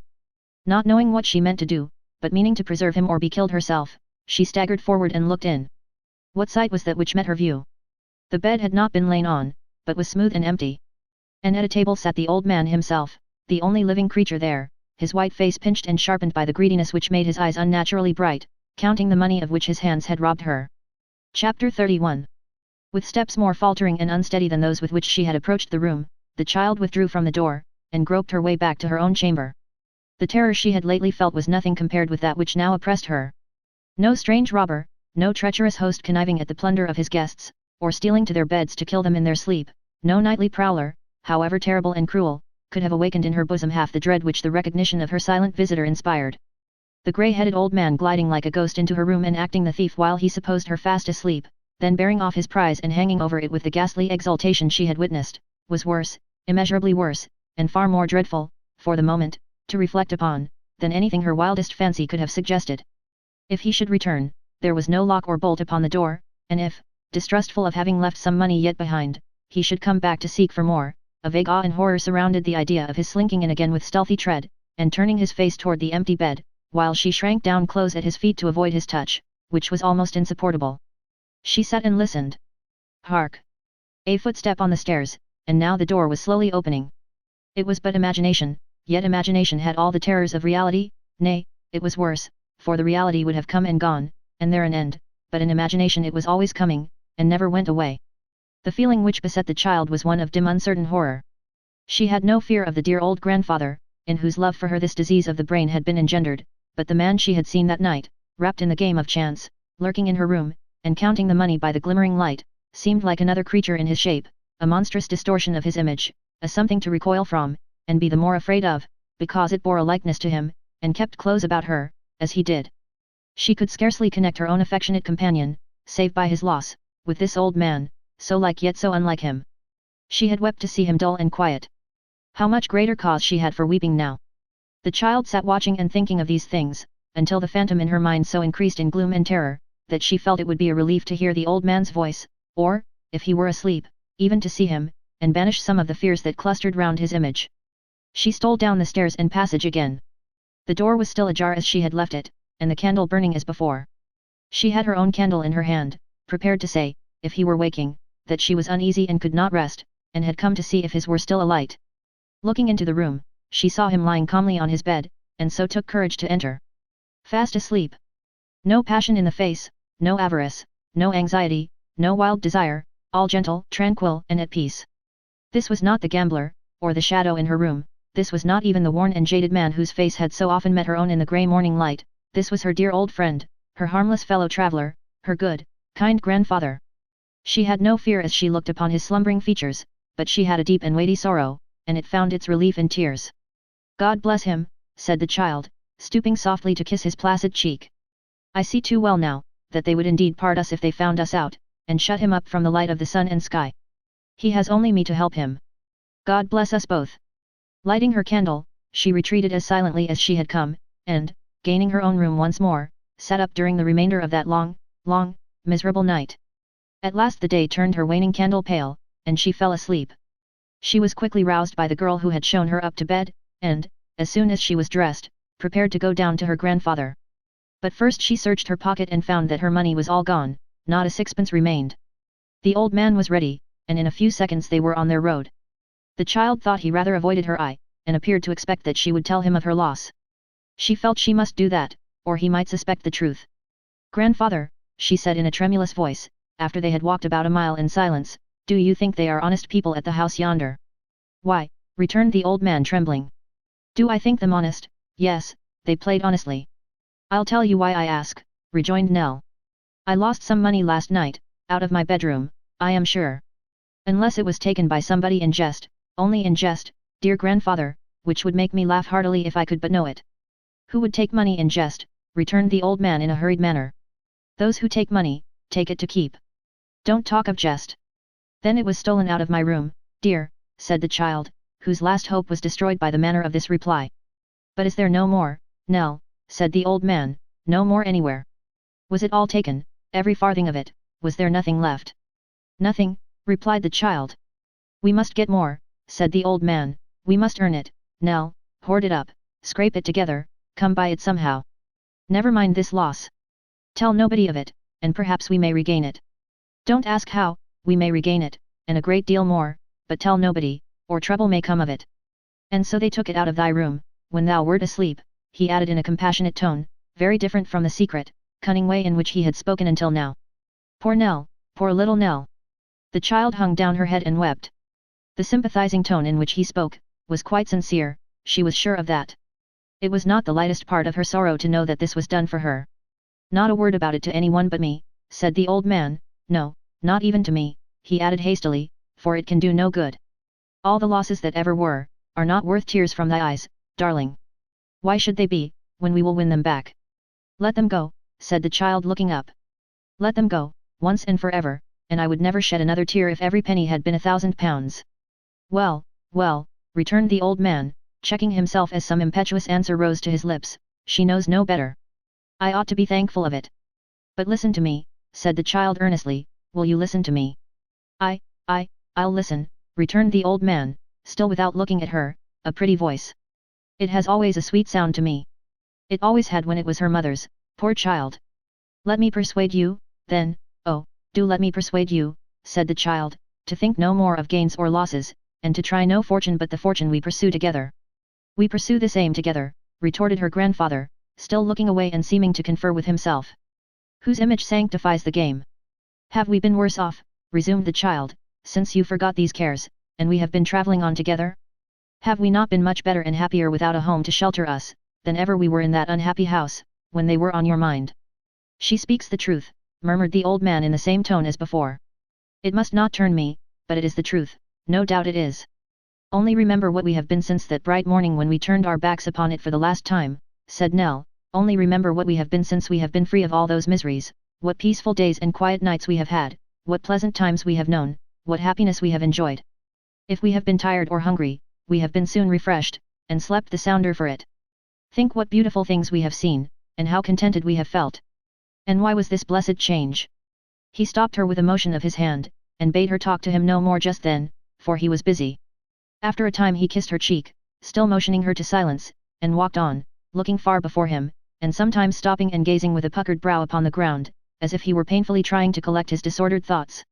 Once she saw tears in his eyes. When he had gone on thus for some time, he took her hand in his as he was accustomed to do, with nothing of the violence or animation of his late manner, and so, by degrees so fine that the child could not trace them, he settled down into his usual quiet way, and suffered her to lead him where she would. When they presented themselves in the midst of the stupendous collection, they found, as Nell had anticipated, that Mrs. Yarley was not yet out of bed, and that, although she had suffered some uneasiness on their account overnight, and had indeed sat up for them until past 11 o'clock, she had retired in the persuasion, that, being overtaken by storm at some distance from home, they had sought the nearest shelter, and would not return before morning. Nell immediately applied herself with great assiduity to the decoration and preparation of the room, and had the satisfaction of completing her task, and dressing herself neatly, before the beloved of the royal family came down to breakfast. "We haven't had," said Mrs. Yarley when the meal was over, "more than 8 of Miss Monflathers's young ladies all the time we've been here, and there's 26 of 'em, as I was told by the cook when I asked her a question or two and put her on the free list. We must try 'em with a parcel of new bills, and you shall take it, my dear, and see what effect that has upon 'em." The proposed expedition being one of paramount importance, Mrs. Yarley adjusted Nell's bonnet with her own hands, and declaring that she certainly did look very pretty, and reflected credit on the establishment, dismissed her with many commendations, and certain needful directions as to the turnings on the right which she was to take, and the turnings on the left which she was to avoid. Thus instructed, Nell had no difficulty in finding out Miss Monflathers's boarding and day establishment, which was a large house, with a high wall, and a large garden gate with a large brass plate, and a small grating through which Miss Monflathers's parlour maid inspected all visitors before admitting them, for nothing in the shape of a man, no, not even a milkman, was suffered, without special license, to pass that gate. Even the tax-gatherer, who was stout, and wore spectacles and a broad-brimmed hat, had the taxes handed through the grating. More obdurate than gate of adamant or brass, this gate of Miss Monflathers's frowned on all mankind. The very butcher respected it as a gate of mystery, and left off whistling when he rang the bell. As Nell approached the awful door, it turned slowly upon its hinges with a creaking noise, and, forth from the solemn grove beyond, came a long file of young ladies, 2 and 2, all with open books in their hands, and some with parasols likewise. And last of the goodly procession came Miss Monflathers, bearing herself a parasol of lilac silk, and supported by 2 smiling teachers, each mortally envious of the other, and devoted unto Miss Monflathers. Confused by the looks and whispers of the girls, Nell stood with downcast eyes and suffered the procession to pass on, until Miss Monflathers, bringing up the rear, approached her, when she curtsied and presented her little packet, on receipt whereof Miss Monflathers commanded that the line should halt. "You're the waxwork child, are you not?" said Miss Monflathers. "Yes, ma'am," replied Nell, colouring deeply, for the young ladies had collected about her, and she was the centre on which all eyes were fixed. "And don't you think you must be a very wicked little child," said Miss Monflathers, who was of rather uncertain temper, and lost no opportunity of impressing moral truths upon the tender minds of the young ladies, to be a waxwork child at all. Poor Nell had never viewed her position in this light, and not knowing what to say, remained silent, blushing more deeply than before. "Don't you know," said Miss Monflathers, "that it's very naughty and unfeminine, and a perversion of the properties wisely and benignantly transmitted to us, with expansive powers to be roused from their dormant state through the medium of cultivation?" The 2 teachers murmured their respectful approval of this home thrust, and looked at Nell as though they would have said that there indeed Miss Monflathers had hit her very hard. Then they smiled and glanced at Miss Monflathers, and then, their eyes meeting, they exchanged looks which plainly said that each considered herself smiler in ordinary to Miss Monflathers, and regarded the other as having no right to smile, and that her so doing was an act of presumption and impertinence. "Don't you feel how naughty it is of you," resumed Miss Monflathers, "to be a waxwork child, when you might have the proud consciousness of assisting, to the extent of your infant powers, the manufactures of your country, of improving your mind by the constant contemplation of the steam engine, and of earning a comfortable and independent subsistence of from 2 and 9 to 3 shillings per week? Don't you know that the harder you are at work, the happier you are?" "How doth the little," murmured one of the teachers, in quotation from Dr. Watts. Said Miss Monflathers, turning smartly round. "Who said that?" Of course the teacher who had not said it, indicated the rival who had, whom Miss Monflathers frowningly requested to hold her peace, by that means throwing the informing teacher into raptures of joy. "The little busy bee," said Miss Monflathers, drawing herself up, "is applicable only to genteel children. In books or work or healthful play, is quite right as far as they are concerned, and the work means painting on velvet, fancy needlework or embroidery. In such cases as these, pointing to Nell, with her parasol, and in the case of all poor people's children, we should read it thus. In work, work, work. In work alway. Let my first years be past. That I may give for every day some good account at last. A deep hum of applause rose not only from the two teachers, but from all the pupils, who were equally astonished to hear Miss Monflathers improvising after this brilliant style, for although she had been long known as a politician, she had never appeared before as an original poet. Just then somebody happened to discover that Nell was crying, and all eyes were again turned towards her. There were indeed tears in her eyes, and drawing out her handkerchief to brush them away, she happened to let it fall. Before she could stoop to pick it up, one young lady of about 15 or 16, who had been standing a little apart from the others, as though she had no recognized place among them, sprang forward and put it in her hand. She was gliding timidly away again, when she was arrested by the governess. It was Miss Edwards who did that, I know, said Miss Monflathers predictively. Now I am sure that was Miss Edwards. It was Miss Edwards, and everybody said it was Miss Edwards, and Miss Edwards herself admitted that it was. Is it not, said Miss Monflathers, putting down her parasol to take a severer view of the offender, a most remarkable thing, Miss Edwards, that you have an attachment to the lower classes which always draws you to their sides, or, rather, is it not a most extraordinary thing that all I say and do will not wean you from propensities which your original station in life have unhappily rendered habitual to you, you extremely vulgar-minded girl? I really intended no harm, ma'am, said a sweet voice. It was a momentary impulse, indeed. An impulse, repeated Miss Monflathers scornfully. I wonder that you presume to speak of impulses to me. Both the teachers assented. I am astonished. Both the teachers were astonished. I suppose it is an impulse which induces you to take the part of every grovelling and debased person that comes in your way. Both the teachers supposed so too. But I would have you know, Miss Edwards, resumed the governess in a tone of increased severity, that you cannot be permitted, if it be only for the sake of preserving a proper example and decorum in this establishment, that you cannot be permitted, and that you shall not be permitted, to fly in the face of your superiors in this exceedingly gross manner. If you have no reason to feel a becoming pride before waxwork children, there are young ladies here who have, and you must either defer to those young ladies or leave the establishment, Miss Edwards. This young lady, being motherless and poor, was apprenticed at the school, taught for nothing, teaching others what she learnt, for nothing, boarded for nothing, lodged for nothing, and set down and rated as something immeasurably less than nothing, by all the dwellers in the house. The servant maids felt her inferiority, for they were better treated, free to come and go, and regarded in their stations with much more respect. The teachers were infinitely superior, for they had paid to go to school in their time, and were paid now. The pupils cared little for a companion who had no grand stories to tell about home, no friends to come with post-horses, and be received in all humility with cake and wine, by the governess, no deferential servant to attend and bear her home for the holidays, nothing genteel to talk about, and nothing to display. But why was Miss Monflathers always vexed and irritated with the poor apprentice? How did that come to pass? Why, the gayest feather in Miss Monflathers's cap, and the brightest glory of Miss Monflathers's school, was a baronet's daughter, the real live daughter of a real live baronet, who, by some extraordinary reversal of the laws of nature, was not only plain in features but dull in intellect, while the poor apprentice had both a ready wit, and a handsome face and figure. It seems incredible. Here was Miss Edwards, who only paid a small premium which had been spent long ago, every day outshining and excelling the baronet's daughter, who learned all the extras, or was taught them all, and whose half-yearly bill came to double that of any other young ladies in the school, making no account of the honour and reputation of her pupillage.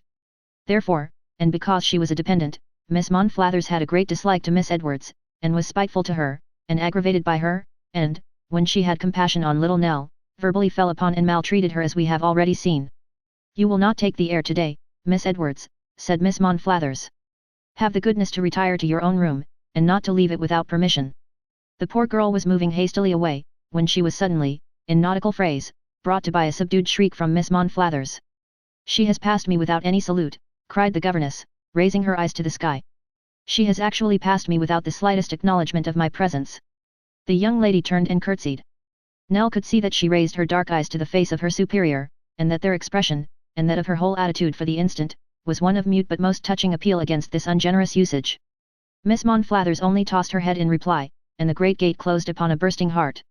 As for you, you wicked child, said Miss Monflathers, turning to Nell, tell your mistress that if she presumes to take the liberty of sending to me any more, I will write to the legislative authorities and have her put in the stocks, or compelled to do penance in a white sheet, and you may depend upon it that you shall certainly experience the treadmill if you dare to come here again. Now ladies, on! The procession filed off, 2 and 2, with the books and parasols, and Miss Monflathers, calling the baronet's daughter to walk with her and smooth her ruffled feelings, discarded the two teachers, who by this time had exchanged their smiles for looks of sympathy, and left them to bring up the rear, and hate each other a little more for being obliged to walk together. Chapter 32. Mrs. Yarley's wrath on first learning that she had been threatened with the indignity of stocks and penance, past all description. The genuine and only Yarley exposed to public scorn, jeered by children, and flouted by beadles. The delight of the nobility and gentry shorn of a bonnet which a lady mayoress might have sighed to wear, and arrayed in a white sheet as a spectacle of mortification and humility. And Miss Monflathers, the audacious creature who presumed, even in the dimmest and remotest distance of her imagination, to conjure up the degrading picture, I am a most inclined, said Mrs. Yarley, bursting with the fullness of her anger and the weakness of her means of revenge, to turn atheist when I think of it. But instead of adopting this course of retaliation, Mrs. Yarley, on second thoughts, brought out the suspicious bottle, and ordering glasses to be set forth upon her favourite drum, and sinking into a chair behind it, called her satellites about her, and to them several times recounted, word for word, the affronts she had received. This done, she begged them in a kind of deep despair to drink, then laughed, then cried, then took a little sip herself, then laughed and cried again, and took a little more, and so, by degrees, the worthy lady went on, increasing in smiles and decreasing in tears, until at last she could not laugh enough at Miss Monflathers, who, from being an object of dire vexation, became one of sheer ridicule and absurdity. For which of us is best off, I wonder, quoth Mrs. Yarley, she or me? It's only talking, when all is said and done, and if she talks of me in the stocks, why I can talk of her in the stocks, which is a good deal funnier if we come to that. Lord, what does it matter, after all? Having arrived at this comfortable frame of mind, to which she had been greatly assisted by certain short interjectional remarks of the philosophical George, Mrs. Yarley consoled Nell with many kind words, and requested as a personal favour that whenever she thought of Miss Monflathers, she would do nothing else but laugh at her, all the days of her life.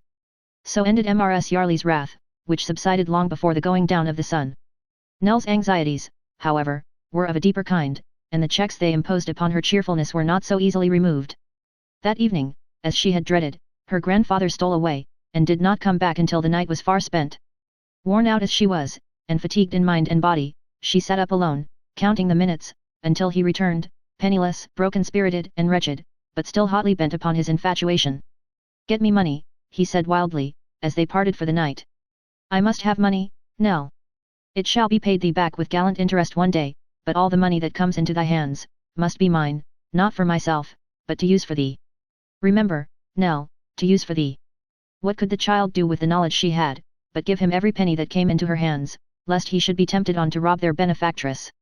If she told the truth, so thought the child, he would be treated as a madman. If she did not supply him with money, he would supply himself. Supplying him, she fed the fire that burned him up, and put him perhaps beyond recovery.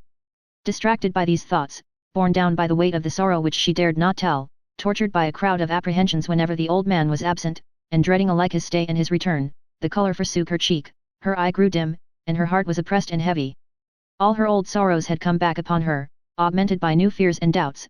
By day they were ever present to her mind, by night they hovered round her pillow, and haunted her in dreams.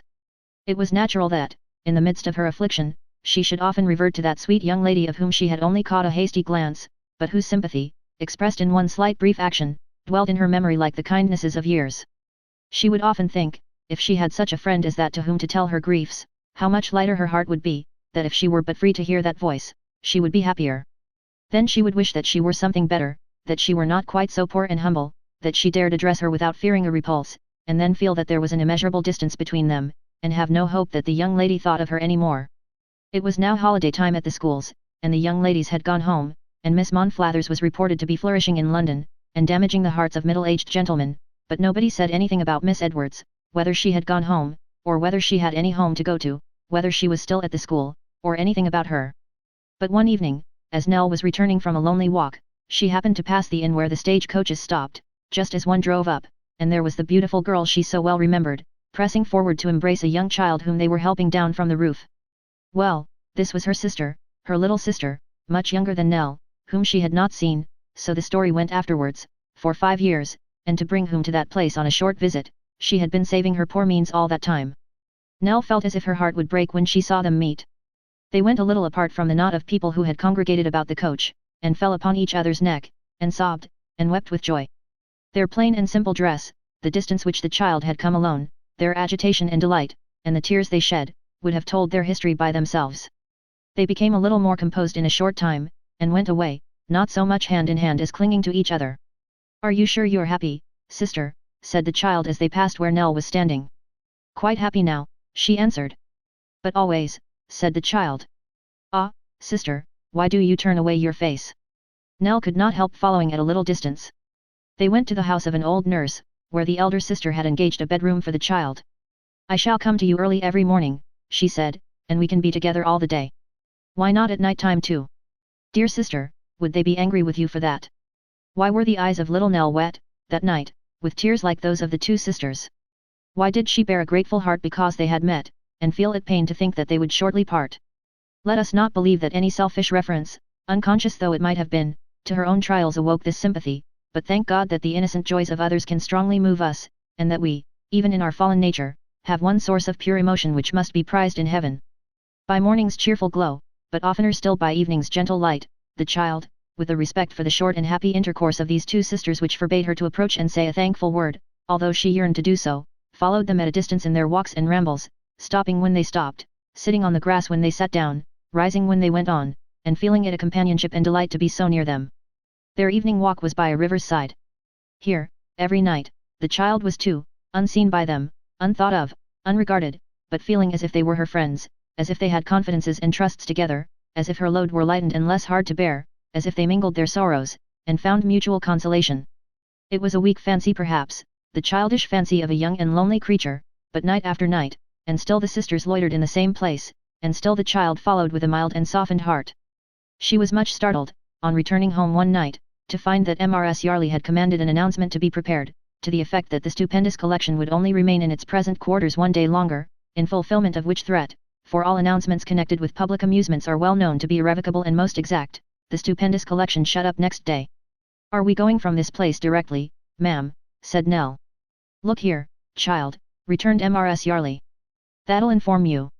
And so saying Mrs. Yarley produced another announcement, wherein it was stated, that, in consequence of numerous inquiries at the waxwork door, and in consequence of crowds having been disappointed in obtaining admission, the exhibition would be continued for 1 week longer, and would reopen next day. For now that the schools are gone, and the regular sightseers exhausted, said Mrs. Yarley, we come to the general public, and they want stimulating. 0235M. Original. Upon the following day at noon, Mrs. Yarley established herself behind the highly ornamented table, attended by the distinguished effigies before mentioned, and ordered the doors to be thrown open for the readmission of a discerning and enlightened public. But the first day's operations were by no means of a successful character, inasmuch as the general public, though they manifested a lively interest in Mrs. Yarley personally, and such of her waxen satellites as were to be seen for nothing, were not affected by any impulses moving them to the payment of 6pence a head. Thus, notwithstanding that a great many people continued to stare at the entry and the figures therein displayed, and remained there with great perseverance, by the hour at a time, to hear the barrel organ played and to read the bills, and notwithstanding that they were kind enough to recommend their friends to patronize the exhibition in the like manner, until the doorway was regularly blockaded by half the population of the town, who, when they went off duty, were relieved by the other half. It was not found that the treasury was any the richer, or that the prospects of the establishment were at all encouraging. In this depressed state of the classical market, Mrs. Yarley made extraordinary efforts to stimulate the popular taste, and whet the popular curiosity. Certain machinery in the body of the nun on the leads over the door was cleaned up and put in motion, so that the figure shook its head paralytically all day long, to the great admiration of a drunken, but very Protestant, barber over the way, who looked upon the said paralytic motion as typical of the degrading effect wrought upon the human mind by the ceremonies of the Romish Church and discoursed upon that theme with great eloquence and morality. The two carters constantly passed in and out of the exhibition room, under various disguises, protesting aloud that the sight was better worth the money than anything they had beheld in all their lives, and urging the bystanders, with tears in their eyes, not to neglect such a brilliant gratification. Mrs. Yarley sat in the pay place, chinking silver moneys from noon till night, and solemnly calling upon the crowd to take notice that the price of admission was only 6pence, and that the departure of the whole collection, on a short tour among the crowned heads of Europe, was positively fixed for that day week. So be in time, be in time, be in time, said Mrs. Yarley at the close of every such address. Remember that this is Yarley's stupendous collection of upwards of 100 figures, and that it is the only collection in the world, all others being impostors and deceptions. Be in time, be in time, be in time. Chapter 33. As the course of this tale requires that we should become acquainted, somewhere hereabouts, with a few particulars connected with the domestic economy of Mr. Sampson Brass, and as a more convenient place than the present is not likely to occur for that purpose, the historian takes the friendly reader by the hand, and springing with him into the air, and cleaving the same at a greater rate than ever. Don Cleofas Leandro Perez Zambulo and his familiar travelled through that pleasant region in company, alights with him upon the pavement of Bevis Marks. The intrepid aeronauts alight before a small dark house, once the residence of Mr. Sampson Brass. In the parlour window of this little habitation, which is so close upon the footway that the passenger who takes the wall brushes the dim glass with his coat sleeve, much to its improvement, for it is very dirty, in this parlour window in the days of its occupation by Sampson Brass, there hung, all awry and slack, and discoloured by the sun, a curtain of faded green, so threadbare from long service as by no means to intercept the view of the little dark room, but rather to afford a favourable medium through which to observe it accurately. There was not much to look at. A rickety table, with spare bundles of papers, yellow and ragged from long carriage in the pocket, ostentatiously displayed upon its top, a couple of stools set face to face on opposite sides of this crazy piece of furniture, a treacherous old chair by the fireplace, whose withered arms had hugged full many a client and helped to squeeze him dry, a second-hand wig box, used as a depository for blank writs and declarations and other small forms of law, once the sole contents of the head which belonged to the wig which belonged to the box, as they were now of the box itself, 2 or 3 common books of practice, a jar of ink, a pounce box, a stunted hearth broom, a carpet trodden to shreds but still clinging with the tightness of desperation to its tacks. These, with the yellow wainscot of the walls, the smoke-discoloured ceiling, the dust and cobwebs, were among the most prominent decorations of the office of Mr. Sampson Brass. But this was mere still life, of no greater importance than the plate, Brass, solicitor, upon the door, and the bill, first floor to let to a single gentleman, which was tied to the knocker. The office commonly held 2 examples of animated nature, more to the purpose of this history, and in whom it has a stronger interest and more particular concern. Of these, one was Mr. Brass himself, who has already appeared in these pages. The other was his clerk, assistant, housekeeper, secretary, confidential plotter, adviser, intriguer, and bill of cost increaser, Miss Brass, a kind of Amazon at common law, of whom it may be desirable to offer a brief description. Miss Sally Brass, then, was a lady of 35 or thereabouts, of a gaunt and bony figure, and a resolute bearing, which if it repressed the softer emotions of love, and kept admirers at a distance, certainly inspired a feeling akin to awe in the breasts of those male strangers who had the happiness to approach her. In face she bore a striking resemblance to her brother, Sampson, so exact, indeed, was the likeness between them, that had it consorted with Miss Brass's maiden modesty and gentle womanhood to have assumed her brother's clothes in a frolic and sat down beside him, it would have been difficult for the oldest friend of the family to determine which was Sampson and which Sally, especially as the lady carried upon her upper lip certain reddish demonstrations, which, if the imagination had been assisted by her attire, might have been mistaken for a beard. These were, however, in all probability, nothing more than eyelashes in a wrong place, as the eyes of Miss Brass were quite free from any such natural impertinencies. In complexion Miss Brass was sallow, rather a dirty sallow, so to speak, but this hue was agreeably relieved by the healthy glow which mantled in the extreme tip of her laughing nose. Her voice was exceedingly impressive, deep and rich in quality, and, once heard, not easily forgotten. Her usual dress was a green gown, in colour not unlike the curtain of the office window, made tight to the figure, and terminating at the throat, where it was fastened behind by a peculiarly large and massive button. Feeling, no doubt, that simplicity and plainness are the soul of elegance, Miss Brass wore no collar or kerchief except upon her head, which was invariably ornamented with a brown gauze scarf, like the wing of the fabled vampire, and which, twisted into any form that happened to suggest itself, formed an easy and graceful head dress. Such was Miss Brass in person. In mind, she was of a strong and vigorous turn, having from her earliest youth devoted herself with uncommon ardour to the study of law, not wasting her speculations upon its eagle flights, which are rare, but tracing it attentively through all the slippery and eel-like crawlings in which it commonly pursues its way. Nor had she, like many persons of great intellect, confined herself to theory, or stopped short where practical usefulness begins, inasmuch as she could engross, fair copy, fill up printed forms with perfect accuracy, and, in short, transact any ordinary duty of the office down to pouncing a skin of parchment or mending a pen. It is difficult to understand how, possessed of these combined attractions, she should remain Miss Brass, but whether she had steeled her heart against mankind, or whether those who might have wooed and won her, were deterred by fears that, being learned in the law, she might have too near her fingers' ends those particular statutes which regulate what are familiarly termed actions for breach, certain it is that she was still in a state of celibacy, and still in daily occupation of her old stool opposite to that of her brother Sampson. And equally certain it is, by the way, that between these 2 stools a great many people had come to the ground. One morning Mr. Sampson Brass sat upon his stool copying some legal process, and viciously digging his pen deep into the paper, as if he were writing upon the very heart of the party against whom it was directed, and Miss Sally Brass sat upon her stool making a new pen preparatory to drawing out a little bill, which was her favourite occupation, and so they sat in silence for a long time, until Miss Brass broke silence. "Have you nearly done?" Sammy, said Miss Brass, for in her mild and feminine lips, Samson became Sammy, and all things were softened down. No, returned her brother. It would have been all done though, if you had helped at the right time. Oh yes, indeed, cried Miss Sally, you want my help, don't you, you, too, that are going to keep a clerk. Am I going to keep a clerk for my own pleasure, or because of my own wish, you provoking rascal, said Mr. Brass, putting his pen in his mouth, and grinning spitefully at his sister. What do you taunt me about going to keep a clerk for? It may be observed in this place, lest the fact of Mr. Brass calling a lady a rascal, should occasion any wonderment or surprise, that he was so habituated to having her near him in a man's capacity, that he had gradually accustomed himself to talk to her as though she were really a man. And this feeling was so perfectly reciprocal, that not only did Mr. Brass often call Miss Brass a rascal, or even put an adjective before the rascal, but Miss Brass looked upon it as quite a matter of course, and was as little moved as any other lady would be by being called an angel. What do you taunt me, after 3 hours' talk last night, with going to keep a clerk for, repeated Mr. Brass, grinning again with the pen in his mouth, like some nobleman's or gentleman's crest. Is it my fault? All I know is, said Miss Sally, smiling drily, for she delighted in nothing so much as irritating her brother, that if every one of your clients is to force us to keep a clerk, whether we want to or not, you had better leave off business, strike yourself off the roll, and get taken in execution, as soon as you can. Have we got any other client like him, said Brass.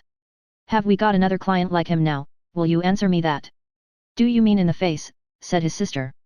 Do I mean in the face, sneered Samson Brass, reaching over to take up the bill book, and fluttering its leaves rapidly. Look here, Daniel Quilp, Esquire, Daniel Quilp, Esquire, Daniel Quilp, Esquire, all through. Whether should I take a clerk that he recommends, and says, this is the man for you, or lose all this, et. Miss Sally deigned to make no reply, but smiled again, and went on with her work. But I know what it is, resumed Brass after a short silence. You're afraid you won't have as long a finger in the business as you've been used to have. Do you think I don't see through that? The business wouldn't go on very long, I expect, without me, returned his sister composedly. Don't you be a fool and provoke me, Sammy, but mind what you're doing, and do it. Samson Brass, who was at heart in great fear of his sister, sulkily bent over his writing again, and listened as she said. If I determined that the clerk ought not to come, of course he wouldn't be allowed to come. You know that well enough, so don't talk nonsense. Mr. Brass received this observation with increased meekness, merely remarking, under his breath, that he didn't like that kind of joking, and that Miss Sally would be a much better fellow if she forbore to aggravate him. To this compliment Miss Sally replied, that she had a relish for the amusement, and had no intention to forego its gratification. Mr. Brass not caring, as it seemed, to pursue the subject any further, they both plied their pens at a great pace, and there the discussion ended. While they were thus employed, the window was suddenly darkened, as by some person standing close against it. As Mr. Brass and Miss Sally looked up to ascertain the cause, the top sash was nimbly lowered from without, and Quilp thrust in his head. Hello, he said, standing on tiptoe on the window-sill, and looking down into the room. Is there anybody at home? Is there any of the devil's ware here? Is Brass at a premium, at 0240M? Original. Ha, ha, ha, laughed the lawyer in an affected ecstasy. Oh, very good, sir. Oh, very good indeed. Quite eccentric. Dear me, what humour he has. Is that my Sally, croaked the dwarf, ogling the fair Miss Brass. Is it justice with the bandage off her eyes, and without the sword and scales? Is it the strong arm of the law? Is it the Virgin of Bevis? What an amazing flow of spirits, cried Brass. Upon my word, it's quite extraordinary. Open the door, said Quilp, I've got him here. Such a clerk for you, Brass, such a prize, such an ace of trumps. Be quick and open the door, or if there's another lawyer near and he should happen to look out of window, he'll snap him up before your eyes, he will. It is probable that the loss of the phoenix of clerks, even to a rival practitioner, would not have broken Mr. Brass's heart, but, pretending great alacrity, he rose from his seat, and going to the door, returned, introducing his client, who led by the hand no less a person than Mr. Richard Swiveller.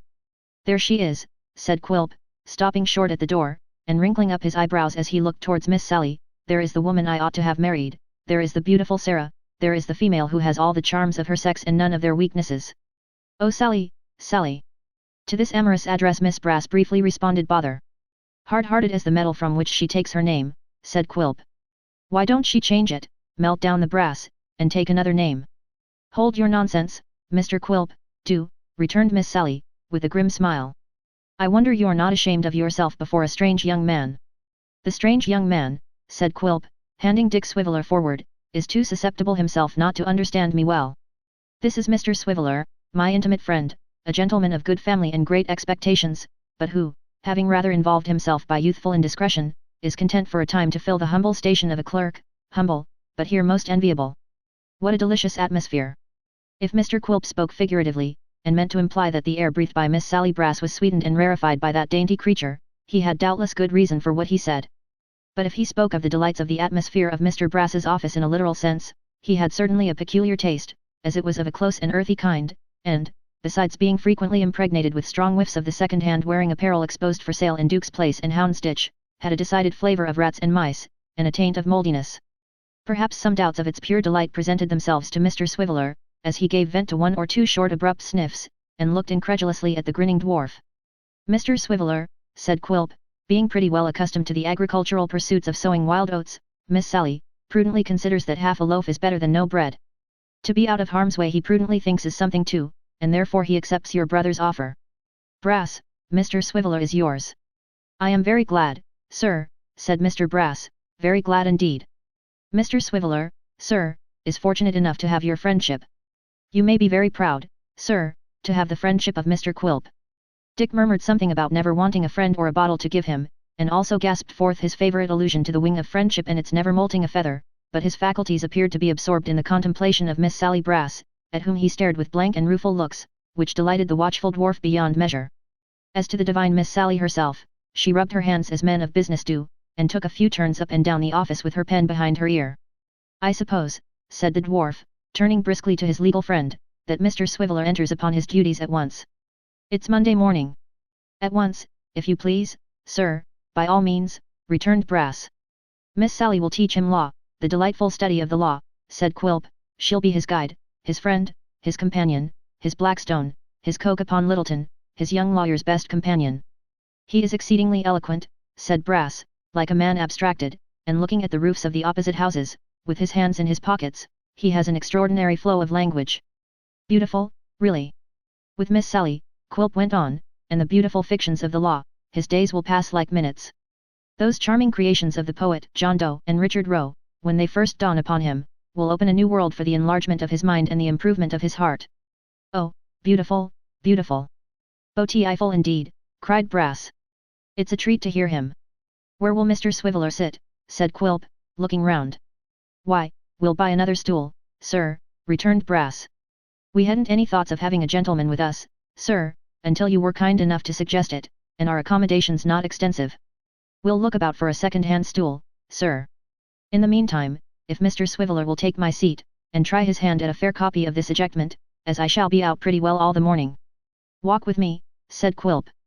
I have a word or two to say to you on points of business. Can you spare the time? Can I spare the time to walk with you, sir? You're joking, sir, you're joking with me, replied the lawyer, putting on his hat. I'm ready, sir, quite ready. My time must be fully occupied indeed, sir, not to leave me time to walk with you. It's not everybody, sir, who has an opportunity of improving himself by the conversation of Mr. Quilp. The dwarf glanced sarcastically at his brazen friend, and, with a short dry cough, turned upon his heel to bid adieu to Miss Sally. After a very gallant parting on his side, and a very cool and gentlemanly sort of one on hers, he nodded to Dick Swiveller, and withdrew with the attorney. Dick stood at the desk in a state of utter stupefaction, staring with all his might at the beauteous Sally, as if she had been some curious animal whose like had never lived. When the dwarf got into the street, he mounted again upon the window-sill, and looked into the office for a moment with a grinning face, as a man might peep into a cage. Dick glanced upward at him, but without any token of recognition, and long after he had disappeared, still stood gazing upon Miss Sally Brass, seeing or thinking of nothing else, and rooted to the spot. Miss Brass, being by this time deep in the bill of costs, took no notice whatever of Dick, but went scratching on, with a noisy pen, scoring down the figures with evident delight, and working like a steam engine. There stood Dick, gazing now at the green gown, now at the brown head dress, now at the face, and now at the rapid pen, in a state of stupid perplexity, wondering how he got into the company of that strange monster, and whether it was a dream and he would ever wake. At last he heaved a deep sigh, and began slowly pulling off his coat. Mr. Swiveller pulled off his coat, and folded it up with great elaboration, staring at Miss Sally all the time, then put on a blue jacket with a double row of gilt buttons, which he had originally ordered for aquatic expeditions, but had brought with him that morning for office purposes, and, still keeping his eye upon her, suffered himself to drop down silently upon Mr. Brass's stool.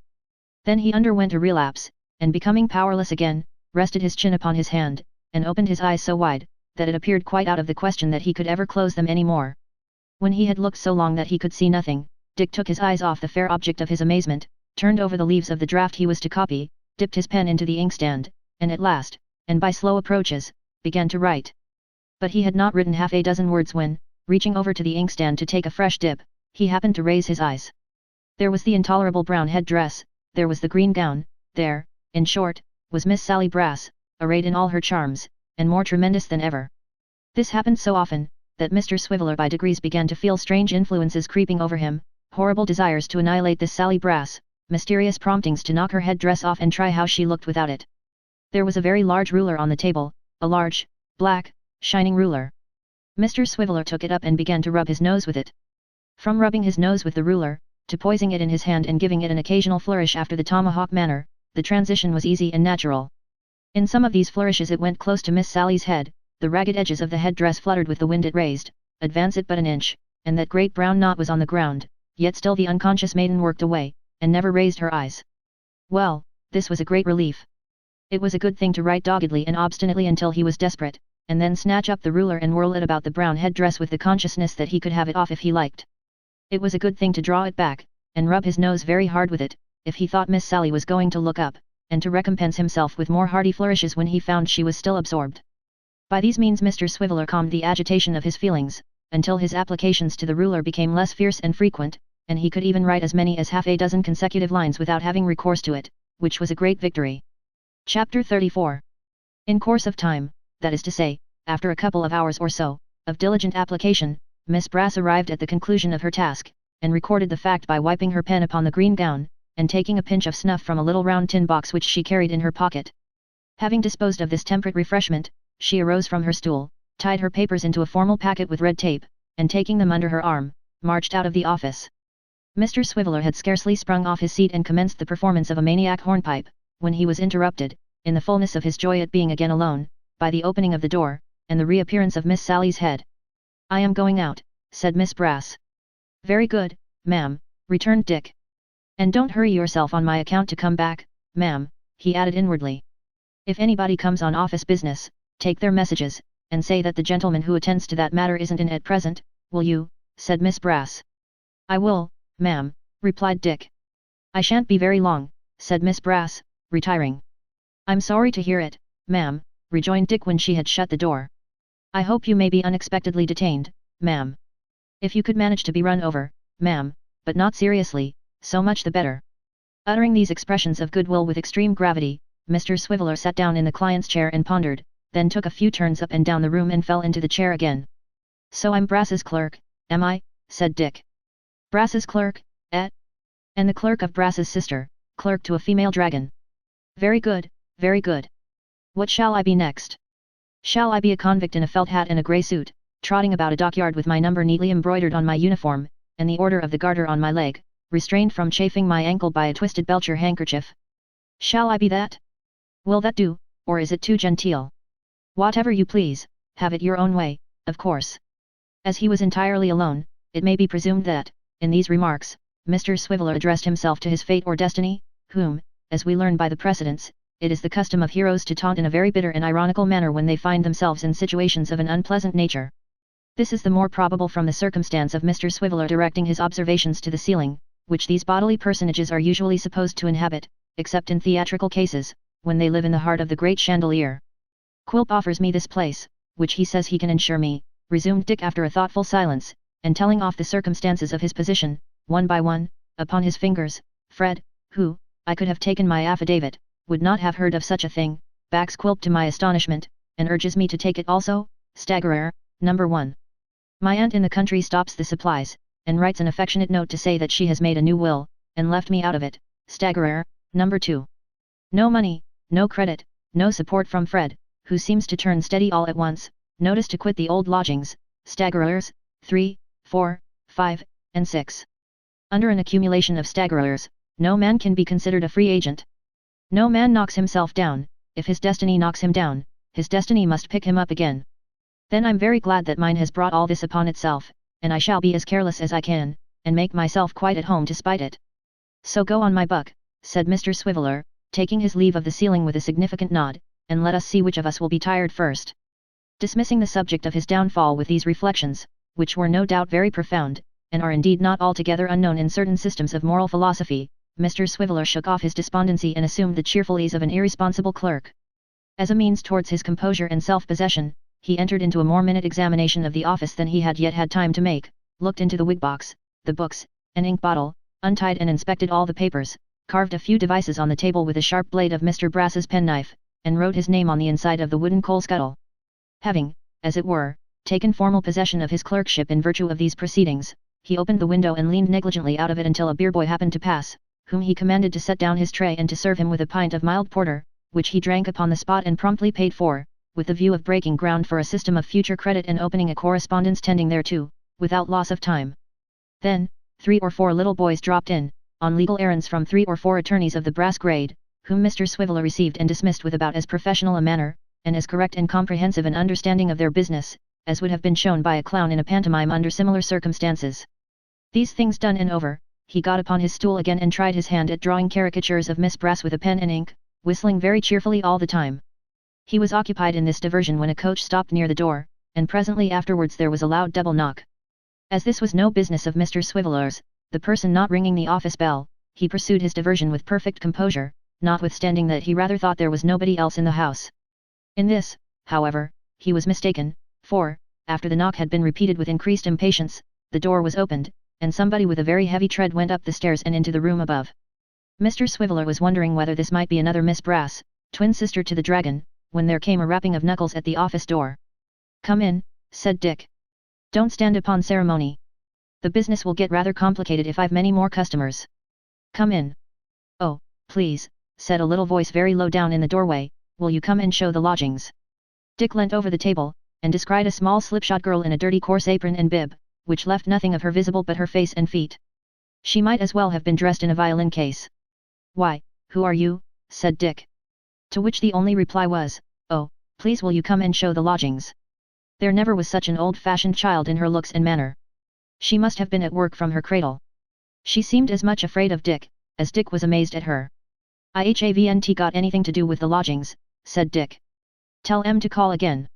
"Oh, but please will you come and show the lodgings," returned the girl, "it's 18 shillings a week and us finding plate and linen. Boots and clothes is extra, and fires in winter time is 8 pence a day. Why don't you show em yourself?" "You seem to know all about em," said Dick. "Miss Sally said I wasn't to, because people wouldn't believe the attendance was good if they saw how small I was first." "Well, but they'll see how small you are afterwards, won't they?" said Dick. "Ah! But then they'll have taken em for a fortnight certain," replied the child with a shrewd look, "and people don't like moving when they're once settled." "This is a queer sort of thing," muttered Dick, rising. "What do you mean to say you are, the cook?" "Yes, I do plain cooking," replied the child. "I'm housemaid too, I do all the work of the house. I suppose Brass and the dragon and I do the dirtiest part of it," thought Dick. And he might have thought much more, being in a doubtful and hesitating mood, but that the girl again urged her request, and certain mysterious bumping sounds on the passage and staircase seemed to give note of the applicant's impatience. Richard Swiveller, therefore, sticking a pen behind each ear, and carrying another in his mouth as a token of his great importance and devotion to business, hurried out to meet and treat with the single gentleman. He was a little surprised to perceive that the bumping sounds were occasioned by the progress upstairs of the single gentleman's trunk, which, being nearly twice as wide as the staircase, and exceedingly heavy withal, it was no easy matter for the united exertions of the single gentleman and the coachman to convey up the steep ascent. But there they were, crushing each other, and pushing and pulling with all their might, and getting the trunk tight and fast in all kinds of impossible angles, and to pass them was out of the question, for which sufficient reason, Mr. Swiveller followed slowly behind, entering a new protest on every stair against the house of Mr. Sampson Brass being thus taken by storm. To these remonstrances, the single gentleman answered not a word, but when the trunk was at last got into the bedroom, sat down upon it and wiped his bald head and face with his handkerchief.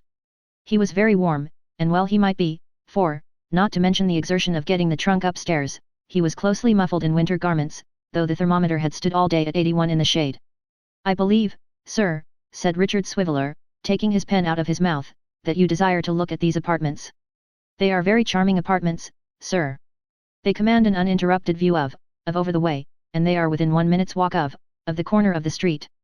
There is exceedingly mild porter, sir, in the immediate vicinity, and the contingent advantages are extraordinary. What's the rent? Said the single gentleman. £1 per week, replied Dick, improving on the terms. I'll take M. The boots and clothes are extras, said Dick, and the fires in winter time are all agreed to, answered the single gentleman. 2 weeks certain, said Dick, are they? 2 weeks, cried the single gentleman gruffly, eyeing him from top to toe. 2 years. I shall live here for 2 years. Here. £10 down. The bargain's made.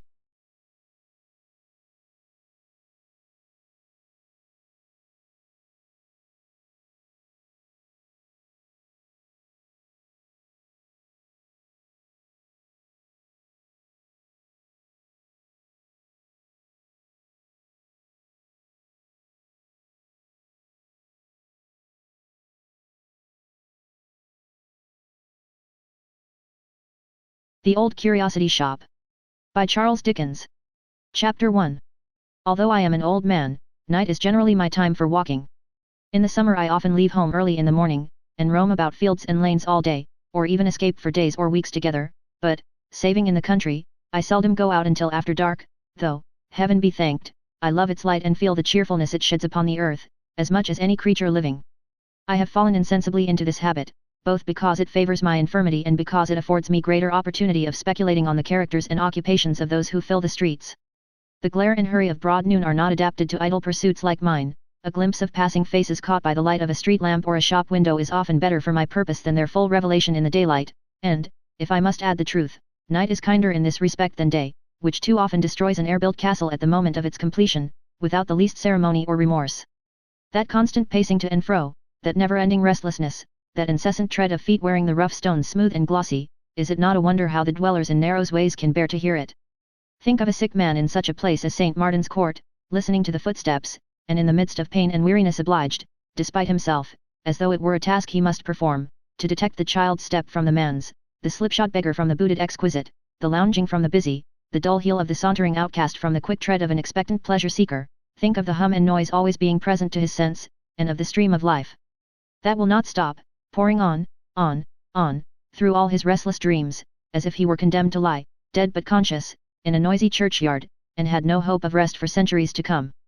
Then, the crowds forever passing and repassing on the bridges, on those which are free of toll at least, where many stop on fine evenings looking listlessly down upon the water with some vague idea that by and by it runs between green banks which grow wider and wider until at last it joins the broad vast sea, where some halt to rest from heavy loads and think as they look over the parapet that to smoke and lounge away one's life, and lie sleeping in the sun upon a hot tarpaulin, in a dull, slow, sluggish barge, must be happiness unalloyed, and where some, and a very different class, pause with heavier loads than they, remembering to have heard or read in old time that drowning was not a hard death, but of all means of suicide the easiest and best.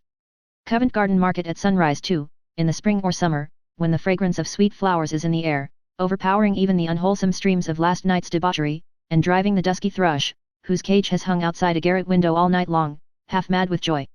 Poor bird! The only neighbouring thing at all akin to the other little captives, some of whom, shrinking from the hot hands of drunken purchasers, lie drooping on the path already, while others, soddened by close contact, await the time when they shall be watered and freshened up to please more sober company, and make old clerks who pass them on their road to business, wonder what has filled their breasts with visions of the country. But my present purpose is not to expatiate upon my walks. The story I am about to relate, and to which I shall recur at intervals, arose out of one of these rambles, and thus I have been led to speak of them by way of preface. One night I had roamed into the city, and was walking slowly on in my usual way, musing upon a great many things, when I was arrested by an inquiry, the purport of which did not reach me, but which seemed to be addressed to myself, and was preferred in a soft sweet voice that struck me very pleasantly. I turned hastily round and found at my elbow a pretty little girl, who begged to be directed to a certain street at a considerable distance, and indeed in quite another quarter of the town. "It is a very long way from here," said I, "my child." "I know that, sir," she replied timidly. "I am afraid it is a very long way, for I came from there tonight." "Alone?" said I, in some surprise.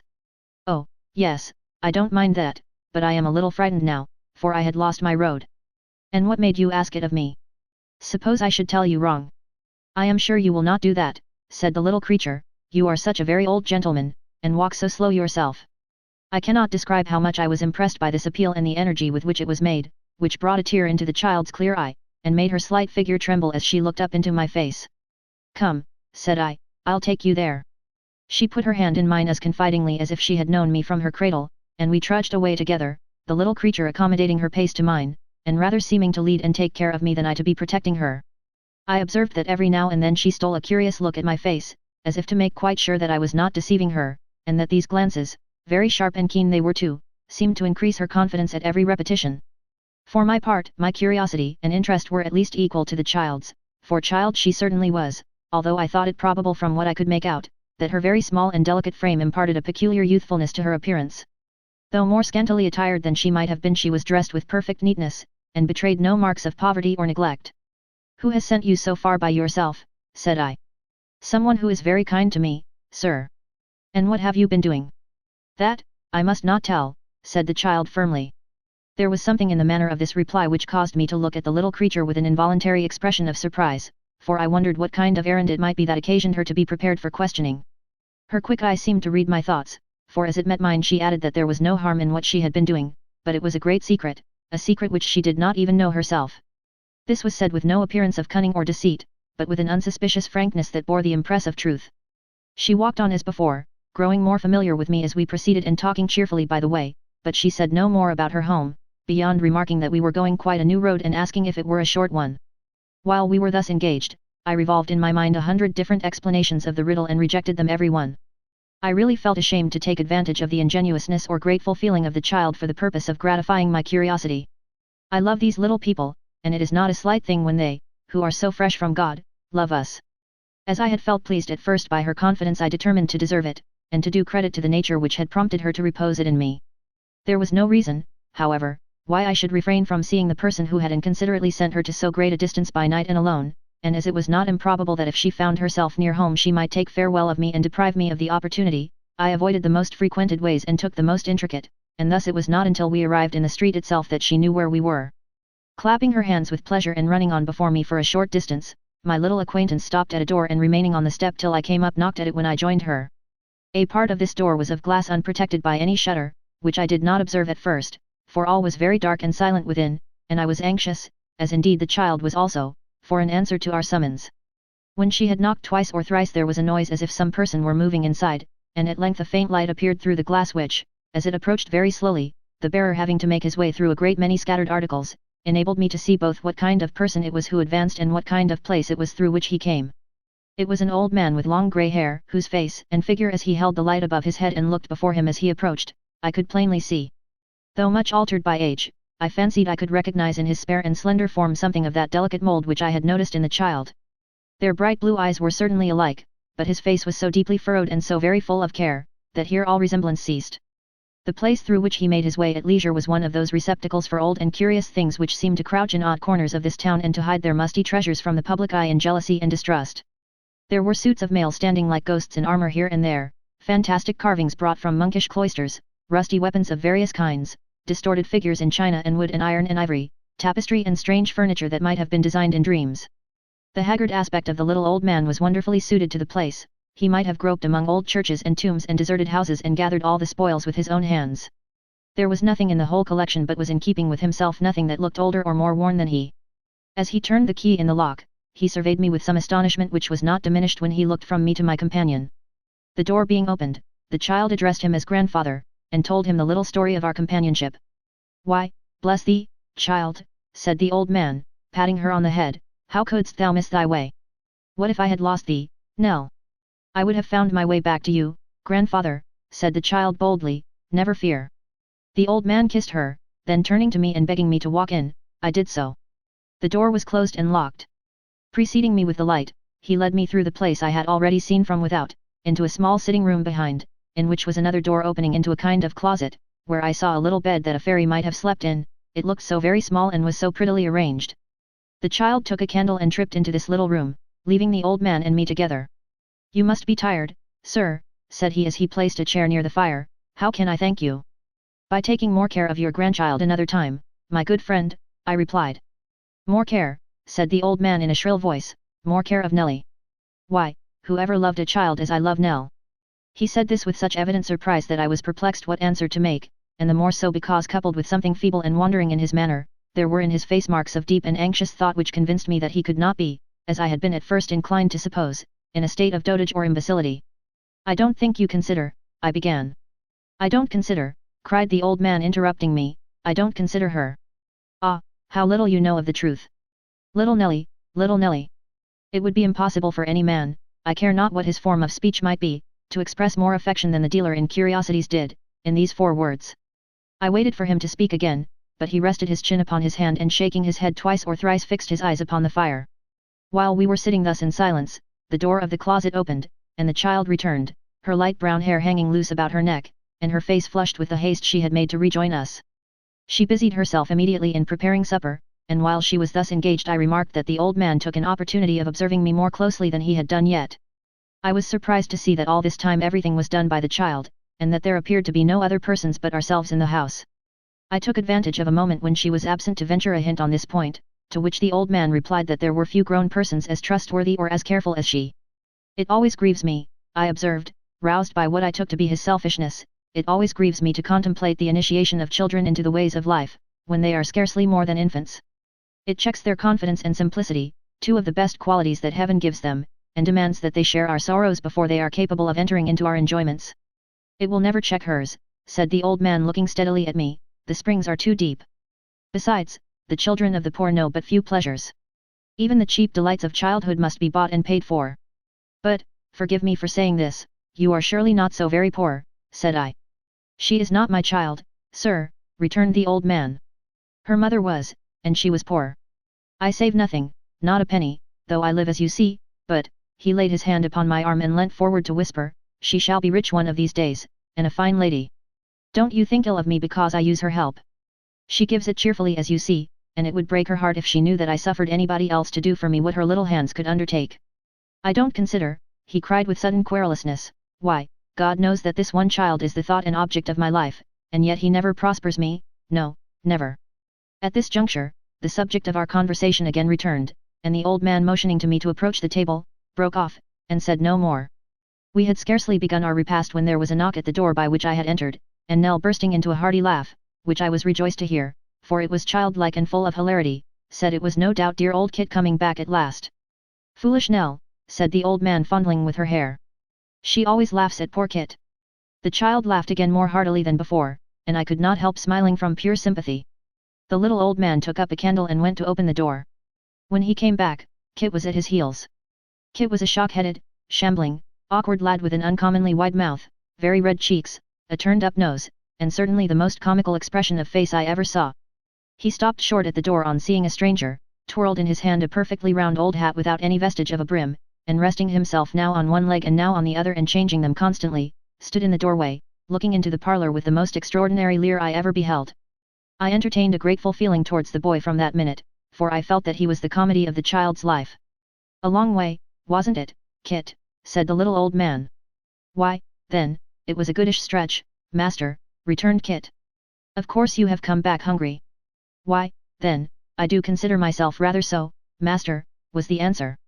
The lad had a remarkable manner of standing sideways as he spoke, and thrusting his head forward over his shoulder, as if he could not get at his voice without that accompanying action. I think he would have amused one anywhere, but the child's exquisite enjoyment of his oddity, and the relief it was to find that there was something she associated with merriment in a place that appeared so unsuited to her, were quite irresistible. It was a great point too that Kit himself was flattered by the sensation he created, and after several efforts to preserve his gravity, burst into a loud roar, and so stood with his mouth wide open and his eyes nearly shut, laughing violently. The old man had again relapsed into his former abstraction and took no notice of what passed, but I remarked that when her laugh was over, the child's bright eyes were dimmed with tears, called forth by the fullness of heart with which she welcomed her uncouth favourite after the little anxiety of the night. As for Kit himself, whose laugh had been all the time one of that sort which very little would change into a cry, he carried a large slice of bread and meat and a mug of beer into a corner, and applied himself to disposing of them with great voracity. Ah, said the old man turning to me with a sigh, as if I had spoken to him but that moment, you don't know what you say when you tell me that I don't consider her. You must not attach too great weight to a remark founded on first appearances, my friend, said I. No, returned the old man thoughtfully, no. Come hither, Nell. The little girl hastened from her seat, and put her arm about his neck. Do I love thee, Nell, said he. Say, do I love thee, Nell, or no? The child only answered by her caresses, and laid her head upon his breast. Why dost thou sob, said the grandfather, pressing her closer to him and glancing towards me. Is it because thou knowest I love thee, and dost not like that I should seem to doubt it by my question? Well, well, then let us say I love thee dearly. Indeed, indeed you do, replied the child with great earnestness, Kit knows you do. Kit, who in dispatching his bread and meat had been swallowing 2/3 of his knife at every mouthful with the coolness of a juggler, stopped short in his operations on being thus appealed to, and bawled nobody isn't such a fool as to say he doesn't tea, after which he incapacitated himself for further conversation by taking a most prodigious sandwich at one bite. She is poor now, said the old man, patting the child's cheek, but I say again that the time is coming when she shall be rich. It has been a long time coming, but it must come at last, a very long time, but it surely must come. It has come to other men who do nothing but waste and riot. When will it come to me? I am very happy as I am, grandfather, said the child.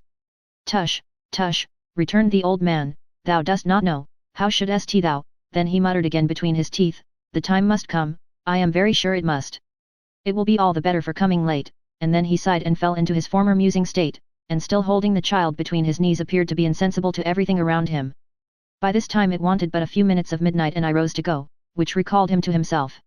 One moment, sir, he said, now, Kit, near midnight, boy, and you still here. Get home, and be true to your time in the morning, for there's work to do. Good night. There, bid him good night, Nell, and let him be gone. Good night, Kit, said the child, her eyes lighting up with merriment and kindness. Good night, Miss Nell, returned the boy.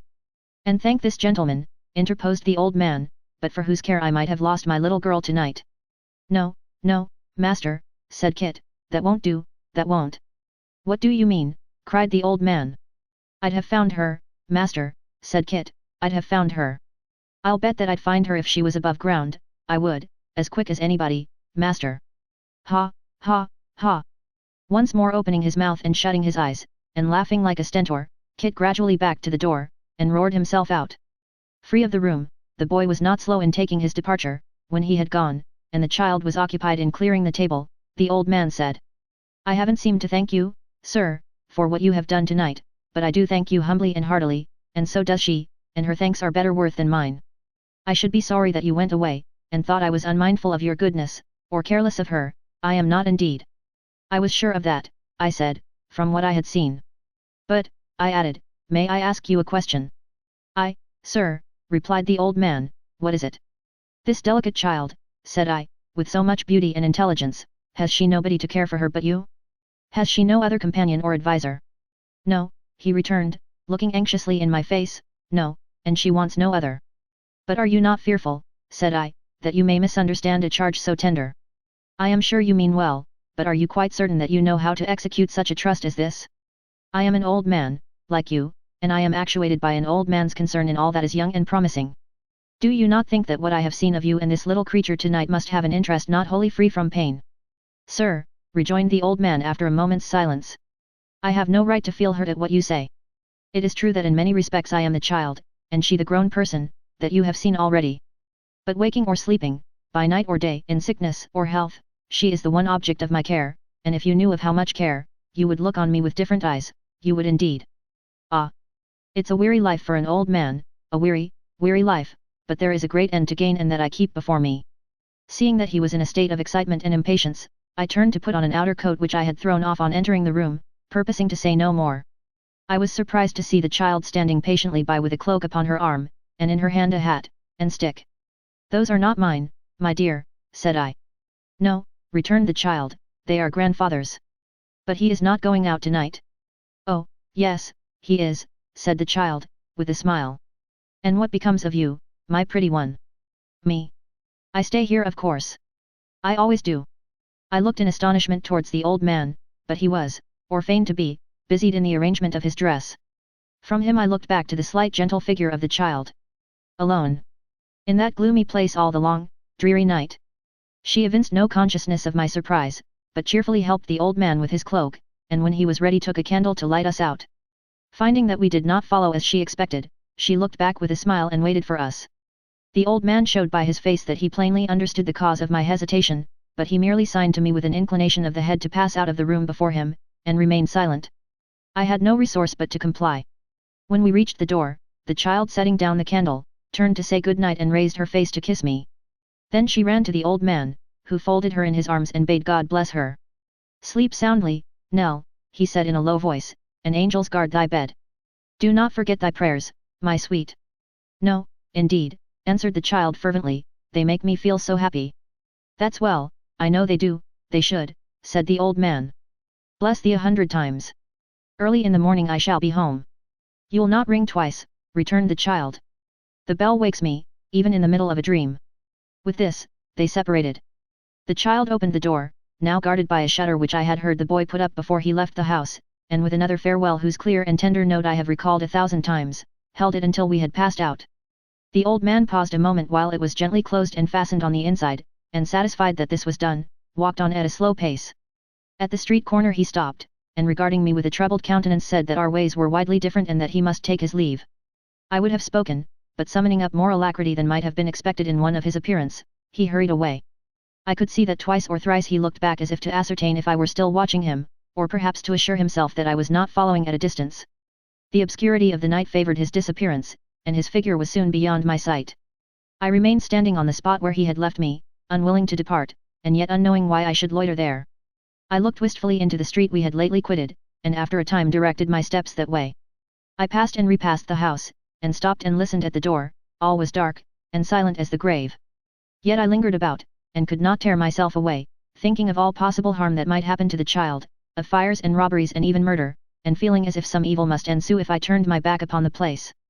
The closing of a door or window in the street brought me before the curiosity dealers once more. I crossed the road and looked up at the house to assure myself that the noise had not come from there. No, it was black, cold, and lifeless as before. There were few passengers astir, the street was sad and dismal, and pretty well my own. A few stragglers from the theatres hurried by, and now and then I turned aside to avoid some noisy drunkard as he reeled homewards, but these interruptions were not frequent and soon ceased. The clock struck 1.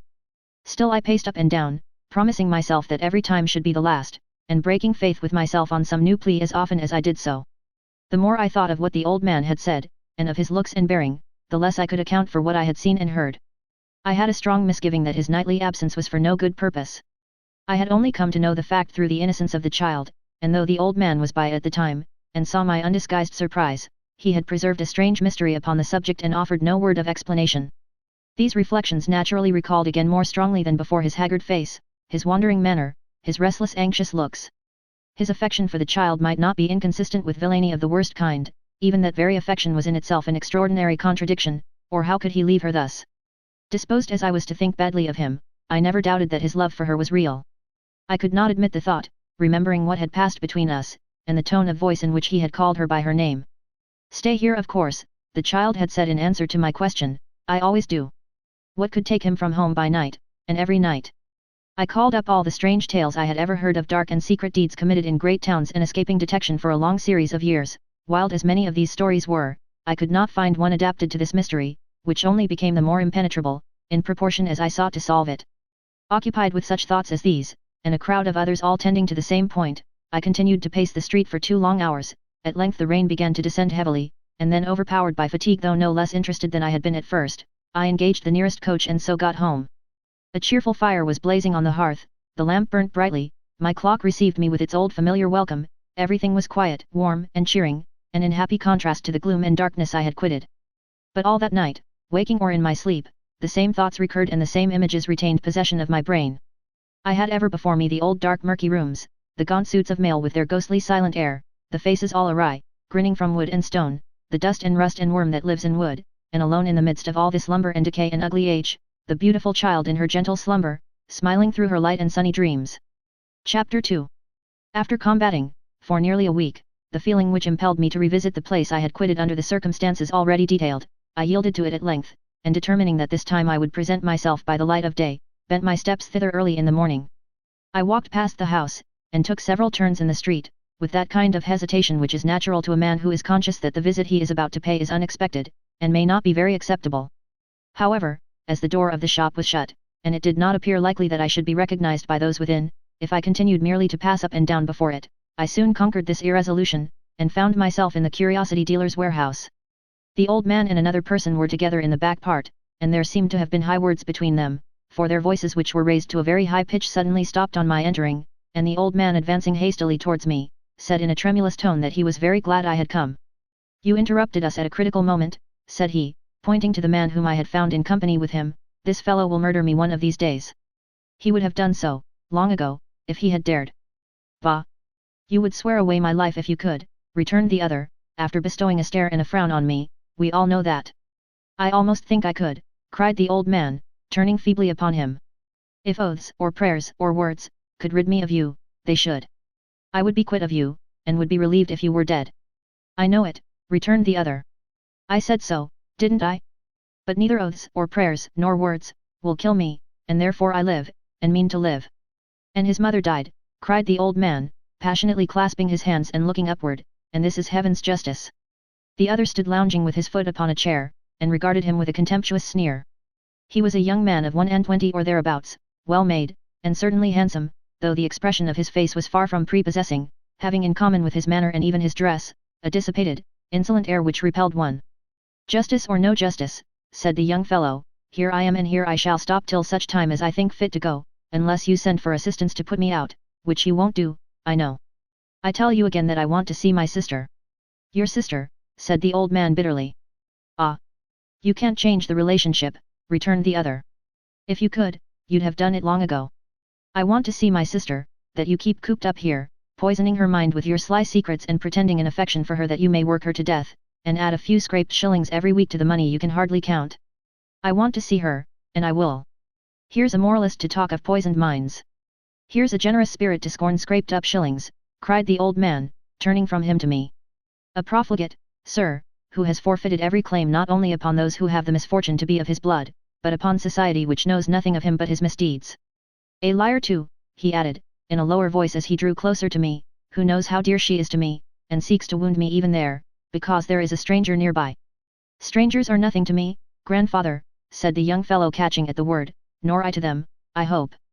The best they can do, is to keep an eye to their business and leave me to mine. There's a friend of mine waiting outside, and as it seems that I may have to wait some time, I'll call him in, with your leave. Saying this, he stepped to the door, and looking down the street beckoned several times to some unseen person, who, to judge from the air of impatience with which these signals were accompanied, required a great quantity of persuasion to induce him to advance. At length there sauntered up, on the opposite side of the way, with a bad pretence of passing by accident, a figure conspicuous for its dirty smartness, which after a great many frowns and jerks of the head, in resistance of the invitation, ultimately crossed the road and was brought into the shop. There. It's Dick Swiveller, said the young fellow, pushing him in. Sit down, Swiveller. But is the old man agreeable, said Mr. Swiveller in an undertone.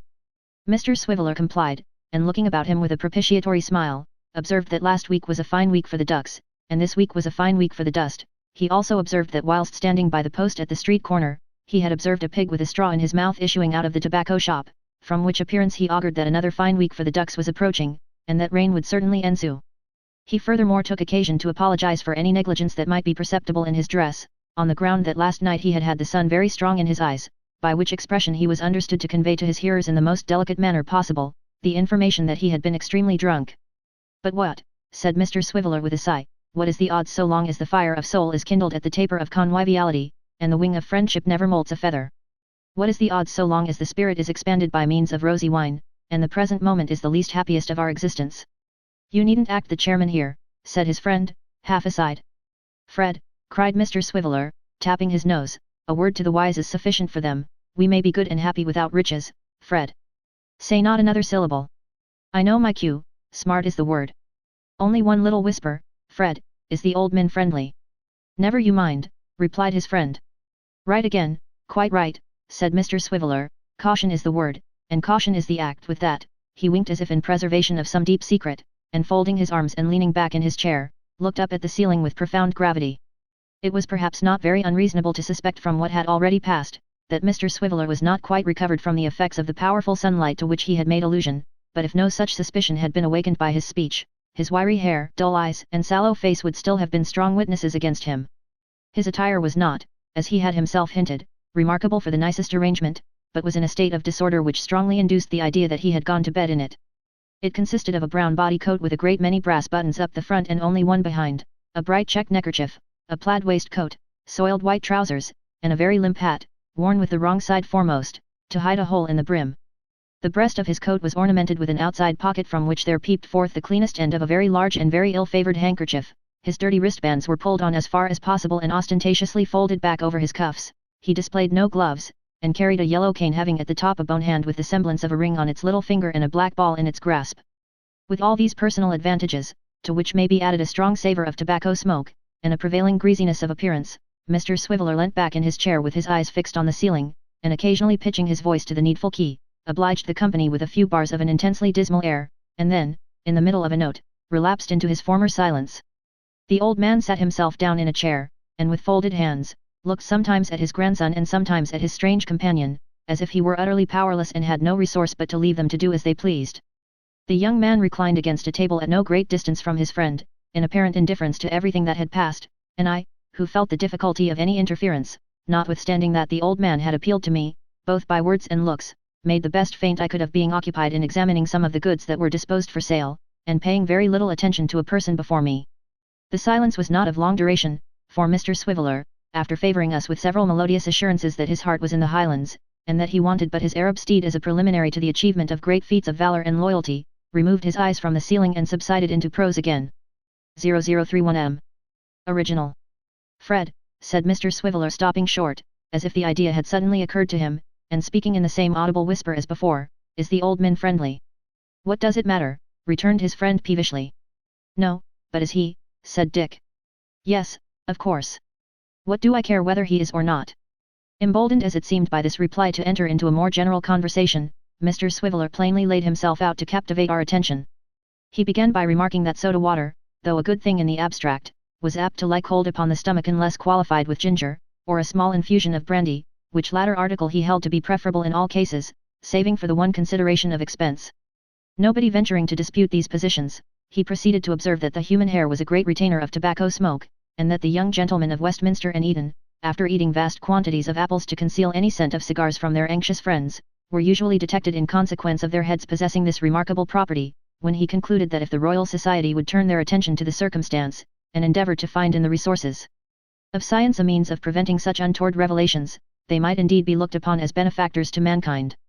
These opinions being equally incontrovertible with those he had already pronounced, he went on to inform us that Jamaica rum, though unquestionably an agreeable spirit of great richness and flavour, had the drawback of remaining constantly present to the taste next day, and nobody being then too rouse enough to argue this point either, he increased in confidence and became yet more companionable and communicative.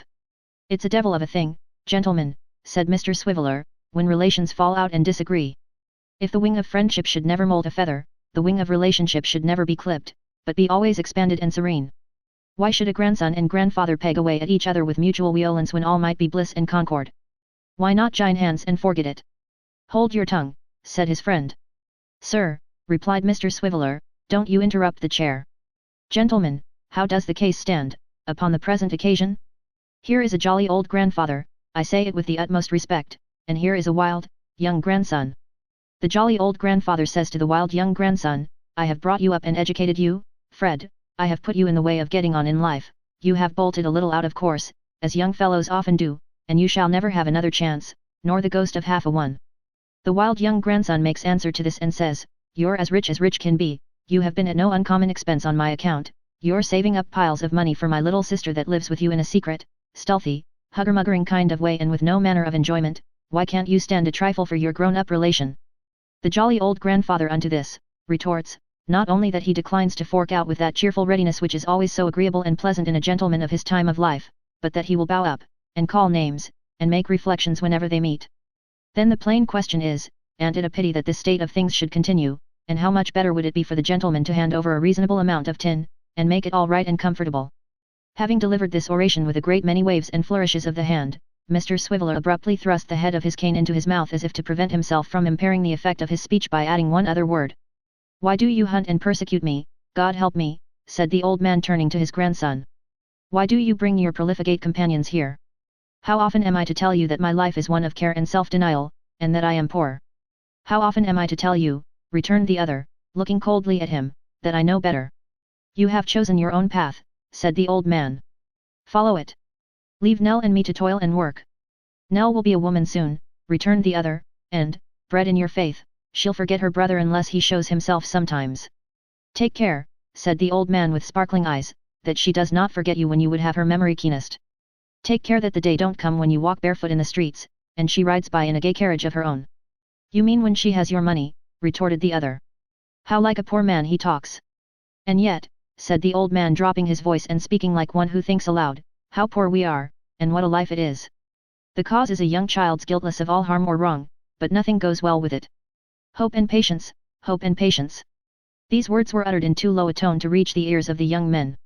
Mr. Swiveller appeared to think that they implied some mental struggle consequent upon the powerful effect of his address, for he poked his friend with his cane and whispered his conviction that he had administered a clincher, and that he expected a commission on the profits. Discovering his mistake after a while, he appeared to grow rather sleepy and discontented, and had more than once suggested the propriety of an immediate departure, when the door opened, and the child herself appeared. Chapter 3. The child was closely followed by an elderly man of remarkably hard features and forbidding aspect, and so low in stature as to be quite a dwarf, though his head and face were large enough for the body of a giant.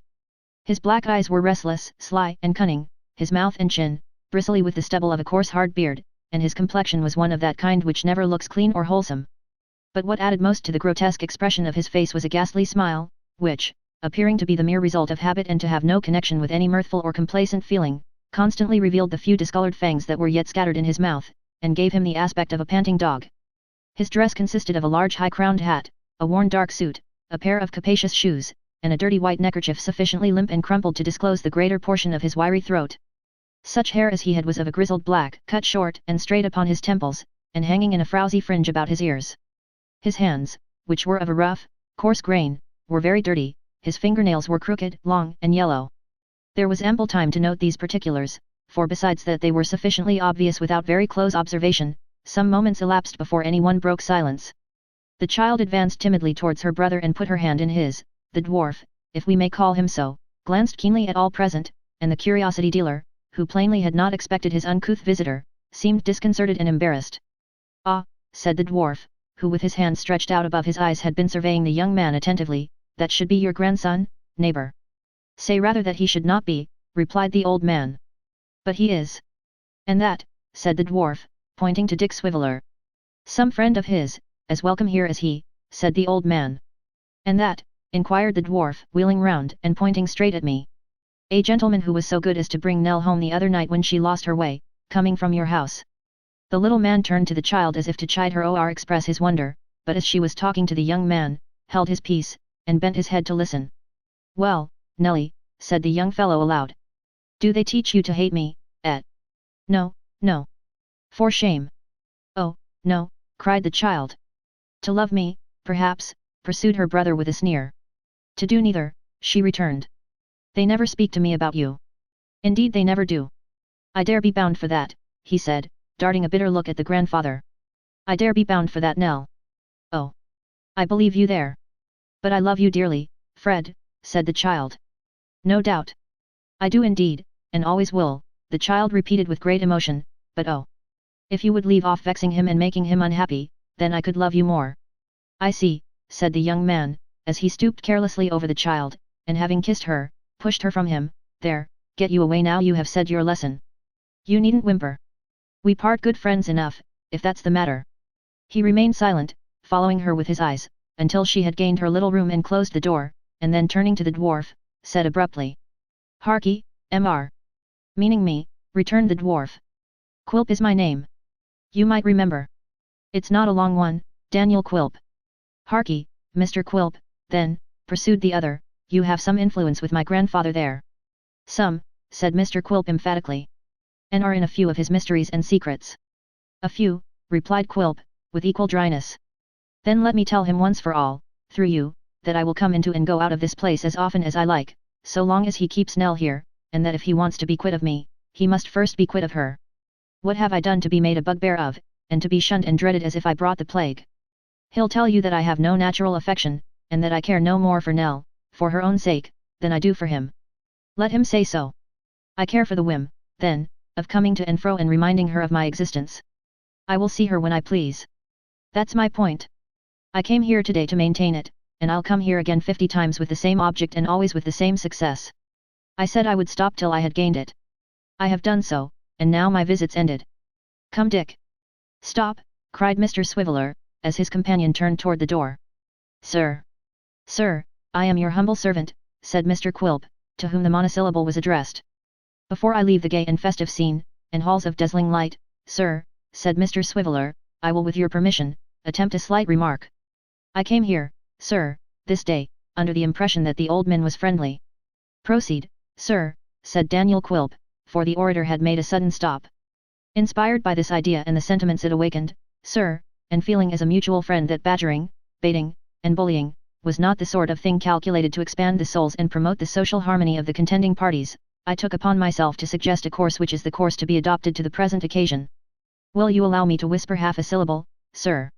Without waiting for the permission he sought, Mr. Swiveller stepped up to the dwarf, and leaning on his shoulder and stooping down to get at his ear, said in a voice which was perfectly audible to all present. The watchword to the old man is, fork. Is what? Demanded Quilp. Is fork, sir, fork, replied Mr. Swiveller slapping his pocket. You are awake, sir? The dwarf nodded. Mr. Swiveller drew back and nodded likewise, then drew a little further back and nodded again, and so on. By these means he in time reached the door, where he gave a great cough to attract the dwarf's attention and gain an opportunity of expressing in dumb show, the closest confidence and most inviolable secrecy. Having performed the serious pantomime that was necessary for the due conveyance of this idea, he cast himself upon his friend's track, and vanished. Humph, said the dwarf with a sour look and a shrug of his shoulders, so much for dear relations. Thank God I acknowledge none. Nor need you either, he added, turning to the old man, if you were not as weak as a reed, and nearly as senseless. What would you have me do? He retorted in a kind of helpless desperation. It is easy to talk and sneer.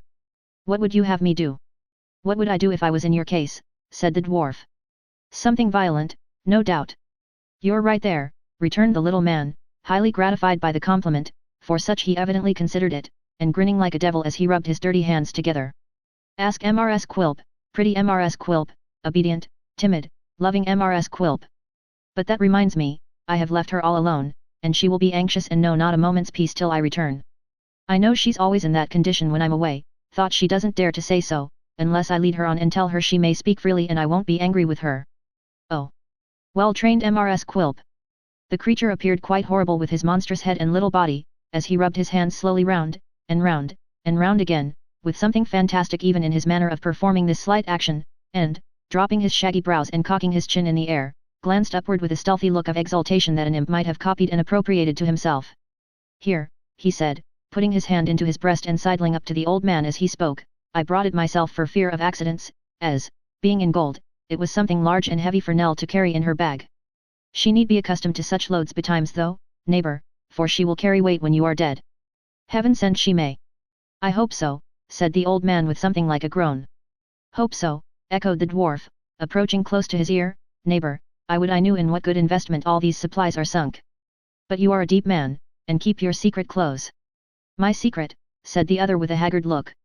Yes, you're right, I keep it close, very close. He said no more, but taking the money turned away with a slow, uncertain step, and pressed his hand upon his head like a weary and dejected man. The dwarf watched him sharply, while he passed into the little sitting room and locked it in an iron safe above the chimney piece, and after musing for a short space, prepared to take his leave, observing that unless he made good haste, Mrs. Quilp would certainly be in fits on his return. And so, neighbor, he added, I'll turn my face homewards, leaving my love for Nelly and hoping she may never lose her way again, though her doing so has procured me an honor I didn't expect. With that he bowed and leered at me, and with a keen glance around which seemed to comprehend every object within his range of vision, however, small or trivial, went his way. I had several times essayed to go myself, but the old man had always opposed it and entreated me to remain. As he renewed his entreaties on our being left alone, and adverted with many thanks to the former occasion of our being together, I willingly yielded to his persuasions, and sat down, pretending to examine some curious miniatures and a few old medals which he placed before me. It needed no great pressing to induce me to stay, for if my curiosity has been excited on the occasion of my first visit, it certainly was not diminished now. Nell joined us before long, and bringing some needlework to the table, sat by the old man's side. It was pleasant to observe the fresh flowers in the room, the pet bird with a green bough shading his little cage, the breath of freshness and youth which seemed to rustle through the old dull house and hover round the child. It was curious, but not so pleasant, to turn from the beauty and grace of the girl, to the stooping figure, careworn face and jaded aspect of the old man. As he grew weaker and more feeble, what would become of this lonely little creature, poor protector as he was? Say that he died, what would be her fate, then? The old man almost answered my thoughts, as he laid his hand on hers, and spoke aloud. I'll be of better cheer, Nell, he said, there must be good fortune in store for thee, I do not ask it for myself, but thee. Such miseries must fall on thy innocent head without it, that I cannot believe but that, being tempted, it will come at last. She looked cheerfully into his face, but made no answer. When I think, said he, of the many years, many in thy short life, that thou hast lived with me, of my monotonous existence, knowing no companions of thy own age nor any childish pleasures, of the solitude in which thou hast grown to be what thou art, and in which thou hast lived apart from nearly all thy kind but one old man, I sometimes fear I have dealt hardly by thee, Nell. Grandfather, cried the child in unfeigned surprise. Not in intention, no, said he. I have ever looked forward to the time that should enable thee to mix among the gayest and prettiest, and take thy station with the best. But I still look forward, Nell, I still look forward, and if I should be forced to leave thee, meanwhile, how have I fitted thee for struggles with the world? The poor bird yonder is as well qualified to encounter it, and be turned adrift upon its mercies. Hark! I hear Kit outside. Go to him, Nell, go to him. She rose, and hurrying away, stopped, turned back, and put her arms about the old man's neck, then left him and hurried away again, but faster this time, to hide her falling tears. A word in your ear, sir, said the old man in a hurried whisper. I have been rendered uneasy by what you said the other night, and can only plead that I have done all for the best, that it is too late to retract, if I could, though I cannot, and that I hope to triumph yet. All is for her sake. I have borne great poverty myself, and would spare her the sufferings that poverty carries with it. I would spare her the miseries that brought her mother, my own dear child, to an early grave. I would leave her, not with resources which could be easily spent or squandered away, but with what would place her beyond the reach of want forever. You mark me, sir? She shall have no pittance, but a fortune. Hush! I can say no more than that, now or at any other time, and she is here again. The eagerness with which all this was poured into my ear, the trembling of the hand with which he clasped my arm, the strained and starting eyes he fixed upon me, the wild vehemence and agitation of his manner, filled me with amazement. All that I had heard and seen, and a great part of what he had said himself, led me to suppose that he was a wealthy man. I could form no comprehension of his character, unless he were one of those miserable wretches who, having made gain the sole end and object of their lives and having succeeded in amassing great riches, are constantly tortured by the dread of poverty, and beset by fears of loss and ruin. Many things he had said which I had been at a loss to understand, were quite reconcilable with the idea thus presented to me, and at length I concluded that beyond all doubt he was one of this unhappy race. The opinion was not the result of hasty consideration, for which indeed there was no opportunity at that time, as the child came directly, and soon occupied herself in preparations for giving Kit a writing lesson, of which it seemed he had a couple every week, and one regularly on that evening, to the great mirth and enjoyment both of himself and his instructress.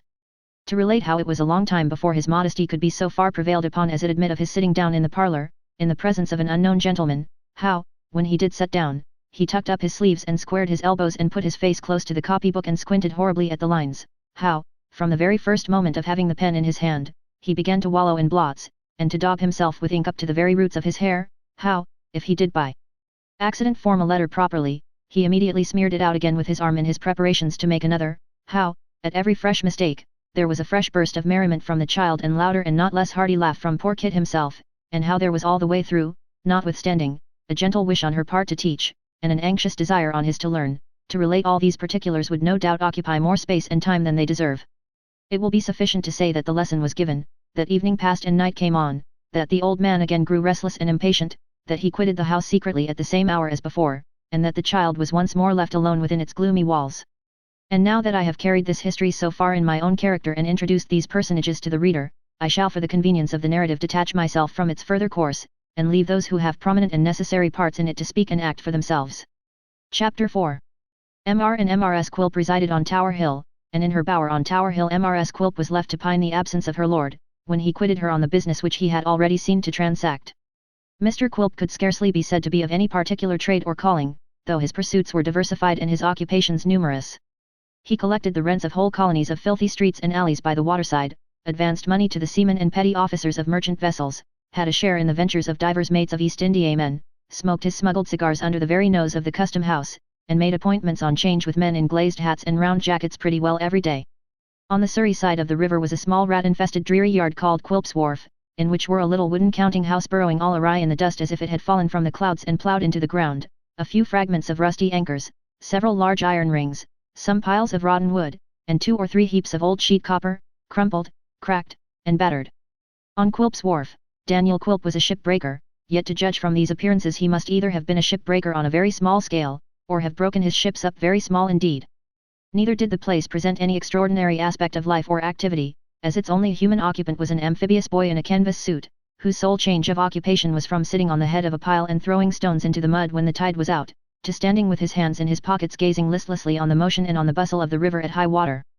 The dwarf's lodging on Tower Hill comprised, besides the needful accommodation for himself and Mrs. Quilp, a small sleeping closet for that lady's mother, who resided with the couple and waged perpetual war with Daniel, of whom, notwithstanding, she stood in no slight dread. Indeed, the ugly creature contrived by some means or other, whether by his ugliness or his ferocity or his natural cunning is no great matter, to impress with a wholesome fear of his anger, most of those with whom he was brought into daily contact and communication. Over nobody had he such complete ascendance as Mrs. Quilp herself, a pretty little, mild-spoken, blue-eyed woman, who having allied herself in wedlock to the dwarf in one of those strange infatuations of which examples are by no means scarce, performed a sound practical penance for her folly, every day of her life. It has been said that Mrs. Quilp was pining in her bower. In her bower she was, but not alone, for besides the old lady her mother of whom mention has recently been made, there were present some half-dozen ladies of the neighbourhood who had happened by a strange accident, and also by a little understanding among themselves, to drop in one after another, just about tea time.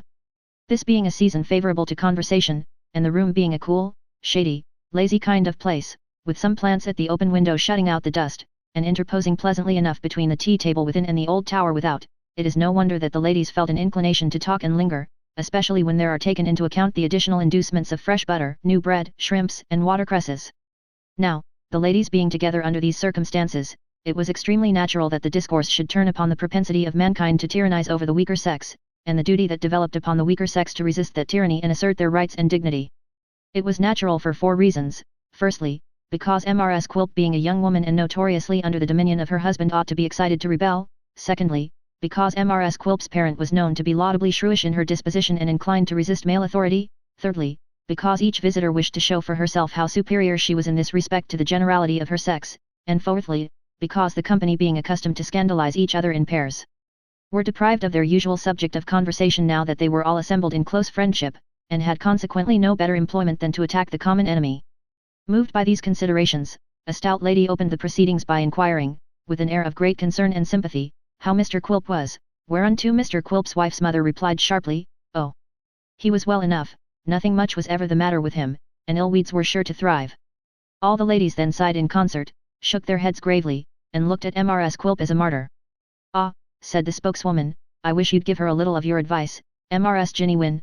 Mrs. Quilp had been a Miss Ginny Wynne, it should be observed. "Nobody knows better than you, ma'am, what us women owe to ourselves." "Oh indeed, ma'am," replied Mrs. Ginny Wynne. "When my poor husband, her dear father, was alive, if he had ever ventured a cross word to me, I'd have—" The good old lady did not finish the sentence, but she twisted off the head of a shrimp with a vindictiveness which seemed to imply that the action was in some degree a substitute for words. In this light it was clearly understood by the other party, who immediately replied with great approbation, "You quite enter into my feelings, ma'am, and it's just what I'd do myself." "But you have no call to do it," said Mrs. Ginny Wynne. "Luckily for you, you have no more occasion to do it than I had." "No woman need have, if she was true to herself," rejoined the stout lady. "Do you hear that, Betsy?" said Mrs. Ginny Wynne, in a warning voice. "How often have I said the same words to you, and almost gone down my knees when I spoke em." Poor Mrs. Quilp, who had looked in a state of helplessness from one face of condolence to another, coloured, smiled, and shook her head doubtfully. This was the signal for a general clamour, which beginning in a low murmur gradually swelled into a great noise in which everybody spoke at once, and all said that she being a young woman had no right to set up her opinions against the experiences of those who knew so much better, that it was very wrong of her not to take the advice of people who had nothing at heart but her good, that it was next door to being downright ungrateful to conduct herself in that manner, that if she had no respect for herself she ought to have some for other women, all of whom she compromised by her meekness, and that if she had no respect for other women, the time would come when other women would have no respect for her, and she would be very sorry for that, they could tell her. Having dealt out these admonitions, the ladies fell to a more powerful assault than they had yet made upon the mixed tea, new bread, fresh butter, shrimps, and watercresses, and said that their vexation was so great to see her going on like that, that they could hardly bring themselves to eat a single morsel. "It's all very fine to talk," said Mrs. Quilp with much simplicity, "but I know that if I was to die tomorrow, Quilp could marry anybody he pleased. Now that he could, I know." There was quite a scream of indignation at this idea. Marry whom he pleased? They would like to see him dare to think of marrying any of them, they would like to see the faintest approach to such a thing. One lady, a widow, was quite certain she should stab him if he hinted at it. "Very well," said Mrs. Quilp, nodding her head, "as I said just now, it's very easy to talk, but I say again that I know, that I'm sure, Quilp has such a way with him when he likes, that the best-looking woman here couldn't refuse him if I was dead, and she was free, and he chose to make love to her. Come. Everybody bridled up at this remark, as much as to say, I know you mean me. Let him try, that's all, and yet for some hidden reason they were all angry with the widow, and each lady whispered in her neighbour's ear that it was very plain that said widow thought herself the person referred to, and what a puss she was. Mother knows, said Mrs. Quilp, that what I say is quite correct, for she often said so before we were married. Didn't you say so, Mother? This inquiry involved the respected lady in rather a delicate position, for she certainly had been an active party in making her daughter Mrs. Quilp, and, besides, it was not supporting the family credit to encourage the idea that she had married a man whom nobody else would have. On the other hand, to exaggerate the captivating qualities of her son-in-law would be to weaken the cause of revolt, in which all her energies were deeply engaged. Beset by these opposing considerations, Mrs. Jennywin admitted the powers of insinuation, but denied the right to govern, and with a timely compliment to the stout lady brought back the discussion to the point from which it had strayed. Oh! It's a sensible and proper thing indeed, what Mrs. George has said, exclaimed the old lady. If women are only true to themselves, but Betsy isn't, and more's the shame and pity. Before I'd let a man order me about as Quilp orders her, said Mrs. George, before I'd consent to stand in awe of a man as she does of him, I'd kill myself, and write a letter first to say he did it. This remark being loudly commended and approved of, another lady, from the Minories, put in her word. Mr. Quilp may be a very nice man, said this lady, and I suppose there's no doubt he is, because Mrs. Quilp says he is, and Mrs. Jennywin says he is, and they ought to know, or nobody does. But still he is not quite what one calls a handsome man, nor quite a young man neither, which might be a little excuse for him if anything could be, whereas his wife is young, and is good-looking, and is a woman, which is the greatest thing after all. This last clause being delivered with extraordinary pathos, elicited a corresponding murmur from the hearers, stimulated by which the lady went on to remark that if such a husband was cross and unreasonable with such a wife, then— If he is, interposed the mother, putting down her teacup and brushing the crumbs out of her lap, preparatory to making a solemn declaration. If he is the greatest tyrant that ever lived, she daren't call her soul her own, he makes her tremble with a word and even with a look, he frightens her to death, and she hasn't the spirit to give him a word back, no, not a single word. Notwithstanding that the fact had been notorious beforehand to all the tea drinkers, and had been discussed and expatiated on at every tea drinking in the neighbourhood for the last 12 months, this official communication was no sooner made than they all began to talk at once and to vie with each other in vehemence and volubility.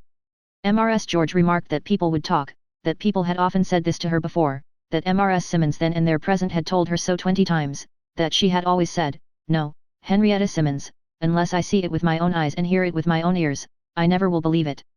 Mrs. Simmons corroborated this testimony and added strong evidence of her own. The lady from the Minories recounted a successful course of treatment under which she had placed her own husband, who, from manifesting 1 month after marriage unequivocal symptoms of the tiger, had by this means become subdued into a perfect lamb. Another lady recounted her own personal struggle and final triumph, in the course whereof she had found it necessary to call in her mother and 2 aunts, and to weep incessantly night and day for 6 weeks. A third, who in the general confusion could secure no other listener, fastened herself upon a young woman still unmarried who happened to be amongst them, and conjured her, as she valued her own peace of mind and happiness to profit by this solemn occasion, to take example from the weakness of Mrs. Quilp, and from that time forth to direct her whole thoughts to taming and subduing the rebellious spirit of man.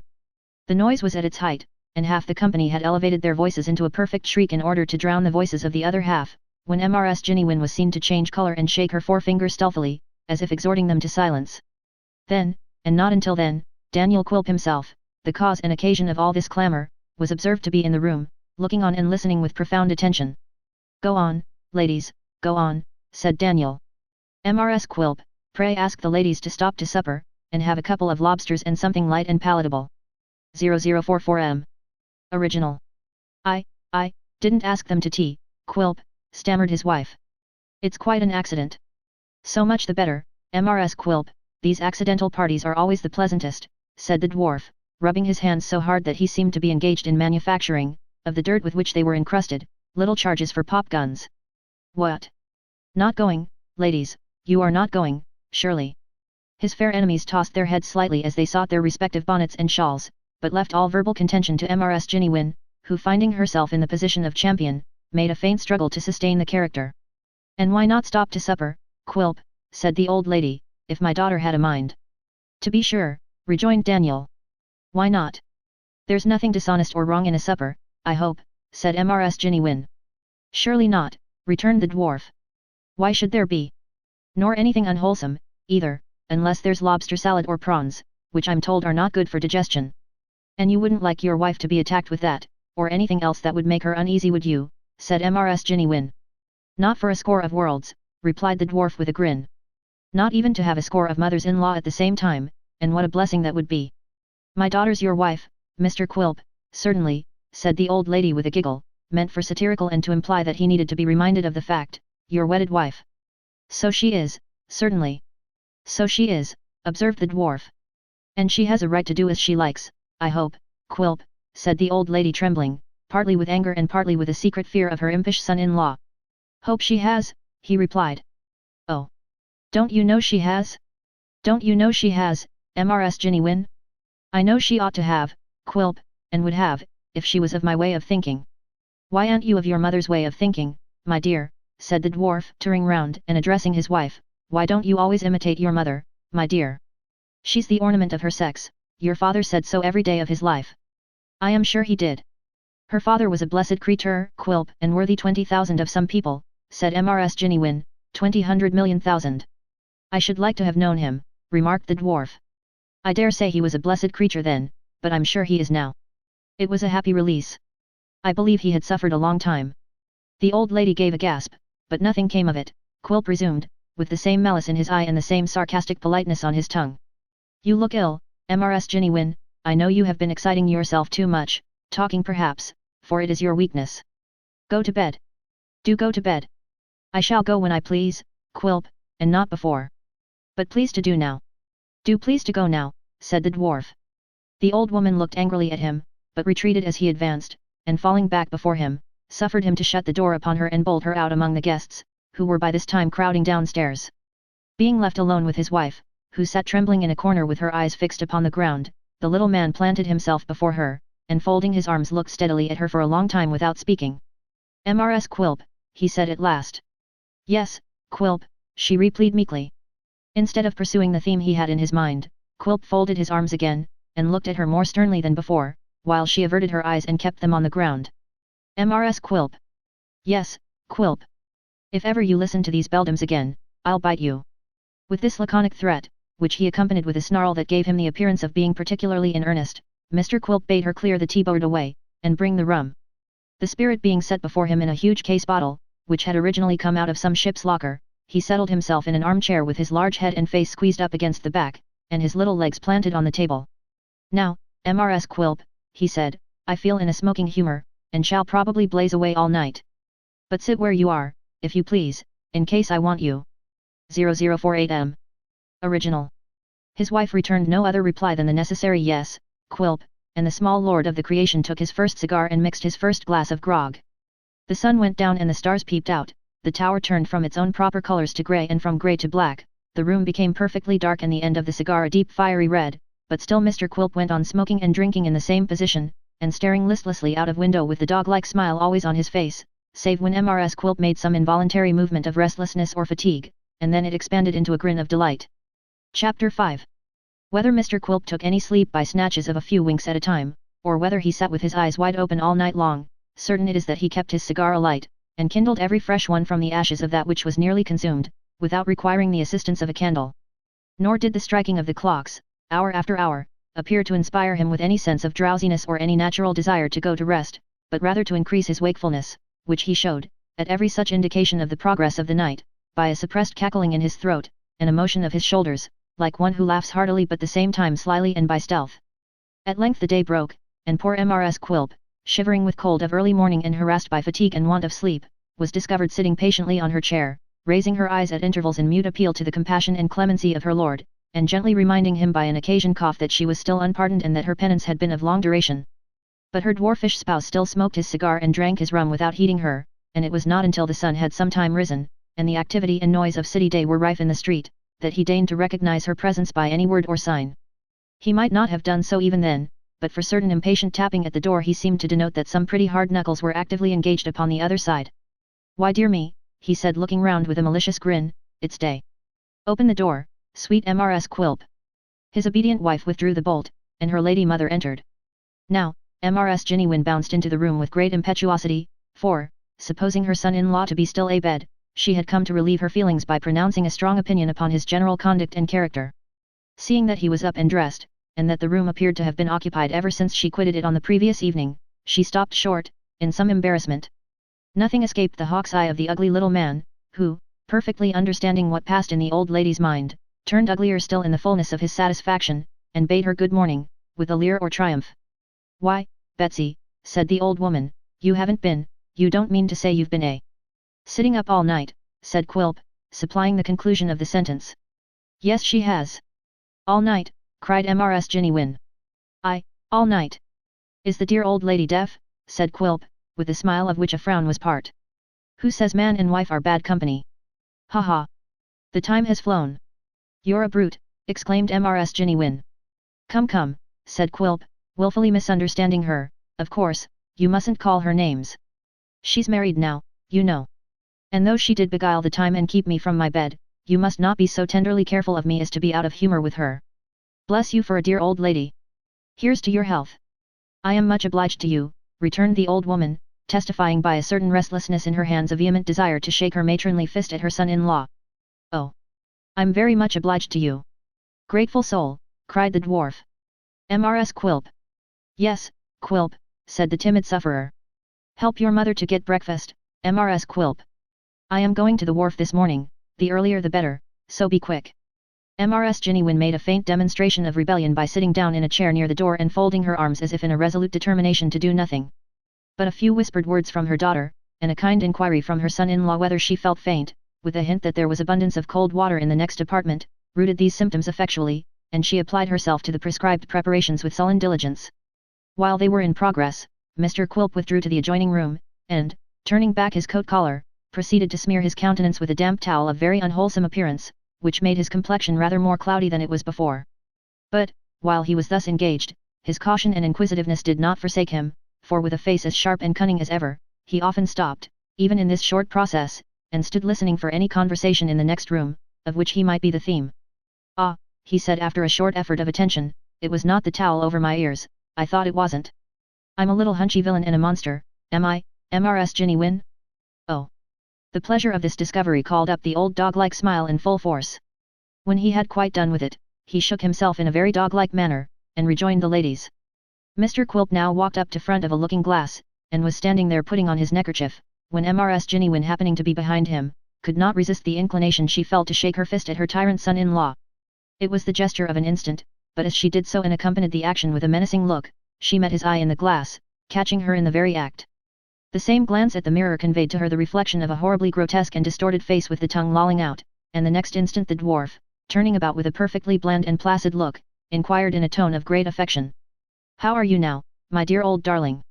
Slight and ridiculous as the incident was, it made him appear such a little fiend, and withal such a keen and knowing one, that the old woman felt too much afraid of him to utter a single word, and suffered herself to be led with extraordinary politeness to the breakfast table. Here he by no means diminished the impression he had just produced, for he ate hard eggs, shell and all, devoured gigantic prawns with the heads and tails on, chewed tobacco and watercresses at the same time and with extraordinary greediness, drank boiling tea without winking, bit his fork and spoon till they bent again, and in short performed so many horrifying and uncommon acts that the women were nearly frightened out of their wits, and began to doubt if he were really a human creature.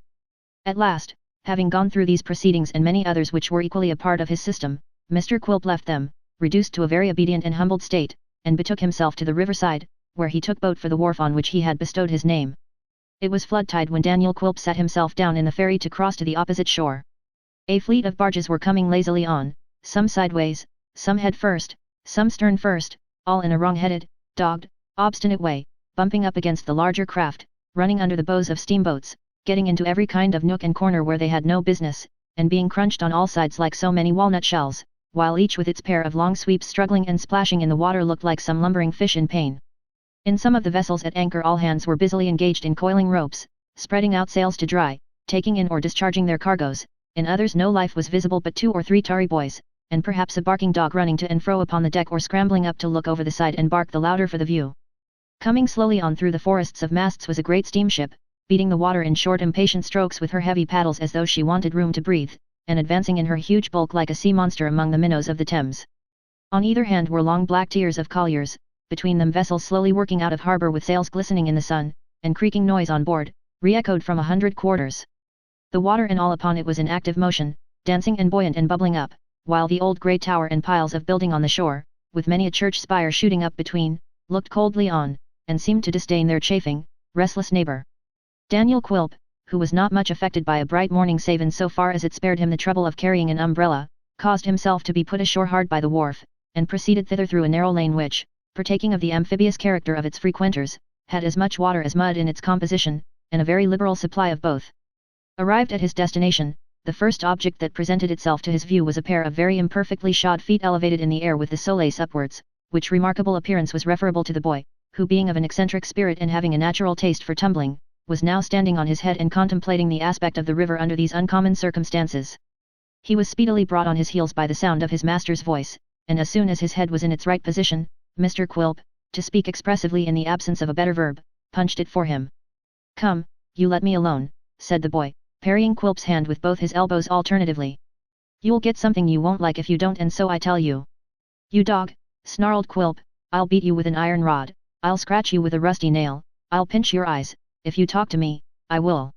With these threats he clenched his hand again, and dexterously diving in between the elbows and catching the boy's head as it dodged from side to side, gave it 3 or 4 good hard knocks. Having now carried his point and insisted on it, he left off. "You won't do it, Agin," said the boy, nodding his head and drawing back, with the elbows ready in case of the worst. "Now, stand still, you dog," said Quilp. "I won't do it again, because I've done it as often as I want. Here. Take the key." "Why don't you hit one of your size?" said the boy approaching very slowly. "Where is there one of my size, you dog?" returned Quilp. "Take the key, or I'll brain you with it." Indeed, he gave him a smart tap with the handle as he spoke. "Now, open the counting house." The boy sulkily complied, muttering at first, but desisting when he looked round and saw that Quilp was following him with a steady look. And here it may be remarked, that between this boy and the dwarf there existed a strange kind of mutual liking. How born or bred, and or nourished upon blows and threats on one side, and retorts and defiances on the other, is not to the purpose. Quilp would certainly suffer nobody to contract him but the boy, and the boy would assuredly not have submitted to be so knocked about by anybody but Quilp, when he had the power to run away at any time he chose. "Now," said Quilp, passing into the wooden counting house, "you mind the wharf. Stand upon your head, Agin, and I'll cut one of your feet off." The boy made no answer, but directly Quilp had shut himself in, stood on his head before the door, then walked on his hands to the back and stood on his head there, and then to the opposite side and repeated the performance. There were indeed 4 sides to the counting house, but he avoided that one where the window was, deeming it probable that Quilp would be looking out of it.